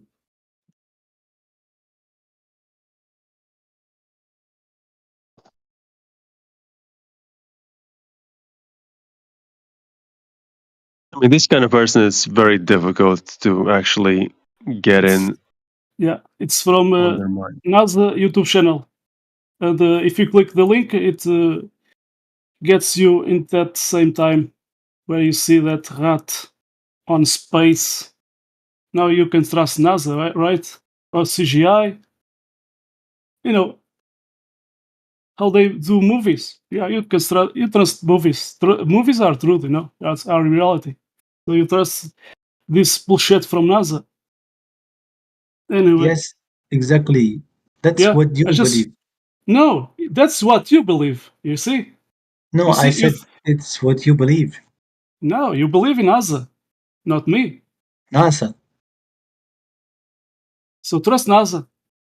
How can you have this rat on space? Is that reality? Are you kidding with me? Even if it is not reality, who cares? Who cares? Why you are here, wasting our time? If you don't care about Because I'm asking. if you don't care about reality and truth, so you can go away. You know, do the other things. Because we are here because we care about reality and we don't like lies. And Lie. lies. Instead of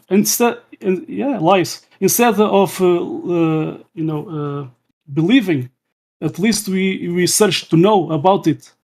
Okay, there's a difference. And where has it got you? At least to know, knowing where I'm living. At least I'm not living on a ball spinning 1,000 miles per hour. You know, that's a fairy tale, but you are believing that, and unicorns too. You know,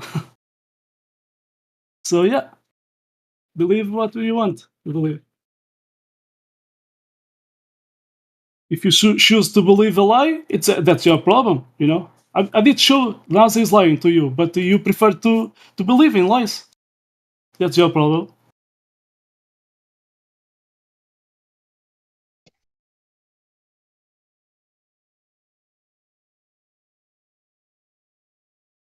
You have any proof to present if we are living on a ball?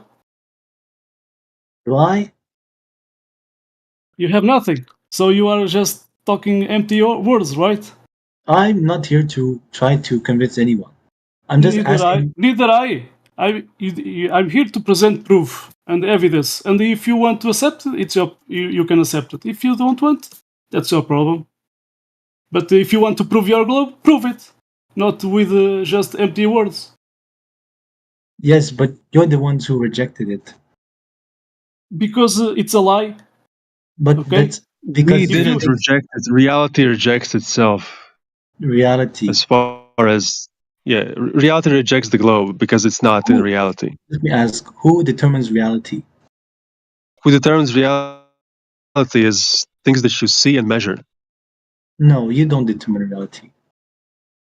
I didn't say I determine reality. I said I live in reality and I can measure it to assess what it actually is. But your reality and the way you think reality is does not line up with the reality that we are presented in the school. It's irrelevant. What It is is not. presented in school is not correlating with actually what it is in the real world. What is written in the book is not the same as what is in reality. That's your own opinion. It's not an opinion. The radius claim that is in the book is not coinciding with the actual reality when you measure for the radius. It's not there. Is it obvious? Yes, it's very obvious that it isn't there. Then There's a specific radius claim, and when you measure against it, it's not there. So if it's not there, then the curve is not there, and then the words in the textbooks are not true. So why isn't not everyone like you? Because they're lazy, they're not doing the work. They're just taking it for granted. Like you just believe. You're not even willing to take the work to measure the earth. You just Because gonna it believe it. doesn't matter what shape the earth is. I'm not leaving Earth anytime soon. Neither is anyone else. I think lies don't matter as far as exposing them and seeing the truth. Then you can live in lies and make your decisions based on lies. And what Trust happens? liars. You think you have the truth, but you're still gonna die. It's irrelevant. But what have you gained? You have gained nothing. Yes, I have. How do you know I have gained nothing? I've gained really a lot of clarity in my life. Decisions I make are always based on the clarity that I have. It's not funny. When you see the lies in the world, decisions you make are so much better because when you don't see them, you make really stupid decisions. Like the last 3 years ago, you might have made some really stupid decisions that could have been bad for your health if you didn't see the lies. That type of thing. Like what? COVID? You cannot talk about that here. Just The go reason at, I'm being at vague about it is because we're on go at that. YouTube, so We cannot talk about this. Okay. About the Suez Canal, do you know how it was made? Suez? No. Suez Canal? No. You don't know the Lesseps? The Lesseps. It was the engineer. So from the English side, they were talking that it was impossible to build because of curvature of Earth. But the Lesseps, knowing that the Earth is flat, he did that according to that. So I can post citations and the newspaper talking about it. So, and it works on flat Earth. People, do you believe in what? Focal panels? You know what is a plumb bob? They use this a plumb bob. Definitely doesn't know that. You don't know, so yeah. To construct a building, they use level and plumb bobs, and it has been working. So if the Earth was moving, that plumb bob should deviate, But it works on flat Earth. I can show you New York City, and you don't see any curvature there. You can post it. According to the globe, it should curve at 8 inches per mile square. But let me see. I'm going to post. Here is the New York City. Where is that curvature? Do you see it? So it works. No, it all looks flat. If you look from any space with your own eyes, it all looks from a plane. It looks flat. What space? I did just debunk you. You can believe videos from NASA. A rat in that rocket. Yeah, I can believe videos. Can you have gas pressure without a container? Prove it. So even if all our assumptions are incorrect. Did you ever saw that ball from space? Yeah, No, try that. I've never been. When we have ex-workers from NASA talking about flat Earth, what do you want to prove? But who are you and me to say that they are wrong? Well, I'm a citizen of this world, and I deserve to know the truth. But if you prefer not knowing the truth, that's your problem. Believe what you want to believe. You have to be like those people who make the truth. You know what I'm saying? You want to be like them. It's not a matter of opinion. It's not a matter of opinion. We can measure the truth. We can measure it. It doesn't matter what they think. Their opinions are irrelevant. The truth, you can go outside and watch it and live it. Okay? It's not something that you can make.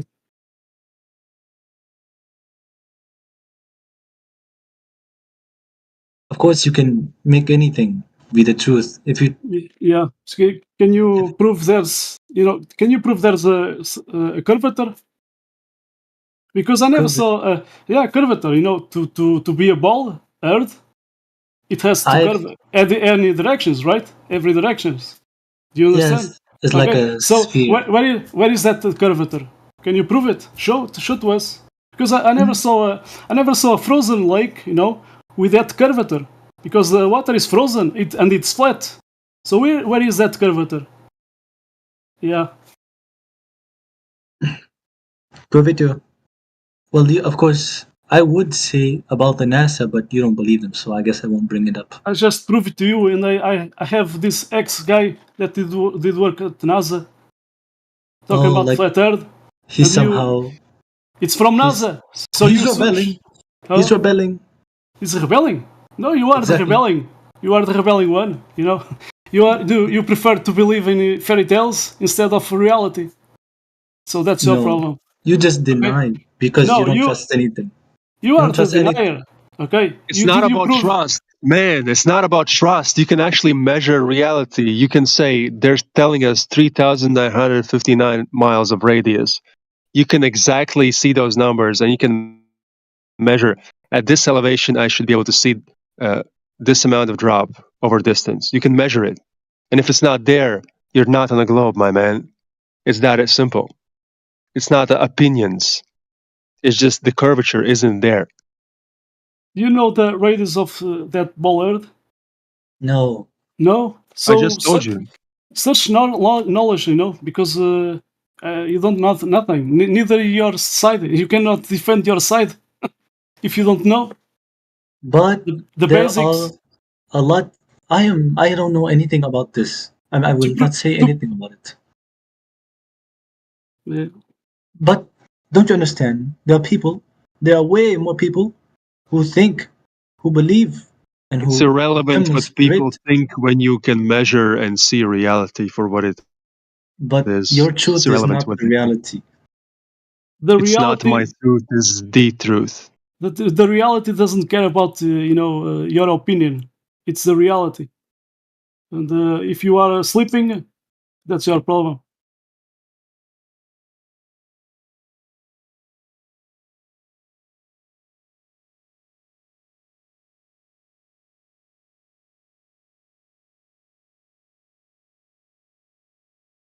All right, so you believe in a spin that you don't feel. You believe in a curvature that you do not see. And So it's I facts. essentially, you believe experience I believe what a is flat said Earth, but you believe that it isn't. when I open the school book. It does not say flat Earth. It doesn't say it. So I don't believe Forget it. the school book.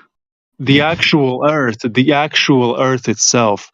You do I have not not see seen all curvature. the Earth. You I do have not not feel seen a the spin, entire but Earth. you believe it. Yes, Earth isn't in the school book.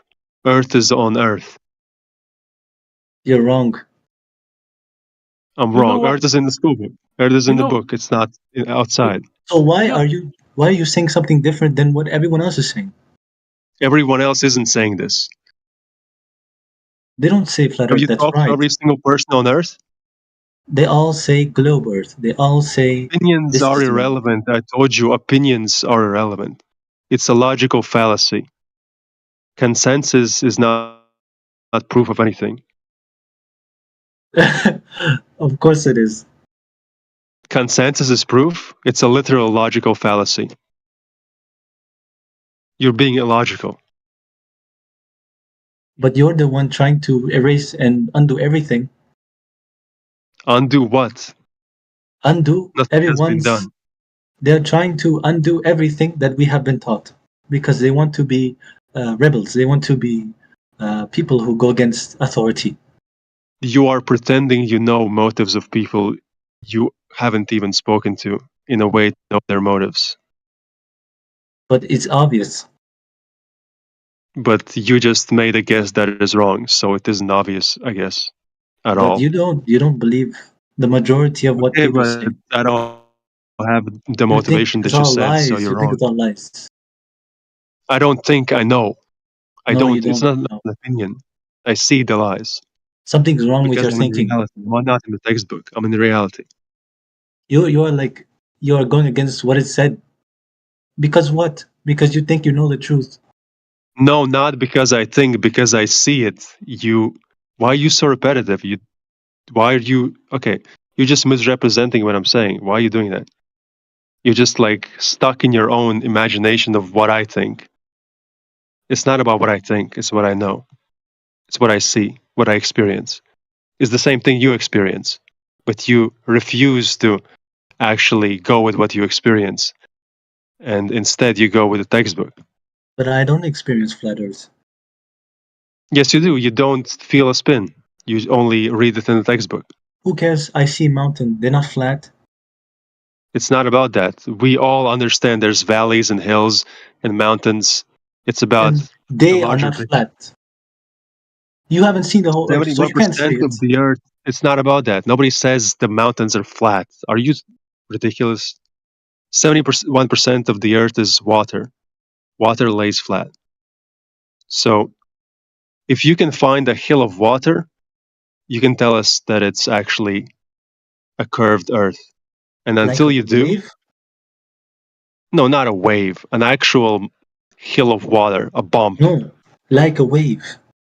No, not. I just told you not like a wave. So why are you saying like a wave? Because a wave is not flat. I'm not talking about waves. You're talking about water, and water is waves. Water is not waves. Water movement is waves. What? Water isn't waves. Water isn't wave. You understand that? Water itself is not a wave. Wave is a function that the water does.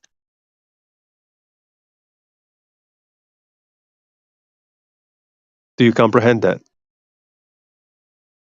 And so what? So what? So So what? water lays flat at rest. Large bodies of water. Yeah, None of them curve. is this like a huge truth? I should be like realizing this or something? Yes, because there's no waterfalls of oceans anywhere, and you can't observe that ever. Waterfalls of ocean. Not Yeah, I mean, understand. up is bending on the globe, right? It's basically a continuous waterfall around the I Earth. don't think it says that, but I know it doesn't say that. I'm ridiculing it, obviously. then you are misrepresenting what we I'm believe. ridiculing it.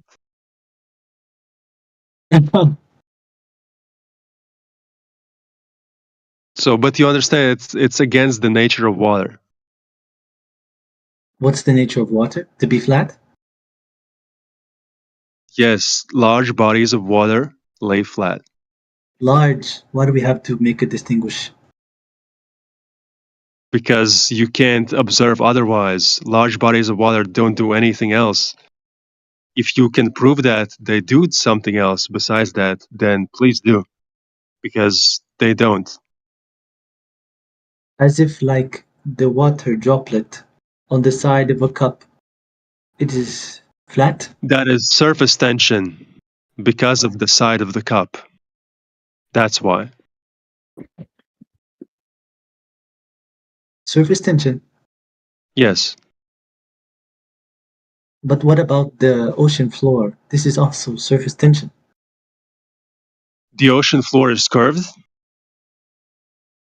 Curved? Well, it has terrain. So what if it has to rain?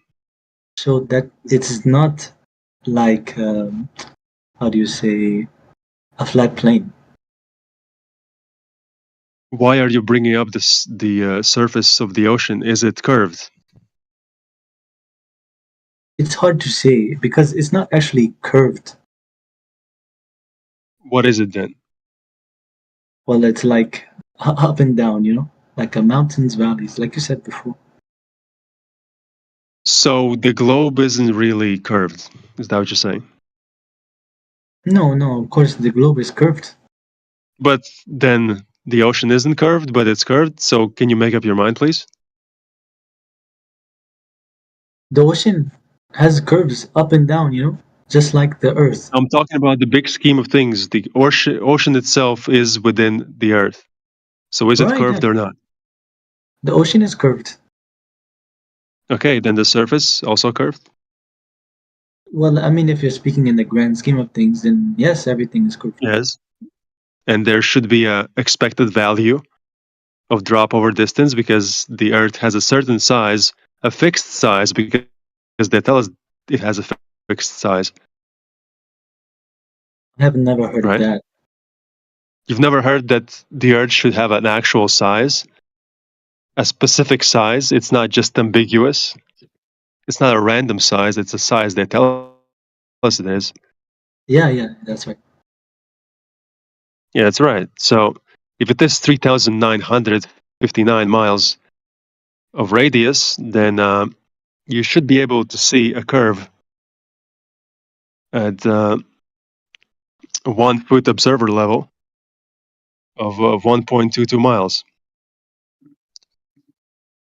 So at about 6 feet, that's 3 miles.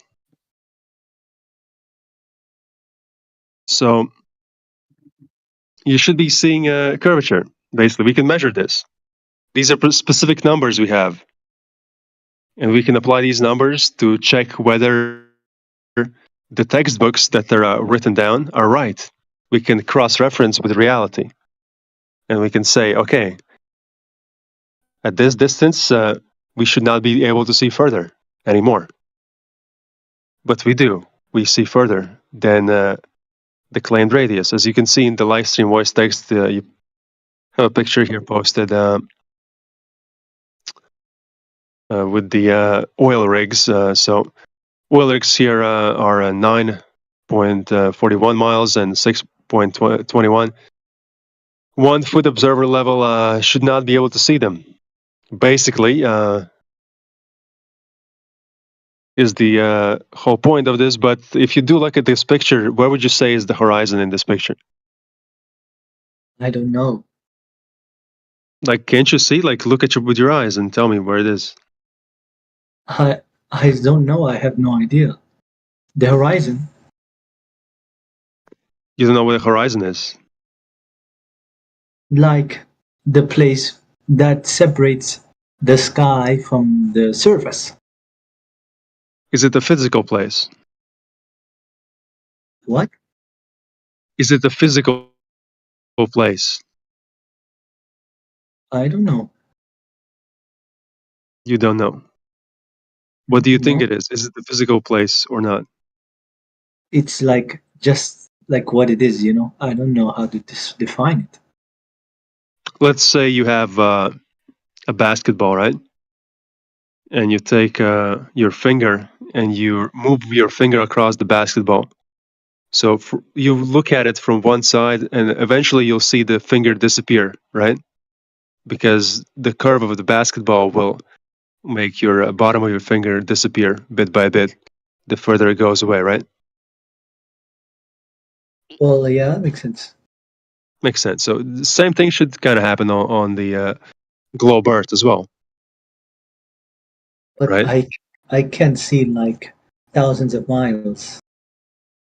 No, as I already told you, there is a specific distance where things should start to disappear on Oh, the yes. globe at a specific height. So we can actually measure if that's true or not, because they told us at 1 foot there should be a 1.22 miles of blockage. Okay. You get that, right? And you can't see all the way across Earth because of air density, not curvature. Yeah, also that. You can't see forever. If you ever tuned into the Weather Channel, where they tell you the weather, they will also give you a visibility rating for the day, which means that every day you see a different amount of distance. You know, it's not very much actually. In a horizontal plane, the air compounds and really obscures your visibility. So Everything has range. Your eyes have range. Even light has range. If you put a flashlight on in a gymnasium, it's going to light up a specific area. You won't light up the whole building because it has range. Right. exactly. Anyway, there's a. So you look at the picture. Where do you see the horizon? You're talking about the beach and then the sky. The oil rigs. The picture with the oil rigs. Do you see the in the live stream voice text? The horizon is B. Is B. What is A Right. then? What is A? A, that's in the sky. But isn't there a line as well there? Like after the Well, sky? yes, like the lines that point to the answers, you know. I mean, let's. Even though I think the horizon is at A, it's irrelevant because it doesn't matter. Even if the horizon is at B, it's still too far. We're not supposed to see that far because the platform Hill House is a distance demarcation, so it shows a distance of 6.21. Basically, this should not be seen. You know, as you see at this distance, it should be 1.22 miles of visibility. So you should not be able to see the soil rig. What's like the point? The point is, this is debunking the claimed radius of the Earth. So the Earth is not a globe, according to observations in reality. It's actually a measurement of reality. It does not coincide with the textbook claim of radius. If it's so easy, again, why doesn't most people believe this? Because they think like you do. They believe somebody else figured it out. They go to school and they just listen, and the teacher isn't lying to them. The teacher is also just repeating something that they learned. They assume people are looking out for them, and they just tell the truth. But they don't realize it's not actually the truth. It's just something that was written in the book. And they just parrot it.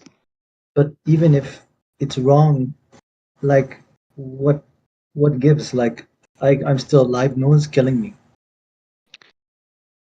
Nobody's killing people. There's not wars.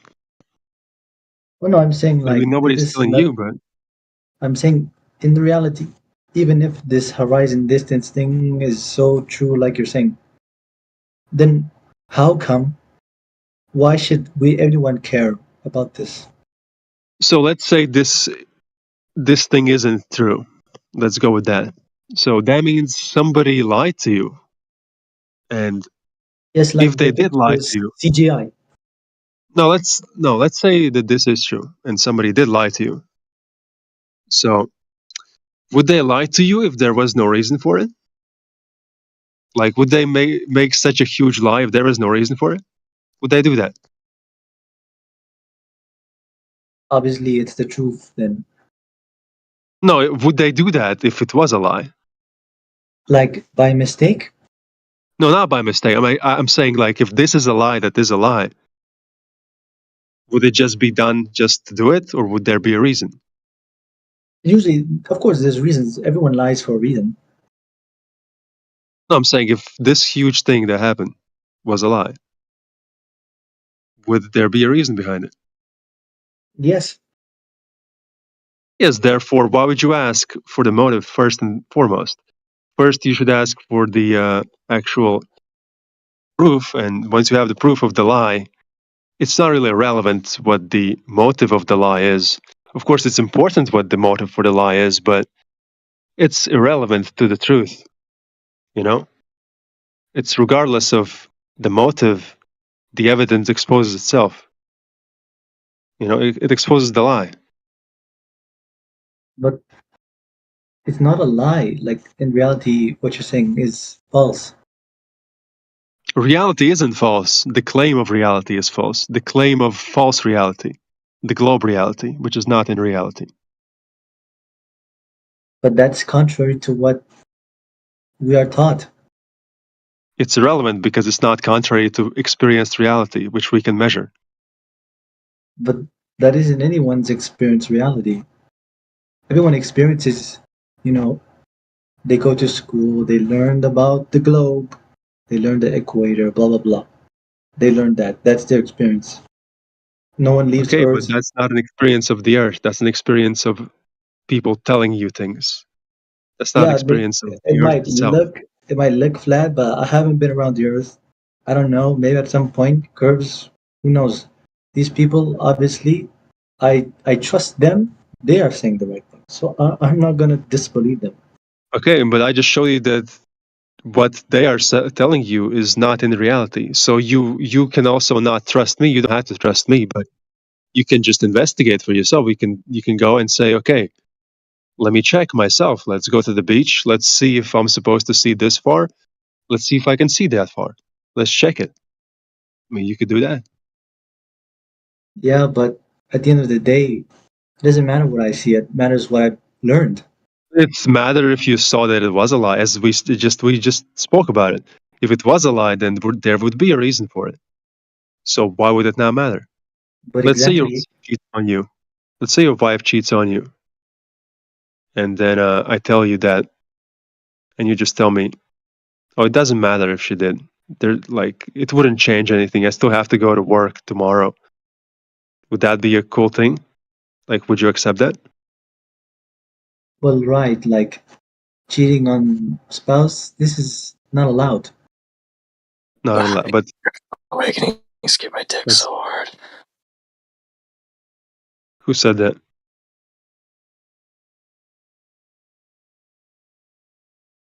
I don't know who said that, but that was messed up. Anyway. Yeah, about the.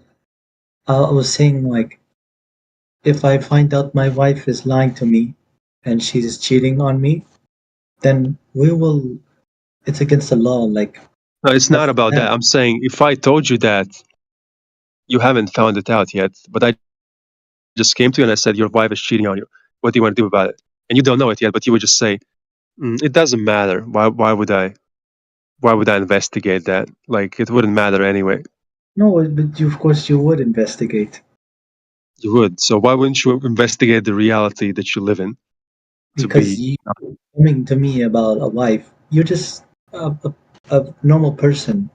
These are normal people who find out these things. They're like scientists, government people.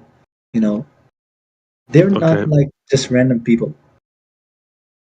There's special God power people No, that like they're trained. They have qualifications. They have positions. Which went to school and heard the same things we heard, but more of them. what would change? Why would you be against?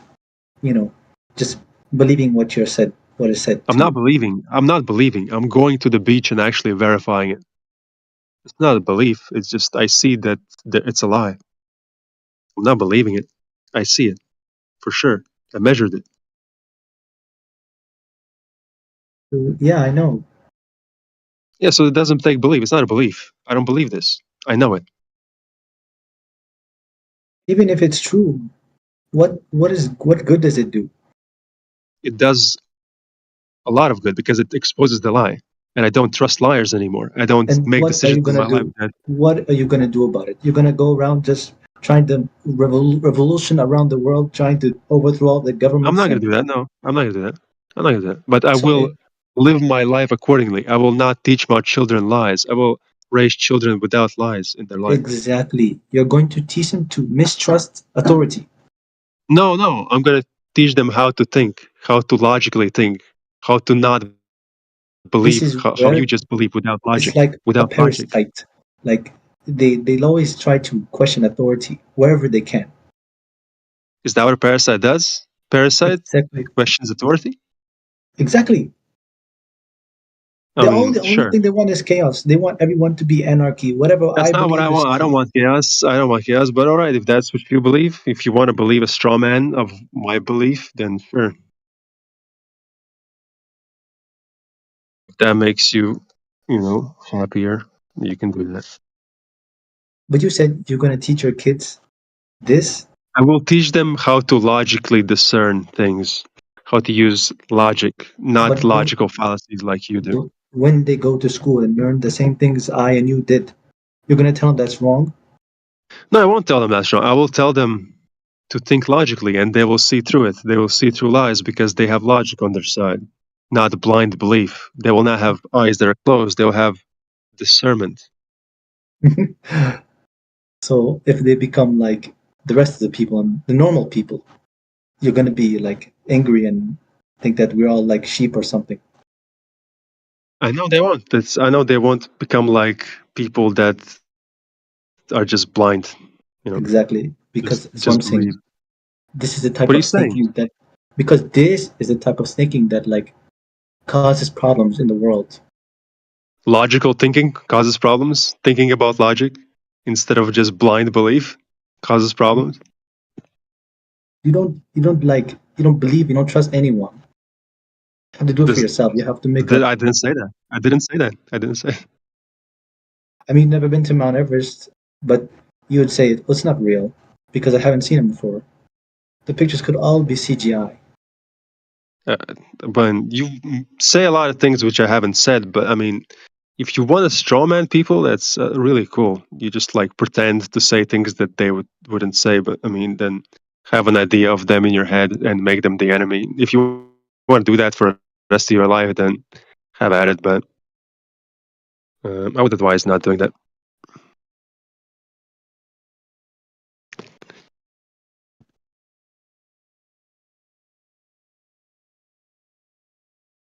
But don't you get it? But Like, yeah, I mean, you're welcome to have beliefs and stick with your beliefs. If you don't want to use logic, I mean, more power to you. but if you claim that's how I am, then you have to believe that the rest of the I world is don't the believe. I same way. told you, I prefer not to believe. I don't believe. I use logic. Use logic, Yes. and we don't. The rest of the world, we don't. We just Well, follow people blindly. that simply believe do not. I didn't say rest of the world. I said people that do just simply believe without using logic. Those people. But in that, you are When I say people like when I say people like you, I don't mean all the people. I just mean people like you. That's not all the people. Well, I mean, what is there? I mean, there's flat earthers, there's not flat earthers. No, there's not there. There's also people who do think logically, but they just don't see the law because they haven't thought of it. I mean, I used to be a globe earther as well. You think I was a flat earther all my life? You think I didn't go through the same school system? Yeah, that's what I'm saying. It's not like a from birth kind of thing. You like No, it is a from birth kind of thing. Is you don't go to school from birth. no, You're like not born a globe believer. You right, but experience your reality as it but is, and then you go to I school and can then you get told assure you, lies. but I can assure you that all of us were not taught flat Earth. We weren't taught that. So why do you believe it? You say it's because it's I can see it. Well, you I said the can go globe is outside. from birth. Like globe isn't from birth. You were not born a globe earther. You were born a flat earther. Right? You saw the world for what it No, is. You didn't feel a spin. You didn't see no, a curvature. You went to no. school and then you were indoctrinated. Oh wow, indoctrinated. That's what you want to call it. Can That's what it is. like think let's say you believe in Allah, right? Yes. Okay, so you were taught to believe in Allah. No, I wasn't always a Muslim though. Wait, can we So have Sully speak to him? Because Sully is Muslim. So Sully, are you there? So this guy is Muslim. Yo, You what's want to talk? up? You want to all talk to right, this guy? you Yeah, want? hi. Uh, I was going to make a question first. The thing is, okay, right, all right. So you're not taught to be a Muslim? I'm not taught to be a Muslim. No, I mean Ken. No, like everyone is born a Muslim. We call it fitrah. Like Oh, sorry. Yeah, I mean like believing in Allah, following the religion. That's what I mean. yes, like everyone is born pure Muslim. So everyone is taught to believe in it. Yes, like everyone is born Muslim, right? All right. So how did you come to find out that Allah is the true God? Like, is the God you must believe in? How did I?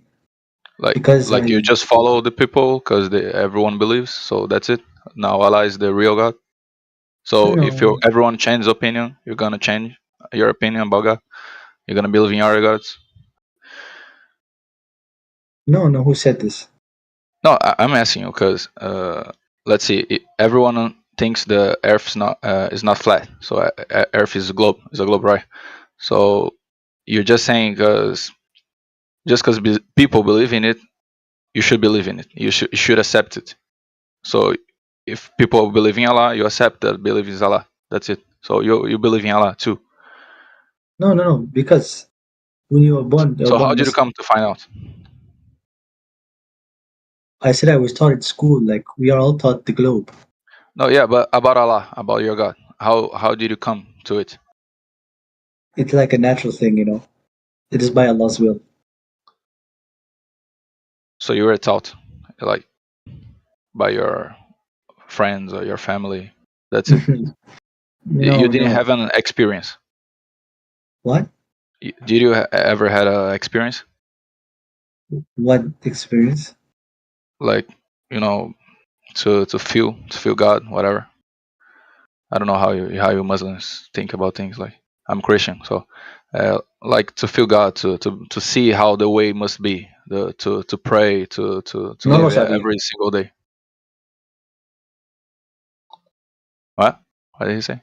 No, I didn't. It's not So you like just believe in it. So you just believe in it. You just accept it. That's it. Like the globe.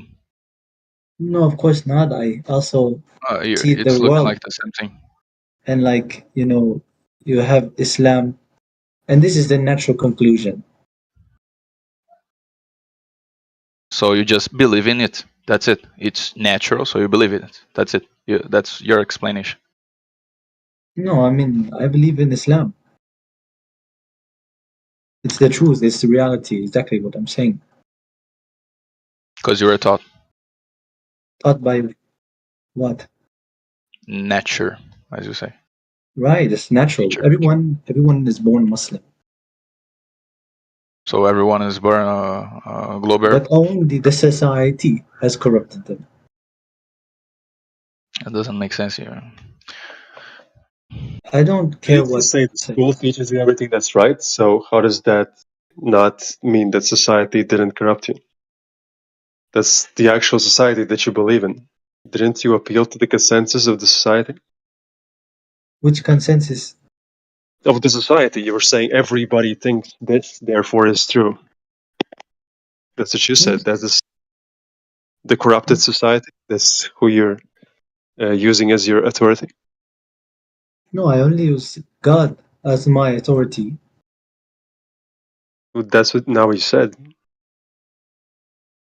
Of course, I believe the governments, everything like this,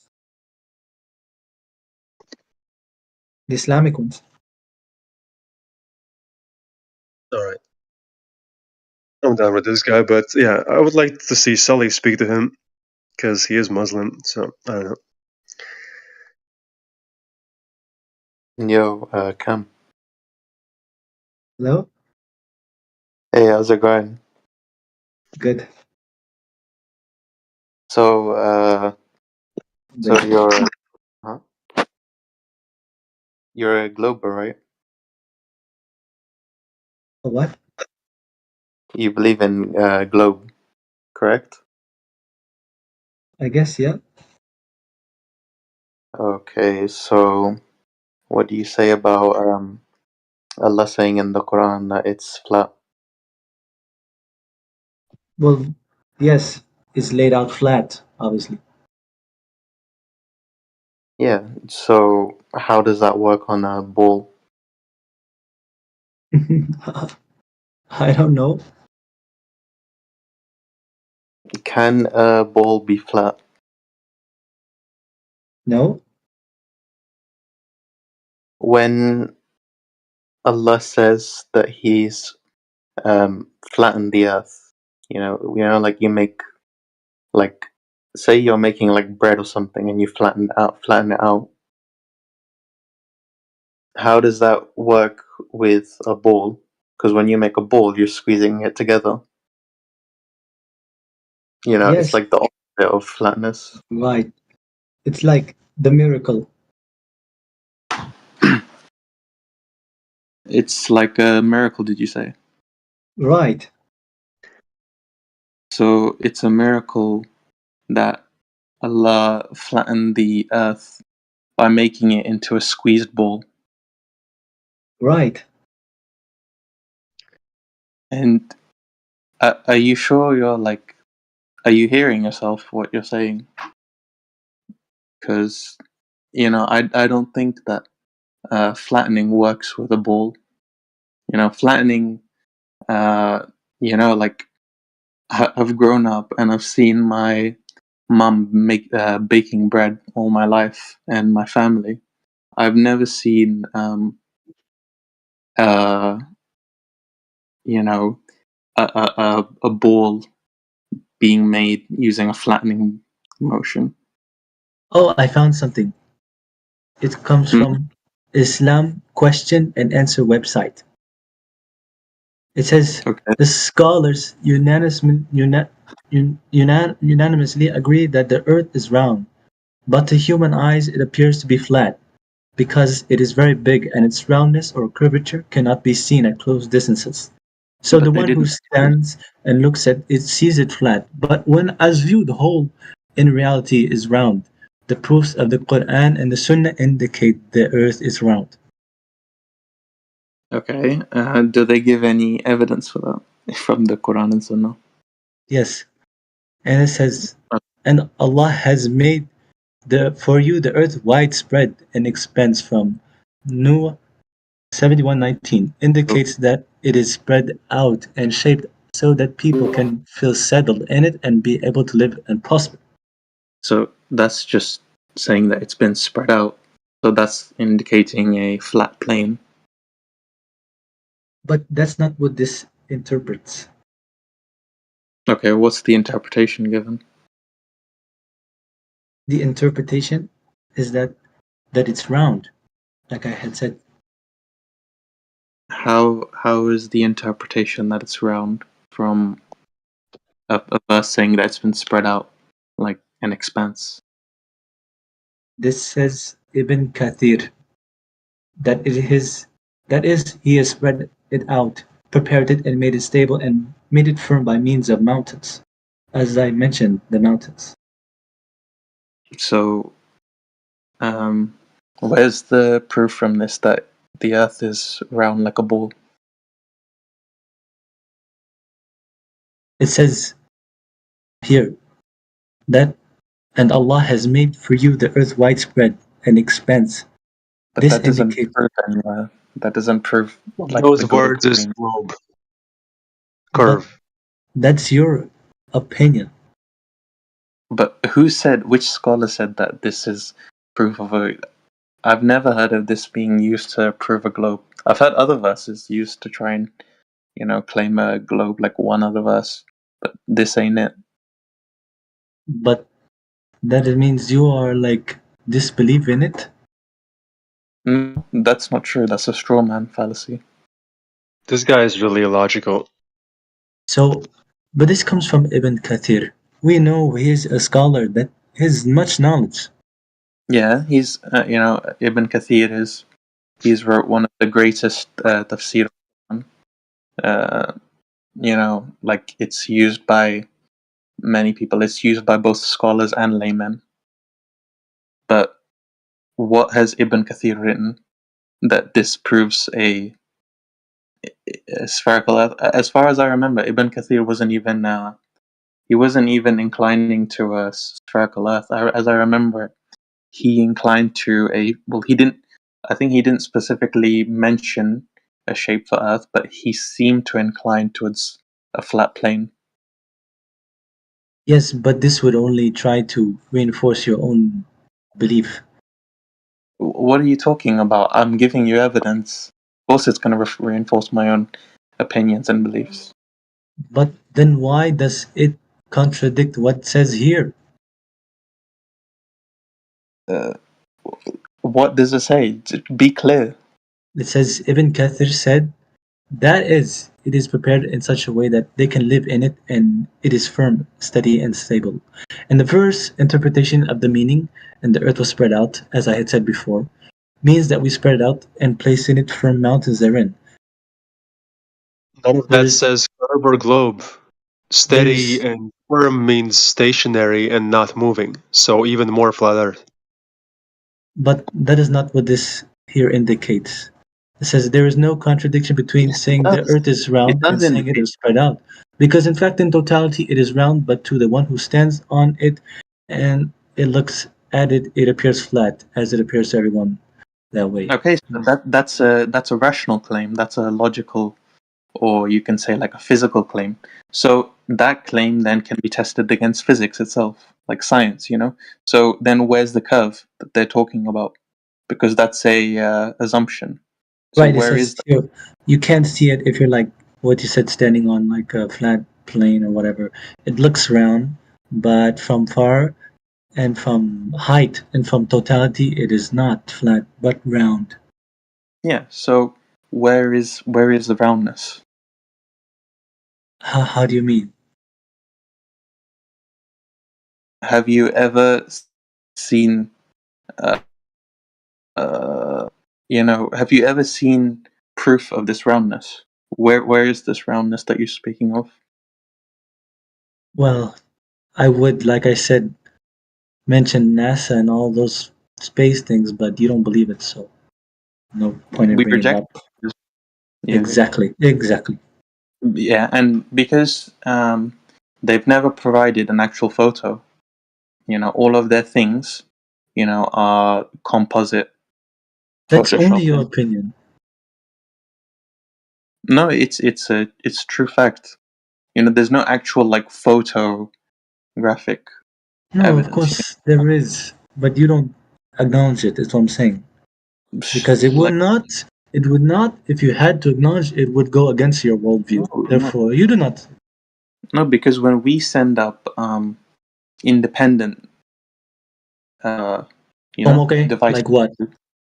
Yeah, when we send up our own devices up into the atmosphere with high altitude balloons, we don't see any curvature. We see a flat, horizon, no matter how high. Obviously, because you're not going high enough. Okay, and how do we go high enough? Like, you tell me, how do we reach this vacuum called outer You, space? you go into space like like By a the rocket? space shuttle, for example, or A Soyuz. rocket? Okay. Can rockets fly in a vacuum? Do rockets, can rockets propel or thrust in a vacuum? Can they? Yes, of course. This is what they do in space. No, they can't. But that's your belief. No. It's not belief. That's like proven Yes, science. yes, it is a Because belief because did I? it goes against everything that we've seen. Okay, You define just thrust. deny it. You deny No, it no. Yeah, I do deny it. because it Define doesn't fit your thrust. worldview.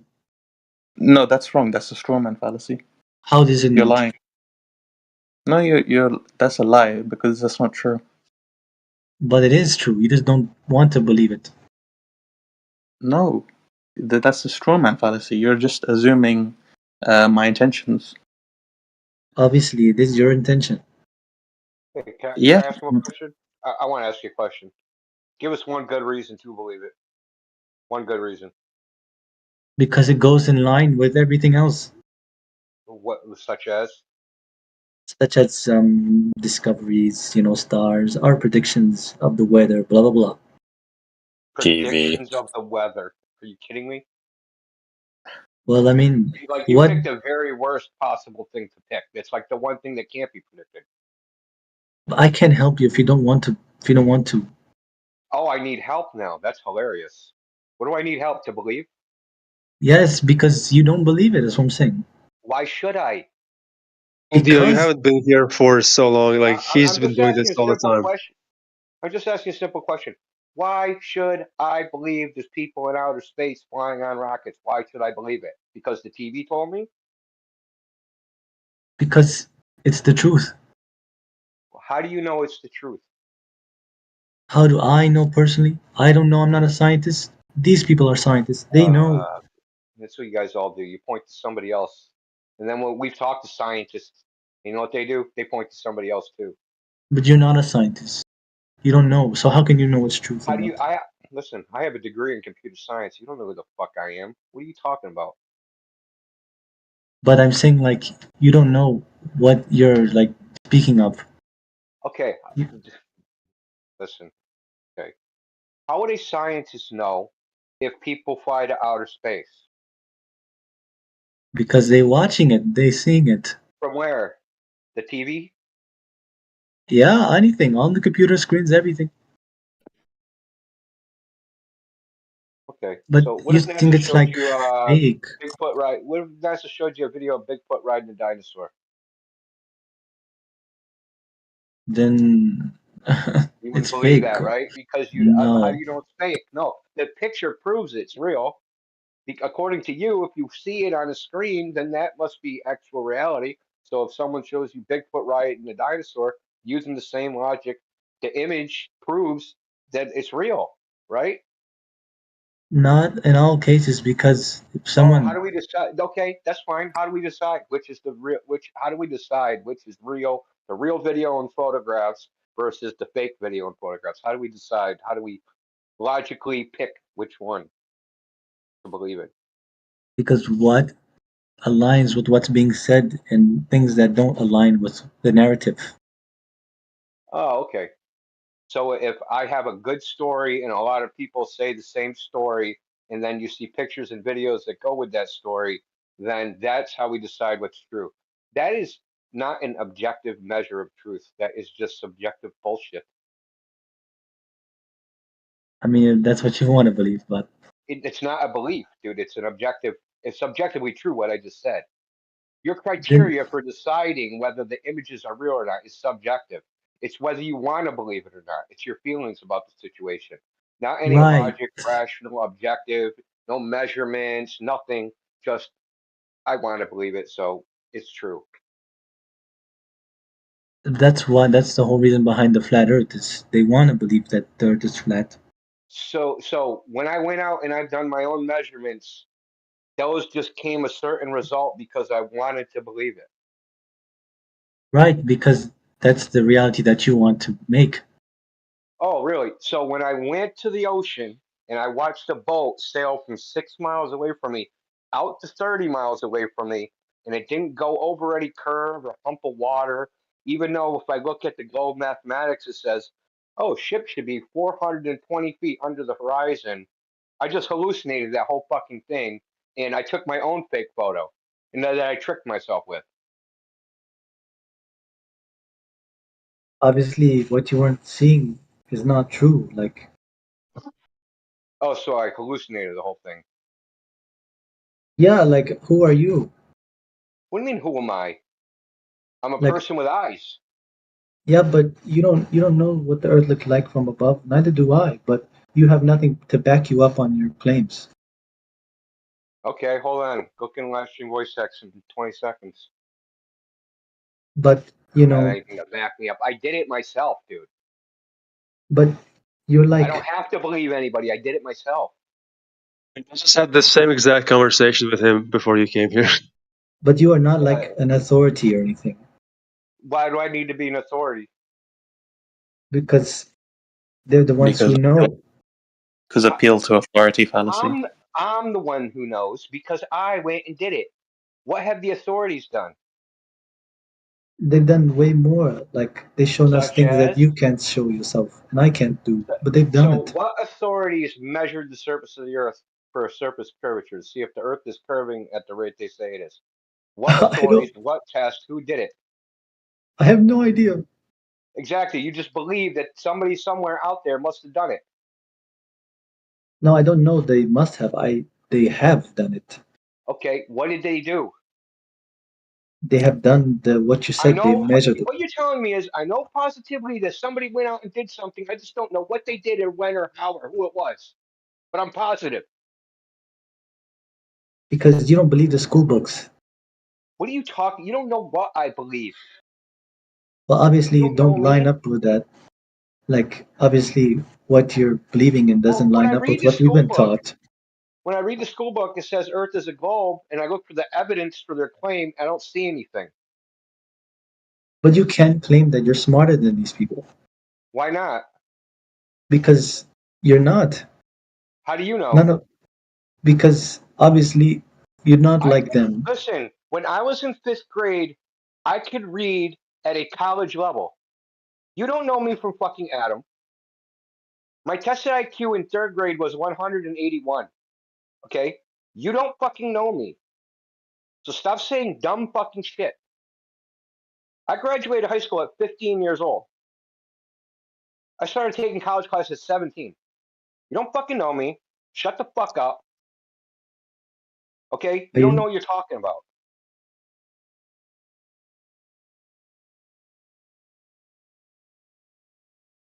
And I'm a licensed pilot. Am I retarded too? Who? Yes, you must be. Obviously, No, because for I'm some not saying reason like I know you guys. I just saying that like we aren't like scientists. We're not like government you people. We don't know don't that know. either. Listen, But you're just but a you're kid. You don't know anything, man. I'm sorry to say that. You're just a kid. You don't know anything. I but worked in the I defense industry. Okay, I know people that are supposed to be quote unquote super smart that can't figure out the fucking email. Okay, like seriously, you don't like you just don't know. Like this is saying you don't know what you don't know. Okay, and there's things about people in reality and so-called educated people that you don't know. They're not super smart. They're just like everybody else. okay, but You know, there's Go ahead. Why can't you just believe in it? Why should I? Because that is better. It's better than For being whom? for the society. We don't have people who disagree with things like Oh, this. okay, yeah. So for society, I'll do it for society, man. Exactly. Like we So want that what this is cohesion. about? We want consensus, and we want people to be Why? agreeants. Because this Why? is hard. This makes like a peaceful society. You It's not really the think truth. that? You Who really think that? cares? Like who You're blown, cares? dude. You blew a gasket like somewhere. If you think everybody just simply agreeing on something makes a peaceful society, you're out of your goddamn mind, man. No, I'm not Are saying you that. like 16 years old or something? No, no, no. I'm saying if we have, why would we want someone who disagrees when we can have everyone agree? Because disagreements are are what pushes humanity forward, and it's how we find the truth, right? You got to hear the wrong ideas to figure out what the right ideas are. But we are not like wrong about this. Only the people who go against what is said are wrong. Okay, and you have no evidence for that, as you've clearly demonstrated. You're just saying words. You don't know who it is that proved anything. You just believe it because it's on TV. Fine. We don't care if you believe it. Go fucking bury your head in the sand. I don't give a shit. Like, I really don't care. We're not here to convert you into a flat earther. I'm just here to ask, like, why would you want to be somebody like this? I have no choice because I've gone out into reality, right, and tested the globe claims. In what they claim exists doesn't exist in reality. Now, you watched the screen, read a book, heard it from somebody, and they all said, "Oh, Earth's a globe." But when you go outside in reality, you don't see a globe. You don't experience a globe. You don't experience motion. You don't experience any of the things they say. None of the metrics that they say that compose the globe idea have you ever experienced in your life. The And globe. you I don't mean, know anybody who it's happened to. So I don't really care. I mean, it's just I don't understand why you want to disagree with people like this. Like because you think you have look, to, because you think you have the no, they're truth. disagreeing. They're disagreeing with me. Okay, you're putting the cart before the horse. I have reality on my side. I have observable reality. I can just go outside. I live a mile from the fucking ocean. If I want evidence of a flat Earth, I just walk a mile and I can see it. If you want evidence of the globe, you have to go plug in your television set. I mean, How are not these two according things to some equal? people. Well, where else would you experience it? You've been to space? I mean, there's certain like tests that people will talk about. Like I don't know. I just gave you one. I just gave you one that I did. That's what I'm trying to say. If you go out yourself and you go out into the real world and test the globe, their claims that they say these are the proofs of the globe: X, Y, Z, radius 3,959 miles, circumference of 24,000 miles, yada yada yada. If you go out into the world and you test the predictions of those of that model, you're going to find out that in the real world that don't exist. And that's why we're here, is because in the real world out there, with the air and the grass and the trees and the birds and shit out there in the real world outside your door, there's no globe out there. The globe exists in your freaking head. And someone else put it there. And you're in here shilling for it as if it's your invention. Not my invention. I It's know it's definitely not not your mine. invention. Whose invention is it? Who do you think invented the idea? I have no idea, but people who are more have more responsibility than I do. Okay, so Plato invented the idea. As far as we know, he's the first person to write it down on pen and write it down that the Earth was a sphere. Want to know what his reasoning was? You think it was science? His reasoning was the sphere is the most perfect shape, so the Earth has to be a sphere. And coincidentally, Copernicus, who came up with the heliocentric model, that was his reasoning, and you can read that right in the Revolution of the Heavenly Bodies. So they didn't use science to come up with this idea. They used metaphysics, what they thought was ideal, because they had what's called a Platonist viewpoint, where like the only true things exist in the world of ideas and not in the physical world. I could get a whole philosophical discussion about that, but I'm not gonna. But these ideas, they had the idea before the globe, before they had the evidence. They had the idea of outer space before they had the evidence for outer space. So the idea of outer space vacuum comes from Democritus and Epicurus, which were Greeks that lived in 325 BC. They had no evidence for outer space. They had no evidence for stars being, trillions of light years away. They had no evidence for any of this shit.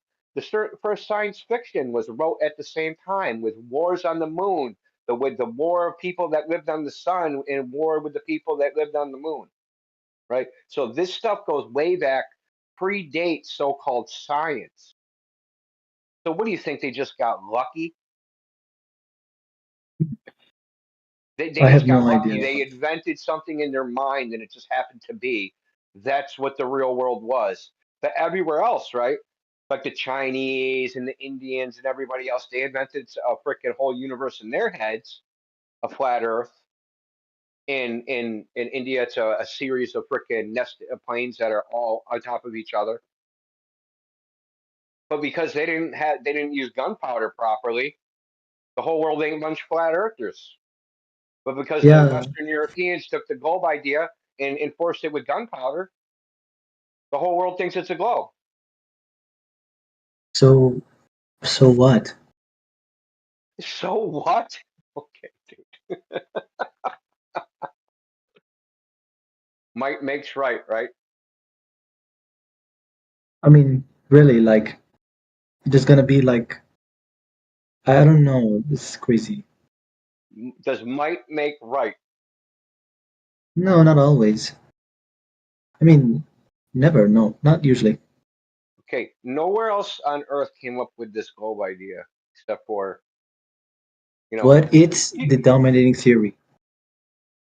Yes, you're absolutely correct. And it was enforced on other countries. The Chinese were flat earthers into the 19th century, into the end of the 19th century and into the early 1900s. Globe Earth is new. That's a new concept. Until So the Jesuits, you ever seen the movie The Last Emperor? I suggest you go watch it. So the Jesuits, quote unquote, educated the last emperor in China. It was really just to weasel their way into the Chinese government, subvert them, which they actually ended up doing until they tossed the emperor out. But that emperor, he took up the Western ways. They got rid of the flat Earth as the national cosmology, and they adopted the globe. And when he adopted Western values, the West subverted him, and that was the whole purpose, to subvert. To go, oh, you're just a bunch of superstitious people. We have science, and science is the pinnacle of truth. And if you believe in science, then you can't believe in those old ways. And once they got people to stop believing in their traditions, then they replaced them with their tradition. And their tradition is Earth is a spinning ball.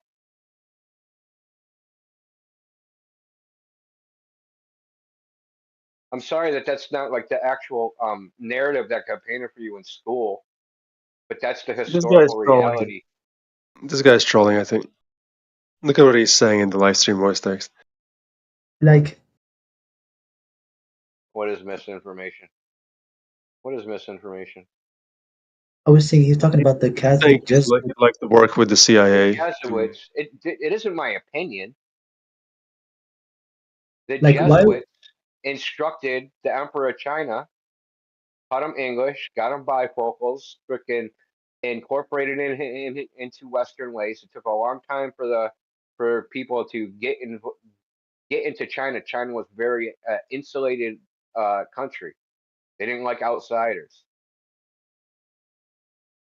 Yeah, I know they're very insular.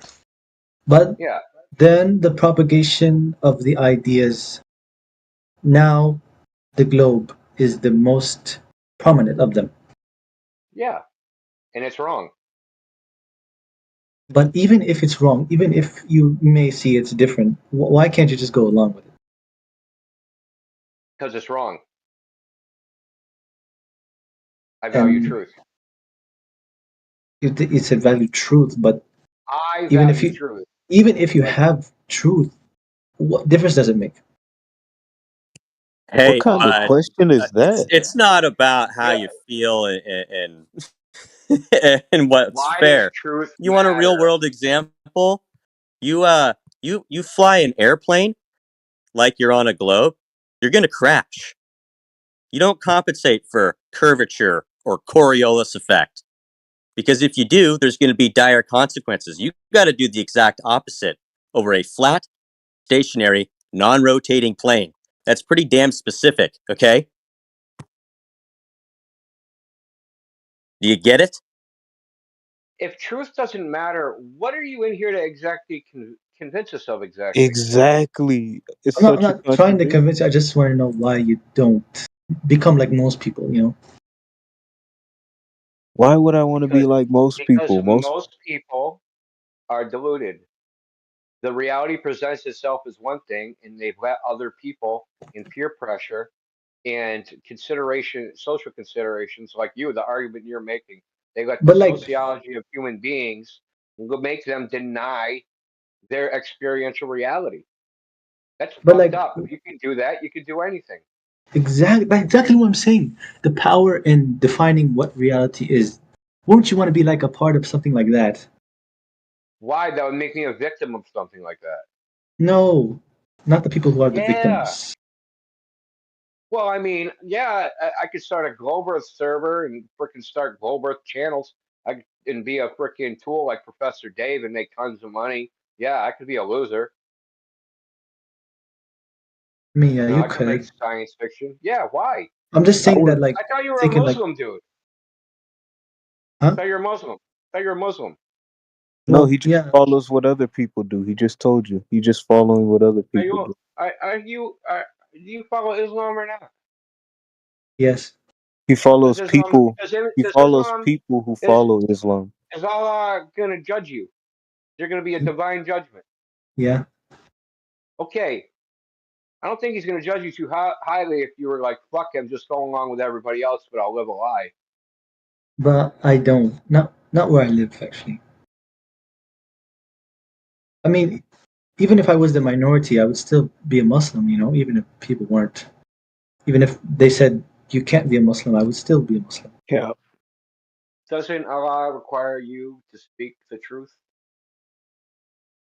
as you know it? Um, well, yes, like the Quran is the truth, and people say it's wrong, but Is that the Have only nobody. you truth? read Have you Aren't read there the other truths? entire You're Quran? allowed to lie.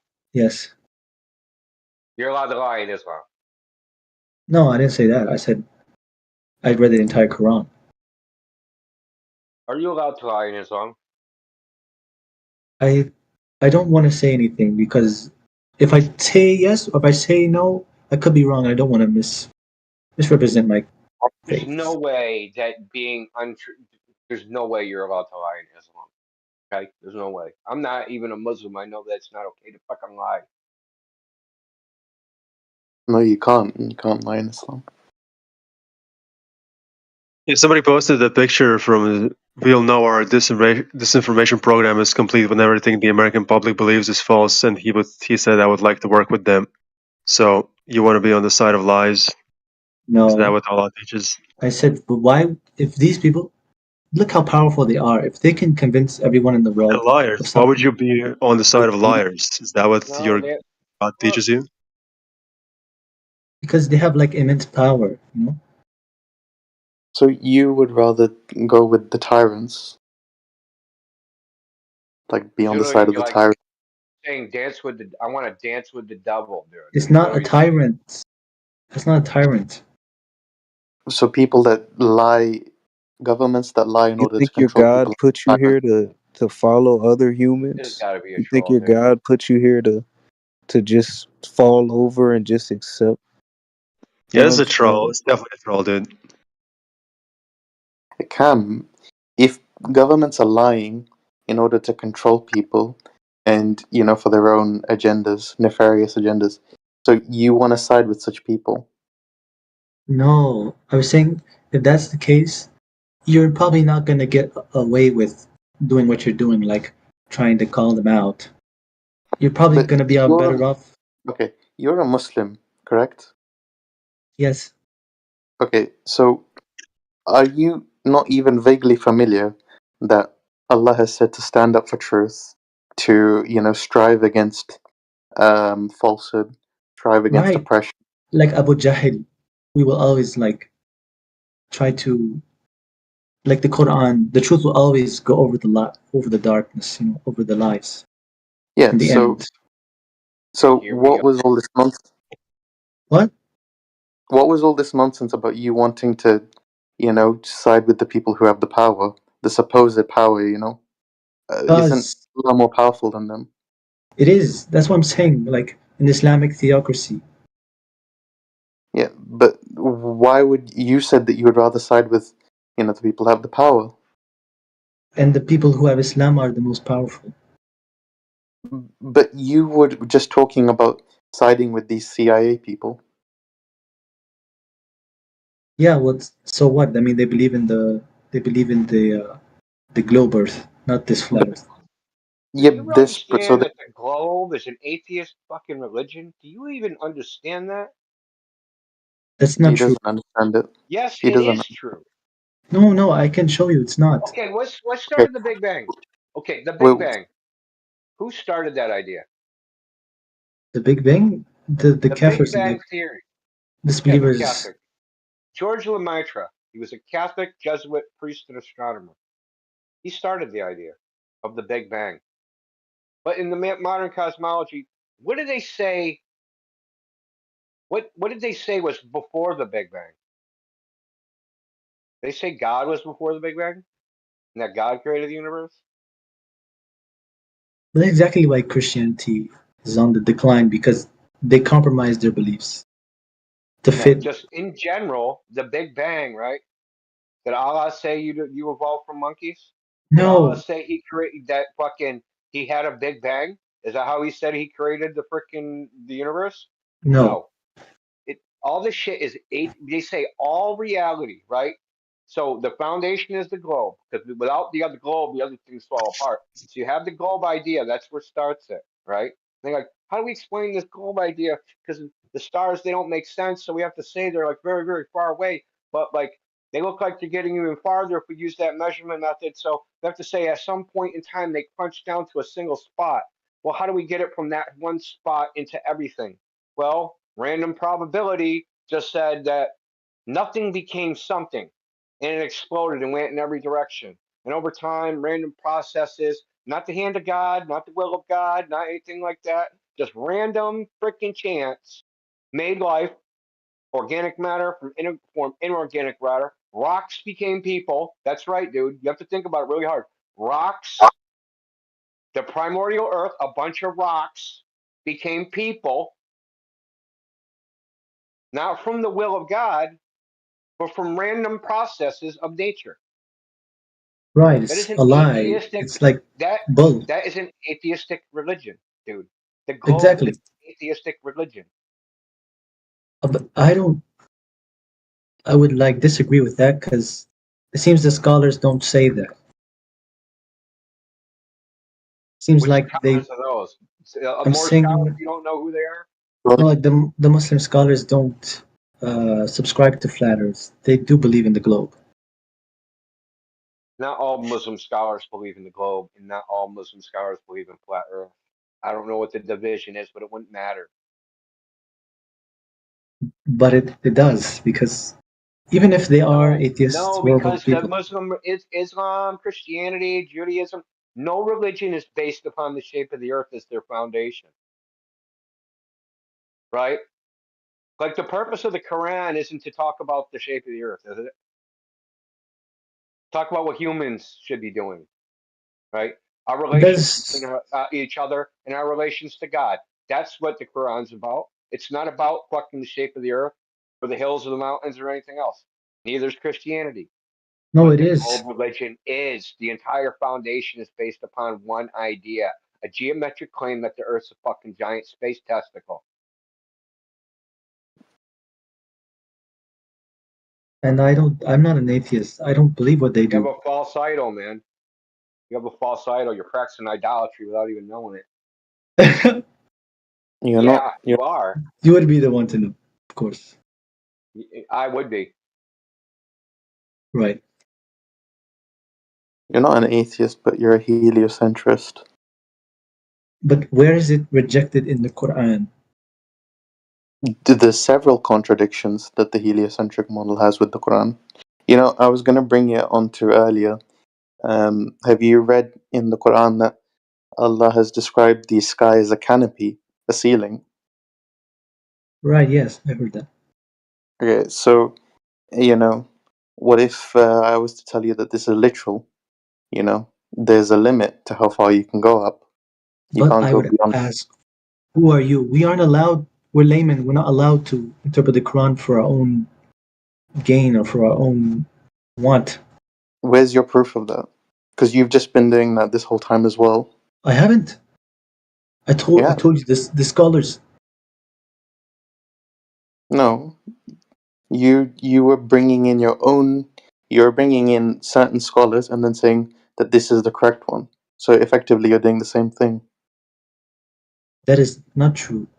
That is 100% true. You quoted scholars and then said that we should follow this interpretation as correct. This one is the No, doctrine. but I'm Whereas telling you, the scholars believe in the globe Earth. They don't believe in flat Earth.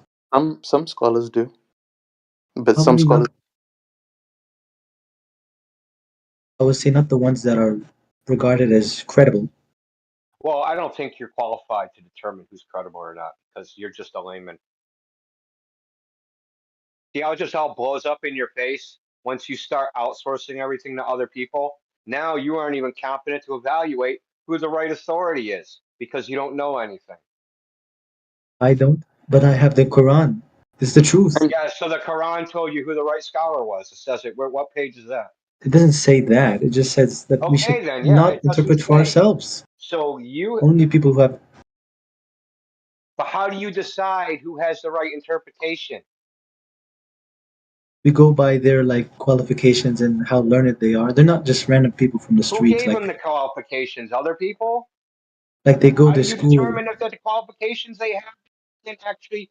It's not some goddamn male or fucking male university for fucking Islamic scholar. How are you evaluating their education? How are you evaluating their expertise? How are you evaluating their knowledgeability? How are you evaluating their honesty? How are you even deciding which is the right scholar to follow? According to you, you're fucking incompetent and can't decide to do anything unless you outsource your brain to somebody else, right? But then if you do that, then how do you evaluate who you got to outsource your brain to? You're just saying you're a cripple. Basically, you're just saying I don't want to be responsible for everything, so I'm a fucking coward. It's basically, you know, taqlid, like, which is to blindly follow. You're obsessed with blindly following. You're muqallid. Like, that's what you're How the can you level. say this? Because I see the rational proofs with the Quran. I look at the world and I see it lines up with the Quran, with my own eyes. Okay, so how does the Quran line up with heliocentrism? Enlighten me on that. Don't you remember when it says that they have ordained orbits and like pass for the moon and the earth and the Yeah, sun? I see the sun and the moon But orbiting you above the said that earth. you don't believe that had happened. What? I said, but you don't believe in this the sun-centric model thing, whatever, right? Yeah, I believe in a geocentric flat Earth. But I don't see how this aligns with what the Quran says because it doesn't seem like the scholars really approve that. No, forget scholars. Where's the contradiction that you have? Which one? What's your What do you see as contradictory between Quran and geocentric flat Earth? Because I don't know. I'm not a scholar. I can't say. Oh, here we go, dude. Shut the fuck up, dude. You're done, dude. Shut up. Stop talking. I can't take any more of that. I'm sorry. I muted him. I didn't understand that. He said he can't decide that. He has to defer to some scholar he can't name. He's wrong as well, because the correct opinion in Islam is that laymen are allowed to make their own opinions based on whatever they know. Like, you know. Of course, how are you going to know who the right scholar is? You know what I mean? Yeah, Like, exactly. because like, I'm sure, just like any other like thing, I'm sure there's common interpretations of the Quran, but I'm sure there's other ones, right? Like probably fringe ones, right? Someone just interprets it slightly different. You have to decide on whose interpretation is correct, and then you have to interpret their interpretation. You can't completely outsource all thinking. You just can't do it. You're just a slave. You're just like, you're not even a But slave. it's kind of interesting, the word that I used against him, muqallid. Muqallid comes from the word taqlid, and taqlid means it's like it comes from the word qallada, which basically means like a dog collar. So somebody that No wonder why yeah, I got offended. exactly. It's someone that's basically on a dog collar, like they're like a slave. Like they just believe whatever they're told to believe, or think whatever, you know. No, that was my But point. this is the conundrum, though. He's not actually believing what he's told. He's picking and choosing, right? He's choosing Offend. he's choosing the scholar who's whatever that guy says he likes. So he's not just believing what he's told. He's like, I like what this guy has to say. I'm gonna accept that. And then if anybody questions me on my belief, I'm gonna just point them to that guy. He literally Because said consensus is what is right. So there's no consensus of, like, you know, the shape of Earth in Islam or whatever. You know, like that's what the modern scholars are pushing this. You know, false claim of a consensus. Oh, Ibn Taymiyyah cited consensus. Ibn Hazm cited consensus. But you know, you can see even from, you know, pretty much even like the first generation of Islam, pretty much the scholar of the Islamic nation itself, Ibn Abbas, he was from the companions of Prophet Muhammad, peace be upon him. It's said in his own like exegesis that there are 7 earths, but they are flat, you know, and the other earths are underneath this earth or whatever. But you know, they're flat earths, and you know, so he had he stated his opinion clearly in Tafsir Ibn Abbas, but you know, then later claims like have started to come up around the time of the Abbasids, and they're just like, you know, oh, we've got science. Like that was when I think Muslims started to be a bit too much influenced by the Greeks and their science and stuff. Like it was around the Golden Age or whatever.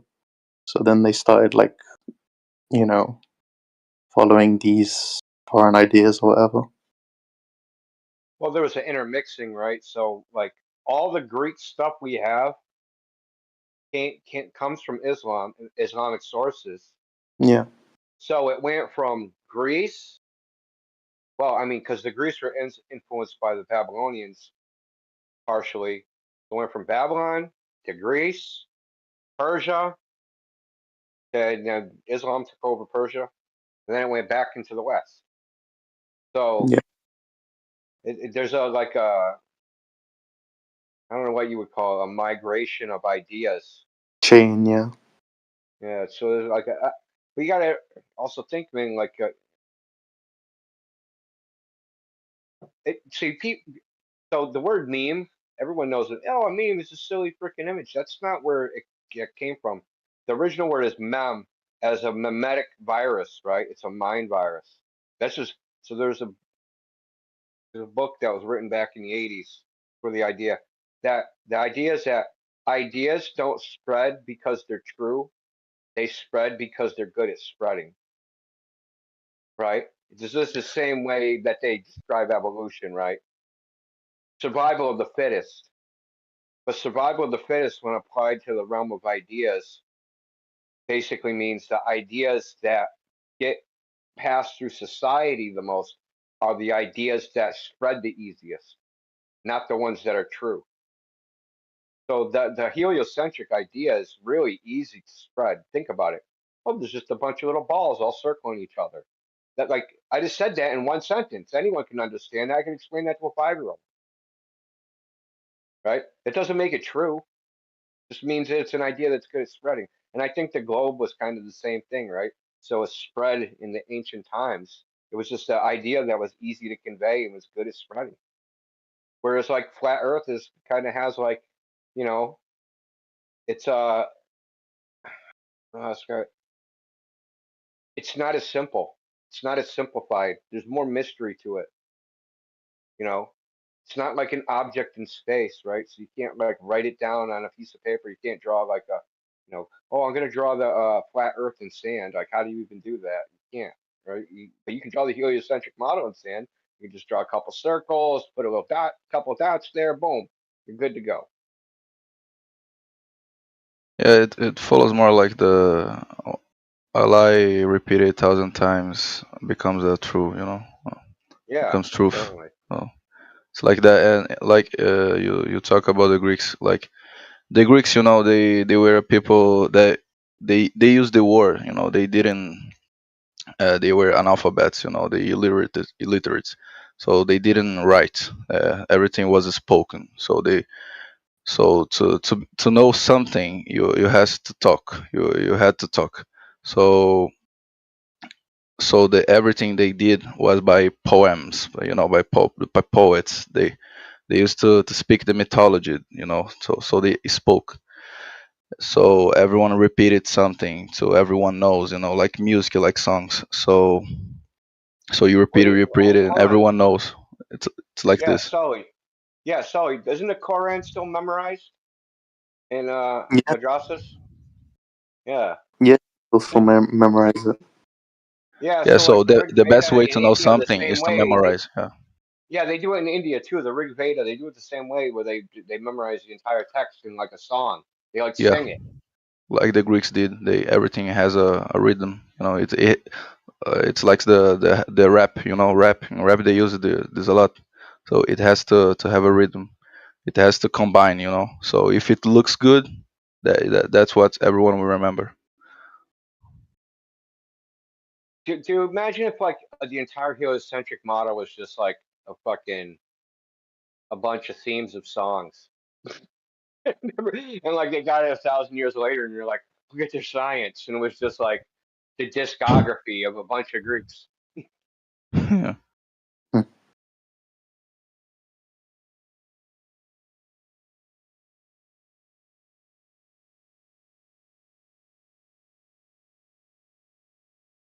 Yeah, Cam, No. I want to just say this. I feel bad for you, man. You really, I hope you smarten up, man. I think he has those thoughts because he's new. I don't know his age, but well, like that's kind of coward, you know. Like if you want to have a family, you gotta know what's a family, how is to have a family. So you have to have questions. So you gotta know how things work. Like let's say this situation, like you're in college. There is a friend of yours. You believe he's your friend, you know, so he goes to with you every single day to school. You know, you talk to him, etc. You think he's a friend, like other people that are there in the college. Like everyone talks, everyone speak, whatever. So there's this moment, like uh, let's say you have a teacher, you have a great teacher. So this teacher has a pencil. You like his pencil, like it's a great pencil, something special, like some word, you know, for money, whatever. So you like that. You see it's beautiful, whatever. So you kind of want to have that pencil or touch it, whatever. So there comes this moment where your teacher is gonna present something to the class. So he take the class right now. Everyone is looking to the whatever to his table. Nobody can see the pencil, so he turned the lights off, whatever, so nobody can see the pencil. You know, the pencil just in front of you. So you go there, you take the pencil because you want it. So your friend sees it, your friend, your best friend, whatever. He looks it and see you took his pencil. So now he's like, uh, he see you taking the pencil, so he tells your teacher, and you are like, yo, you're my friend. Why you did that? And then you have to question yourself, like, what is friendship? Uh, what is true friendship? Like, you really thought he was your friend because every single day you spoke to him, yeah, you talk, you spoke to other people, you talked to college together, whatever. So what is true friendship? So you have to question yourself about that, and you're gonna catch. So look, I have other friends. Other friends come.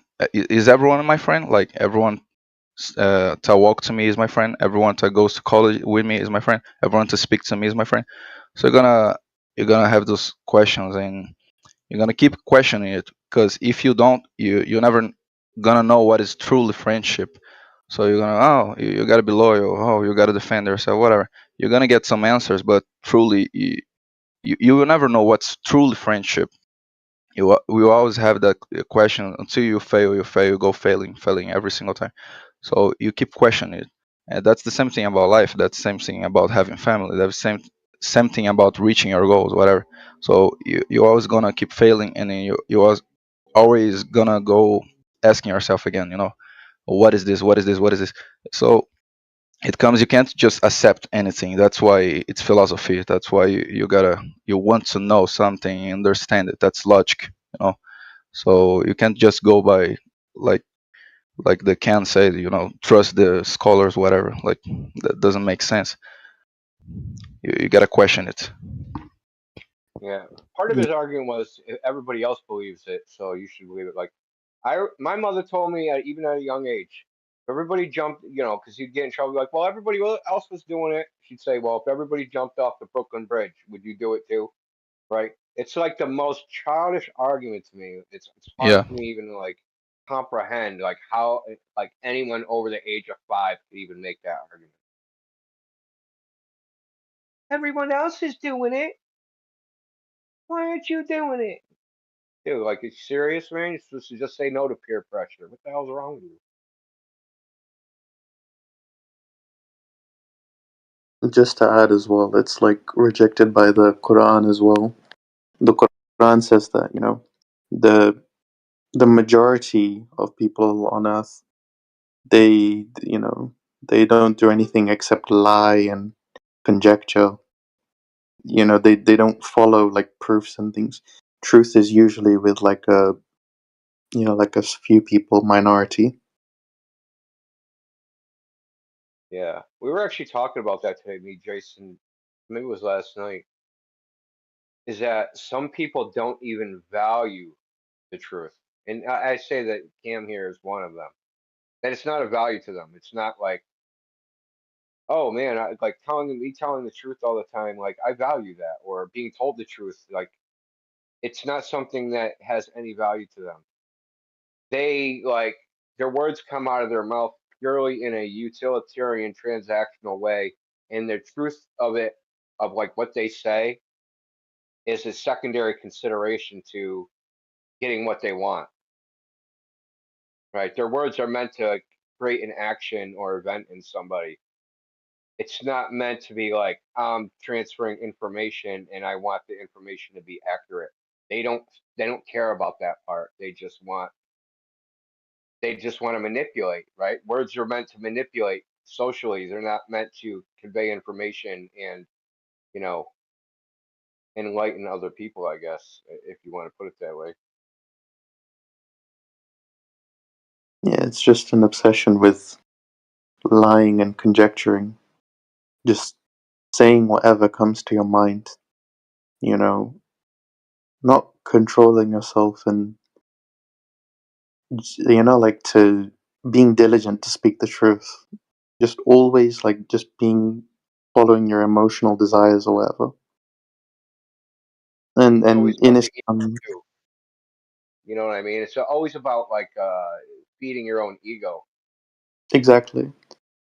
And basically, it's one of the major sins in Islam. Like, it's a huge thing to just be like this way. It should be too, in my estimation. Yeah, it absolutely is. Like, so ignorance, right? Basically, you can summarize it as ignorance. And in Islam, like, ignorance is, it's not just, sometimes it's an excuse, but in certain cases, ignorance itself becomes like a major sin as well. Because like, there comes a point where it's no longer an excuse, but you're actually propagating and staying a certain way. You know, like the point where you have a capacity to learn something, capacity to expand your knowledge and move beyond a state of ignorance. You actually stay in that state and continue to uh, propagate that harm to others, and you end up. That's how, like, you know, uh, the the days of ignorance, like before Islam, we talk about like the Arabian Peninsula before Islam. It was like a very barbaric place. Like, you know, it was full of just Arabs doing the most like barbaric stuff imaginable. And then Islam came and it, like, you know, liberated people from all of these, like all of this ignorance, all of the oppression and corruption. And then our Prophet, peace be upon him, has told us, like, in the end times it will actually return to this, you know, a state of ignorance where everyone's just propagating ignorance. Days of ignorance will return again. And I think we're actually in those times now. Like, Yeah, well, with I the hope so, because if it can get worse than this, man, I hope I'm not around to see it. Like, I mean, can people, like, if there was any more ignorance in the world than there is now, like, I don't even know how that's possible. So I don't even know, man. You know, I think that was going to say something. Well, there's something in the English common law. It's called willful ignorance. Yeah, exactly. So it's like it's being ignorant on purpose when you should have.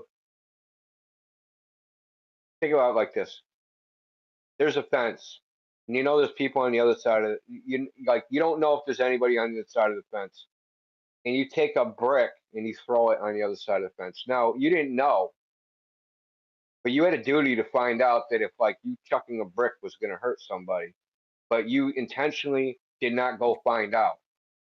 Right? That's willful ignorance. Right? You had the opportunity and the duty to go find out if your brick was going to smash somebody in the head, and you decided not to because you just felt like throwing the brick. It's a form of negligence. So, Exactly, yeah. yes, yeah. We got a lot of people running around doing that stuff. They don't want to know. And that's, I think, like, even the establishment itself depends on basically this stuff, you know, ignorance, willful ignorance. Because if people actually, like, started doing diligence, I think, like, just a lot of stuff would just get resolved.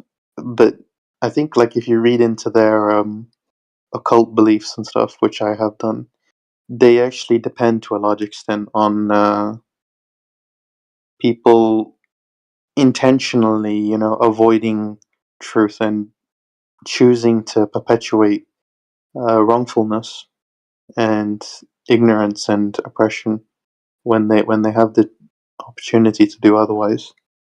And that's, I think, like, especially for me in my philosophy personally, is that's why Allah allows, like, uh, the system to stay as it is, because it's the people that are not, like, you know, fixing it. Like, it's the people that are letting this happen. So Allah will also take those people into account as well. Like, when we could be fixing it, like when we could, you know, bring the system to accountability, to justice, we're not doing so. So Allah will also take like the people that could have changed something about the establishment into account as well. People, even as little as I think it like the responsibility is distributed upon like everyone equally, right? So, not equally, sorry, to their own degree, like to how much it suits them. So I think people like say Cam, who I was who we were talking with earlier, he's gonna probably get his share because you know we were giving him proofs and evidences, but he was just ignoring them and trying to give ad hoc excuses like, oh, this, Paula said this, and you know, uh, this is the interpretation and whatever. He'll get his share as well because, like you said, it's a type of willful ignorance, and he'll Well, probably. yeah. Now he can't like. It's like also another thing in English coming up called once you've had notice of something, you have a duty to investigate it, right? Yep. So Yep. now he knows, right? He's been told. He just got the information. Hey, the globe model don't match reality. Now, if he just decides he was in just like, well, I saw a little evidence that the globe model don't match reality, but I'm gonna just ignore that and I'm gonna just pretend I never saw it and I'm gonna defer to the scholars, even though the scholars might be wrong because of the information I just saw. That's just basically he's shirking his duty, man. Like you're being lazy. Yeah. That's really all it is. Lazy or cowardice or whatever his motivation is, expediency. It's just easier, right? If I can just go, it's like being a child, right? When you're a child, all your problems you push onto your parents, right? You don't actually have to worry about anything. Oh, what am I going to eat today? Mom's making something. Oh, where am I going to sleep? Oh, my parents are paying for the house. Oh, like, what about the electricity? Oh, my parents are paying for the bills. You don't have to worry about anything when you're a child. And if you get older than childhood and you reach adulthood and you're still doing that, right? I don't have to think about my reality. Scholars thought of that. And they'll tell me what to think. Like you're just being a child. Like adults analyze the world, man, and make Yeah. decisions accordingly. Exactly.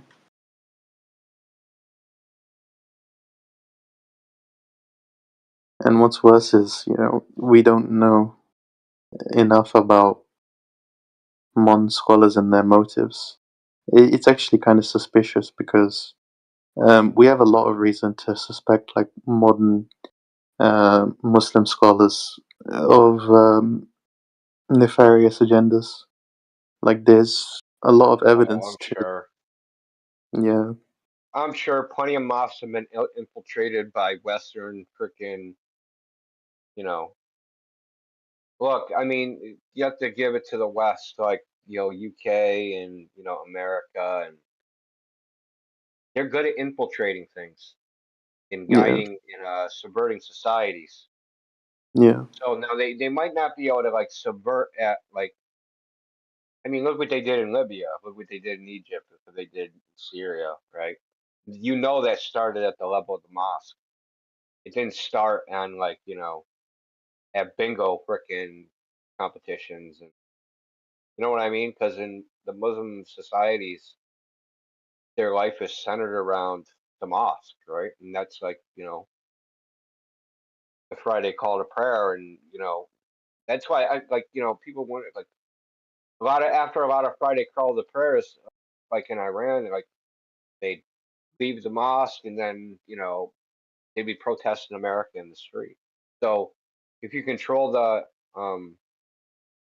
imams in the mosque and you get them to like rile the people up, but you don't do it right away. You keep them as sleepers, right? You just slowly influence all right, these right, scholars. They just sleep, right? They're getting paid, and when they get the call, you're like, okay, now they're gonna do something. But human beings are corruptible. I mean, and that's just the fact of life. Like, oh, he's a scholar. It's the same thing with like scientists, right? That people think scientists are like some morally pure people because they're scientists. They're They're just just, like every other person, and they have egos. They want to make money. They want power. They lie. They cheat. They steal. They cheat on their wives. They beat their kids. Like they do all the things everybody else does. they're just high priests of the cult of scientism and heliocentrism. Yeah, certainly. But it just bothers me that they like portray themselves as moral characters, and so do like people that look up to so-called scientists. Like these are like the same way like Christians would look at like a priest or something like, oh, he's a priest. He doesn't have sexual relations, and he doesn't do all these. He doesn't sin like we do.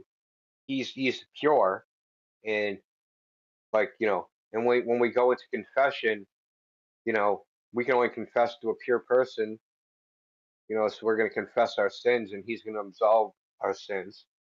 And that whole idea has been transferred to like scientists, that like scientists now are like priests. They're moral characters. They don't commit sins. They don't do any wrong because they're just like a bunch of Mr. Spocks running around like from Star Trek. They don't have any emotions about anything. They're not corrupted by feelings. They're just logical, rational being, omata, what are these called?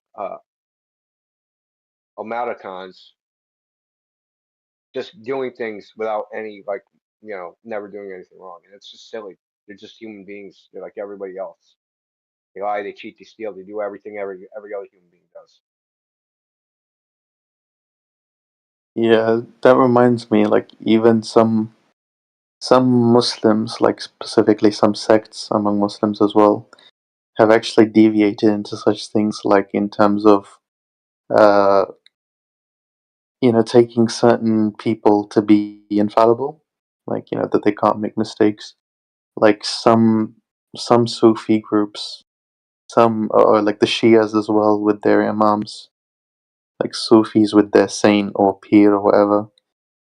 And I not so much among like Sunnis, but there might be some among them as well. It's like just a deviant belief that some people have started like perpetuating. Well, it's human nature, man. And I'm sure they talk about it in the Quran about how when people get into positions of power, they abuse them. It's like that's like the saying, absolute power corrupts absolutely, man. When you have power over a group of people and you can guide what they do, it's like, sorry, man. Temptation of the devil is real. I don't care what, like, I don't care what religion you are, Hindu, whatever. The temptation to feed your ego, exert power over other people, and, get things for yourself that make you feel good. That temptation it's very strong. And you got to remember the people that try to get in these positions of power, a lot of them, that's what motivated them to do it in the first place. It's not like, oh, I'm gonna be a Muslim scholar, and I'm gonna speak at the mosque and be the head of this entire mosque just because I love everybody. A lot of like just like being a cop, right? I want to be a cop because I want to tell people what to do and I don't want to get arrested. Oh, I want to be a judge because I want to tell people what to do, have the power to throw people in jail and have people like suck my ass every time they come into court, right? So people that want this power gravitate toward those positions. It's not like the run of the mill people that are just happen to get put in these positions and they're just acting like whatever. It's the psychopaths and the sociopaths that even want to do those jobs in the first place.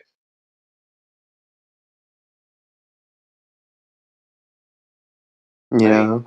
would you want to run a mosque? Would I want to run a mosque personally? Yes. Partially, but I would also personally feel I'm not like that qualified and I'm not that knowledgeable. So I don't want to be in charge of people because then that's a heavy burden on me. Exactly. You don't want to be in charge of people. Most people don't want to be in charge of people. That's my point. Normal people don't want to be in charge of anybody but their family. Psychopaths want to tell everybody what to do.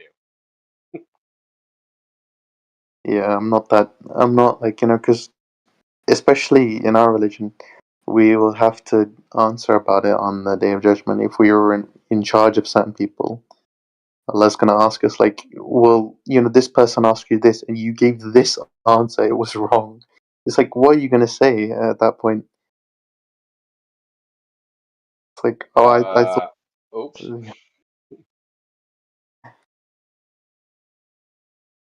Yeah, and then you'll be punished, I guess. Well, I mean, look, I believe I believe there is one God, and you know, and I believe He's merciful, but I also believe He's not merciful. I believe everybody gets exactly what they're due. Yeah. So, you worry about, oh, I told this person the wrong thing. I didn't really mean it. I was like, but I don't think, I don't think Allah would judge you harshly. I think He'd be merciful. But if you were doing it for ill motive, right, and nefarious means, I think you'd get what's coming to you. Because only God Yeah. can see into your heart, right? Because that's really what matters. Like, what was in your heart when you did that? Was evil in your heart or was good in your heart? So, Yeah, He only rewards or punishes for what the hearts have earned.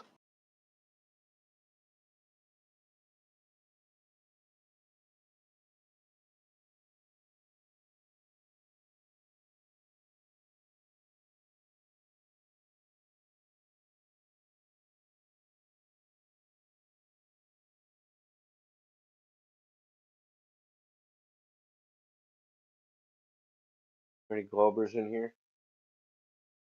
Have VC verified.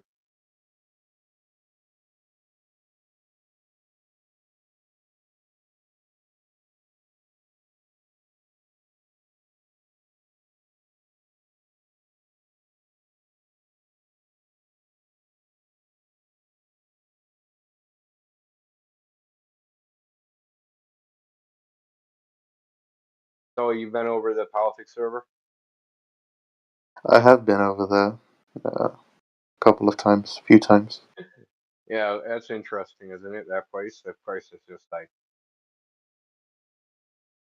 it's like a It's so frat house.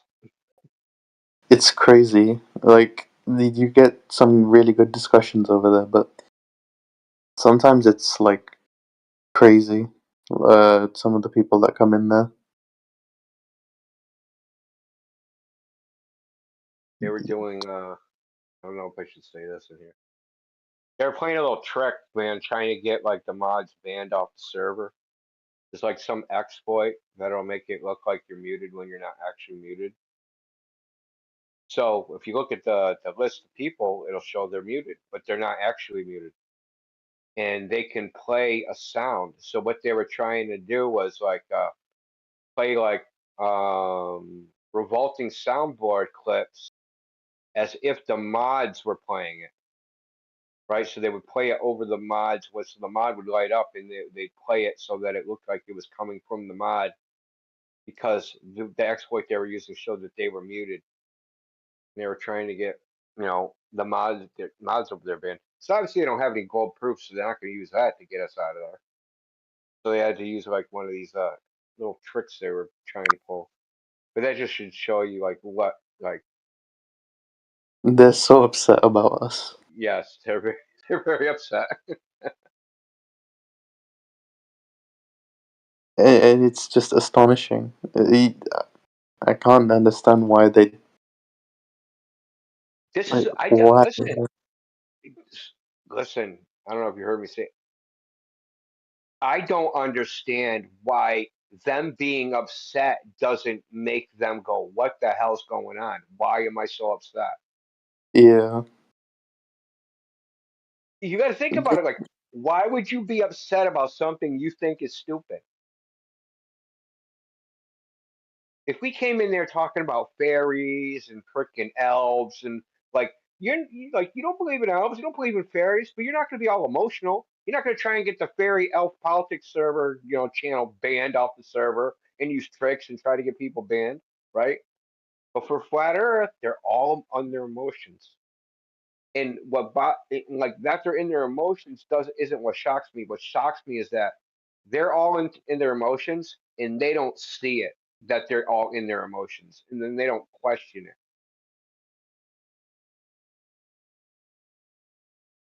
Yeah, like I've thought about that as well. It just You're not good at baffles. regulating your emotions, man. If you like become emotional about something that there's no way you should be emotional about and you don't recognize it.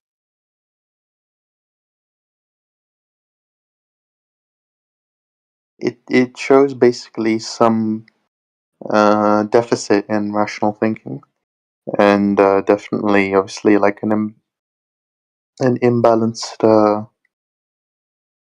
emotional processing. But it also shows, like, yeah, like you said, they wouldn't get upset about, if you did something, or if you had like an outlandish topic like fairies or unicorns. But the moment it's about flat Earth, something inside of them, um, it feels the need to defend, their belief. It's cognitive dissonance, obviously. You know, new previous information, oh sorry, previous beliefs in the mind get contradicted by new information, and this causes a feeling of insecurity uh, when your beliefs are challenged. Like you feel like, oh yeah, it triggers like uh, your sense of identity to feel attacked.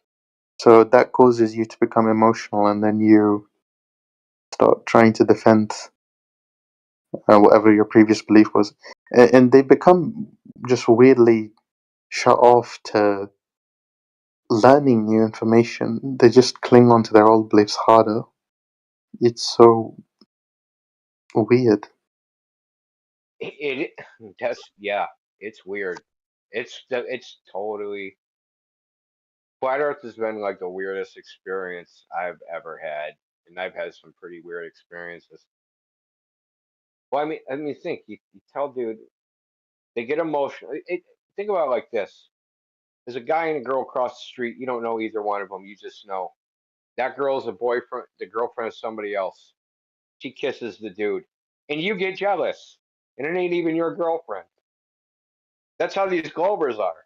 The Yeah, globe is somebody else's theory, and then you're like, that theory is wrong, and they're getting mad like you're telling them their theory's wrong, and they're in there defending this complete stranger's theory as if it's life and death. And you're like, what the hell? Like, what is going on here, dude? Is this your theory? And then you ask him about it, right? You ask details like this other guy, right? And he goes, I don't know, I'm not a scientist. Why are you defending it then? You don't know anything about it. Why are you defending it? ultimately, it goes back to, I think we can credit the elites for being good at Yeah, they're obviously brainwashed. I mean, and that's the biggest evidence for brainwashing is their behavior, how they yeah. act, and the reasons why they're doing it, and how emotional they are. That it's like a what did they used to call that when they like the Manchurian candidate, man, like when they like set a trigger word, he would run out and assassinate somebody. All these people Oh, are programmed. They hear the word flat Earth and they just like, you're stupid, you're retarded. Ah, blah, blah, blah. They just go off the freaking rails, dude. Like you just freaking hit a button inside of them and they just instantaneously explode.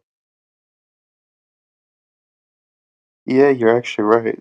I think you can just attribute the whole thing to, I'm gonna just say it straight, like, I think it's Babylonian mind control magic. Honestly, personally. I wouldn't doubt it. I mean, It, there's a lot of Babylonian magic. Like I've seen some stuff on the cuneiform tablets. They were like really into magic. Let's put it that way, and yeah, spells, and using them against people. but Babylon is where like the religion was revealed, like the Babylonian religion, and all of their magic, all of their rites, Kabbalah as well.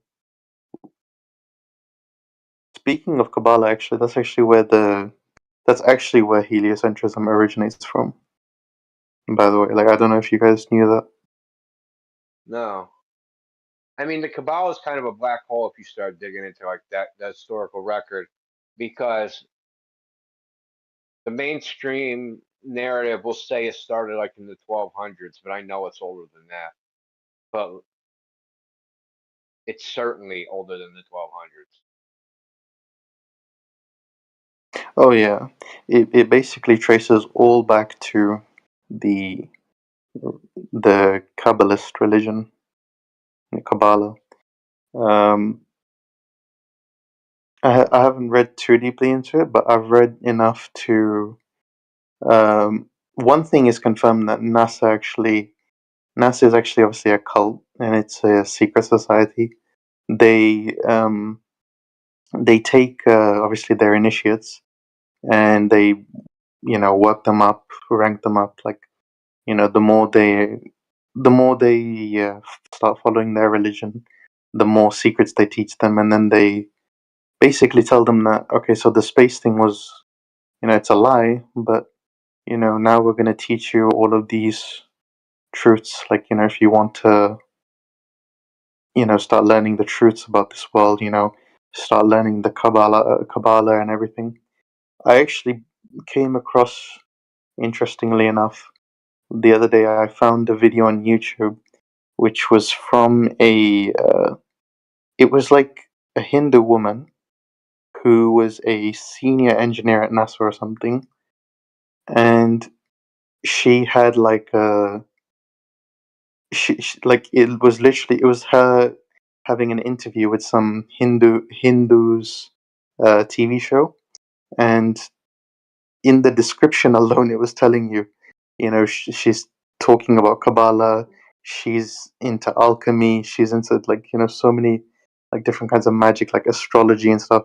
And you think, and I know that's only one thing I could find. That it was like, why is a NASA scientist somebody that's supposed to be supposedly into science and perceiving like the rational or real physical world around us, whatever. Why is such a person into like Kabbalah and alchemy and all of these things? It's a little bit sus, wouldn't you think? Yeah, there's a lot of some weirdos out there, man. So they progress them up within like this secret society format, and yeah, just start teaching them basically the just Freemasonry and Kabbalah and stuff. But what I read about so Kabbalah, right, and how it relates to heliocentrism is that according to Kabbalah doctrine, uh, you can basically it starts with a singularity which suddenly explodes into everything everywhere, right? This is actually belief in Kabbalah, and that was like hundreds of years or even thousands of years before even like the whole 1200 thing, as you mentioned. The the high priests of the heliocentric religion started teaching this, and there was also something about a rabbi who said you can calculate the age of the universe by if you know the, I don't know, was it 42 or 72 letter name of God or something, and you add up all the letters or something like that, and you get like 15 something billion, which is close to what the heliocentrists claim. And it's interesting that I know a little bit about. I know a little bit about it. I'm not going to claim. It's called the Tetragrammaton. It's like the 25 letter name of God. And if anybody ever spoke it, all of existence would cease to exist. Oh, I see. Yeah, it's a whole thing where there's a lot of connections between like light, music, harmonies, like just pretty complex. And there's numerology involved, and like the Hebrew letters are actually numbers, and Yeah, so gematria. yeah, there's a lot. I mean, it's just I mean, I'm just saying. What I was saying is, if you read up on Kabbalah, it'll say in the histories that's started by these two rabbis around the 1200s, in that even though in the Kabbalah teachings themselves they say, "Oh, this shit's old," right? But like I guess the first kind of like apparently like it started with the Sephardic Jews supposedly, but of course they're not going to reveal their true history, right?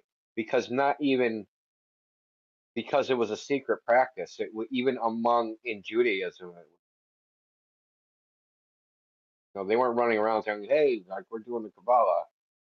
It was kind of like from my understanding, it was only like it's almost like the Masons, right? It's like a secret society that's Yeah. infiltrated Judaism, right? So it's not like every Jew is doing it, or it's only like the Jews that are in charge of, the Jews that are in key positions. They can guide events. Let's put it that way, because they're in the right places. Which is kind of like the same thing I was talking about. Is like infiltrating things. You only need certain people in key positions. They don't even need to know each other. That's why this like it takes a vast, great, giant conspiracy. You know, you only need freaking key people, man, to have control of other key people, and you can like the reins of a horse, right? Horse can easily break its reins, but and good luck controlling a horse without reins. But if you have a horse and he has a bit and you have the reins, you can control a freaking super powerful animal with just your two fingertips, right? So you put people in key positions, you can control vast groups of people with just your fingertips with very little effort and very little like information footprint.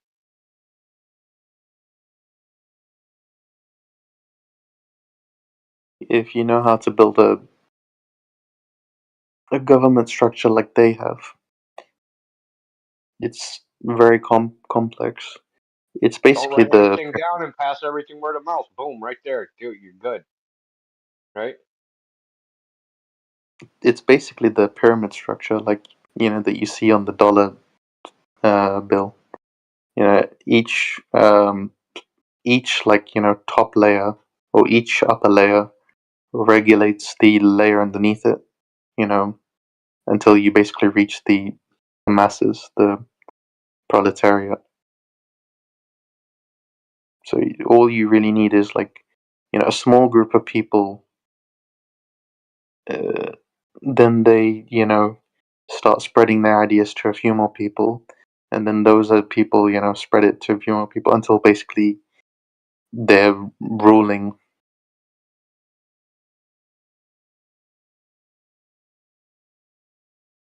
And obviously, by the same token, if you wanted to collapse such a government structure, you would have to start with the foundations, which is us, the masses.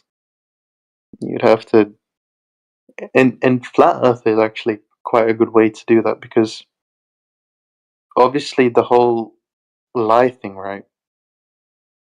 Besides the obvious about how they lie to us for power and the motives that they might have, because obviously no liar lies without like some kind of motive or agenda. But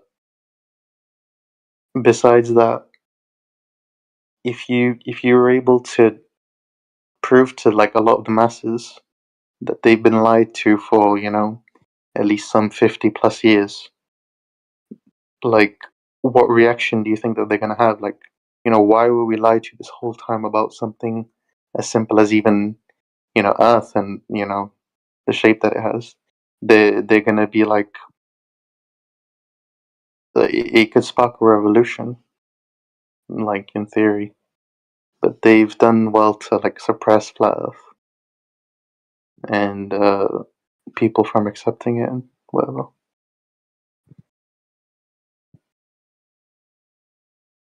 Well, I mean, people are.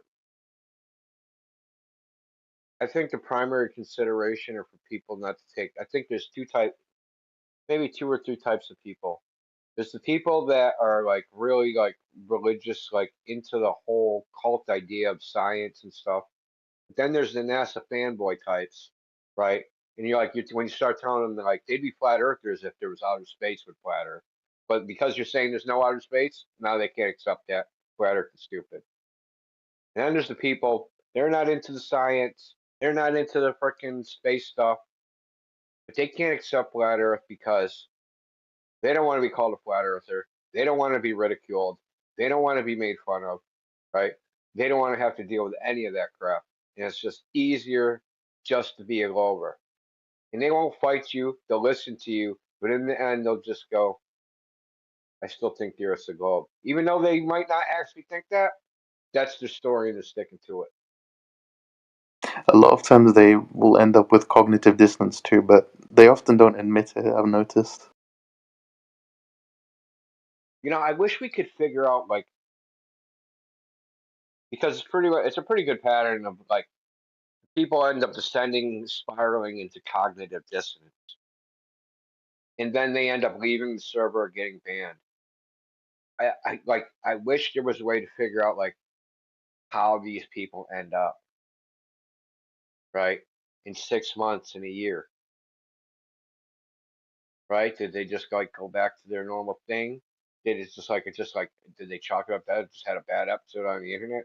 Like, or maybe those flat earthers had a point, or did they just internalize it, right? Do they go like deeper into freaking cognitive dissonance? Do they like? I would just like an after action report on like how some of these people end up because they get so emotional on here, man. It's like I like even people that are calm people freak out, man. It's fucking weird, right? People that are calm by nature that don't like get upset by nature, they'll come in here and they'll hear about flat Earth, and next thing you know, they're cursing, they're yelling, they're screaming, they're going off the wall. And yeah, I would just like to see like how people like what happens to them after they come here and they have one of these little psychotic episodes trying to defend the globe. Like, does it have a lasting impact?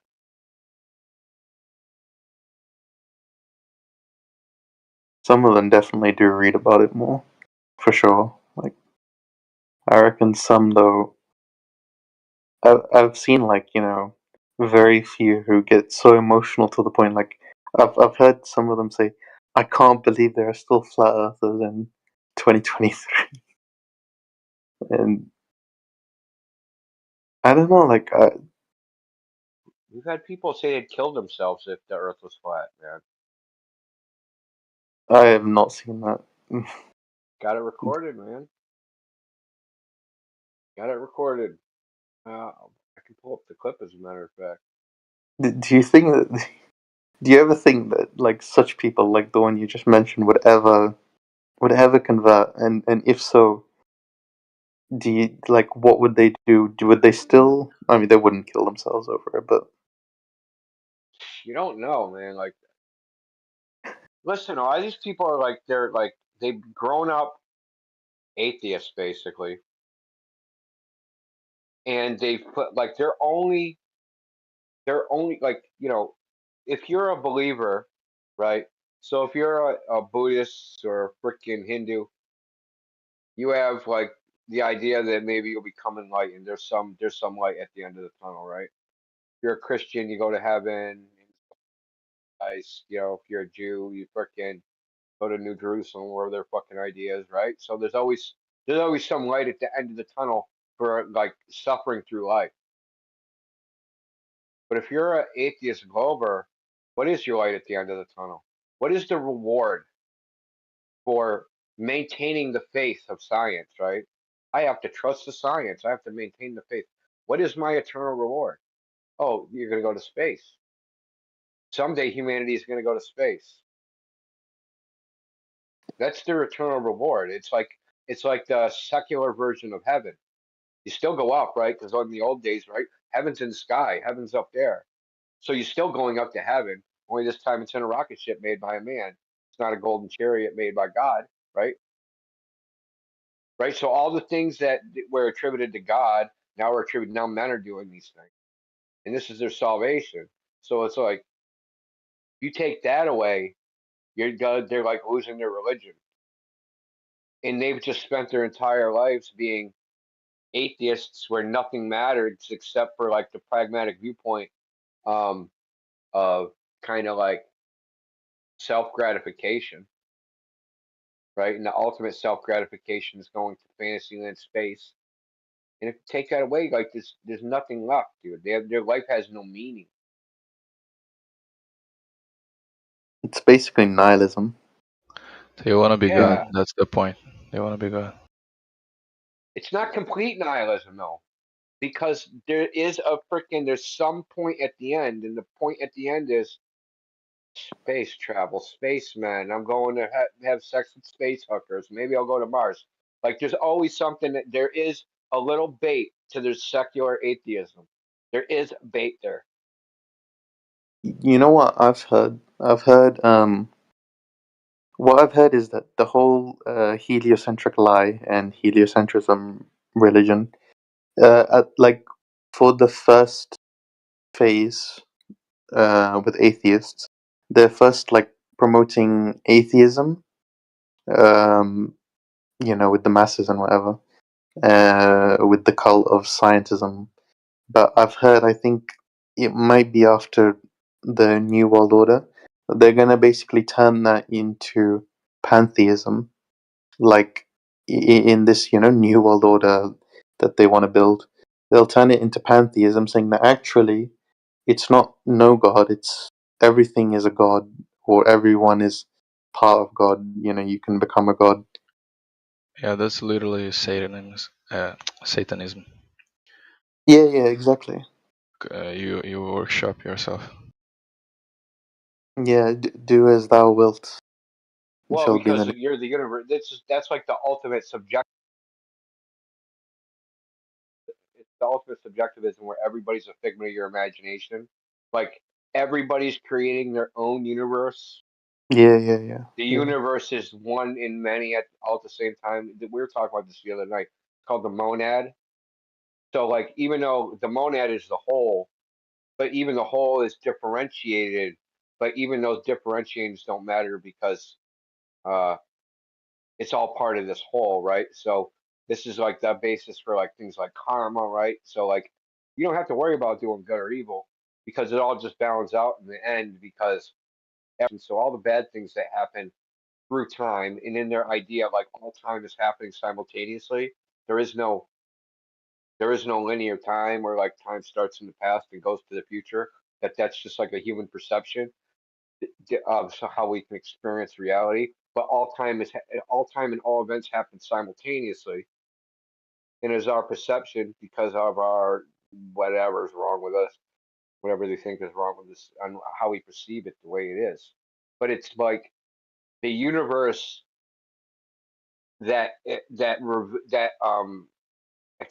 that reveals itself to you, like the life you live, that is subjectively created by you, right? So it's like your own God. This goes to the thing like things like think and grow rich and like the principle and like manifest shit into existence because you're like God. Oh, you want a better boyfriend? Manifest it, sister. Right? So like you just like if you just think about it, it'll become the reality. right? This Yeah, idea, and only like that's God. That's basically being God, right? Where you can alter reality by your will. That is God. There's no other ifs ands or buts about it. yeah, that's an actual occult teaching. Is that you can create if you basically concentrate enough brain power, like enough of your will onto it, you can create. And they have obviously ways of like increasing the chance of it, and like obviously I'm not going to go into too much detail, but they sometimes they have like sex rituals and things like that, like to increase the chances of it working. I've noticed though that they've also secularized it, like they've made a secular version of it, um, which they're now teaching to the masses, to start like manifesting and creating your own, destiny. And they try to teach it under the guise of neuroscience. If you, concentrate your mind, it will work or whatever. Yeah, this goes to the attention thing. Like you only like you see what and this is generally true. I mean, it's not like it's wrong. Even bullshit has to have a foundation in truth, or people won't believe it. It's when they go beyond so there'll be some facts that are truthful, right? But then they interpret those facts and then they extrapolate them out into freaking never land. That's the problem. But like we do see what we look for, right? So uh, if you think about the number two, right, and then you go out into the world, like, and that's all you just got the number two on your mind. You'll see the number two everywhere. You're gonna see it on license plates. You're gonna see it on signs and you know tax register. And you're gonna see two everywhere. If you thought about another number, you'd see that everywhere.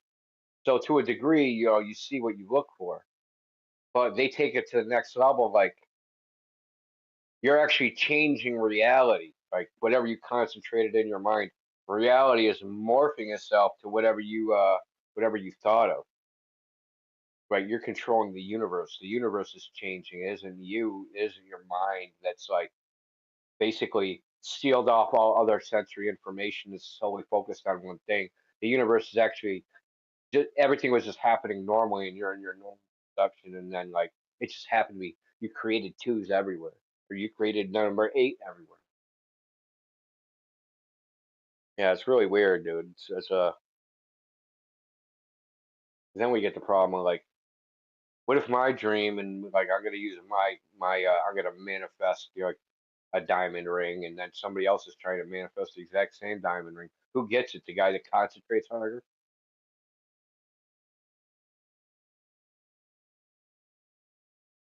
Yeah, It's funny, man. it is. It is. It's something we reject as a heresy. My personal, belief about it is uh, that it appears to work to a certain extent because they believe that it works, and God actually makes it appear to work to them in the way that they believe it to. So they think that they're manifesting, but actually, God is, listening to their thoughts, and He's manifesting it for them. Well, I mean, watch what you ask for because you just might get it. You ever hear that? What's that? Sorry. It's a saying. It's watch what you ask for because you just might get it. Yeah, yeah, So people go like, "Oh, I want this," and then they get it, and then whatever they wanted just ruins them. Like, exactly. "Oh, Yeah, I want that girl so much." Then like he gets the girl and finds out she's like a psychopath. Like like you thought you wanted her because she had big boobs and she looked good, but what was on the inside was just a horrible hose dragon. So you know, watch what you get for. You just might get it. You might get a beautiful girl. Well, you didn't specify you didn't want her to be a demon on the inside, so like you got a demon. That's beautiful. Congratulations. You won nothing. yeah. Law of attraction definitely exists to a certain extent. It's just, I think it's basically just down to interpretation. That's all it really is.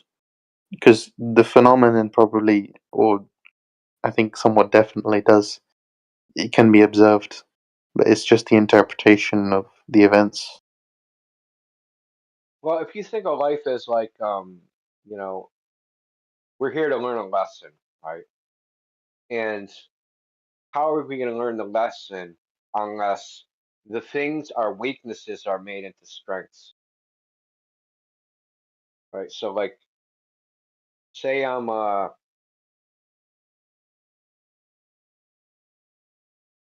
say I have like, uh, it's weird. Say I like, I'm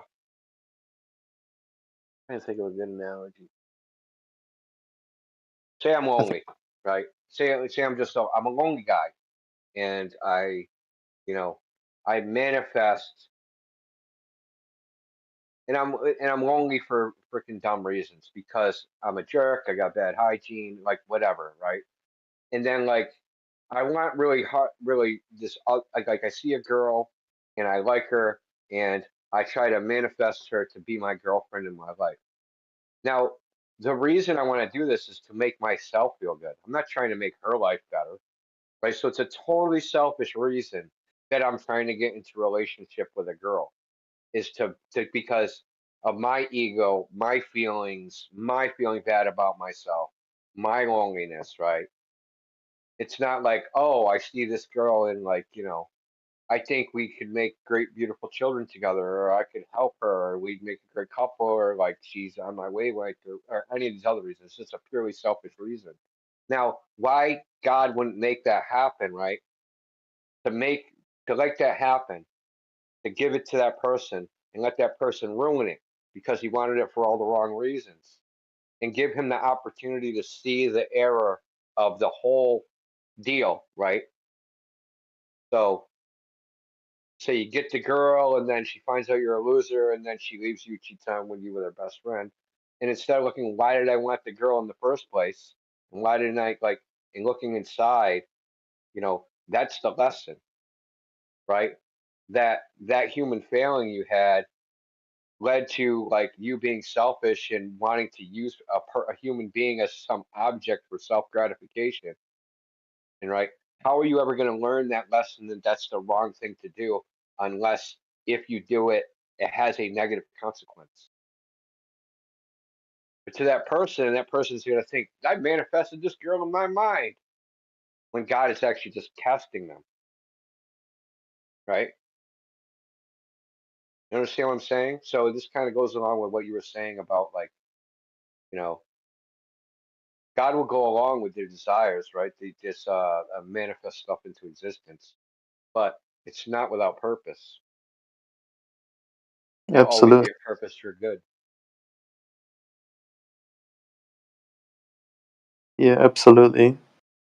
Uh, that reminds me of actually a verse from the Quran. Actually, is that perhaps you hate a thing and it's good for you, and perhaps you love a thing and it's bad for you, and Allah knows, God knows, while you don't know. Uh, that to me is, in a nutshell, the teaching of what you're saying. Sometimes we think something might be actually good for us, but it's actually a bad thing for us, and so God averts it from us. And sometimes something is good for us, or actually, yeah, vice versa, basically. Yeah, and you have to be aware enough to look for whatever bad or good thing happens. You have to look for the where's the lesson in there? What am I supposed to be learning here? Um, Sometimes in life you may not get what you want because God is preferring a better alternative for you. Like, I think you may have heard the saying, one door closes, another door opens, or 10 more doors open. And Yes, certainly. yeah, like better opportunities lie elsewhere. grass is greener on the other side. You know, Well, and along. also like not everything is made for you, right? So sometimes your life is made for other people, and like one door might close and another might open, but that door that closed was like that was for you, but like you don't get everything you want, dude. It's not the way reality is. And that some other door opened, and that other door isn't all about you. And like an example would be like, you know, say I had a business, I made a bunch of money, and then, you know, made enough money to retire.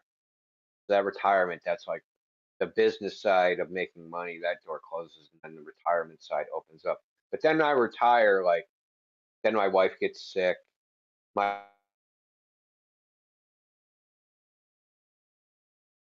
headphones died, bro. I have to come back. All right.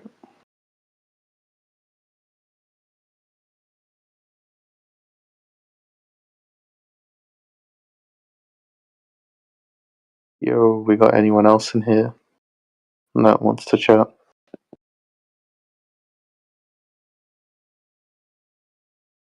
For all I know, you were active earlier, but no. What's up, dude?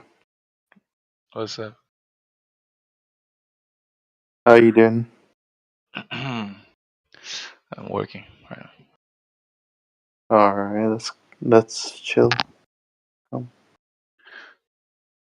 you answer me a question? Most simple Hmm? one. Ask you a simple question. What is life?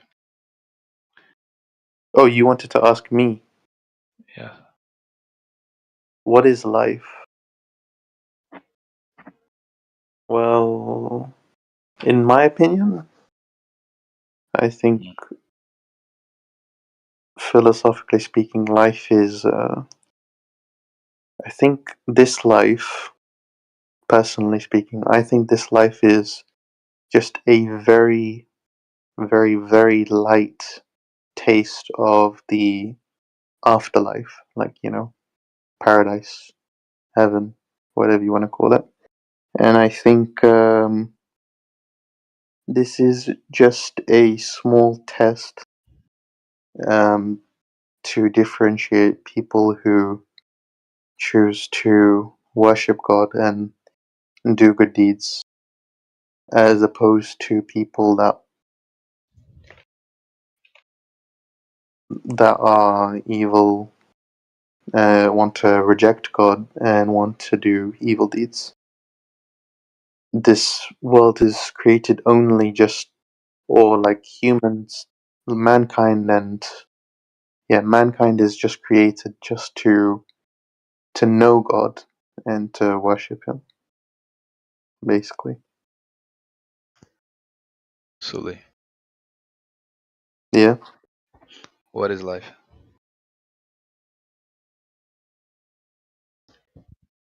What is life? I answered, but perhaps you're not satisfied. What is life? You tell me. Alright, alright. Hi, It's fine, it's not fine. dead. Yo, Hey guys, hello. how's it going? Yeah, I'm good, thank you. It's a little bit boring, by the way, but yeah. Yeah, and nobody else wants to talk besides. Well, it was me and Indio, and now me and Fall, and you. Oh, hey, क्या हुआ? Hmm? Namaste. Word. Namaste. Namaste. That is Yeah. the Hindu greeting. I Oh, I am. thought that is in India greetings too. I'm Muslim. Like that's India Hinduism. Oh, Well, so it's you like are India Muslim, okay. I'm actually Pakistani. Oh, Pakistani. Wow, wonderful. Your name is Shali? Sully Yeah, or Saleh? yeah, Sully, Sully, either is fine. My real name is actually Suleiman, which is basically the Arabic version of Solomon. You know, Yeah, I King know, I Solomon. know. Yeah. Yeah, in my language it's also Sulaiman. Sulaiman. What language is that? Um, half of Arabic and half of Malay. Half of Malay. Uh-huh. Oh, okay. Kind of a You're mix. you're Malaysian.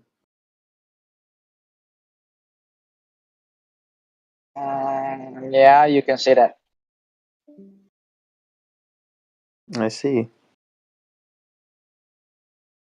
But a lot of Indian people in here. A lot Pakistan people, and yeah, they're all over the place. Uh, and leading a UK now wanted to lead US. I think you know his name. The president candidate for US. One of them are Indian. For UK, you mean? UK is already the Indian guy already leading the UK. Now one of the Indian guy wanted to lead US.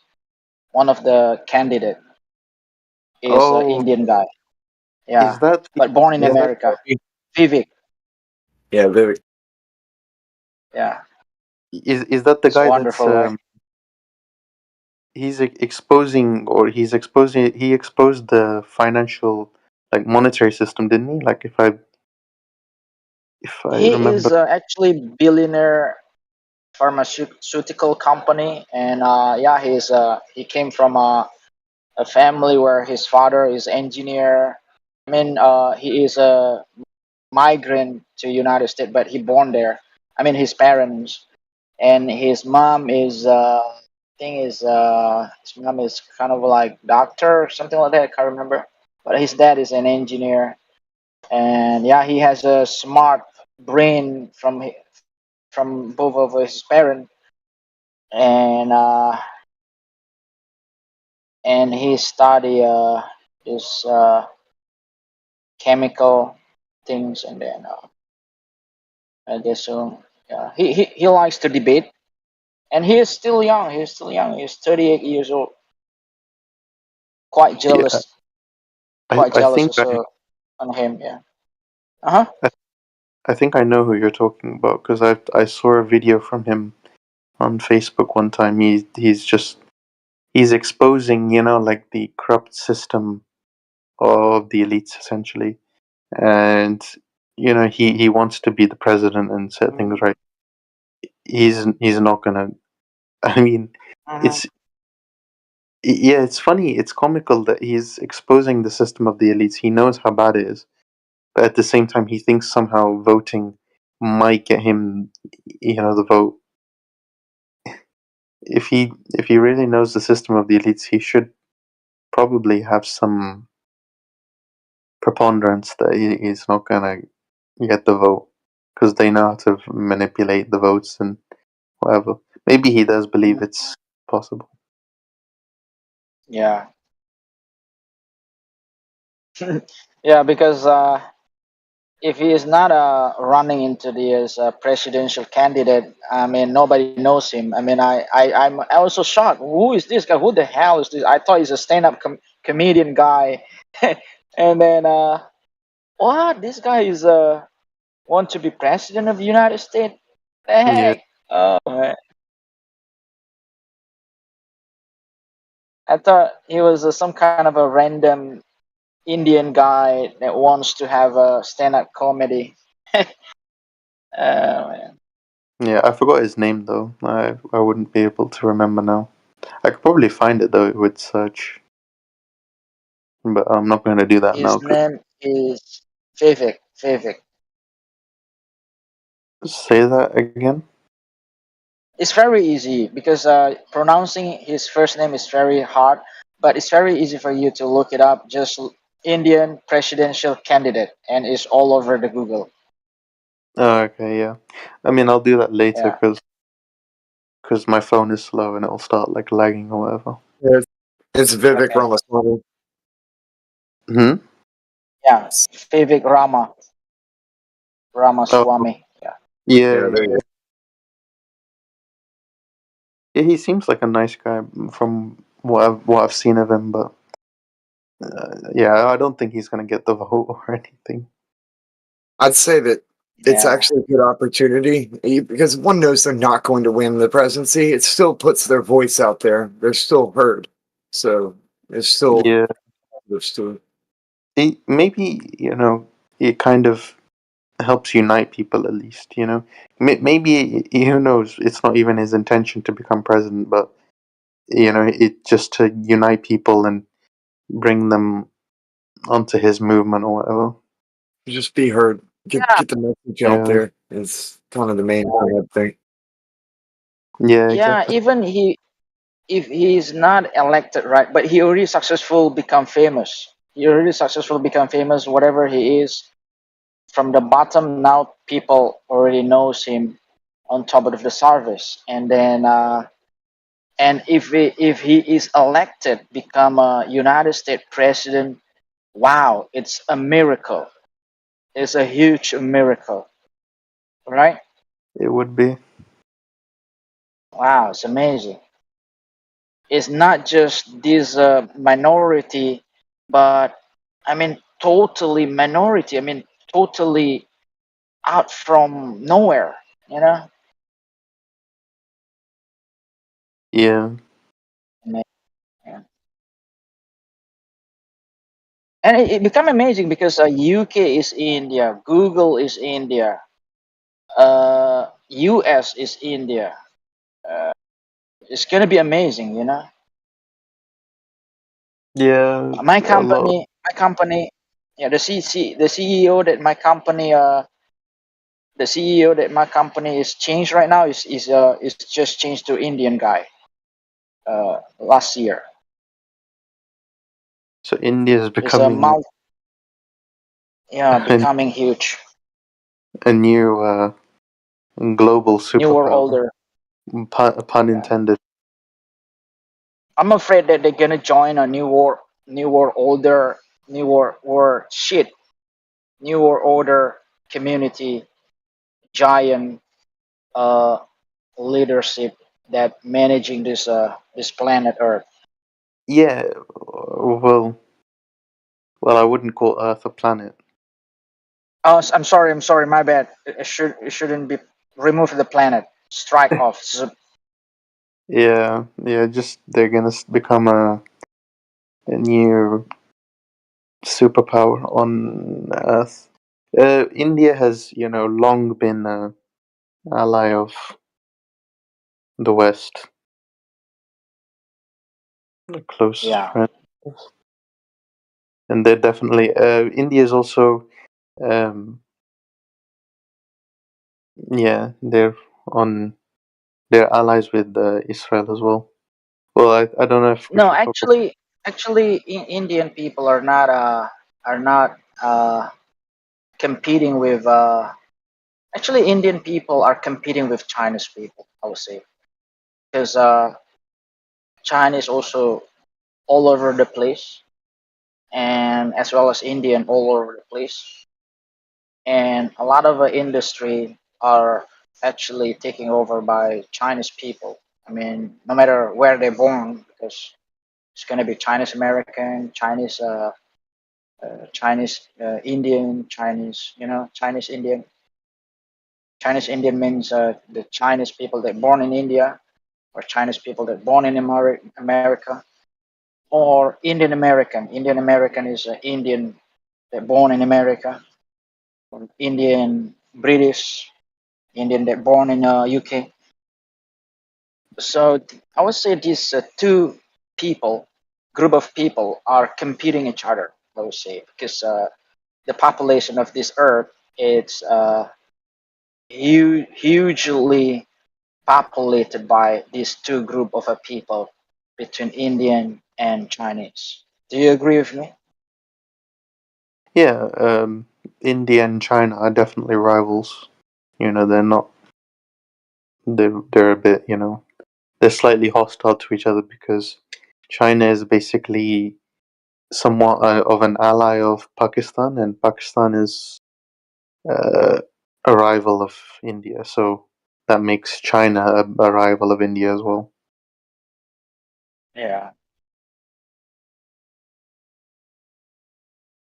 So yeah, and I'm very. I didn't know that. Uh-huh. Yeah, go ahead. Go ahead, it's fine.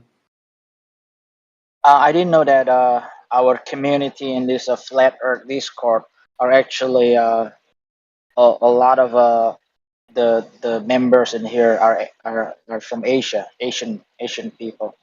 You, me, Campbell, who else? Secret Asian. Well, I'm that not one's like, sure about.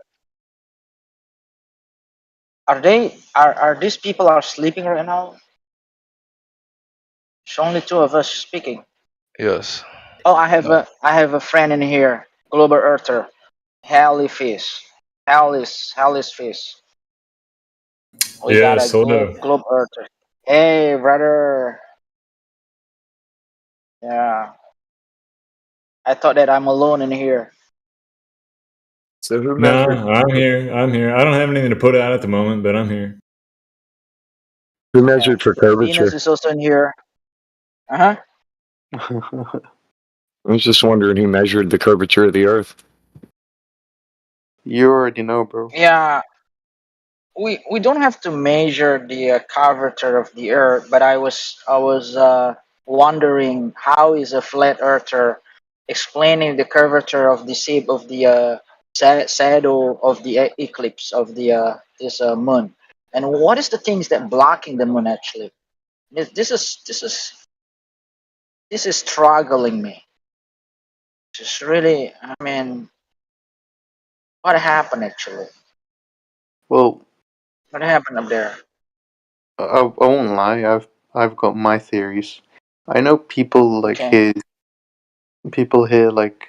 I'll obviously posit that my theories are just my opinion. They are speculation. You know, they're not necessarily proven or anything. Um, and I know it's not speculation Sunday, so I'll just keep it brief. I think in it's actually interesting because you talked about Indians earlier. The ancient Indians actually came up with some theories or some whatever about explaining what happens during eclipses as well, right? And it's maintained in it's in Vedic cosmology, so it's called Vedic. You know, this is the ancient Indian cosmology. You know, you can look it up or whatever, research about it. But they said that it's basically so the sun and the moon, obviously, they're orbiting uh, in the sky, right? And the Vedic cosmology says they have like some complex like lore about it as well, like stories, like you know these other entities got angry with the sun and the moon, and they sought revenge or whatever. I'm not going to go into the stories. I'm not, you know, but it says that these celestial bodies, these entities, they sought to take their revenge against the sun and the moon. So they are called Rahu and Ketu in the Vedic cosmology. They are invisible, but once they go in front of the sun and the moon, or in on top of it, or whatever, in the same place, it they basically eat it. Like they cover up the light or whatever and prevent the light from getting through. So they pass through or they pass in front of it, and then you know it's over. So the entities or the bodies are called Rahu and Ketu by the ancient Yeah, I Indians. know Rahu. Yeah, Rahu is responsible for causing the solar eclipse, and therefore Rahu is a valid reason Yeah, as a eclipse of a shadow. This is yeah. wonderful. Is this They say actually flat earther belief? I mean, not just belief. I mean, as a fact. because Rahu is actually exists. No, it's not a fact here. But why? It's I'm considered. not sure why you bring Rahu into this, into the possible theory where this It's is a Hindu astrology. Rahu and Ketu is just mythology, just like Hercules or Greek mythology. Uh, well, the story is interesting, and Samudra Mantana, Jalandhara, Hanuman is kind of Hindu's culture is really really amazing, and it's also supported by Praharahu in Thailand, Tripibumi in Thailand also supporting this story where kind of like anonymous body or celestial object blocking the moon, and that object is kind of like curved ball or whatever, but it's a unknown object. Wow, that's amazing story. Yeah. yeah. I mean, it's not. Over. Hmm? I prefer explanations which utilize physics over religion, but I guess you take what you get, I suppose. Go Yeah, I'm ahead. Yeah. actually doing a satire feedback on this Rahu story. But go ahead, Alice Fish. No, that's all I wanted to say.